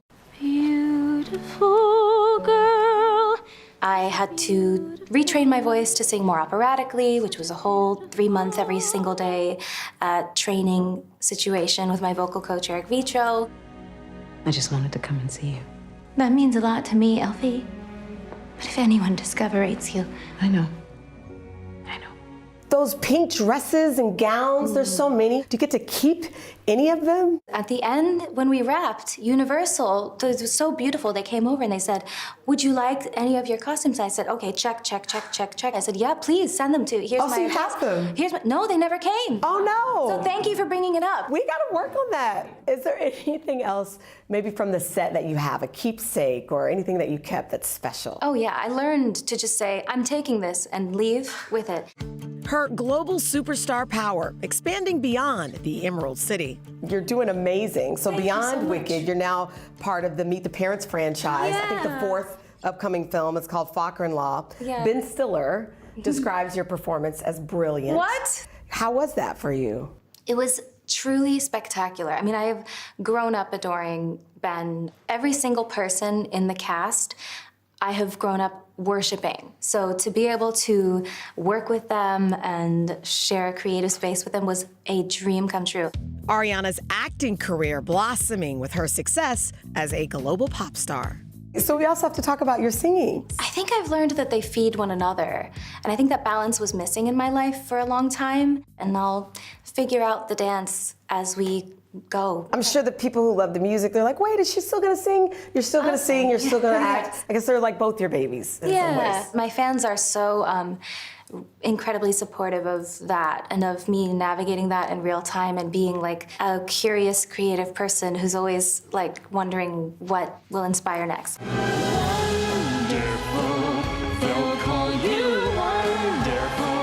Anticipation building up as she gets ready to defy gravity once again in the second and final chapter, Wicked for Good. Is there anything else on your bucket list? I really am enjoying acting right now, and whether it's movies or being on stage or a little something here and there, I think that's currently what I'm most inspired by, but I'll still sing, I promise. So would you want to do like theater on the stage? I would. Broadway, or? Yeah, it's where I started, and of course it would be a dream to find the right thing to come back to be on stage, and we'll see, you know? I'm grateful to be along for the ride. Janelle Jones, NBC News.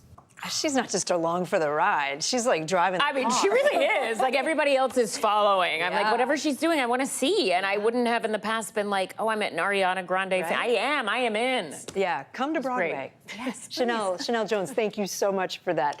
Still ahead, for many expectant mothers, getting comfortable during pregnancy can feel impossible. And experts coming to share her simple tips for finding relief that anyone can actually use, whether you're pregnant or not. That's next on NBC News Daily.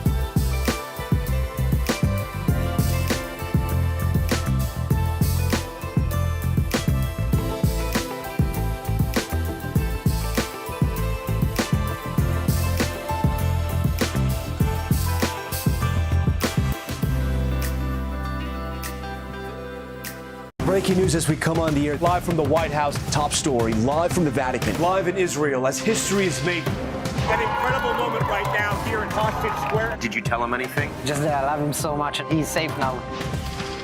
You can still see some of the cleanup effort going on right now. Do you have any update tonight on the search and rescue mission? The Federal Reserve cutting interest rates. Everyone's going to be asking the same thing. How does this affect their bottom line? Every night, it's your news playlist. Top Story with Tom Llamas. Streaming weeknights at 7 on NBC News Now. News for the generation of now is NBC News Now. Streaming free everywhere. In today's daily health, pregnancy and labor can be exciting, also a little bit of discomfort that comes with those. Yeah, I can imagine. Your body, it's growing, it's changing in new ways, and it requires extra care and support.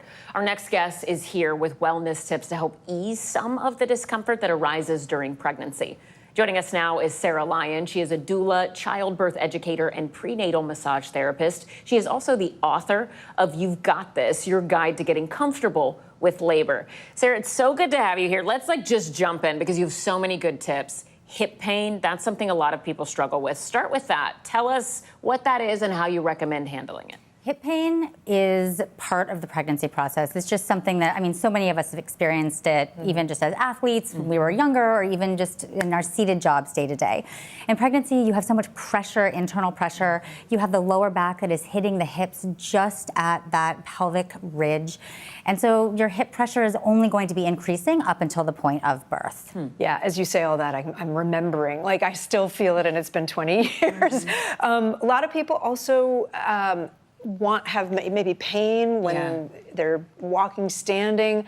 Talk about lying down a particular way. You talk about side lying. That can be really helpful in delivery, but also just leading up to it. Absolutely. Because the baby is positioned in such a way that it can actually impinge some of the veins that go from the heart and start to circulate the blood, your doctors will coach you to sleep on your side for the majority of your pregnancy anyways. Then during labor, it's actually beneficial for the positioning of the baby in order to make sure that the baby gets into optimal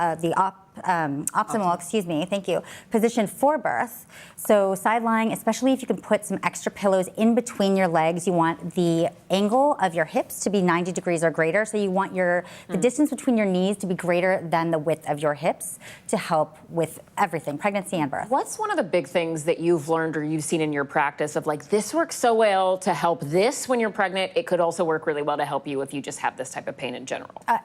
Side lying would be number one. Okay. There are certain massage techniques that we use basically everywhere. There's a specific technique called the double hip squeeze, which is super simple. I taught my husband to do it, even though I'm the massage professional. We do it on every single client, regardless of what they're facing in their lives, pregnant or not pregnant at all, or postpartum. Okay, and you created this thing called the birth deck I want to show people. So it's like a set of cards, 50 cards, to help comfort a woman in labor, which I love. You could just go through, we could sit here for hours going through the cards.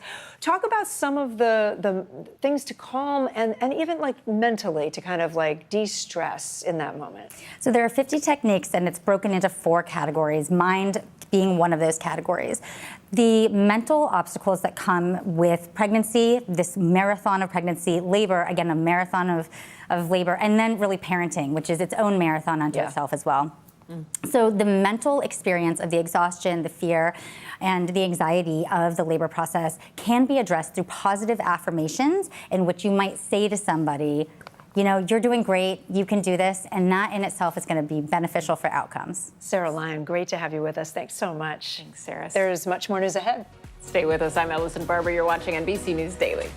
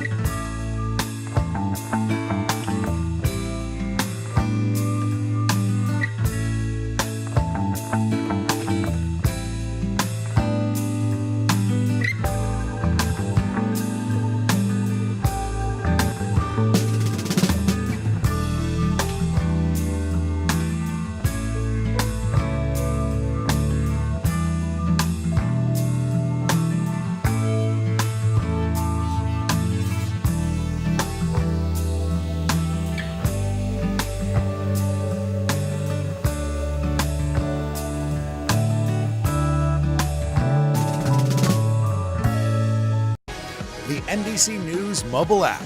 Get connected to your favorite news shows. For the top stories, breaking news, and live video, download the NBC News mobile app now.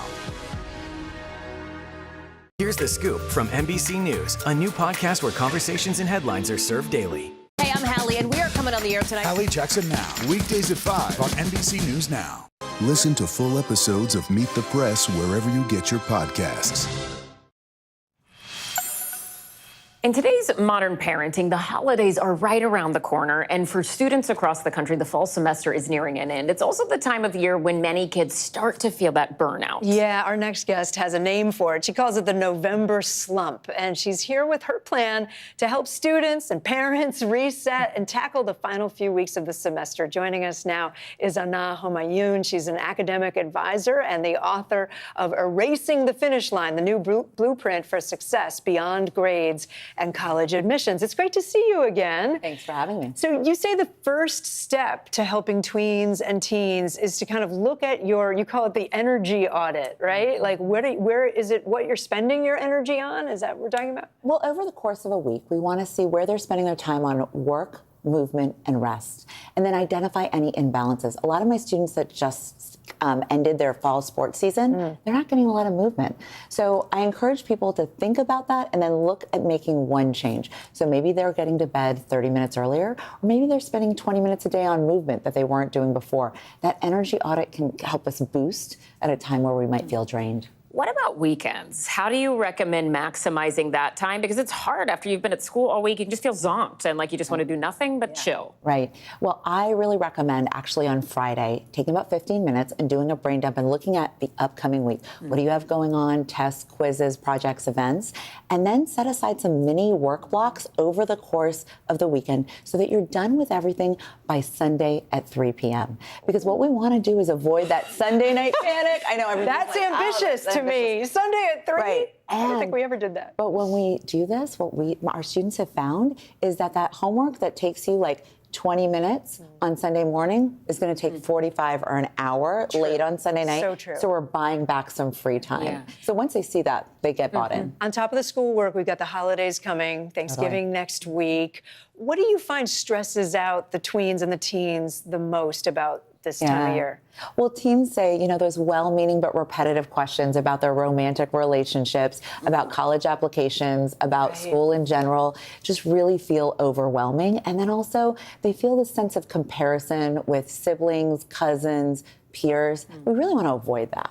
If you can't avoid it, how do you try to navigate helping them manage the stress that could come from a rogue family member asking the question that you agreed you weren't going to talk about, but grandmother had other ideas? Absolutely. It happens all the time. So what you want to think about is before you get there, help them navigate how to start and maintain a conversation. And then encourage them to come up with their own questions. Like, what are things they want to ask about? And then also help them figure out how to navigate and deflect gently those questions or exit a conversation. Being a helper at those family gatherings can help you move around and not get stuck in one conversation. Yeah, well, and just the flip side for a second, what should we adults not be saying? Are there some concrete examples you can give us? Yeah, I always want to say, avoid those questions that can cause feelings of insecurity or uncertainty. So academically, let's think about it, right? Where are you going to college? How are your grades? How many honors and AP classes are you taking? Questions about appearance or physical development, let's avoid those. But instead, what we can do is we can really focus on those open-ended questions without judgment. How are you doing? What's exciting you? What's something fascinating you learned about? So good. Let's get them excited about things moving beyond grades, test scores, and college admission. What is your biggest tip for parents or other people close to students if you notice they're feeling overwhelmed, stressed, or burnt out? What's the best thing they can do? Really get back to basics. Look at nutrition, sleep, and stress management. So when we think about nutrition, are they eating breakfast? Does it have protein in it? Are they having a consistent sleep schedule? Is there time every day, 15 to 20 minutes, that they can just unwind? Playing with a pet, drawing, reading, all of these things are good ways. And sometimes we forget it. We have so many things going on. Ana Homayoun, it's so good to have you again. Thanks so much. Thanks so much. Before we go, it is time for today's Daily Snapshot. So take a look at this. It was captured in Japan. A highly active volcano erupted over the weekend, sending smoke and ash over 2.5 miles into the air, accompanied by volcanic lightning.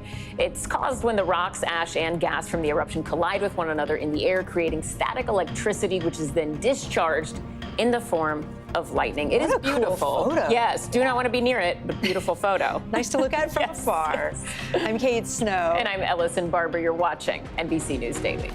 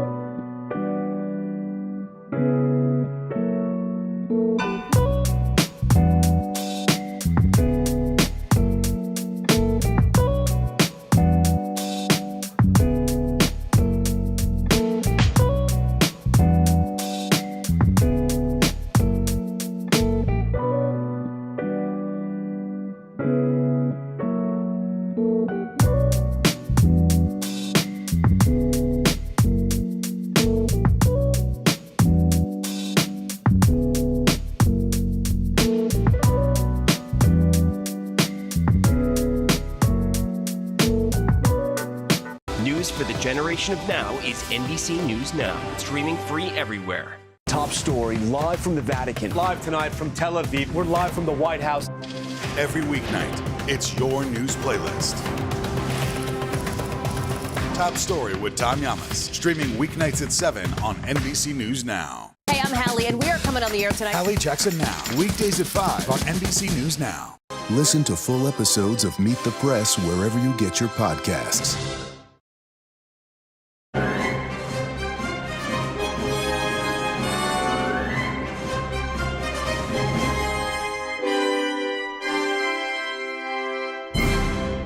Welcome to Meet the Press Now. I'm Kelly O'Donnell in Washington, where we begin with breaking news.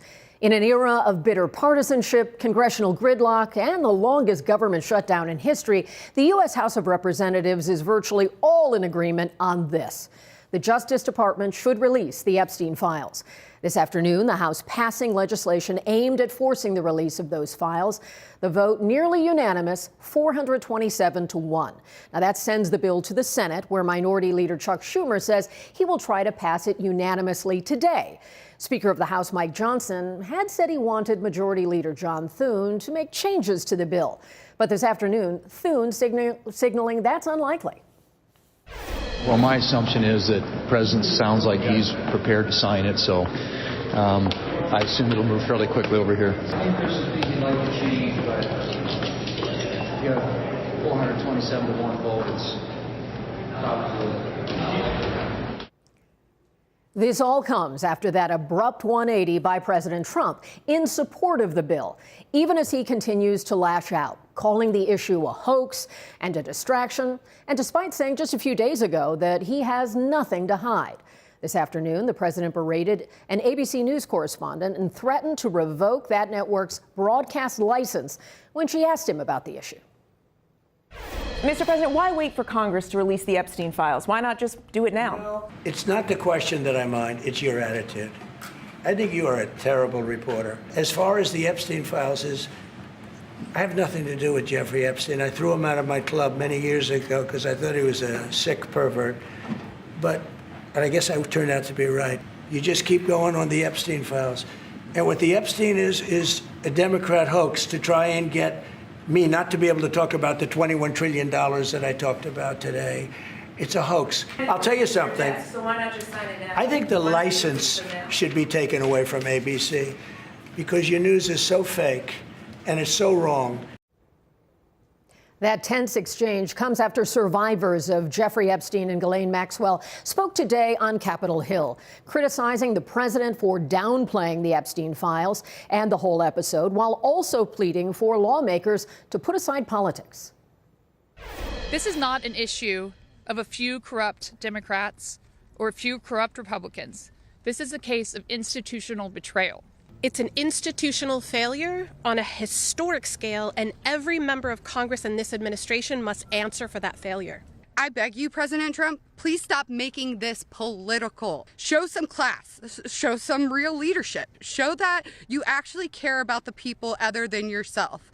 I voted for you, but your behavior on this issue has been a national embarrassment.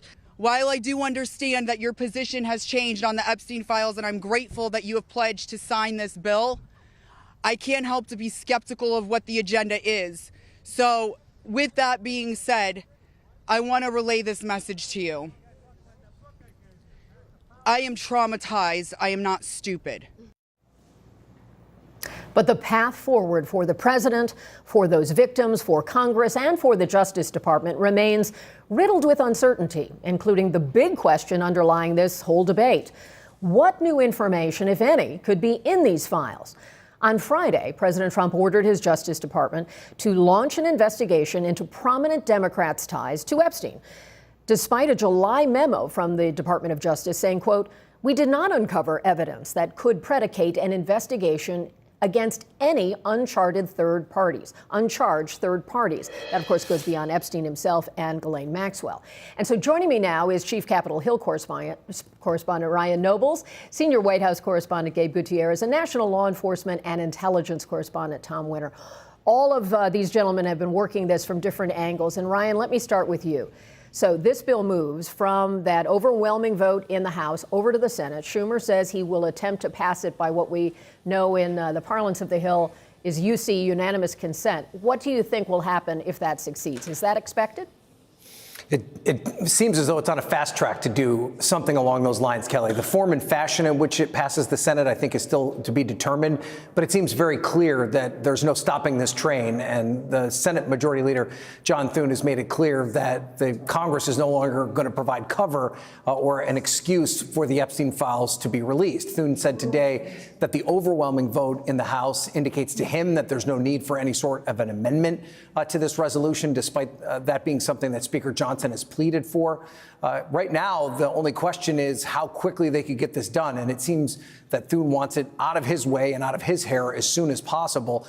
They are going through a process right now they describe as hotlining, which is basically taking a poll of all the members of the Senate to see how they would vote if this resolution were on the floor. If it clears that hotline and everyone says that they'll vote yes, they could move on it as soon as tonight, meaning that President Trump could have this resolution on his desk tonight. The question then is, how does his administration respond to this directive from Congress ordering the Department of Justice to release these files? Ryan, how would you characterize what we're seeing in the Republican Party right now? They have, in so many instances and on so many issues, they've been in lockstep with the president, but not now. How significant is that, and what do you think changed that dynamic?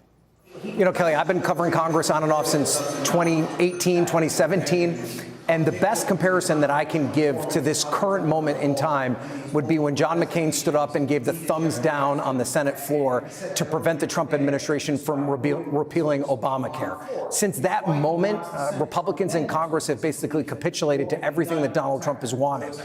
There are very few instances from them standing up and telling him that they were going to exert their Article I power and prevent something that he desires. And in this case, he said repeatedly over and over again that he did not want the Congress to pass this resolution. It was only after it became clear that they had the necessary signatures to get it to the floor and that Republicans were going to overwhelmingly vote yes, that he then decided to give them the green light and basically prevented himself from being bowled over by this. This is the rare issue where Republicans feel as though the base is different from where the president is. It is base Republicans that are clamoring for the Epstein files to be released. And it is one of the few issues in American politics right now that has broad-based support among both Republicans and Democrats, which is evident by the fact that it passed 427-1 on the House floor today. With that kind of momentum shift, do you think this sort of response among Republicans on some other issue could also change? Is this opening a door to more pushback from Republicans? I know that won't happen often, but do you think it changes that situation? I'm a little reluctant to go that far, Kelly. I do think that this right now is a unique issue that strikes a unique chord, particularly with the MAGA base of the Republican Party. I don't think in any way, shape, or form we should be then extending that out to perhaps they buck him on health care or buck him on taxes or tariffs or anything along those lines, foreign policy. They still seem to be in lockstep with the president on that count. But this is still notable that they've at least found the flexibility to step away from the president in this particular issue, and we'll have to see what happens going forward. Great insights. Thank you, Ryan. And Gabe, let me turn to you. So we know the president has said he would sign this bill, and he has at the same time been defensive in his response on the same issue today. So what is it that you're hearing inside the White House reaction to the vote and how overwhelming it was? What's the sense of the snapshot of this moment? Well, Kelly, look, the White House for quite some time now, they've been trying to spin this and that the president has always been for transparency and that he really doesn't care if the Epstein files are released. Although we do know that there was quite the pivot a few days ago when the president realized that the large amount of Republican defections that were expected when it came to passing this. But with the White House, they expected this vote today. They want to move on from this issue. They've been wanting to move on from this issue for quite some time. And as you know, it's something that the White House officials aren't really keen to talk about. You saw the frustration from the president today, even being asked a question that he certainly had to know was coming on such a large day on Capitol Hill when it came to the release of these files. But there is intense frustration here that this is overshadowing other parts of the president's agenda, Kelly. You get a sense, Gabe, that there is concern that this is a signal in some way about the president's power over his party. Ryan thinks this is really a standalone issue, and that makes sense for a lot of reasons. But does this chipping away make a difference? You know, Kelly, I was listening to your discussion with Ryan. I agree with him on pretty much everything he said. The one point I would add, though, on most issues, yes, I don't see Republicans, bucking the president at all. There is one other potentially, perhaps foreign policy, only because I bring up the escalating feud with Congresswoman Marjorie Taylor Greene and some parts of the MAGA base that have been very frustrated with what they see as the president's focus on foreign policy at the expense of domestic issues. And while some members of the MAGA base of the Republican Party, the question will be moving forward, do they lash out in other ways? However, what Ryan says is very true. It's hard to see the Republican Party that has been so with Donald Trump for so long really hasn't stood up to him in many ways. One other point that I would make, aside from the Epstein issue with the Republicans in the Senate not going along with his desire to end the filibuster, that might be the only thing that I can think about that Republicans have stood up to Donald Trump, at least during his second term, Kelly. It is certainly a notable moment. Thank you, Gabe. I'm going to turn now to Tom, and I want our viewers to know that Tom has done extensive work over the years on the Epstein case and really understands what is already public and has a sense of where this could go. So the question of what could be released, Tom, if this bill does become law, what new information would you expect to see? Sure, and thank you, Kelly. I think one of the things that we'll be looking at are the internal deliberations of the Justice Department. They're kind of the holy grail, if you will, of the Justice Department's inner workings. They never make those public. There's attorney-client privilege. There's other privileges they seek to use to kind of cover all of that. And so the fact that we might see the internal deliberations would be interesting. We should point out that the Office of Professional Responsibility, OPR, did an investigation into the non-prosecution agreement, commonly referred to by a lot of members of Congress and the public as the sweetheart deal that Jeffrey Epstein got. That's that particular instance we have seen some messages from. Some of the other things here you're looking at on screen, the FBI interview summaries, any sort of leads that didn't result in anything, any sort of emails or text messages. I'm just struck by, as I read the copy of the bill, really all communications, memoranda, directives, logs, or metadata concerning the destruction, deletion, alteration, misplacement, or concealment of documents. That's interesting. They're also asking for the medical examiner reports on Epstein's death. That's not surprising. We've already seen a lot of that, just so we're all clear. So a lot of things that they're asking for here, Kelly, we have seen in the course of this bill, but certainly some of those internal deliberations could be interesting. Ultimately, though, it gets back to what you led the show, that memo that says there's no uncharged third party where we have even enough information to open an investigation.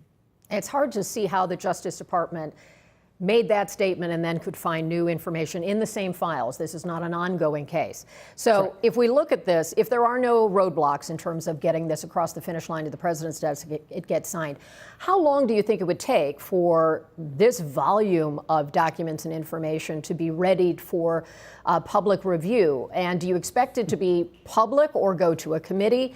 And redactions and those kinds of things, are we still expecting that? Sure. So if this was Wheel of Fortune, this would be the point, Kelly, where I would want to be buying an asterisk or many of them. The bill, as it spells out, says that Justice, upon the bill's enactment, must turn over these documents within 30 days and has to do so in a searchable format. The Justice Department is not Amazon.com or some other e-retailer. The web is not its strong suit, and this goes for all the administrations since I've been covering them for the last 20 years or so. So that's going to be a challenge in and of itself. But there's also a line in the bill that says, look, if there's an ongoing investigation, those materials can be withheld as well. And as you pointed out, Kelly, there's now an ongoing investigation per the Attorney General. So would that delay files from being made public? Any redactions will be included in a report to Congress. And we've seen one development that is an aside to that. The president had named some prominent Democrats and notable figures, including the former president of Harvard, former Treasury Secretary Larry Summers. And he has now come out publicly and acknowledged that his interactions on email, which were made public recently with Epstein, were an error in judgment. How do you think something like that, it's not a criminal offense, but it is part of the public relations and really public humiliation that can be associated with all things Epstein? It's a critical component of this. It's something that a lot of people in the law enforcement community, a lot of legal analysts have raised, the idea that people who have not done anything wrong in the eyes of the law as far as violating federal statute are now potentially in a situation where they would be named having done nothing else than is just evidence that was collected. By the way, some of that evidence could include the information found on Epstein's phone. If that's not tied up in the grand jury process, could his text messages and his new contact list, remember the one we have goes back to about 2005, 2006 time period, who has he been communicating with recently? I think that's going to be something interesting. It will probably raise a lot of the potential headline risk, as the PR people call it, for a lot of third parties, similar to Larry Summers, Kelly. Thank you, Tom. We appreciate all your expertise here. And joining us now is NBC News senior Washington correspondent Hallie Jackson. And Hallie, I know you've been in touch with a lot of the survivors. You've been telling their stories, hearing their message to politicians. Those who have been advocating for this kind of moment for years, what does this mean to them?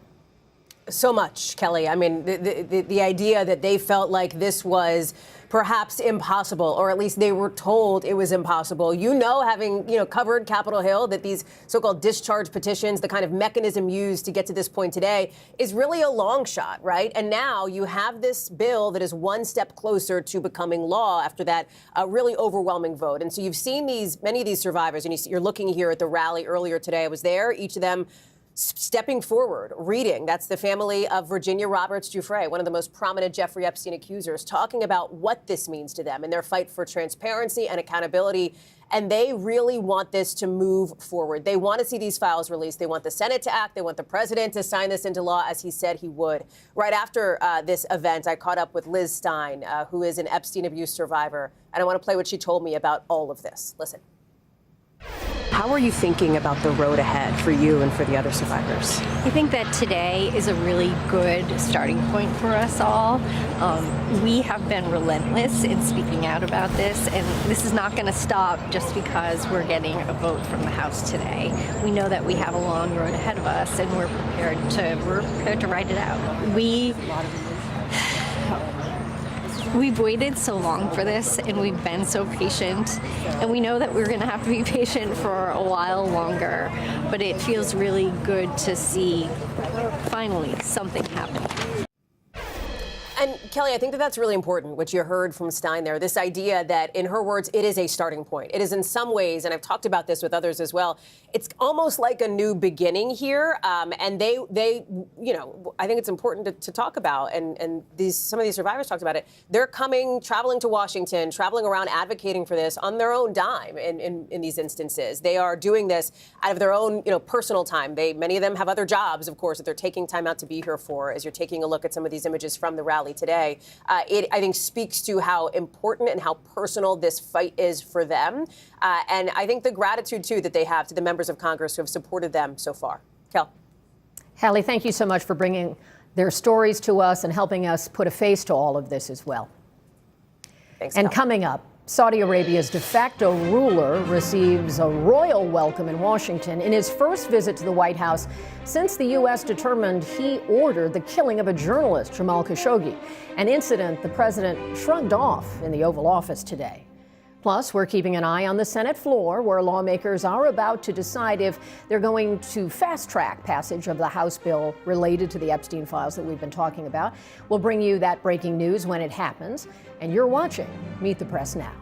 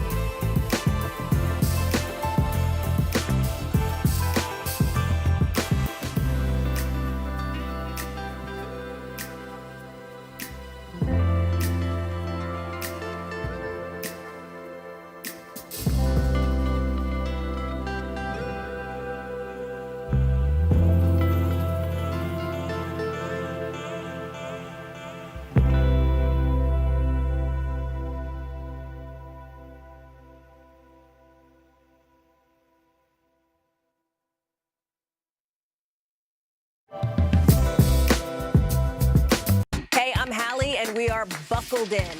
Tonight, we are on the ground with extreme storms and intense fires. We've got it all covered. ICE set to round up immigrants in more cities from coast to coast. What are you seeing where you are? Billions of dollars in federal money being put on pause by the Trump administration. Talk me through what you have been hearing on your end. Inflation is going down a little bit. What's under the hood of these numbers that's sticking out to you? Oh, Hallie, that's so 2024 to be obsessed with the inflation readings, right?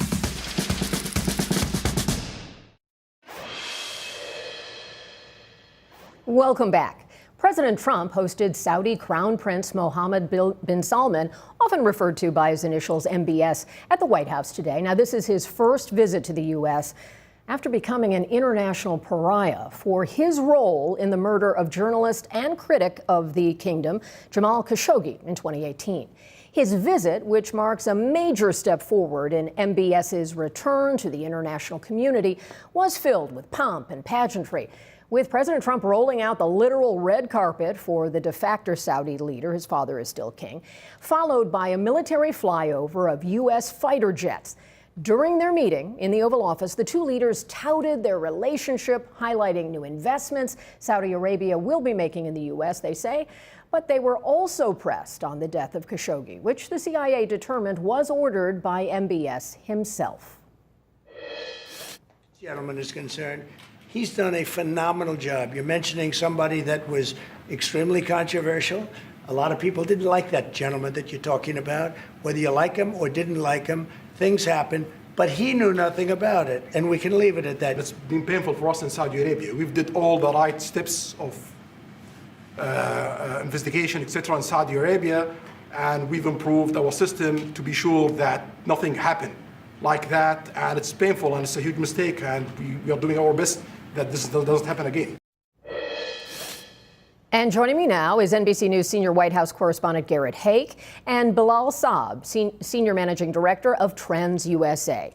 And so, Garrett, this was really a remarkable day.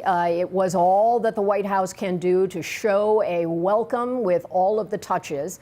And what do you make of that in what it says about the relationship between this president and the kingdom, but specifically MBS?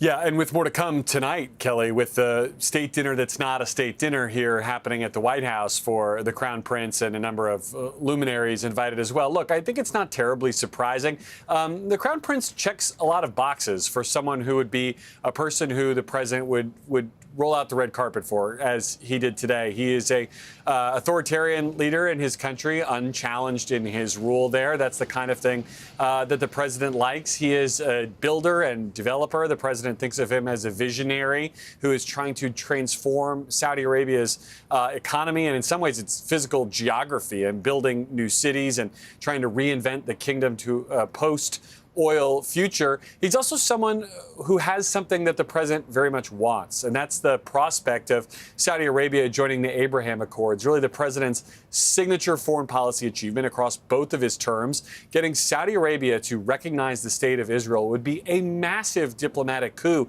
You could hear the president covets it, sort of trying to speak for the Crown Prince to a certain degree in this meeting here today. The Crown Prince holding back, saying that that's something that he wants to see progress on a two-state solution in Israel. But when you add all those things up, Kelly, this is a sort of a set of circumstances and a person whom this president is going to be predisposed to like and to treat well, as we saw today. And maybe that's part of the reason he was so quick to absolve MBS of responsibility, and yet MBS himself acknowledged that his country has gone through a process and that it was a terrible thing that the journalist was murdered.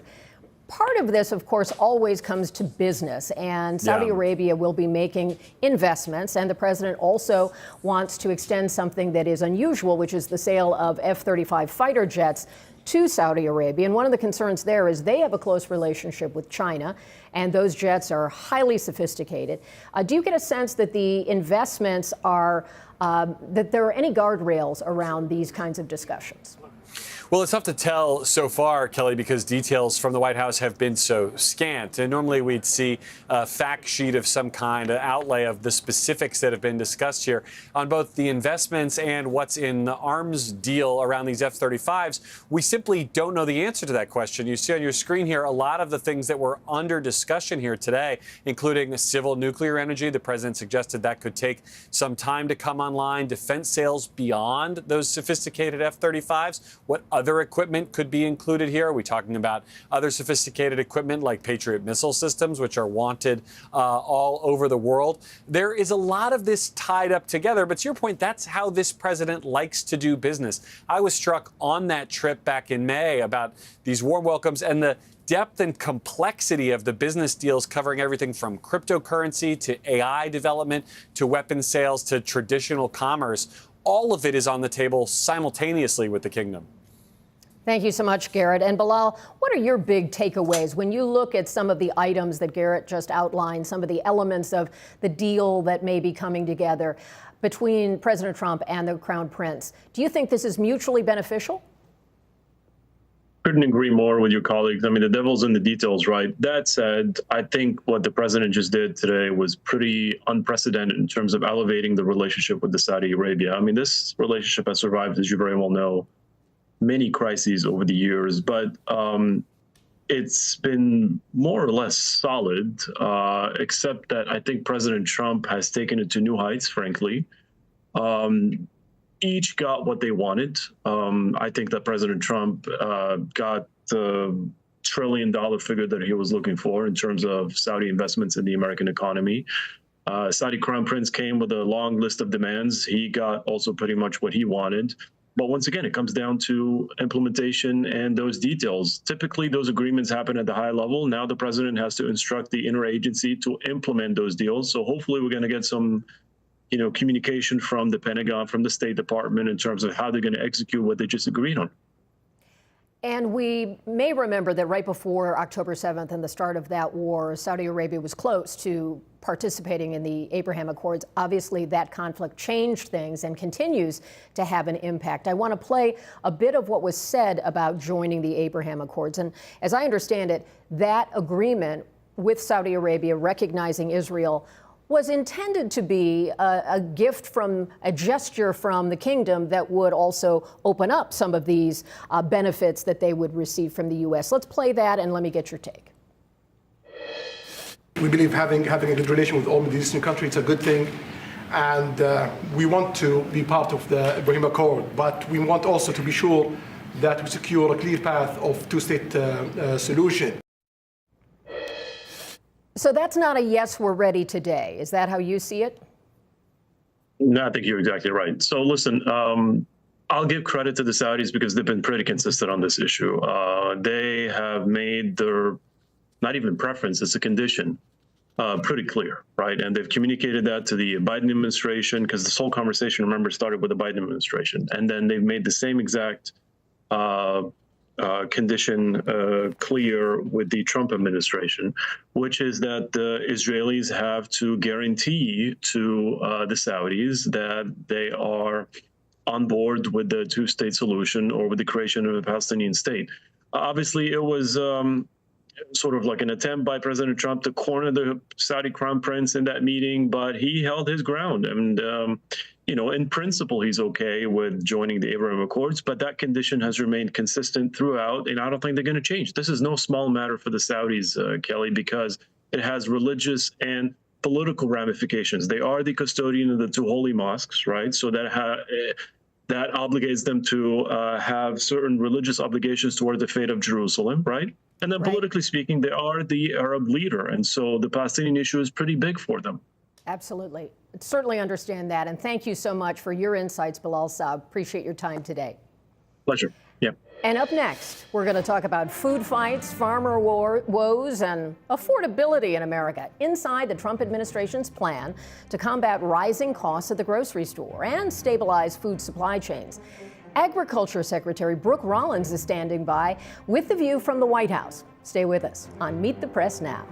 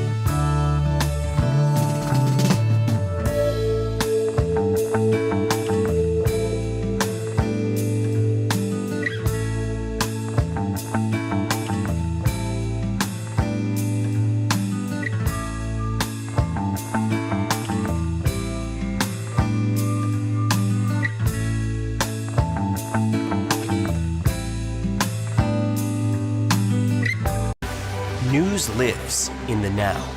It's coming at us every second. News is more now than ever. You can see why this search and recovery is so complicated. Now is raw. This fight, it is personal. It could be my house, it could be my family. Now is real. Reality check. What is and is not legit here? Now is constant. News for the generation of now is NBC News Now. Live news, streaming free everywhere. Welcome back. With a rising cost of groceries top of mind for many Americans, President Trump is insisting today that China will make good on its vow to buy millions of tons of U.S. farm products, including soybeans. Our relationship with China has been very good. And as far as buying our farm products, they're pretty much on schedule, Scott. I'd like you to call them, say if they could speed it up, it would be good. Okay, but they're pretty much on schedule.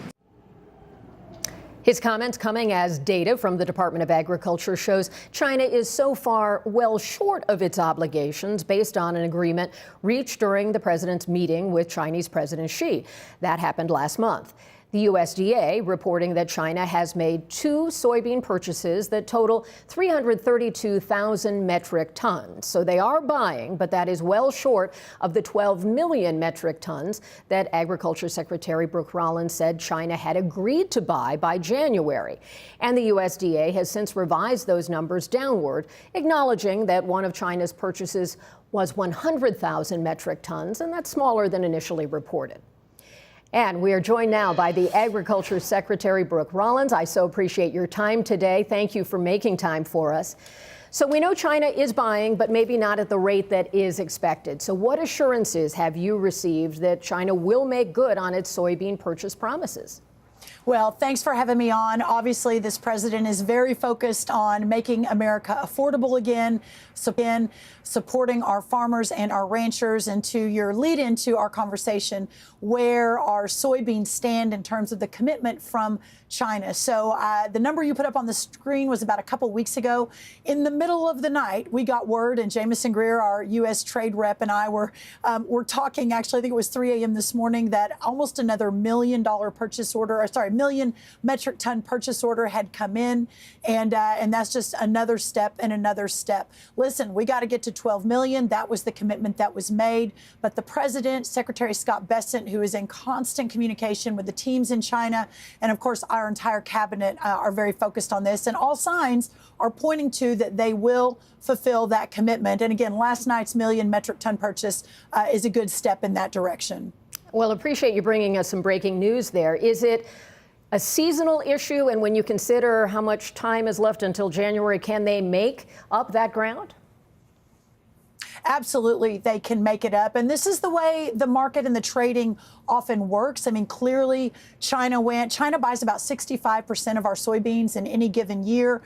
With the back and forth over the last year, especially during the last few months, they had put in 0 purchase orders. Then, of course, the president goes in with Secretary Bessent, cuts a deal, puts our soybean farmers at the top of the list. The 12 million metric tons is committed to for this year, 25 million for the years coming later. But at the end of the day, there is no sign that China will not meet that commitment. And I have every confidence that the president, and just what you showed in the Oval Office, hey, Scott, call them and tell them to speed it up, that in fact, those purchases are coming. But if I may say, this goes to the larger work that the president's doing to open up markets around the world so that we're not so reliant on one market, especially for one of our row crops like soybeans, that this will be less of a problem in years to come because we've opened up markets in Indonesia, across Asia, now Central America, in the EU and in Europe, where they're going to be a lot more soybean and wheat and cotton and a lot of our other row crops and all of our products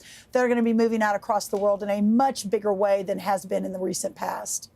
And of course, President Trump has rolled back tariffs on some critical food groups, and that will probably mean that Americans will see some prices at the supermarket come down. He picked some key things, especially those products that are not made in the not produced in the United States.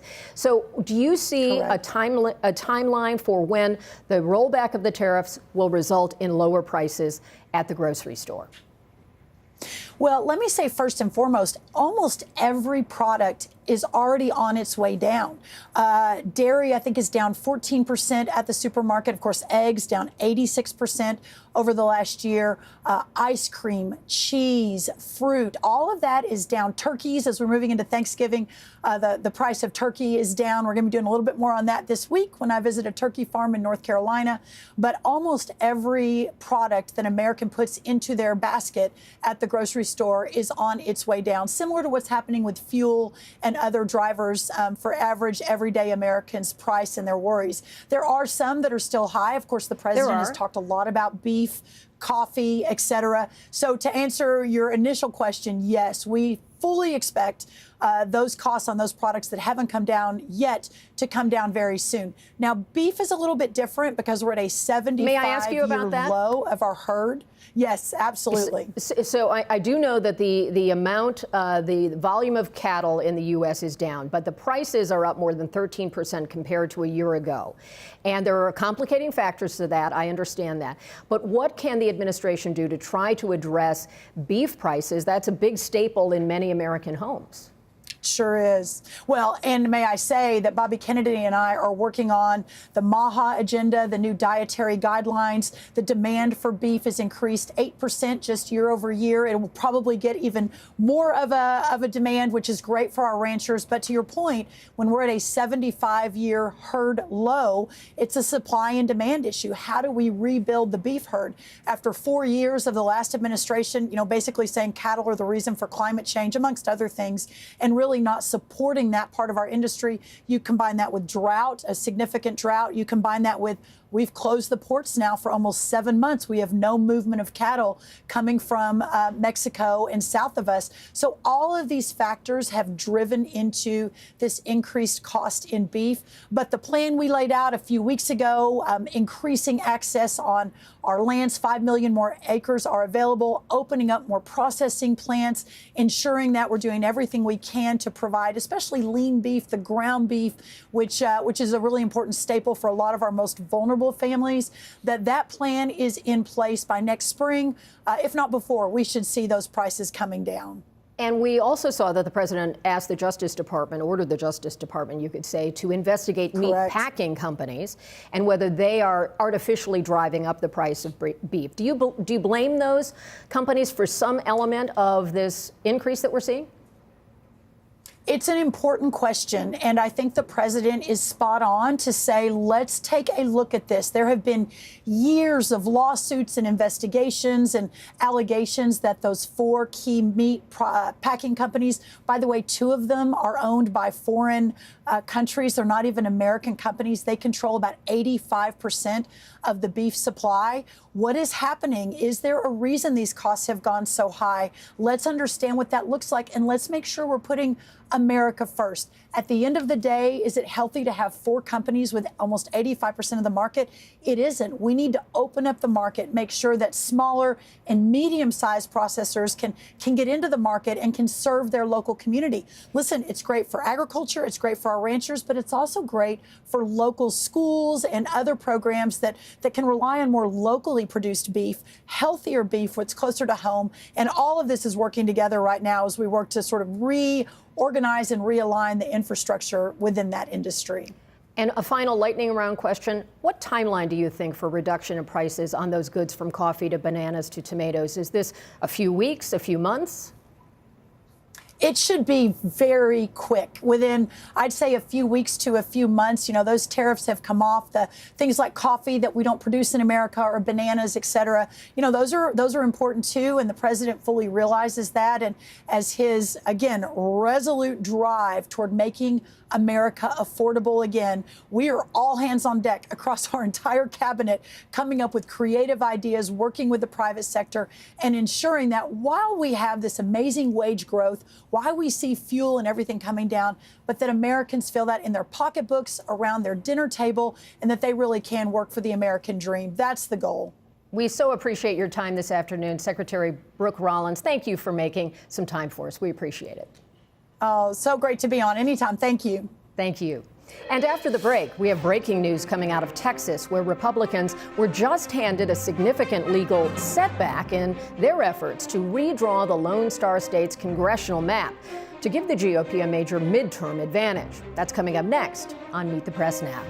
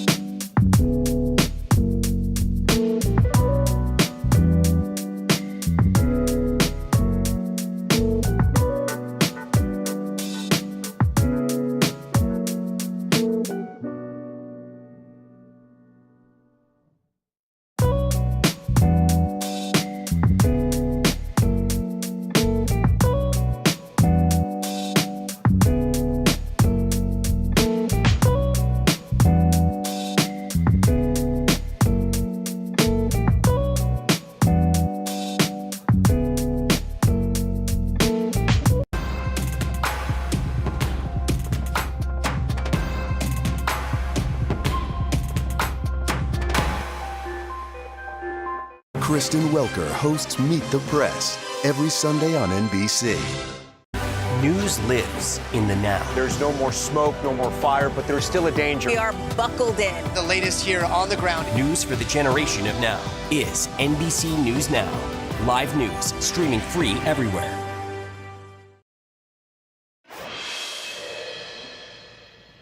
And welcome back. We are following some breaking news and a setback for Republicans' redistricting efforts in Texas. A federal court today blocking Texas from using a new congressional map that was at the heart of a national reckoning on the issue of redistricting, after the president urged that state to redraw its districts to give Republicans more seats in next year's midterms. That, of course, prompted California Democrats to retaliate by redrawing their districts.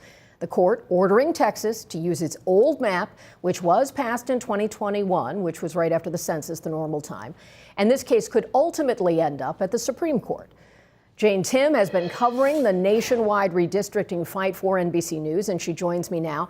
And Jane, this is one of those days where your expertise really comes in handy. Can you explain to us what the judge's reasoning was for blocking this proposed congressional map change? Hey, Kelly. Yeah, this ruling was about race. He says this is a racial gerrymander, not a partisan gerrymander, which is what Texas Republicans said they had done and defended it, saying that this was all about who was going to win and nothing to do with race. But the judge says, you targeted majority non-white districts in your redistricting. And they also point to what the Trump's Department of Justice said in a letter, which is, as we recall this summer, sort of gave Republicans cover because they said, look, your map is unlawful because you have the way you've crafted what's called coalition districts, which are majority non-white seats that don't have one race that makes up a sort of more than 50%. So sort of Black and Latino districts that vote together but do not have one. They said, these seats are unlawful. You need to draw them differently. And Texas Republicans went right ahead and changed those seats. The court says, if this wasn't about race, why did you mostly draw these seats in non-white areas? And we expect that this could go to the Supreme Court. We don't know if the court would take up this case, but there is certainly a time component to this because this map would be used next year and there are all sorts of deadlines associated with that. Do you have any sense of what the timing might be if the court were to hear it? Yeah, the Supreme Court is almost certainly going to rule on this. Cases like this get appealed directly to the Supreme Court, and they could send a one-word ruling, affirmed, denied, or they could hear arguments. So it really depends on how they want to hear this. But I think there's a good chance they're going to hear it, and a good chance that control of Congress really could come down to this case. So interesting. And that, of course, puts your reporting at the center of this. So do you have a sense of if that decision comes from the court one way or another, that it would affect how the midterms would play out? Because if in fact it goes one way or the other, is there a particular point where you think this could be that instrumental? It's all in the timing, as you said. But I do think that if this map gets thrown out, you could see other Republican states respond and say that we have to gerrymander now. Florida has been noticeably silent, as you might notice. As we talk about these issues, other states have said we don't want to gerrymander. They could change their mind. But it all comes down to the timing and of course, what's ruled on. And it does seem to have a bit of a contagious element to it. Thank you so much, Jane. We appreciate your help in understanding this important development. And still to come, the president wades back into a politically perilous issue for his party. That's healthcare reform, as premiums are about to skyrocket for millions of Americans. Our panel of political experts is here to break it all down. You're watching Meet the Press Now.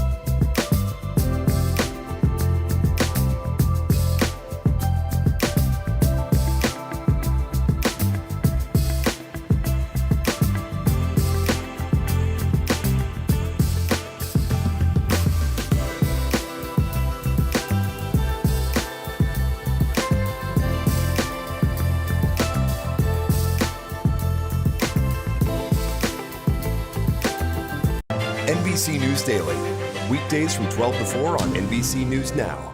Hey, I'm Hallie, and we are coming on the air tonight. Hallie Jackson Now, weekdays at 5 on NBC News Now. It's your news playlist. Top Story with Tom Yamas, weeknights at 7 on NBC News Now. NBC News Daily, weekdays from 12 to 4 on NBC News Now.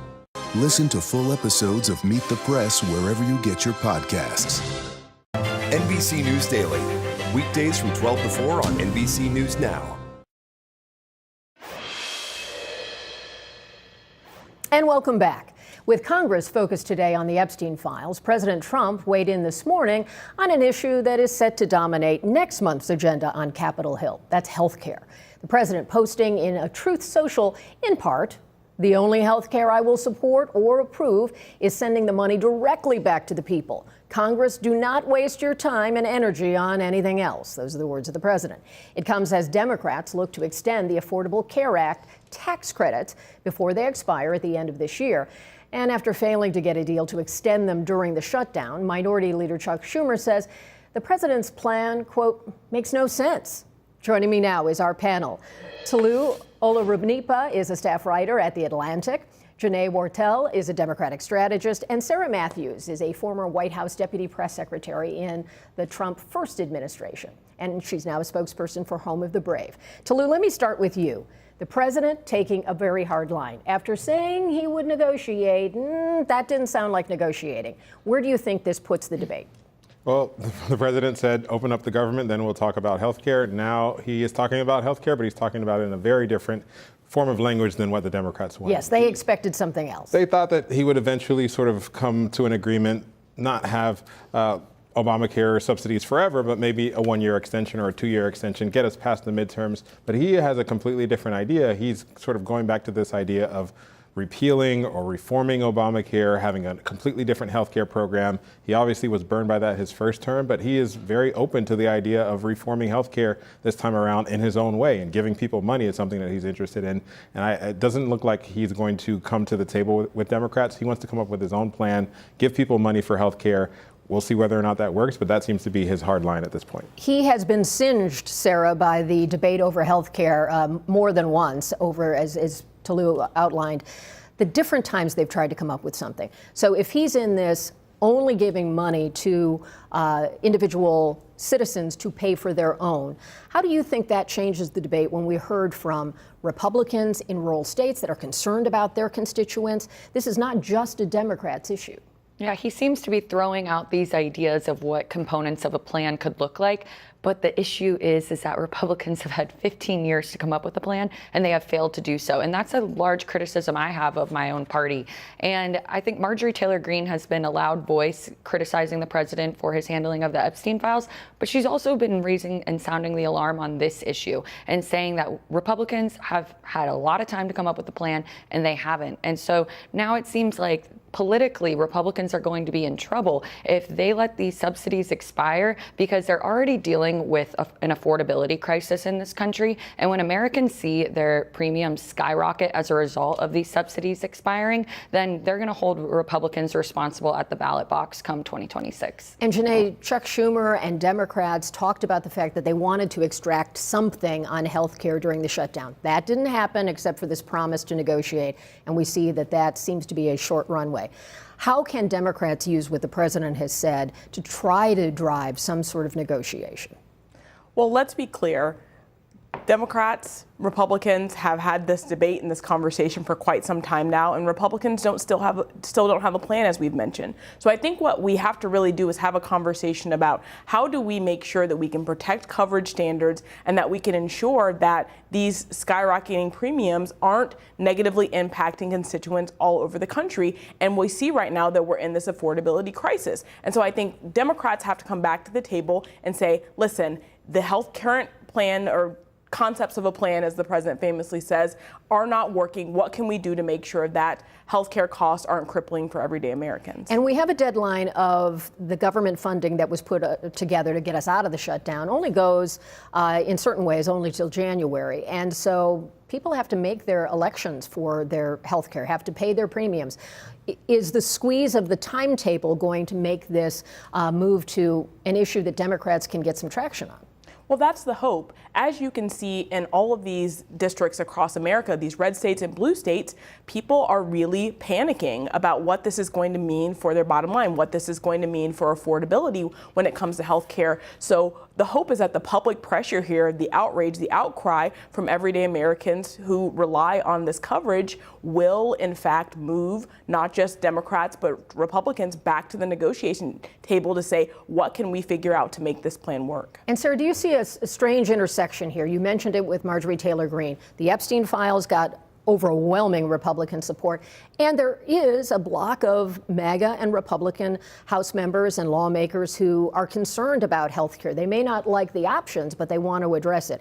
Do you think that there will be pressure from within the president's party to do more than a direct payment to citizens? Yeah, I think there's going to be a lot of pressure because, as we've been talking about with the affordability crisis happening, that is something that is top of mind right now for these Republicans that are up next year, and for re-election, and they know that it's something that could cost them their seat, and they have voters breathing down their necks wanting to know, what are you guys doing? I mean, in the recent Reuters poll that came out that I saw today, I think it was 26% of Americans approve of Trump's handling of the cost of living.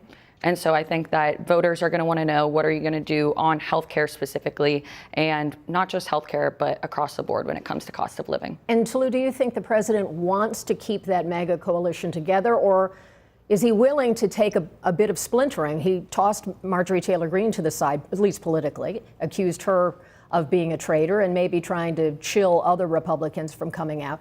How do you see him handling this when he knows his party is on the ballot, even if he is not? Yeah, I think he's a little worried about that splintering of his party.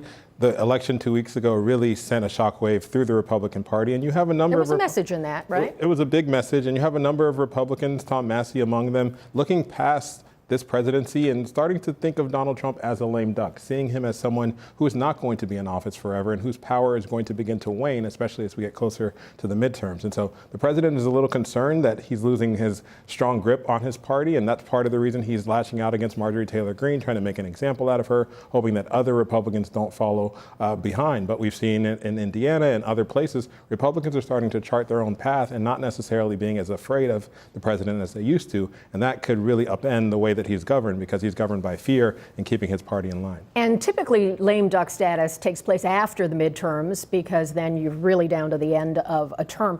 Do you think there are things the president is doing or can do to try to extend his influence? Well, he's trying to talk more about the economy and be more on message, focus more on domestic policy. He's spent a lot of time, as second-term presidents often do, focusing on foreign policy. He's gotten the message loud and clear that members of his party want him to address the cost of living crisis and want him to be talking about the economy and staying on message. That's something that he's trying to do more and more, focusing more on people's cost of living, taking away some of these tariffs that are hitting people in their pocketbooks, and also talking about ways that he wants to send people cash and send people direct payments, because that is always popular among voters. And so he is talking about the economy more. Whether or not he's able to follow through and focus on that, that will determine whether or not he's successful in keeping his party together. A lightning round to close us out on the Epstein files. Is it your expectation that Americans will see more material come out? Janae? I think they will. I think the American people have been pushing for weeks and months now to hear the truth. This first step in this vote, I think, is a step forward in saying, listen, let's release this relevant information. I don't think that Thune wants to be in the middle of this, caught in the crosshairs. He's trying to protect the president. Lightning. He's trying to protect the president, but more truth will come out. Do you think? I think no. Trump said that House oversight could have what they were legally entitled to. I think DOJ is going to hold back on documents. And I think there'll be more documents released, but not everything. A lot will be unreleased. We got it in. Tolu, Janae, and Sarah, thank you so much. We are back tomorrow with more Meet the Press Now. And there's more ahead right here on NBC News Now.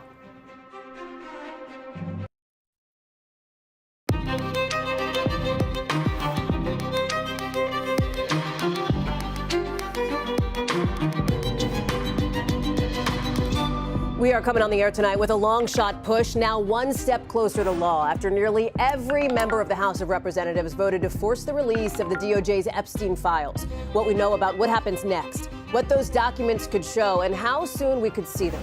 Then the president, side by side with the Saudi crown prince, the controversially warm welcome MBS got today at the White House, and what's on the menu, politics-wise, for dinner.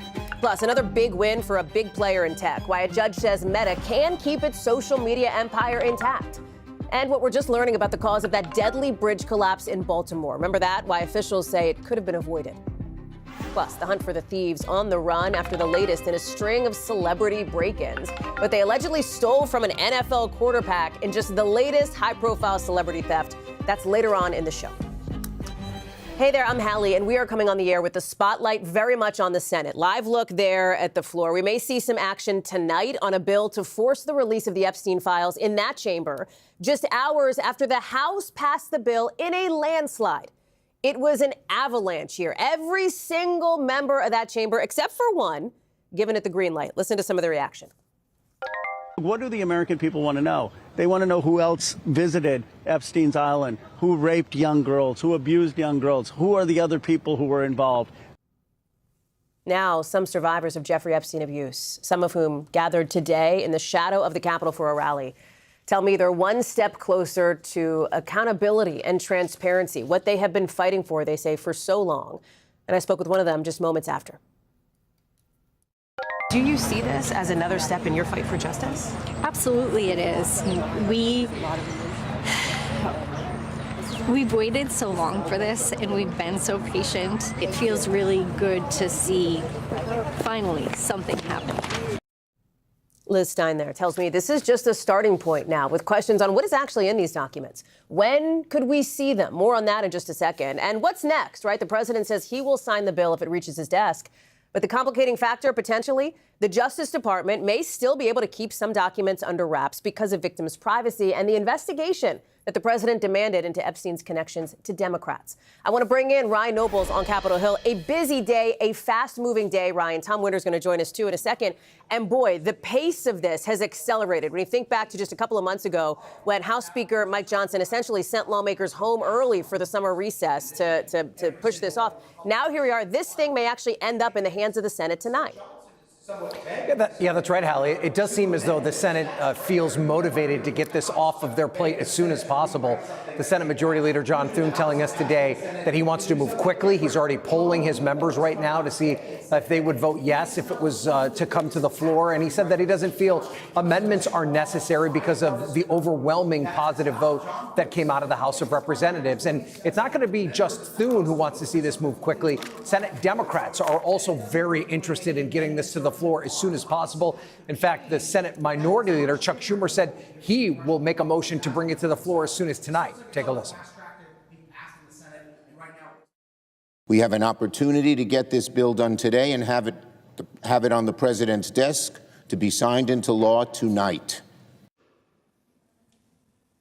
Now, to be clear, it's not Chuck Schumer who will decide how quickly this bill gets to the floor. It is really in the hands of the Majority Leader, John Thune.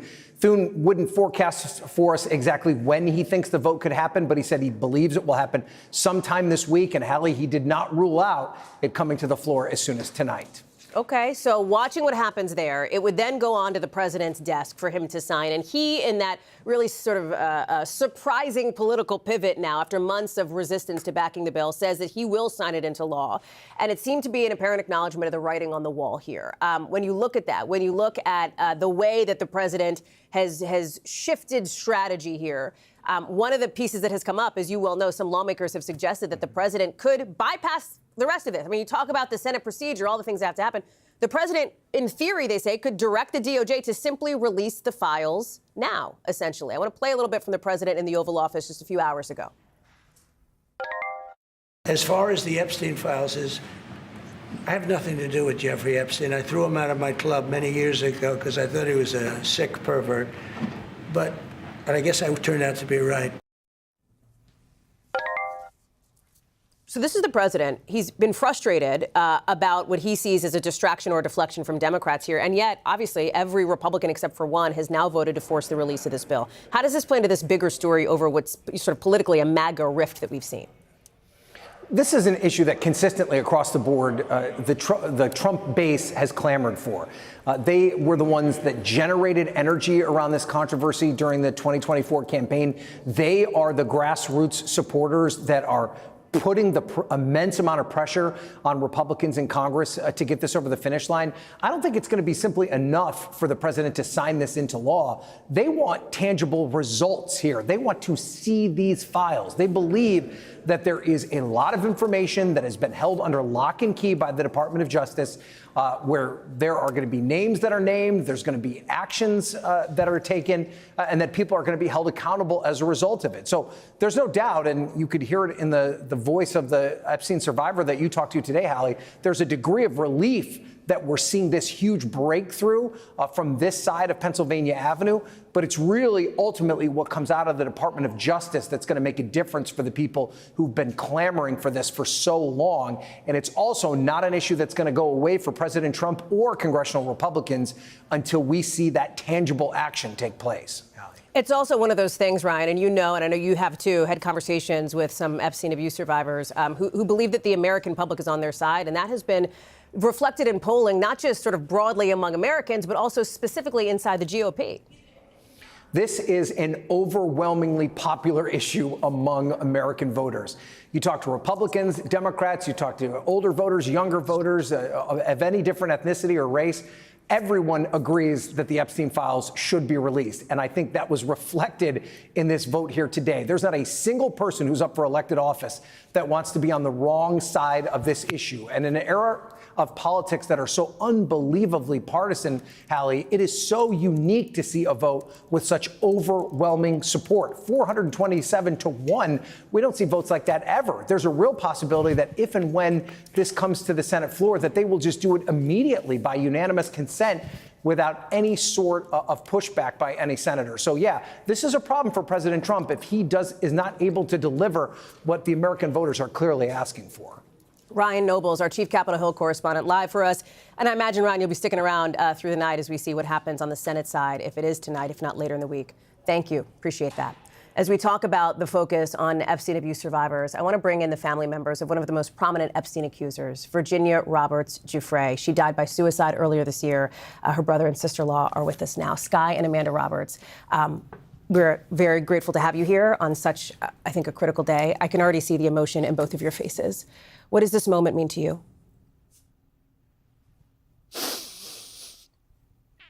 She did it. She did it.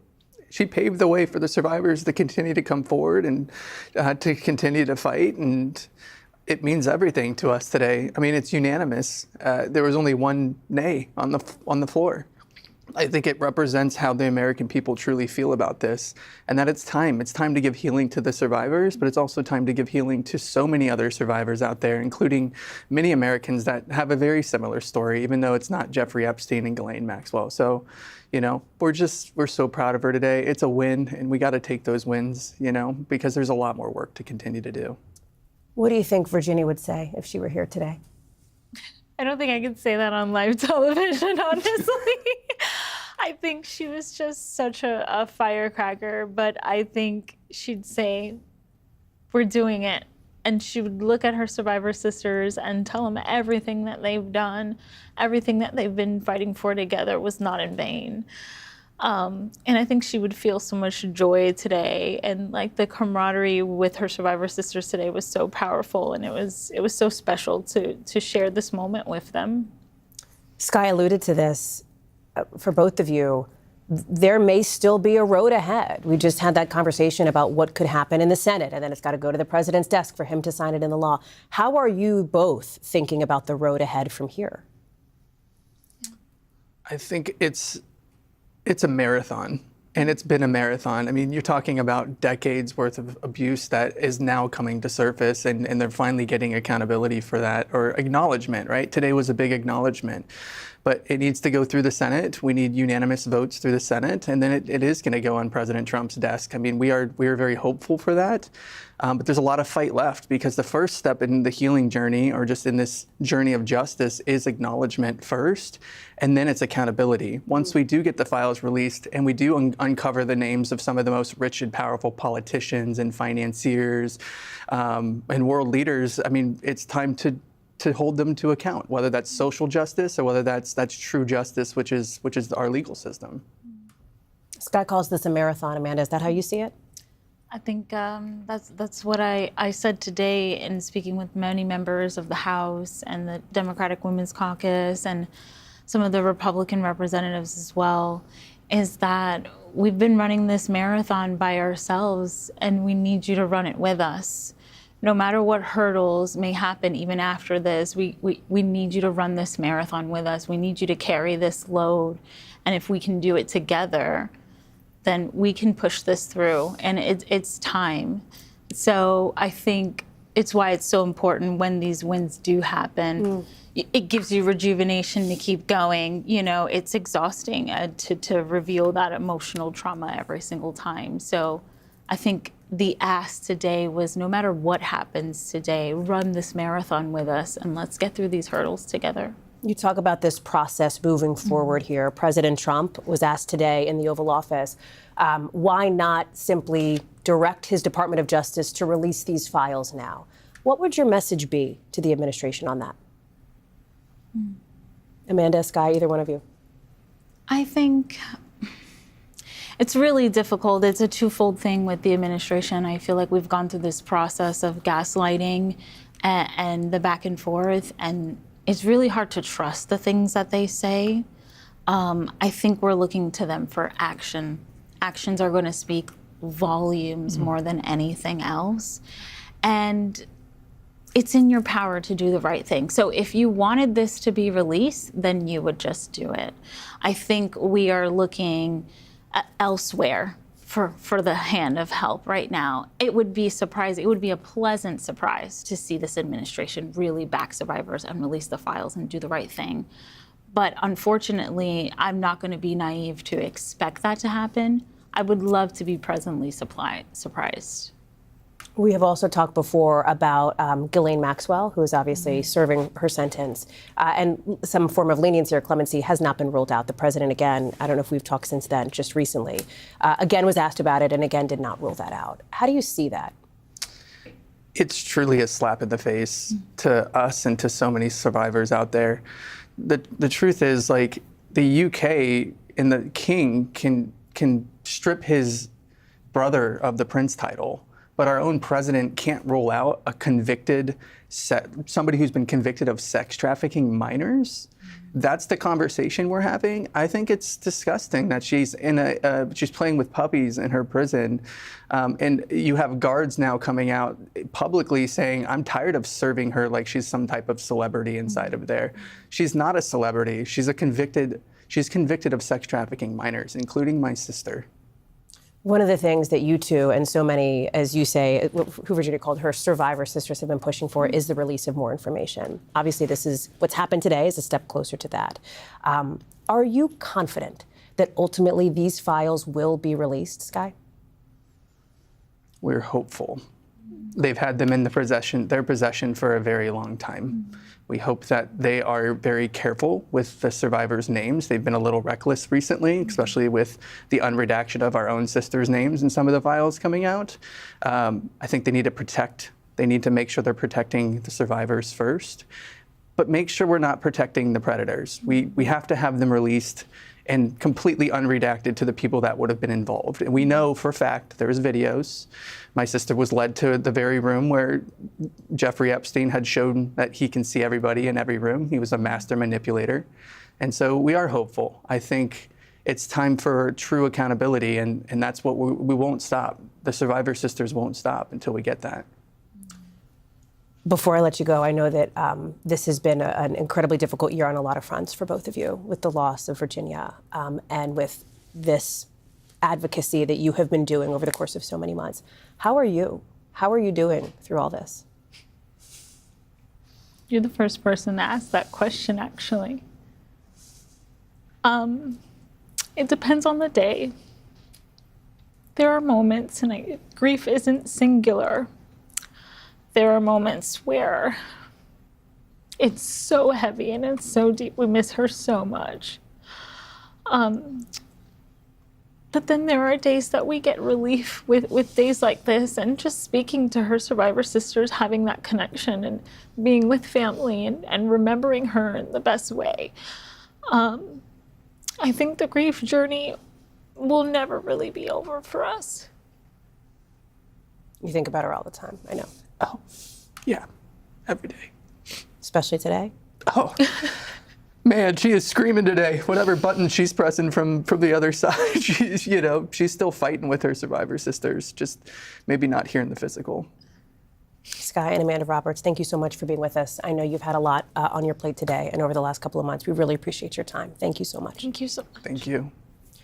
Obviously, as we cover this story, as we look ahead to what may happen in the Senate later on tonight, there are still a lot of questions ahead. One of the things that you've heard from survivors and their families, like the family of Virginia Roberts Giuffre, is what happens from here and how important it is that this is not politicized, that this is not made partisan, that this is so deeply personal for so many to them. I want to bring in Tom Winter, because part of that, Tom, is the ability to try to get the release of these files. This is what these men and women have been fighting for so long. I know that you have some reporting here listen, the bill directs the DOJ to release certain kinds of information. There are things that could potentially be in a release of documents. Can you walk us through what that expectation may be moving forward? Yeah, and so, I mean, I think we'll just pick up where we were listening to there and listening to Virginia Roberts Giuffre's family talking about the idea of videotapes. And, Hallie, this is something you and I have been trying to report on for what feels like several years now, the idea that there could be videotapes. That's something that obviously, if it's contained within the files, would be something that would be presumably important, although presumably redacted, because it could involve minor victims. I will say that it is important for people to understand that there is no indication from our years of reporting that any videos of individuals, including Jeffrey Epstein, actually exist, even though he may have had the ability to record. There's some question about that as it pertains in particular to the Florida location. But all of the computers, interestingly, just before it appears that Palm Beach County police detectives arrived at the house to execute a search warrant, all of those computers were removed from the residence. And that's clear from the video that police took that day. Those particular computers, there was an effort by the FBI and the prosecutors at the time to be able to get access to those machines. And then the U.S. Attorney Office, led by Alex Acosta, did not want to pursue further subpoenas to get access to them. So that just remains kind of the nuance and the difficulties of this case, in that you have individuals that saw something, that have talked to law enforcement about it. By the way, when these victims talk to law enforcement, if they were to intentionally mislead the FBI, that's something that they could be charged with. And so that perhaps speaks to the truth of some of the accounts that we've been hearing of. And it just adds yet another wrinkle to what has been such a sad case so far. As far as other things that could come out, summaries of those interviews, as well as more information, I'd be curious to see if we'll be able to get access to the contents of Epstein's phone when he was arrested at Teterboro Airport in 2019, Hallie, as an example. Tom, I want to, if you can stand by, please do. If you got other reporting to do, I get it. But I want to go to the Senate floor because Chuck Schumer is speaking now, the top Senate Democrat. We may start to see some action here on the Senate. Can we listen in? I'm going to ask my control room for just a beat to listen into what the senator's saying. As lopsided as a vote as you can get, 427 to 1. It's now the Senate's turn. In a few moments, I will ask unanimous consent for the Senate to pass the Epstein bill as soon as it comes over from the House. My unanimous consent request guarantees that the Senate will immediately pass the Epstein Files Transparency Act without any further action as soon as it comes over from the House. We will pass the House's bill without changes, without delay, and we will finally get this done. Epstein victim groups have made clear that they support this bill as written, without amendments. We should listen to them and pass this bill quickly. They've worked so hard and long to make this happen and deserve tremendous, tremendous credit that we have arrived at this moment. This isn't about Democrats versus Republicans or about Congress versus the president. This is about giving the American people the transparency they've been crying for. This is about you have been listening to the accountable top Senate Democrat, Chuck Schumer, there. Let me bring in our chief Capitol Hill correspondent, Ryan Noble, because I think people know, Ryan, it is not Leader Schumer who controls the mechanisms of the floor. Help us understand the Senate procedure. What is he trying to do, and what might we see next year? Because this pace could pick up quickly, potentially. Yeah, and so there's a lot in what Senator Schumer just said there. He said that when the bill is delivered to the House, then I will do this. So this isn't something that he's doing and this moment. He's more forecasting what his plans are for when the bill comes over. So you can't pre-unanimously consent, right? You can't pre-do the yeah. UC in advance of what you anticipate. Right, yeah, so that the bill needs to be in possession of the Senate for them to do that. And then what he's going to ask for here is a unanimous consent that as soon as the bill arrives, it's basically deemed passed and will go immediately to President Trump's desk without any sort of amendments added to it. We should listen to what... Let's listen, sure, yep. The Senate has now passed the Epstein bill as soon as it comes over from the House. I yield the floor. Mr. They President. did pass Senator it from Oregon. through unanimous Hallelujah. consent. Equal justice under law just took an enormous stride forward in this Senate chamber. It was back earlier this year in July when Senator Lujan and I Ryan, let me bring it introduced back in here for a Epstein second, because it sure sounds like the Senate just passed this through unanimous consent, if we heard that correctly. This is exactly what it sounds like. No one objected to this unanimous consent offer by Senator Schumer. And you saw Senator Curtis, who was at the dais, gavel it in. It is passed and it is over. This unanimous consent of the Epstein resolution, so it will now go to President Trump's desk to be signed into law. It's over in Congress, essentially. This happened, as we've been forecasting all day, Hallie. When it happens, it could happen quickly, and this happened quickly. And it seemed as though Schumer was definitely coding his language there to make sure that he had all his ducks in a row, but it appears as though this unanimous consent resolution means that this bill is passed, and it will now go to President Trump for his signature. I have to just take a beat here, Ryan, because I think this moved incredibly quickly. And I just want to make sure that our viewers are following this, that we are following this appropriately. What we've seen in the last couple of hours, I'm going to walk through the timeline here. This bill, after months of essentially a fight over trying to force release the Epstein files, nearly unanimously passed the House at 2:30, 3 o'clock Eastern, roughly. Right. Then it goes to the Senate, where it seems in the last 3 minutes or so, it was passed via unanimous consent, which is a Senate mechanism, a Senate procedure that means that if nobody objects, it then takes the next step, which is goes to the president's desk to become law. That is what we have just seen. That is it. This fight has basically been fought over the course of the last 4 hours. Yeah, that's it. And what it tells you is that Republicans weren't really interested in debating this or belaboring this issue any further. They saw the vote in the House. They recognized the overwhelming support that this bill had. It came over to the Senate. Senator Schumer brought it up and said, hey, guys, if we're all in agreement on this, unless anyone objects, we're going to say this is passed. Just one senator had the ability to say no, and then that would have forced a process to pass it. No one said a word. Senator Curtis hit the gavel, and that was it. It was passed, and it now goes to President Trump's desk. And this usually doesn't really happen like this, as you know, especially in the Senate. It's a very deliberative body where they always take time to cross every T and dot every I. That's not what happened here tonight. It was very clear that no one wanted to get in the way of this resolution passing, and that's what we saw play out here.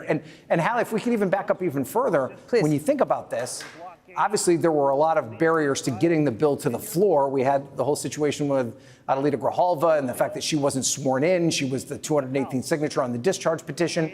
But even then, we thought after she signed that, after the shutdown ended and Speaker Johnson swore her in, Speaker Johnson had 7 legislative business days to even put it on the floor. So there was a world in which we thought that this wasn't even going to make it to the House floor until after Thanksgiving because there weren't enough legislative days prior to the holiday. He moved on that quickly, and then it coming over to the Senate, there was a chance that it got bottled up in the Senate, that they would attempt some sort of amendment to it to make this process go even further.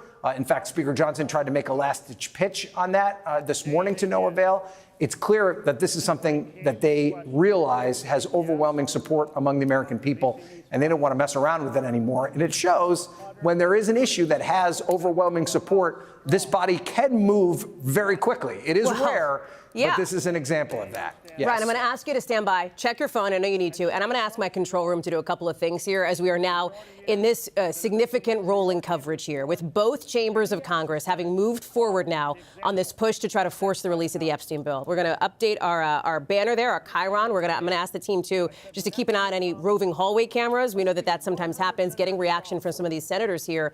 Because here at this point, here is where we are. This long shot push to try to force the release of the Epstein files has succeeded, largely against what political observers saw as odds stacked against it, given the political realities here. But after President Trump's surprising political pivot, again saying he would sign it into law after months of resisting backing the bill, likely seeing that there would be enough support in the House of Representatives to pass this, this has now, it appears, made it through both of these chambers. That means that the ball is very firmly in President Trump's court. It is going to be on President Trump's desk. And for that, I want to bring in Gabe Gutierrez, who has scrambled to a camera for us because, Gabe, this is it. This is a significant moment here. The president told our Garrett Haake, was it just yesterday, I think, that he would sign this bill into law if it makes it through both chambers, Gabe. And presumably in a matter of hours, days, we don't know, he will make good on that. We don't know yet, Hallie, and actually I'm looking down at my phone because I'm furiously texting White House officials, as are other colleagues on our team, trying to figure out what the timetable for this is, considering that the Senate just passed this a few moments ago right here on the air. But yes, as you said, this has marked quite the political pivot for the president over the last several days. It was just yesterday that, yes, he clarified to our colleague Garrett that he would sign this if it did indeed make it past Congress. Up until then, it was really unclear. Several days before that, or at least over the weekend, he said that he now supported the House and for Republicans in the House to vote for this bill. But it was very unclear what was going to happen in the Senate, whether the president himself would sign it if it got to his desk. He now says it will. So in terms of the mechanics of all this, we just don't know at this point, and we promise to let you know as soon as we find out. No reaction yet from White House officials, as this just happened within the past few minutes. Earlier today, however, the president was asked about the Epstein files and this vote in Congress. He lashed out at the reporter who asked it. So certainly this is something that the White House really does not like talking about. The president is frustrated that all of this has overshadowed much of his domestic agenda, at least for the moment. And again, we're just waiting to see what happens next here now that the ball, as you say, is in the president's court, Hal. Gabe, thank you. I'm going to ask you to stand by again, and I want to bring back in Ryan Nobles because, Ryan, I just wanted, this is a small, logistical, procedural thing, but I want to make sure that we are locked in on what is, the specifics of what the process is. This bill is going to make its way from the House to the Senate. When it does, the Senate's not going to vote. After what Chuck Schumer just did, it's going to be considered passed, correct? And then at that point, it automatically moves on to the White House. Do I have that right? And tell us if we don't. Yeah, good. And I do think that's an important clarification here, Hallie. Yeah. The Senate, it hasn't formally been passed by the Senate yet because the Senate has not received it from the House. But basically, what Chuck Schumer has offered up here is consent that the entire Senate just agree that it is passed the second that the Senate receives it from the House. And so for all intents and purposes, the resolution is passed. And once it is transmitted to the House, or to the Senate, I should say, it will automatically go to the president's desk and be considered passed. And as we said before, this unanimous consent procedural tool that the Senate has does give the opportunity to move things quickly, but it also gives just one senator the opportunity to slow the process down dramatically. And there wasn't a single senator, Republican or Democrat, that took up that option to slow things down. Keep in mind, there was a possibility that it may not have even been a Republican that stood in the way of this. There could have been a Democratic objection to it to force people to be accountable and actually hold a recorded vote. But Senator Schumer deemed that not necessary and instead offered this up and said, let's get this process moving as quickly as possible. So we are currently out to the Speaker's office, Hallie, to get clarification as to when what's that timing going to be? When he will send that bill over to the House, how long that could possibly take. Whether or not it's a physical piece of paper that has to be brought over, that's basically just a logistical question right now. So we're waiting to hear. I actually did see Speaker Johnson about 45 minutes ago and asked him if he had talked to Senator Thune about the fact that Senator Thune wasn't interested in adding these amendments, Brian, which Speaker Johnson was asking for. Yep. I'm sorry to interrupt you, pal. I just want to explain to people, this is a House vigil with some of the survivors of Epstein abuse that was happening at the same time that this happened. I want to see if we have any audio here. Let's listen in for like a half a second. No audio there on that, Ryan. But just a rather remarkable split screen here that at this planned House vigil on the day of the House vote, it takes the next step forward in the Senate, Ryan. And I think that is probably the language to use here, right? That the Senate is moving this bill forward with, as you explained, the sort of timing TBD on when the House is going to send that thing over. Yeah, the language they use is deemed, right, Allie? So got it. We'll use that language too, then, pal. Yeah. So we're deeming this to be a reality when this other thing happens, and so as soon as it comes over, we're going to accept it as being passed without any objection, and it will then move to the president's desk. And and keep in mind the other thing, Hallie, is that President Trump has said he will sign it. He said he has no objection to signing it. That's right. That was a big course correction for him from where he was previous when it came to this issue. But President Trump has said he will sign it, so it should be just a matter of time as to when the DOJ will then be kind of the focal point of this story as to exactly how they plan to comply with this resolution, which is, I think it's really important to keep in mind here, Hallie, this isn't a suggestion by the Congress. This is now law, will be law when President Trump signs it. They will be forced to do it. And if they don't, or if they don't comply in a way that members of Congress are satisfied by, that could mean that this could head to the courts, where a judge may force them or compel the Department of Justice to be more transparent and hand more things out. So at the very least, this just puts a tremendous amount of pressure on the Department of Justice in a way that didn't exist before, because as we've said time and time again, President Trump could have compelled them to do so, could have said it's time to hand this out, and chose not to. The fact that they now have another branch of the government telling them that they have to, this is not something that they can negotiate. They have to do it. And if they don't, there could be penalties as a result. Ryan Nobles. Ryan, if you can hang at the camera, great. I know you probably need to grab your stuff and go start running around the Capitol to get some reaction to all of this. But I do want to bring in Tom Winter, because, Tom, once this next step happens, and again, the president has said he'll sign it into law. Once the president does that, the clock starts for the Department of Justice, right? The DOJ would have 30 days to release these files.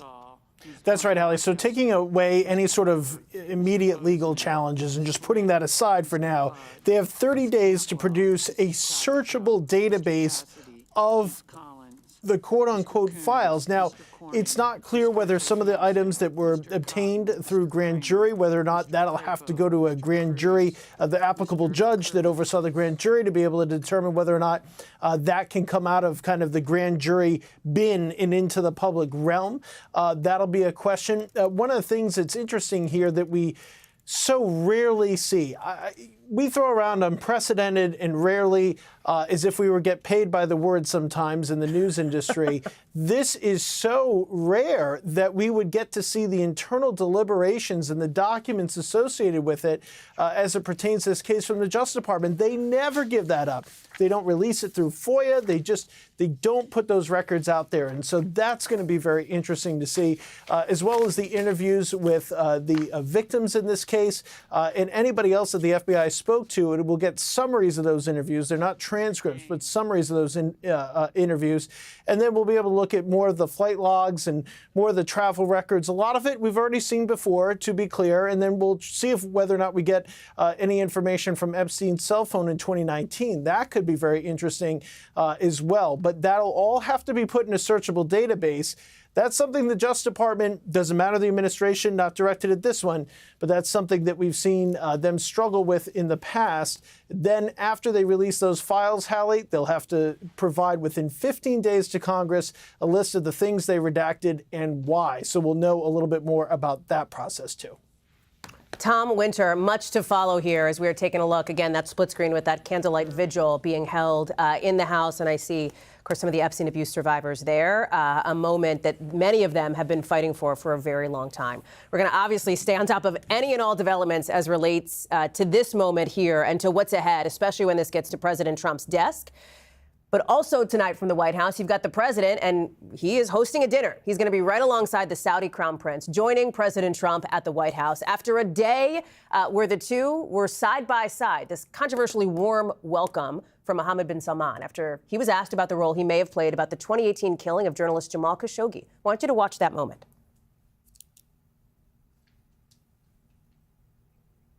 We'll play it in a second, but keep in mind that MBS, as he's known, has not been to the White House since Khashoggi's death. The CIA says he was responsible. He denies it.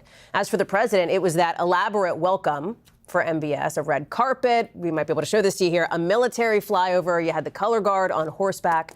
The president has denied conflicts of interest between his family business deals with the Saudis and his job as president. His properties have hosted tournaments for Saudi-backed Live Golf for years. And the Trump Organization has multiple real estate ventures in the country, including two new Trump towers, we should say. Gabe Gutierrez is back with us at the White House. And if it is a day that ends in Y, Gabe, you are covering 17 stories at once, right? We talked about what's happening as it relates to these Epstein developments, but this MBS story is also significant and was closely watched with a number of headlines coming out of the White House today. Yeah, that's right, Hallie. Look, it was an incredible visit, and as you alluded to, a lot of pomp and circumstance as the Crown Prince arrived here at the White House. He's expected back here for a glitzy dinner, as you mentioned, in just a short time. But there was that fiery exchange between President Trump and a reporter when he was asked about his business dealings over in Saudi Arabia. You mentioned those Trump-branded developments. The president has received some criticism from those who wonder if his family has been enriching from the presidency in Saudi Arabia and among other places. He sharply responded to that and a slew of other questions. Let's listen. And Your Royal Highness, the U.S. intelligence concluded that you orchestrated the brutal murder of a journalist. 9/11 families are furious that you are here in the Oval Office. Why should Americans trust you? And the same to you, Mr. President. Now, who are you with? I'm with ABC News, sir. You're with who? ABC News, sir. Fake news. ABC fake news. One of the worst in the business. But I'll answer your question. I have nothing to do with the family business. I have left, and when I've devoted 100% of my energy. What my family does is fine.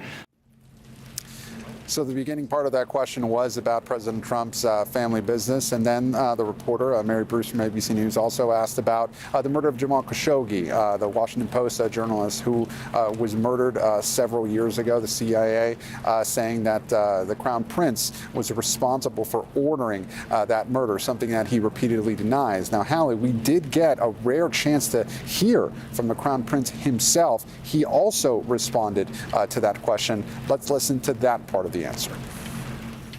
It's really painful to hear, anyone that been losing his life for, no real purpose or not in a legal way, and it's been painful for us in Saudi Arabia.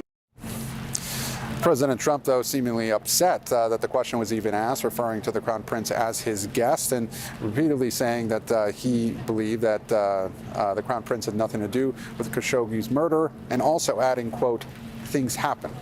Hallie. Gabe Gutierrez live for us outside the White House. Maybe a late night for you as well. Gabe Gutierrez, thank you very much for that reporting. I appreciate that. We've had a lot of headlines already over the course of the last 38 minutes of this show, and we've got a lot more coming up, too, including the blow to Texas Republicans and to the president out of a federal court today, plus why Nicki Minaj was at the UN. A little bit of everything across the spectrum here tonight. We'll be right back.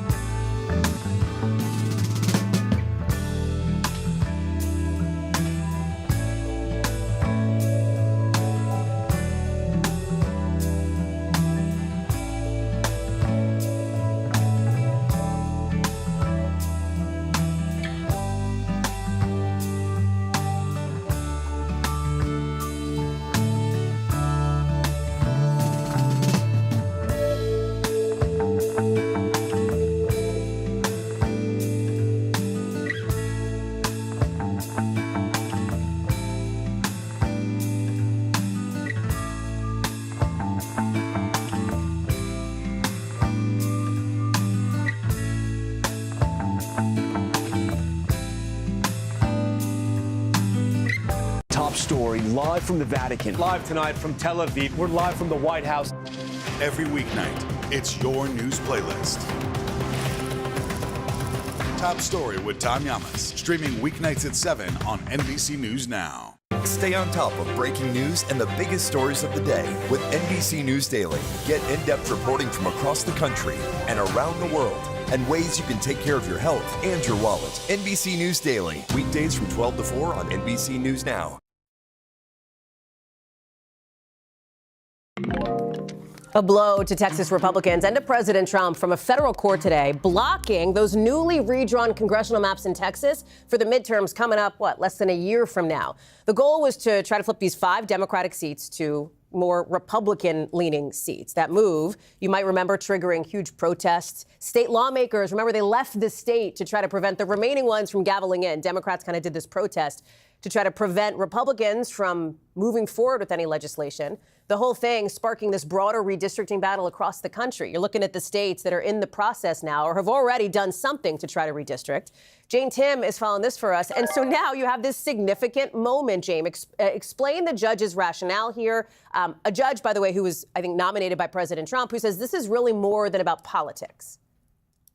Yeah, this is the conservative panel. Judge Brown wrote the opinion for this 3-judge panel, which has ruled that this was about more than politics. Texas Republicans had maintained that their gerrymander was a partisan one, that it was just about politics and that they drew the maps to elect more Republicans.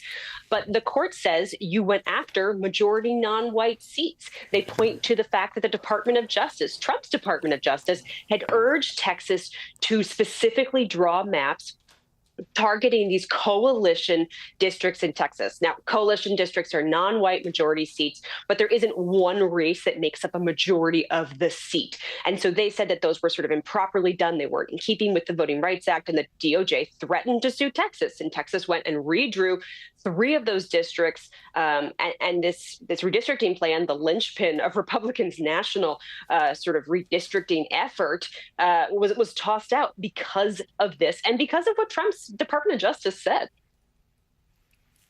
So what does it mean functionally here? Like, what is it? Because it was really, I think about what we covered, what was it, 2 weeks ago now, 3 weeks ago, in California, which obviously had its own redistricting battle, et cetera. Like, this really set off a domino effect around the country. What does this mean in practical terms for the midterms in November?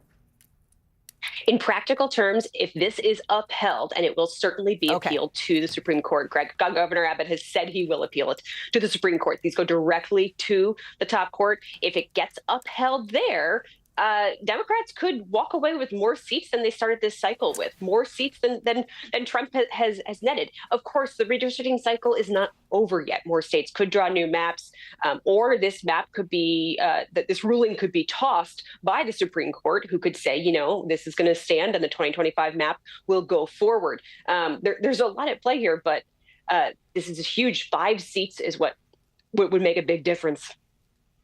Jane Tim following all of it. A busy beat for you, Jane. Thank you very much. Appreciate that. Let me go back now to the story that we have been covering in our rolling coverage here tonight on NBC News, and that is the very fast-moving developments to move forward this bill to try to force the release of the Epstein case files in the possession of the Department of Justice. We are now hearing for the first time since the Senate made its move from President Trump.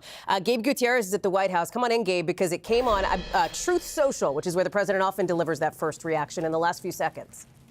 Yeah, that's right, Hallie. Look, no sooner than I had to walk away from this camera a few minutes ago, went inside to speak with White House officials about whether the president would sign this bill potentially tonight. At that same exact time, the president posting this on Truth Social, not giving any indication for a timeline, but notably saying, quote, "I don't care when the Senate passes the House bill, whether tonight or at some other time in the near future. I just don't want Republicans to take their eyes off of all the victories we've had." And then he goes on to list some of those victories, including what he calls the Great Big Beautiful Bill and also closing borders. This is something that the president has insisted on over the last several days, Hallie, expressing this frustration that the Epstein files is dominating the conversation here in Washington and overshadowing what he feels are the accomplishments of his administration. But again, the president in the last few minutes saying that he essentially does not care about the timing of when this gets out of Congress, but also giving no indication about when he actually does plan to sign this bill. In speaking with White House officials, again, very briefly in the last few minutes, they have no indication on whether the president might sign this tonight. It is notable, however, that he will be hosting the Crown Prince Mohammed bin Salman here at the White House for a glitzy dinner. Unclear if he'll be able to sign this tonight or if he could wait to sometime in the future, Hal. Gabe Gutierrez, don't go too far from a camera given the pace of things tonight. Appreciate that. Let's get you over to the 5 things our team thinks you should know about tonight. Number 1, some pretty stunning moments caught on video in Congo. A small plane carrying that country's Minister of Mines and several others crashing. Look at that, skidding off a runway and erupting into flames. Somehow everybody is safe and sound according to the government, but obviously a lot of damage there. Number 2, the Massachusetts man accused of killing and dismembering his wife is now pleading guilty to some charges just before jury selection in his trial. Prosecutors allege Brian Walsh assaulted and beat his wife, Anna, with the intent to murder her. Today, he pleaded guilty to disposing of her body and misleading police. He's still going to go on trial on the first-degree murder charge. At least 9 jurors have been seated so far today in that case.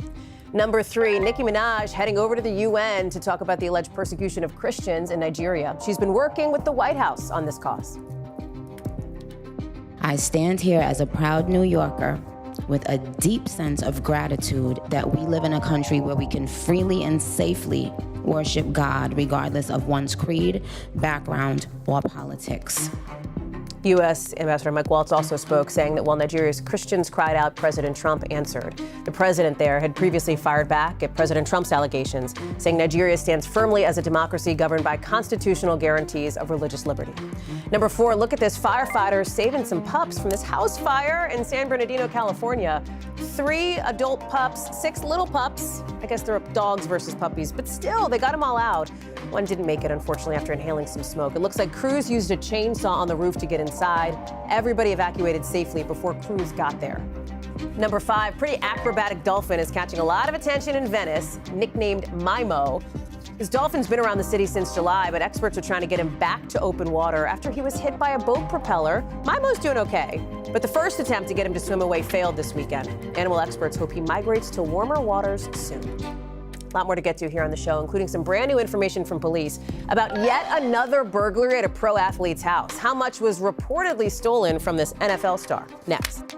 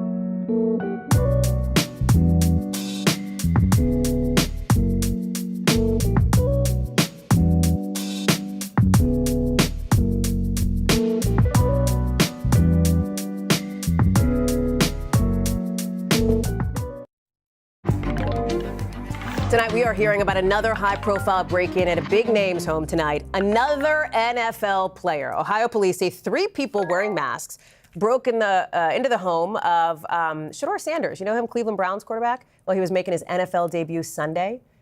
He's the son of NFL Hall of Famer Deion Sanders, now known as Coach Prime, for the University of Colorado. The cops say whoever broke in took like a couple $100,000 worth of stuff.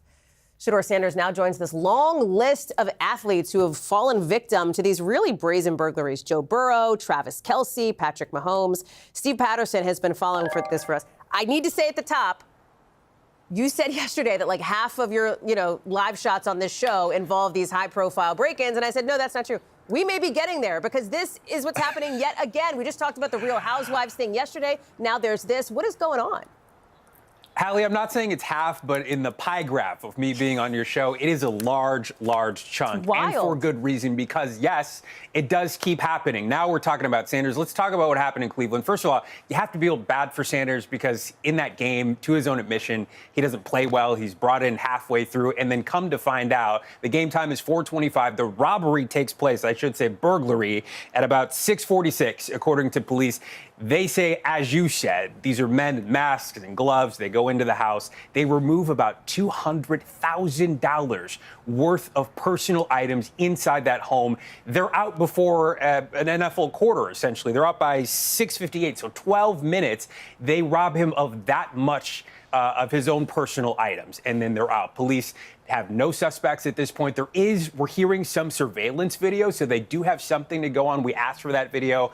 Obviously, that's something that's probably part of the investigative process at this point. But just another in a long line of not only athletes, not only housewives, but also celebrities. We mentioned the housewives, we mentioned the NFL players, but what about Brad Pitt and Nicole Kidman? These were also victims in similar styles of these crimes, and they just seem to keep happening. So now there's warnings out from NFL, NBA to all facets of celebrity life, telling people to be careful, especially if you're going to these public events that are well publicized, to just make sure that everything is okay back at home, because again, this continues to happen.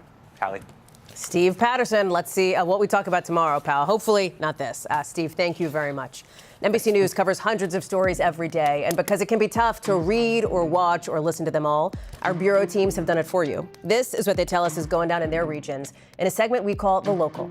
Out of our Western Bureau, a federal judge is denying bail for the man accused of igniting the deadly Palisades fire in California. He'd been fighting to be released. The government urging against it, saying the suspect is still a flight risk and a danger to the public. They shared messages suggesting he was considering leaving the country. You remember, of course, the fire burned a whole bunch of buildings. It killed 12 people. Out of our Northeast Bureau, at least one person is dead after a trench collapsed at a construction site on Cape Cod. Workers were trying to fix the road right before it happened. At least 2 other crew members were hurt. One of them pulled out after being buried up to his waist. Very scary. Out of our Southern Bureau, new body cam video shows Florida police stopping somebody from sending more money to scammers. Watch this. How much money have you put in here? Chase Bank is on the telephone. No, Chase Bank's not on the telephone. It was actually criminals overseas telling this 80-year-old to try to put cash into a Bitcoin ATM. He'd already put in like $50,000. Police were tipped off when his son noticed the whole thing. Officials say scammers try to convince victims they're in real trouble and they've got to move fast. So something to watch for yourself, for your parents, etc. Still to come, why more Americans say they're feeling more anxious about their health care than at any point in recent history. Next.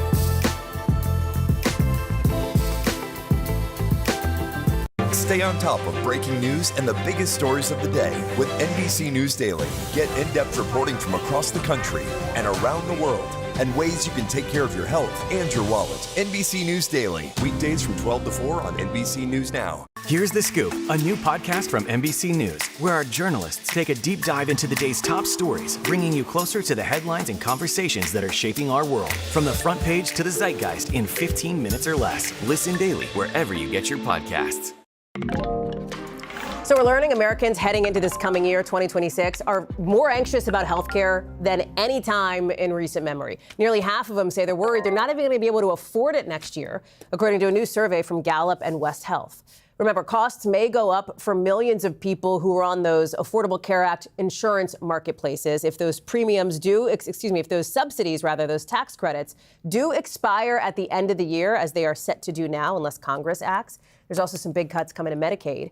And then, of course, the cost of prescriptions, all of this is stressing people out. They're the most anxious they've been since Gallup started tracking this a couple years ago. Dr. John Torres joins us now. Dr. John, people are stressed. People are upset. What else is top of mind for him here? Yeah, that's exactly right. And like you mentioned, 47% are very stressed right now about their health care costs and where they're going to go, what they're going to do. This was a survey, 20,000 people across 50 states, and they looked at a variety of things. They asked them a lot of questions, and what they found out is going into the new year, when people should be happy about what's happening in the new year, they're very anxious about what's going on with their own health care. On top of that, 1 in 3 are actually reporting skipping or delaying health care, and that is the thing that I think is most concerning. Now, the reasons they're saying they're delaying that healthcare is because of 3 specific things. One is the cost. The biggest barrier they have is the cost. The second biggest barrier they have is the wait time that is there. And on top of that, their own work schedules not allowing them to go into these healthcare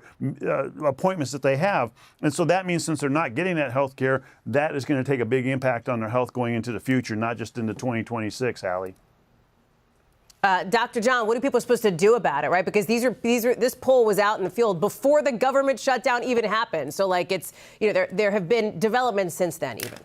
There have been developments since then, and now with the government, again, the government shutdown pushed it to a level. What's happening now is pushed it to an even higher level. And the big concern right now is what's happening with the Medicaid coverage, because that is being reduced. They're putting those work requirements in there, which we think are going to cause issues. And as a matter of fact, they're predicting between now and 2034, 16 million people are going to end up losing health care coverage. And that's a huge amount of people not to have health care coverage in here. And one thing we do know is when people don't get health care, it doesn't just affect them, it affects the communities around them. We found out that during the pandemic, because these diseases are infections, these healthcare issues affect everybody. And so the concern here is what's going to happen going into the future, what are we going to do with it from here? But the biggest point from this, the biggest take home from this, again, is those people that are going to lose their healthcare coverage, the anxiety they have over right now, and the fact that they are delaying their care, Hallie. That's the most concerning thing.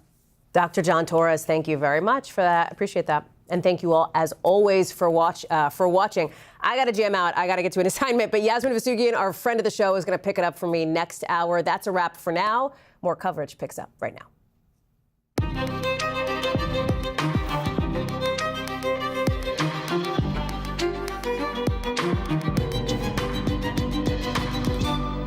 Hey everybody, we start with this hour with fast-moving developments on both ends of Pennsylvania Avenue, with the House and Senate approving the bill to release the Epstein files.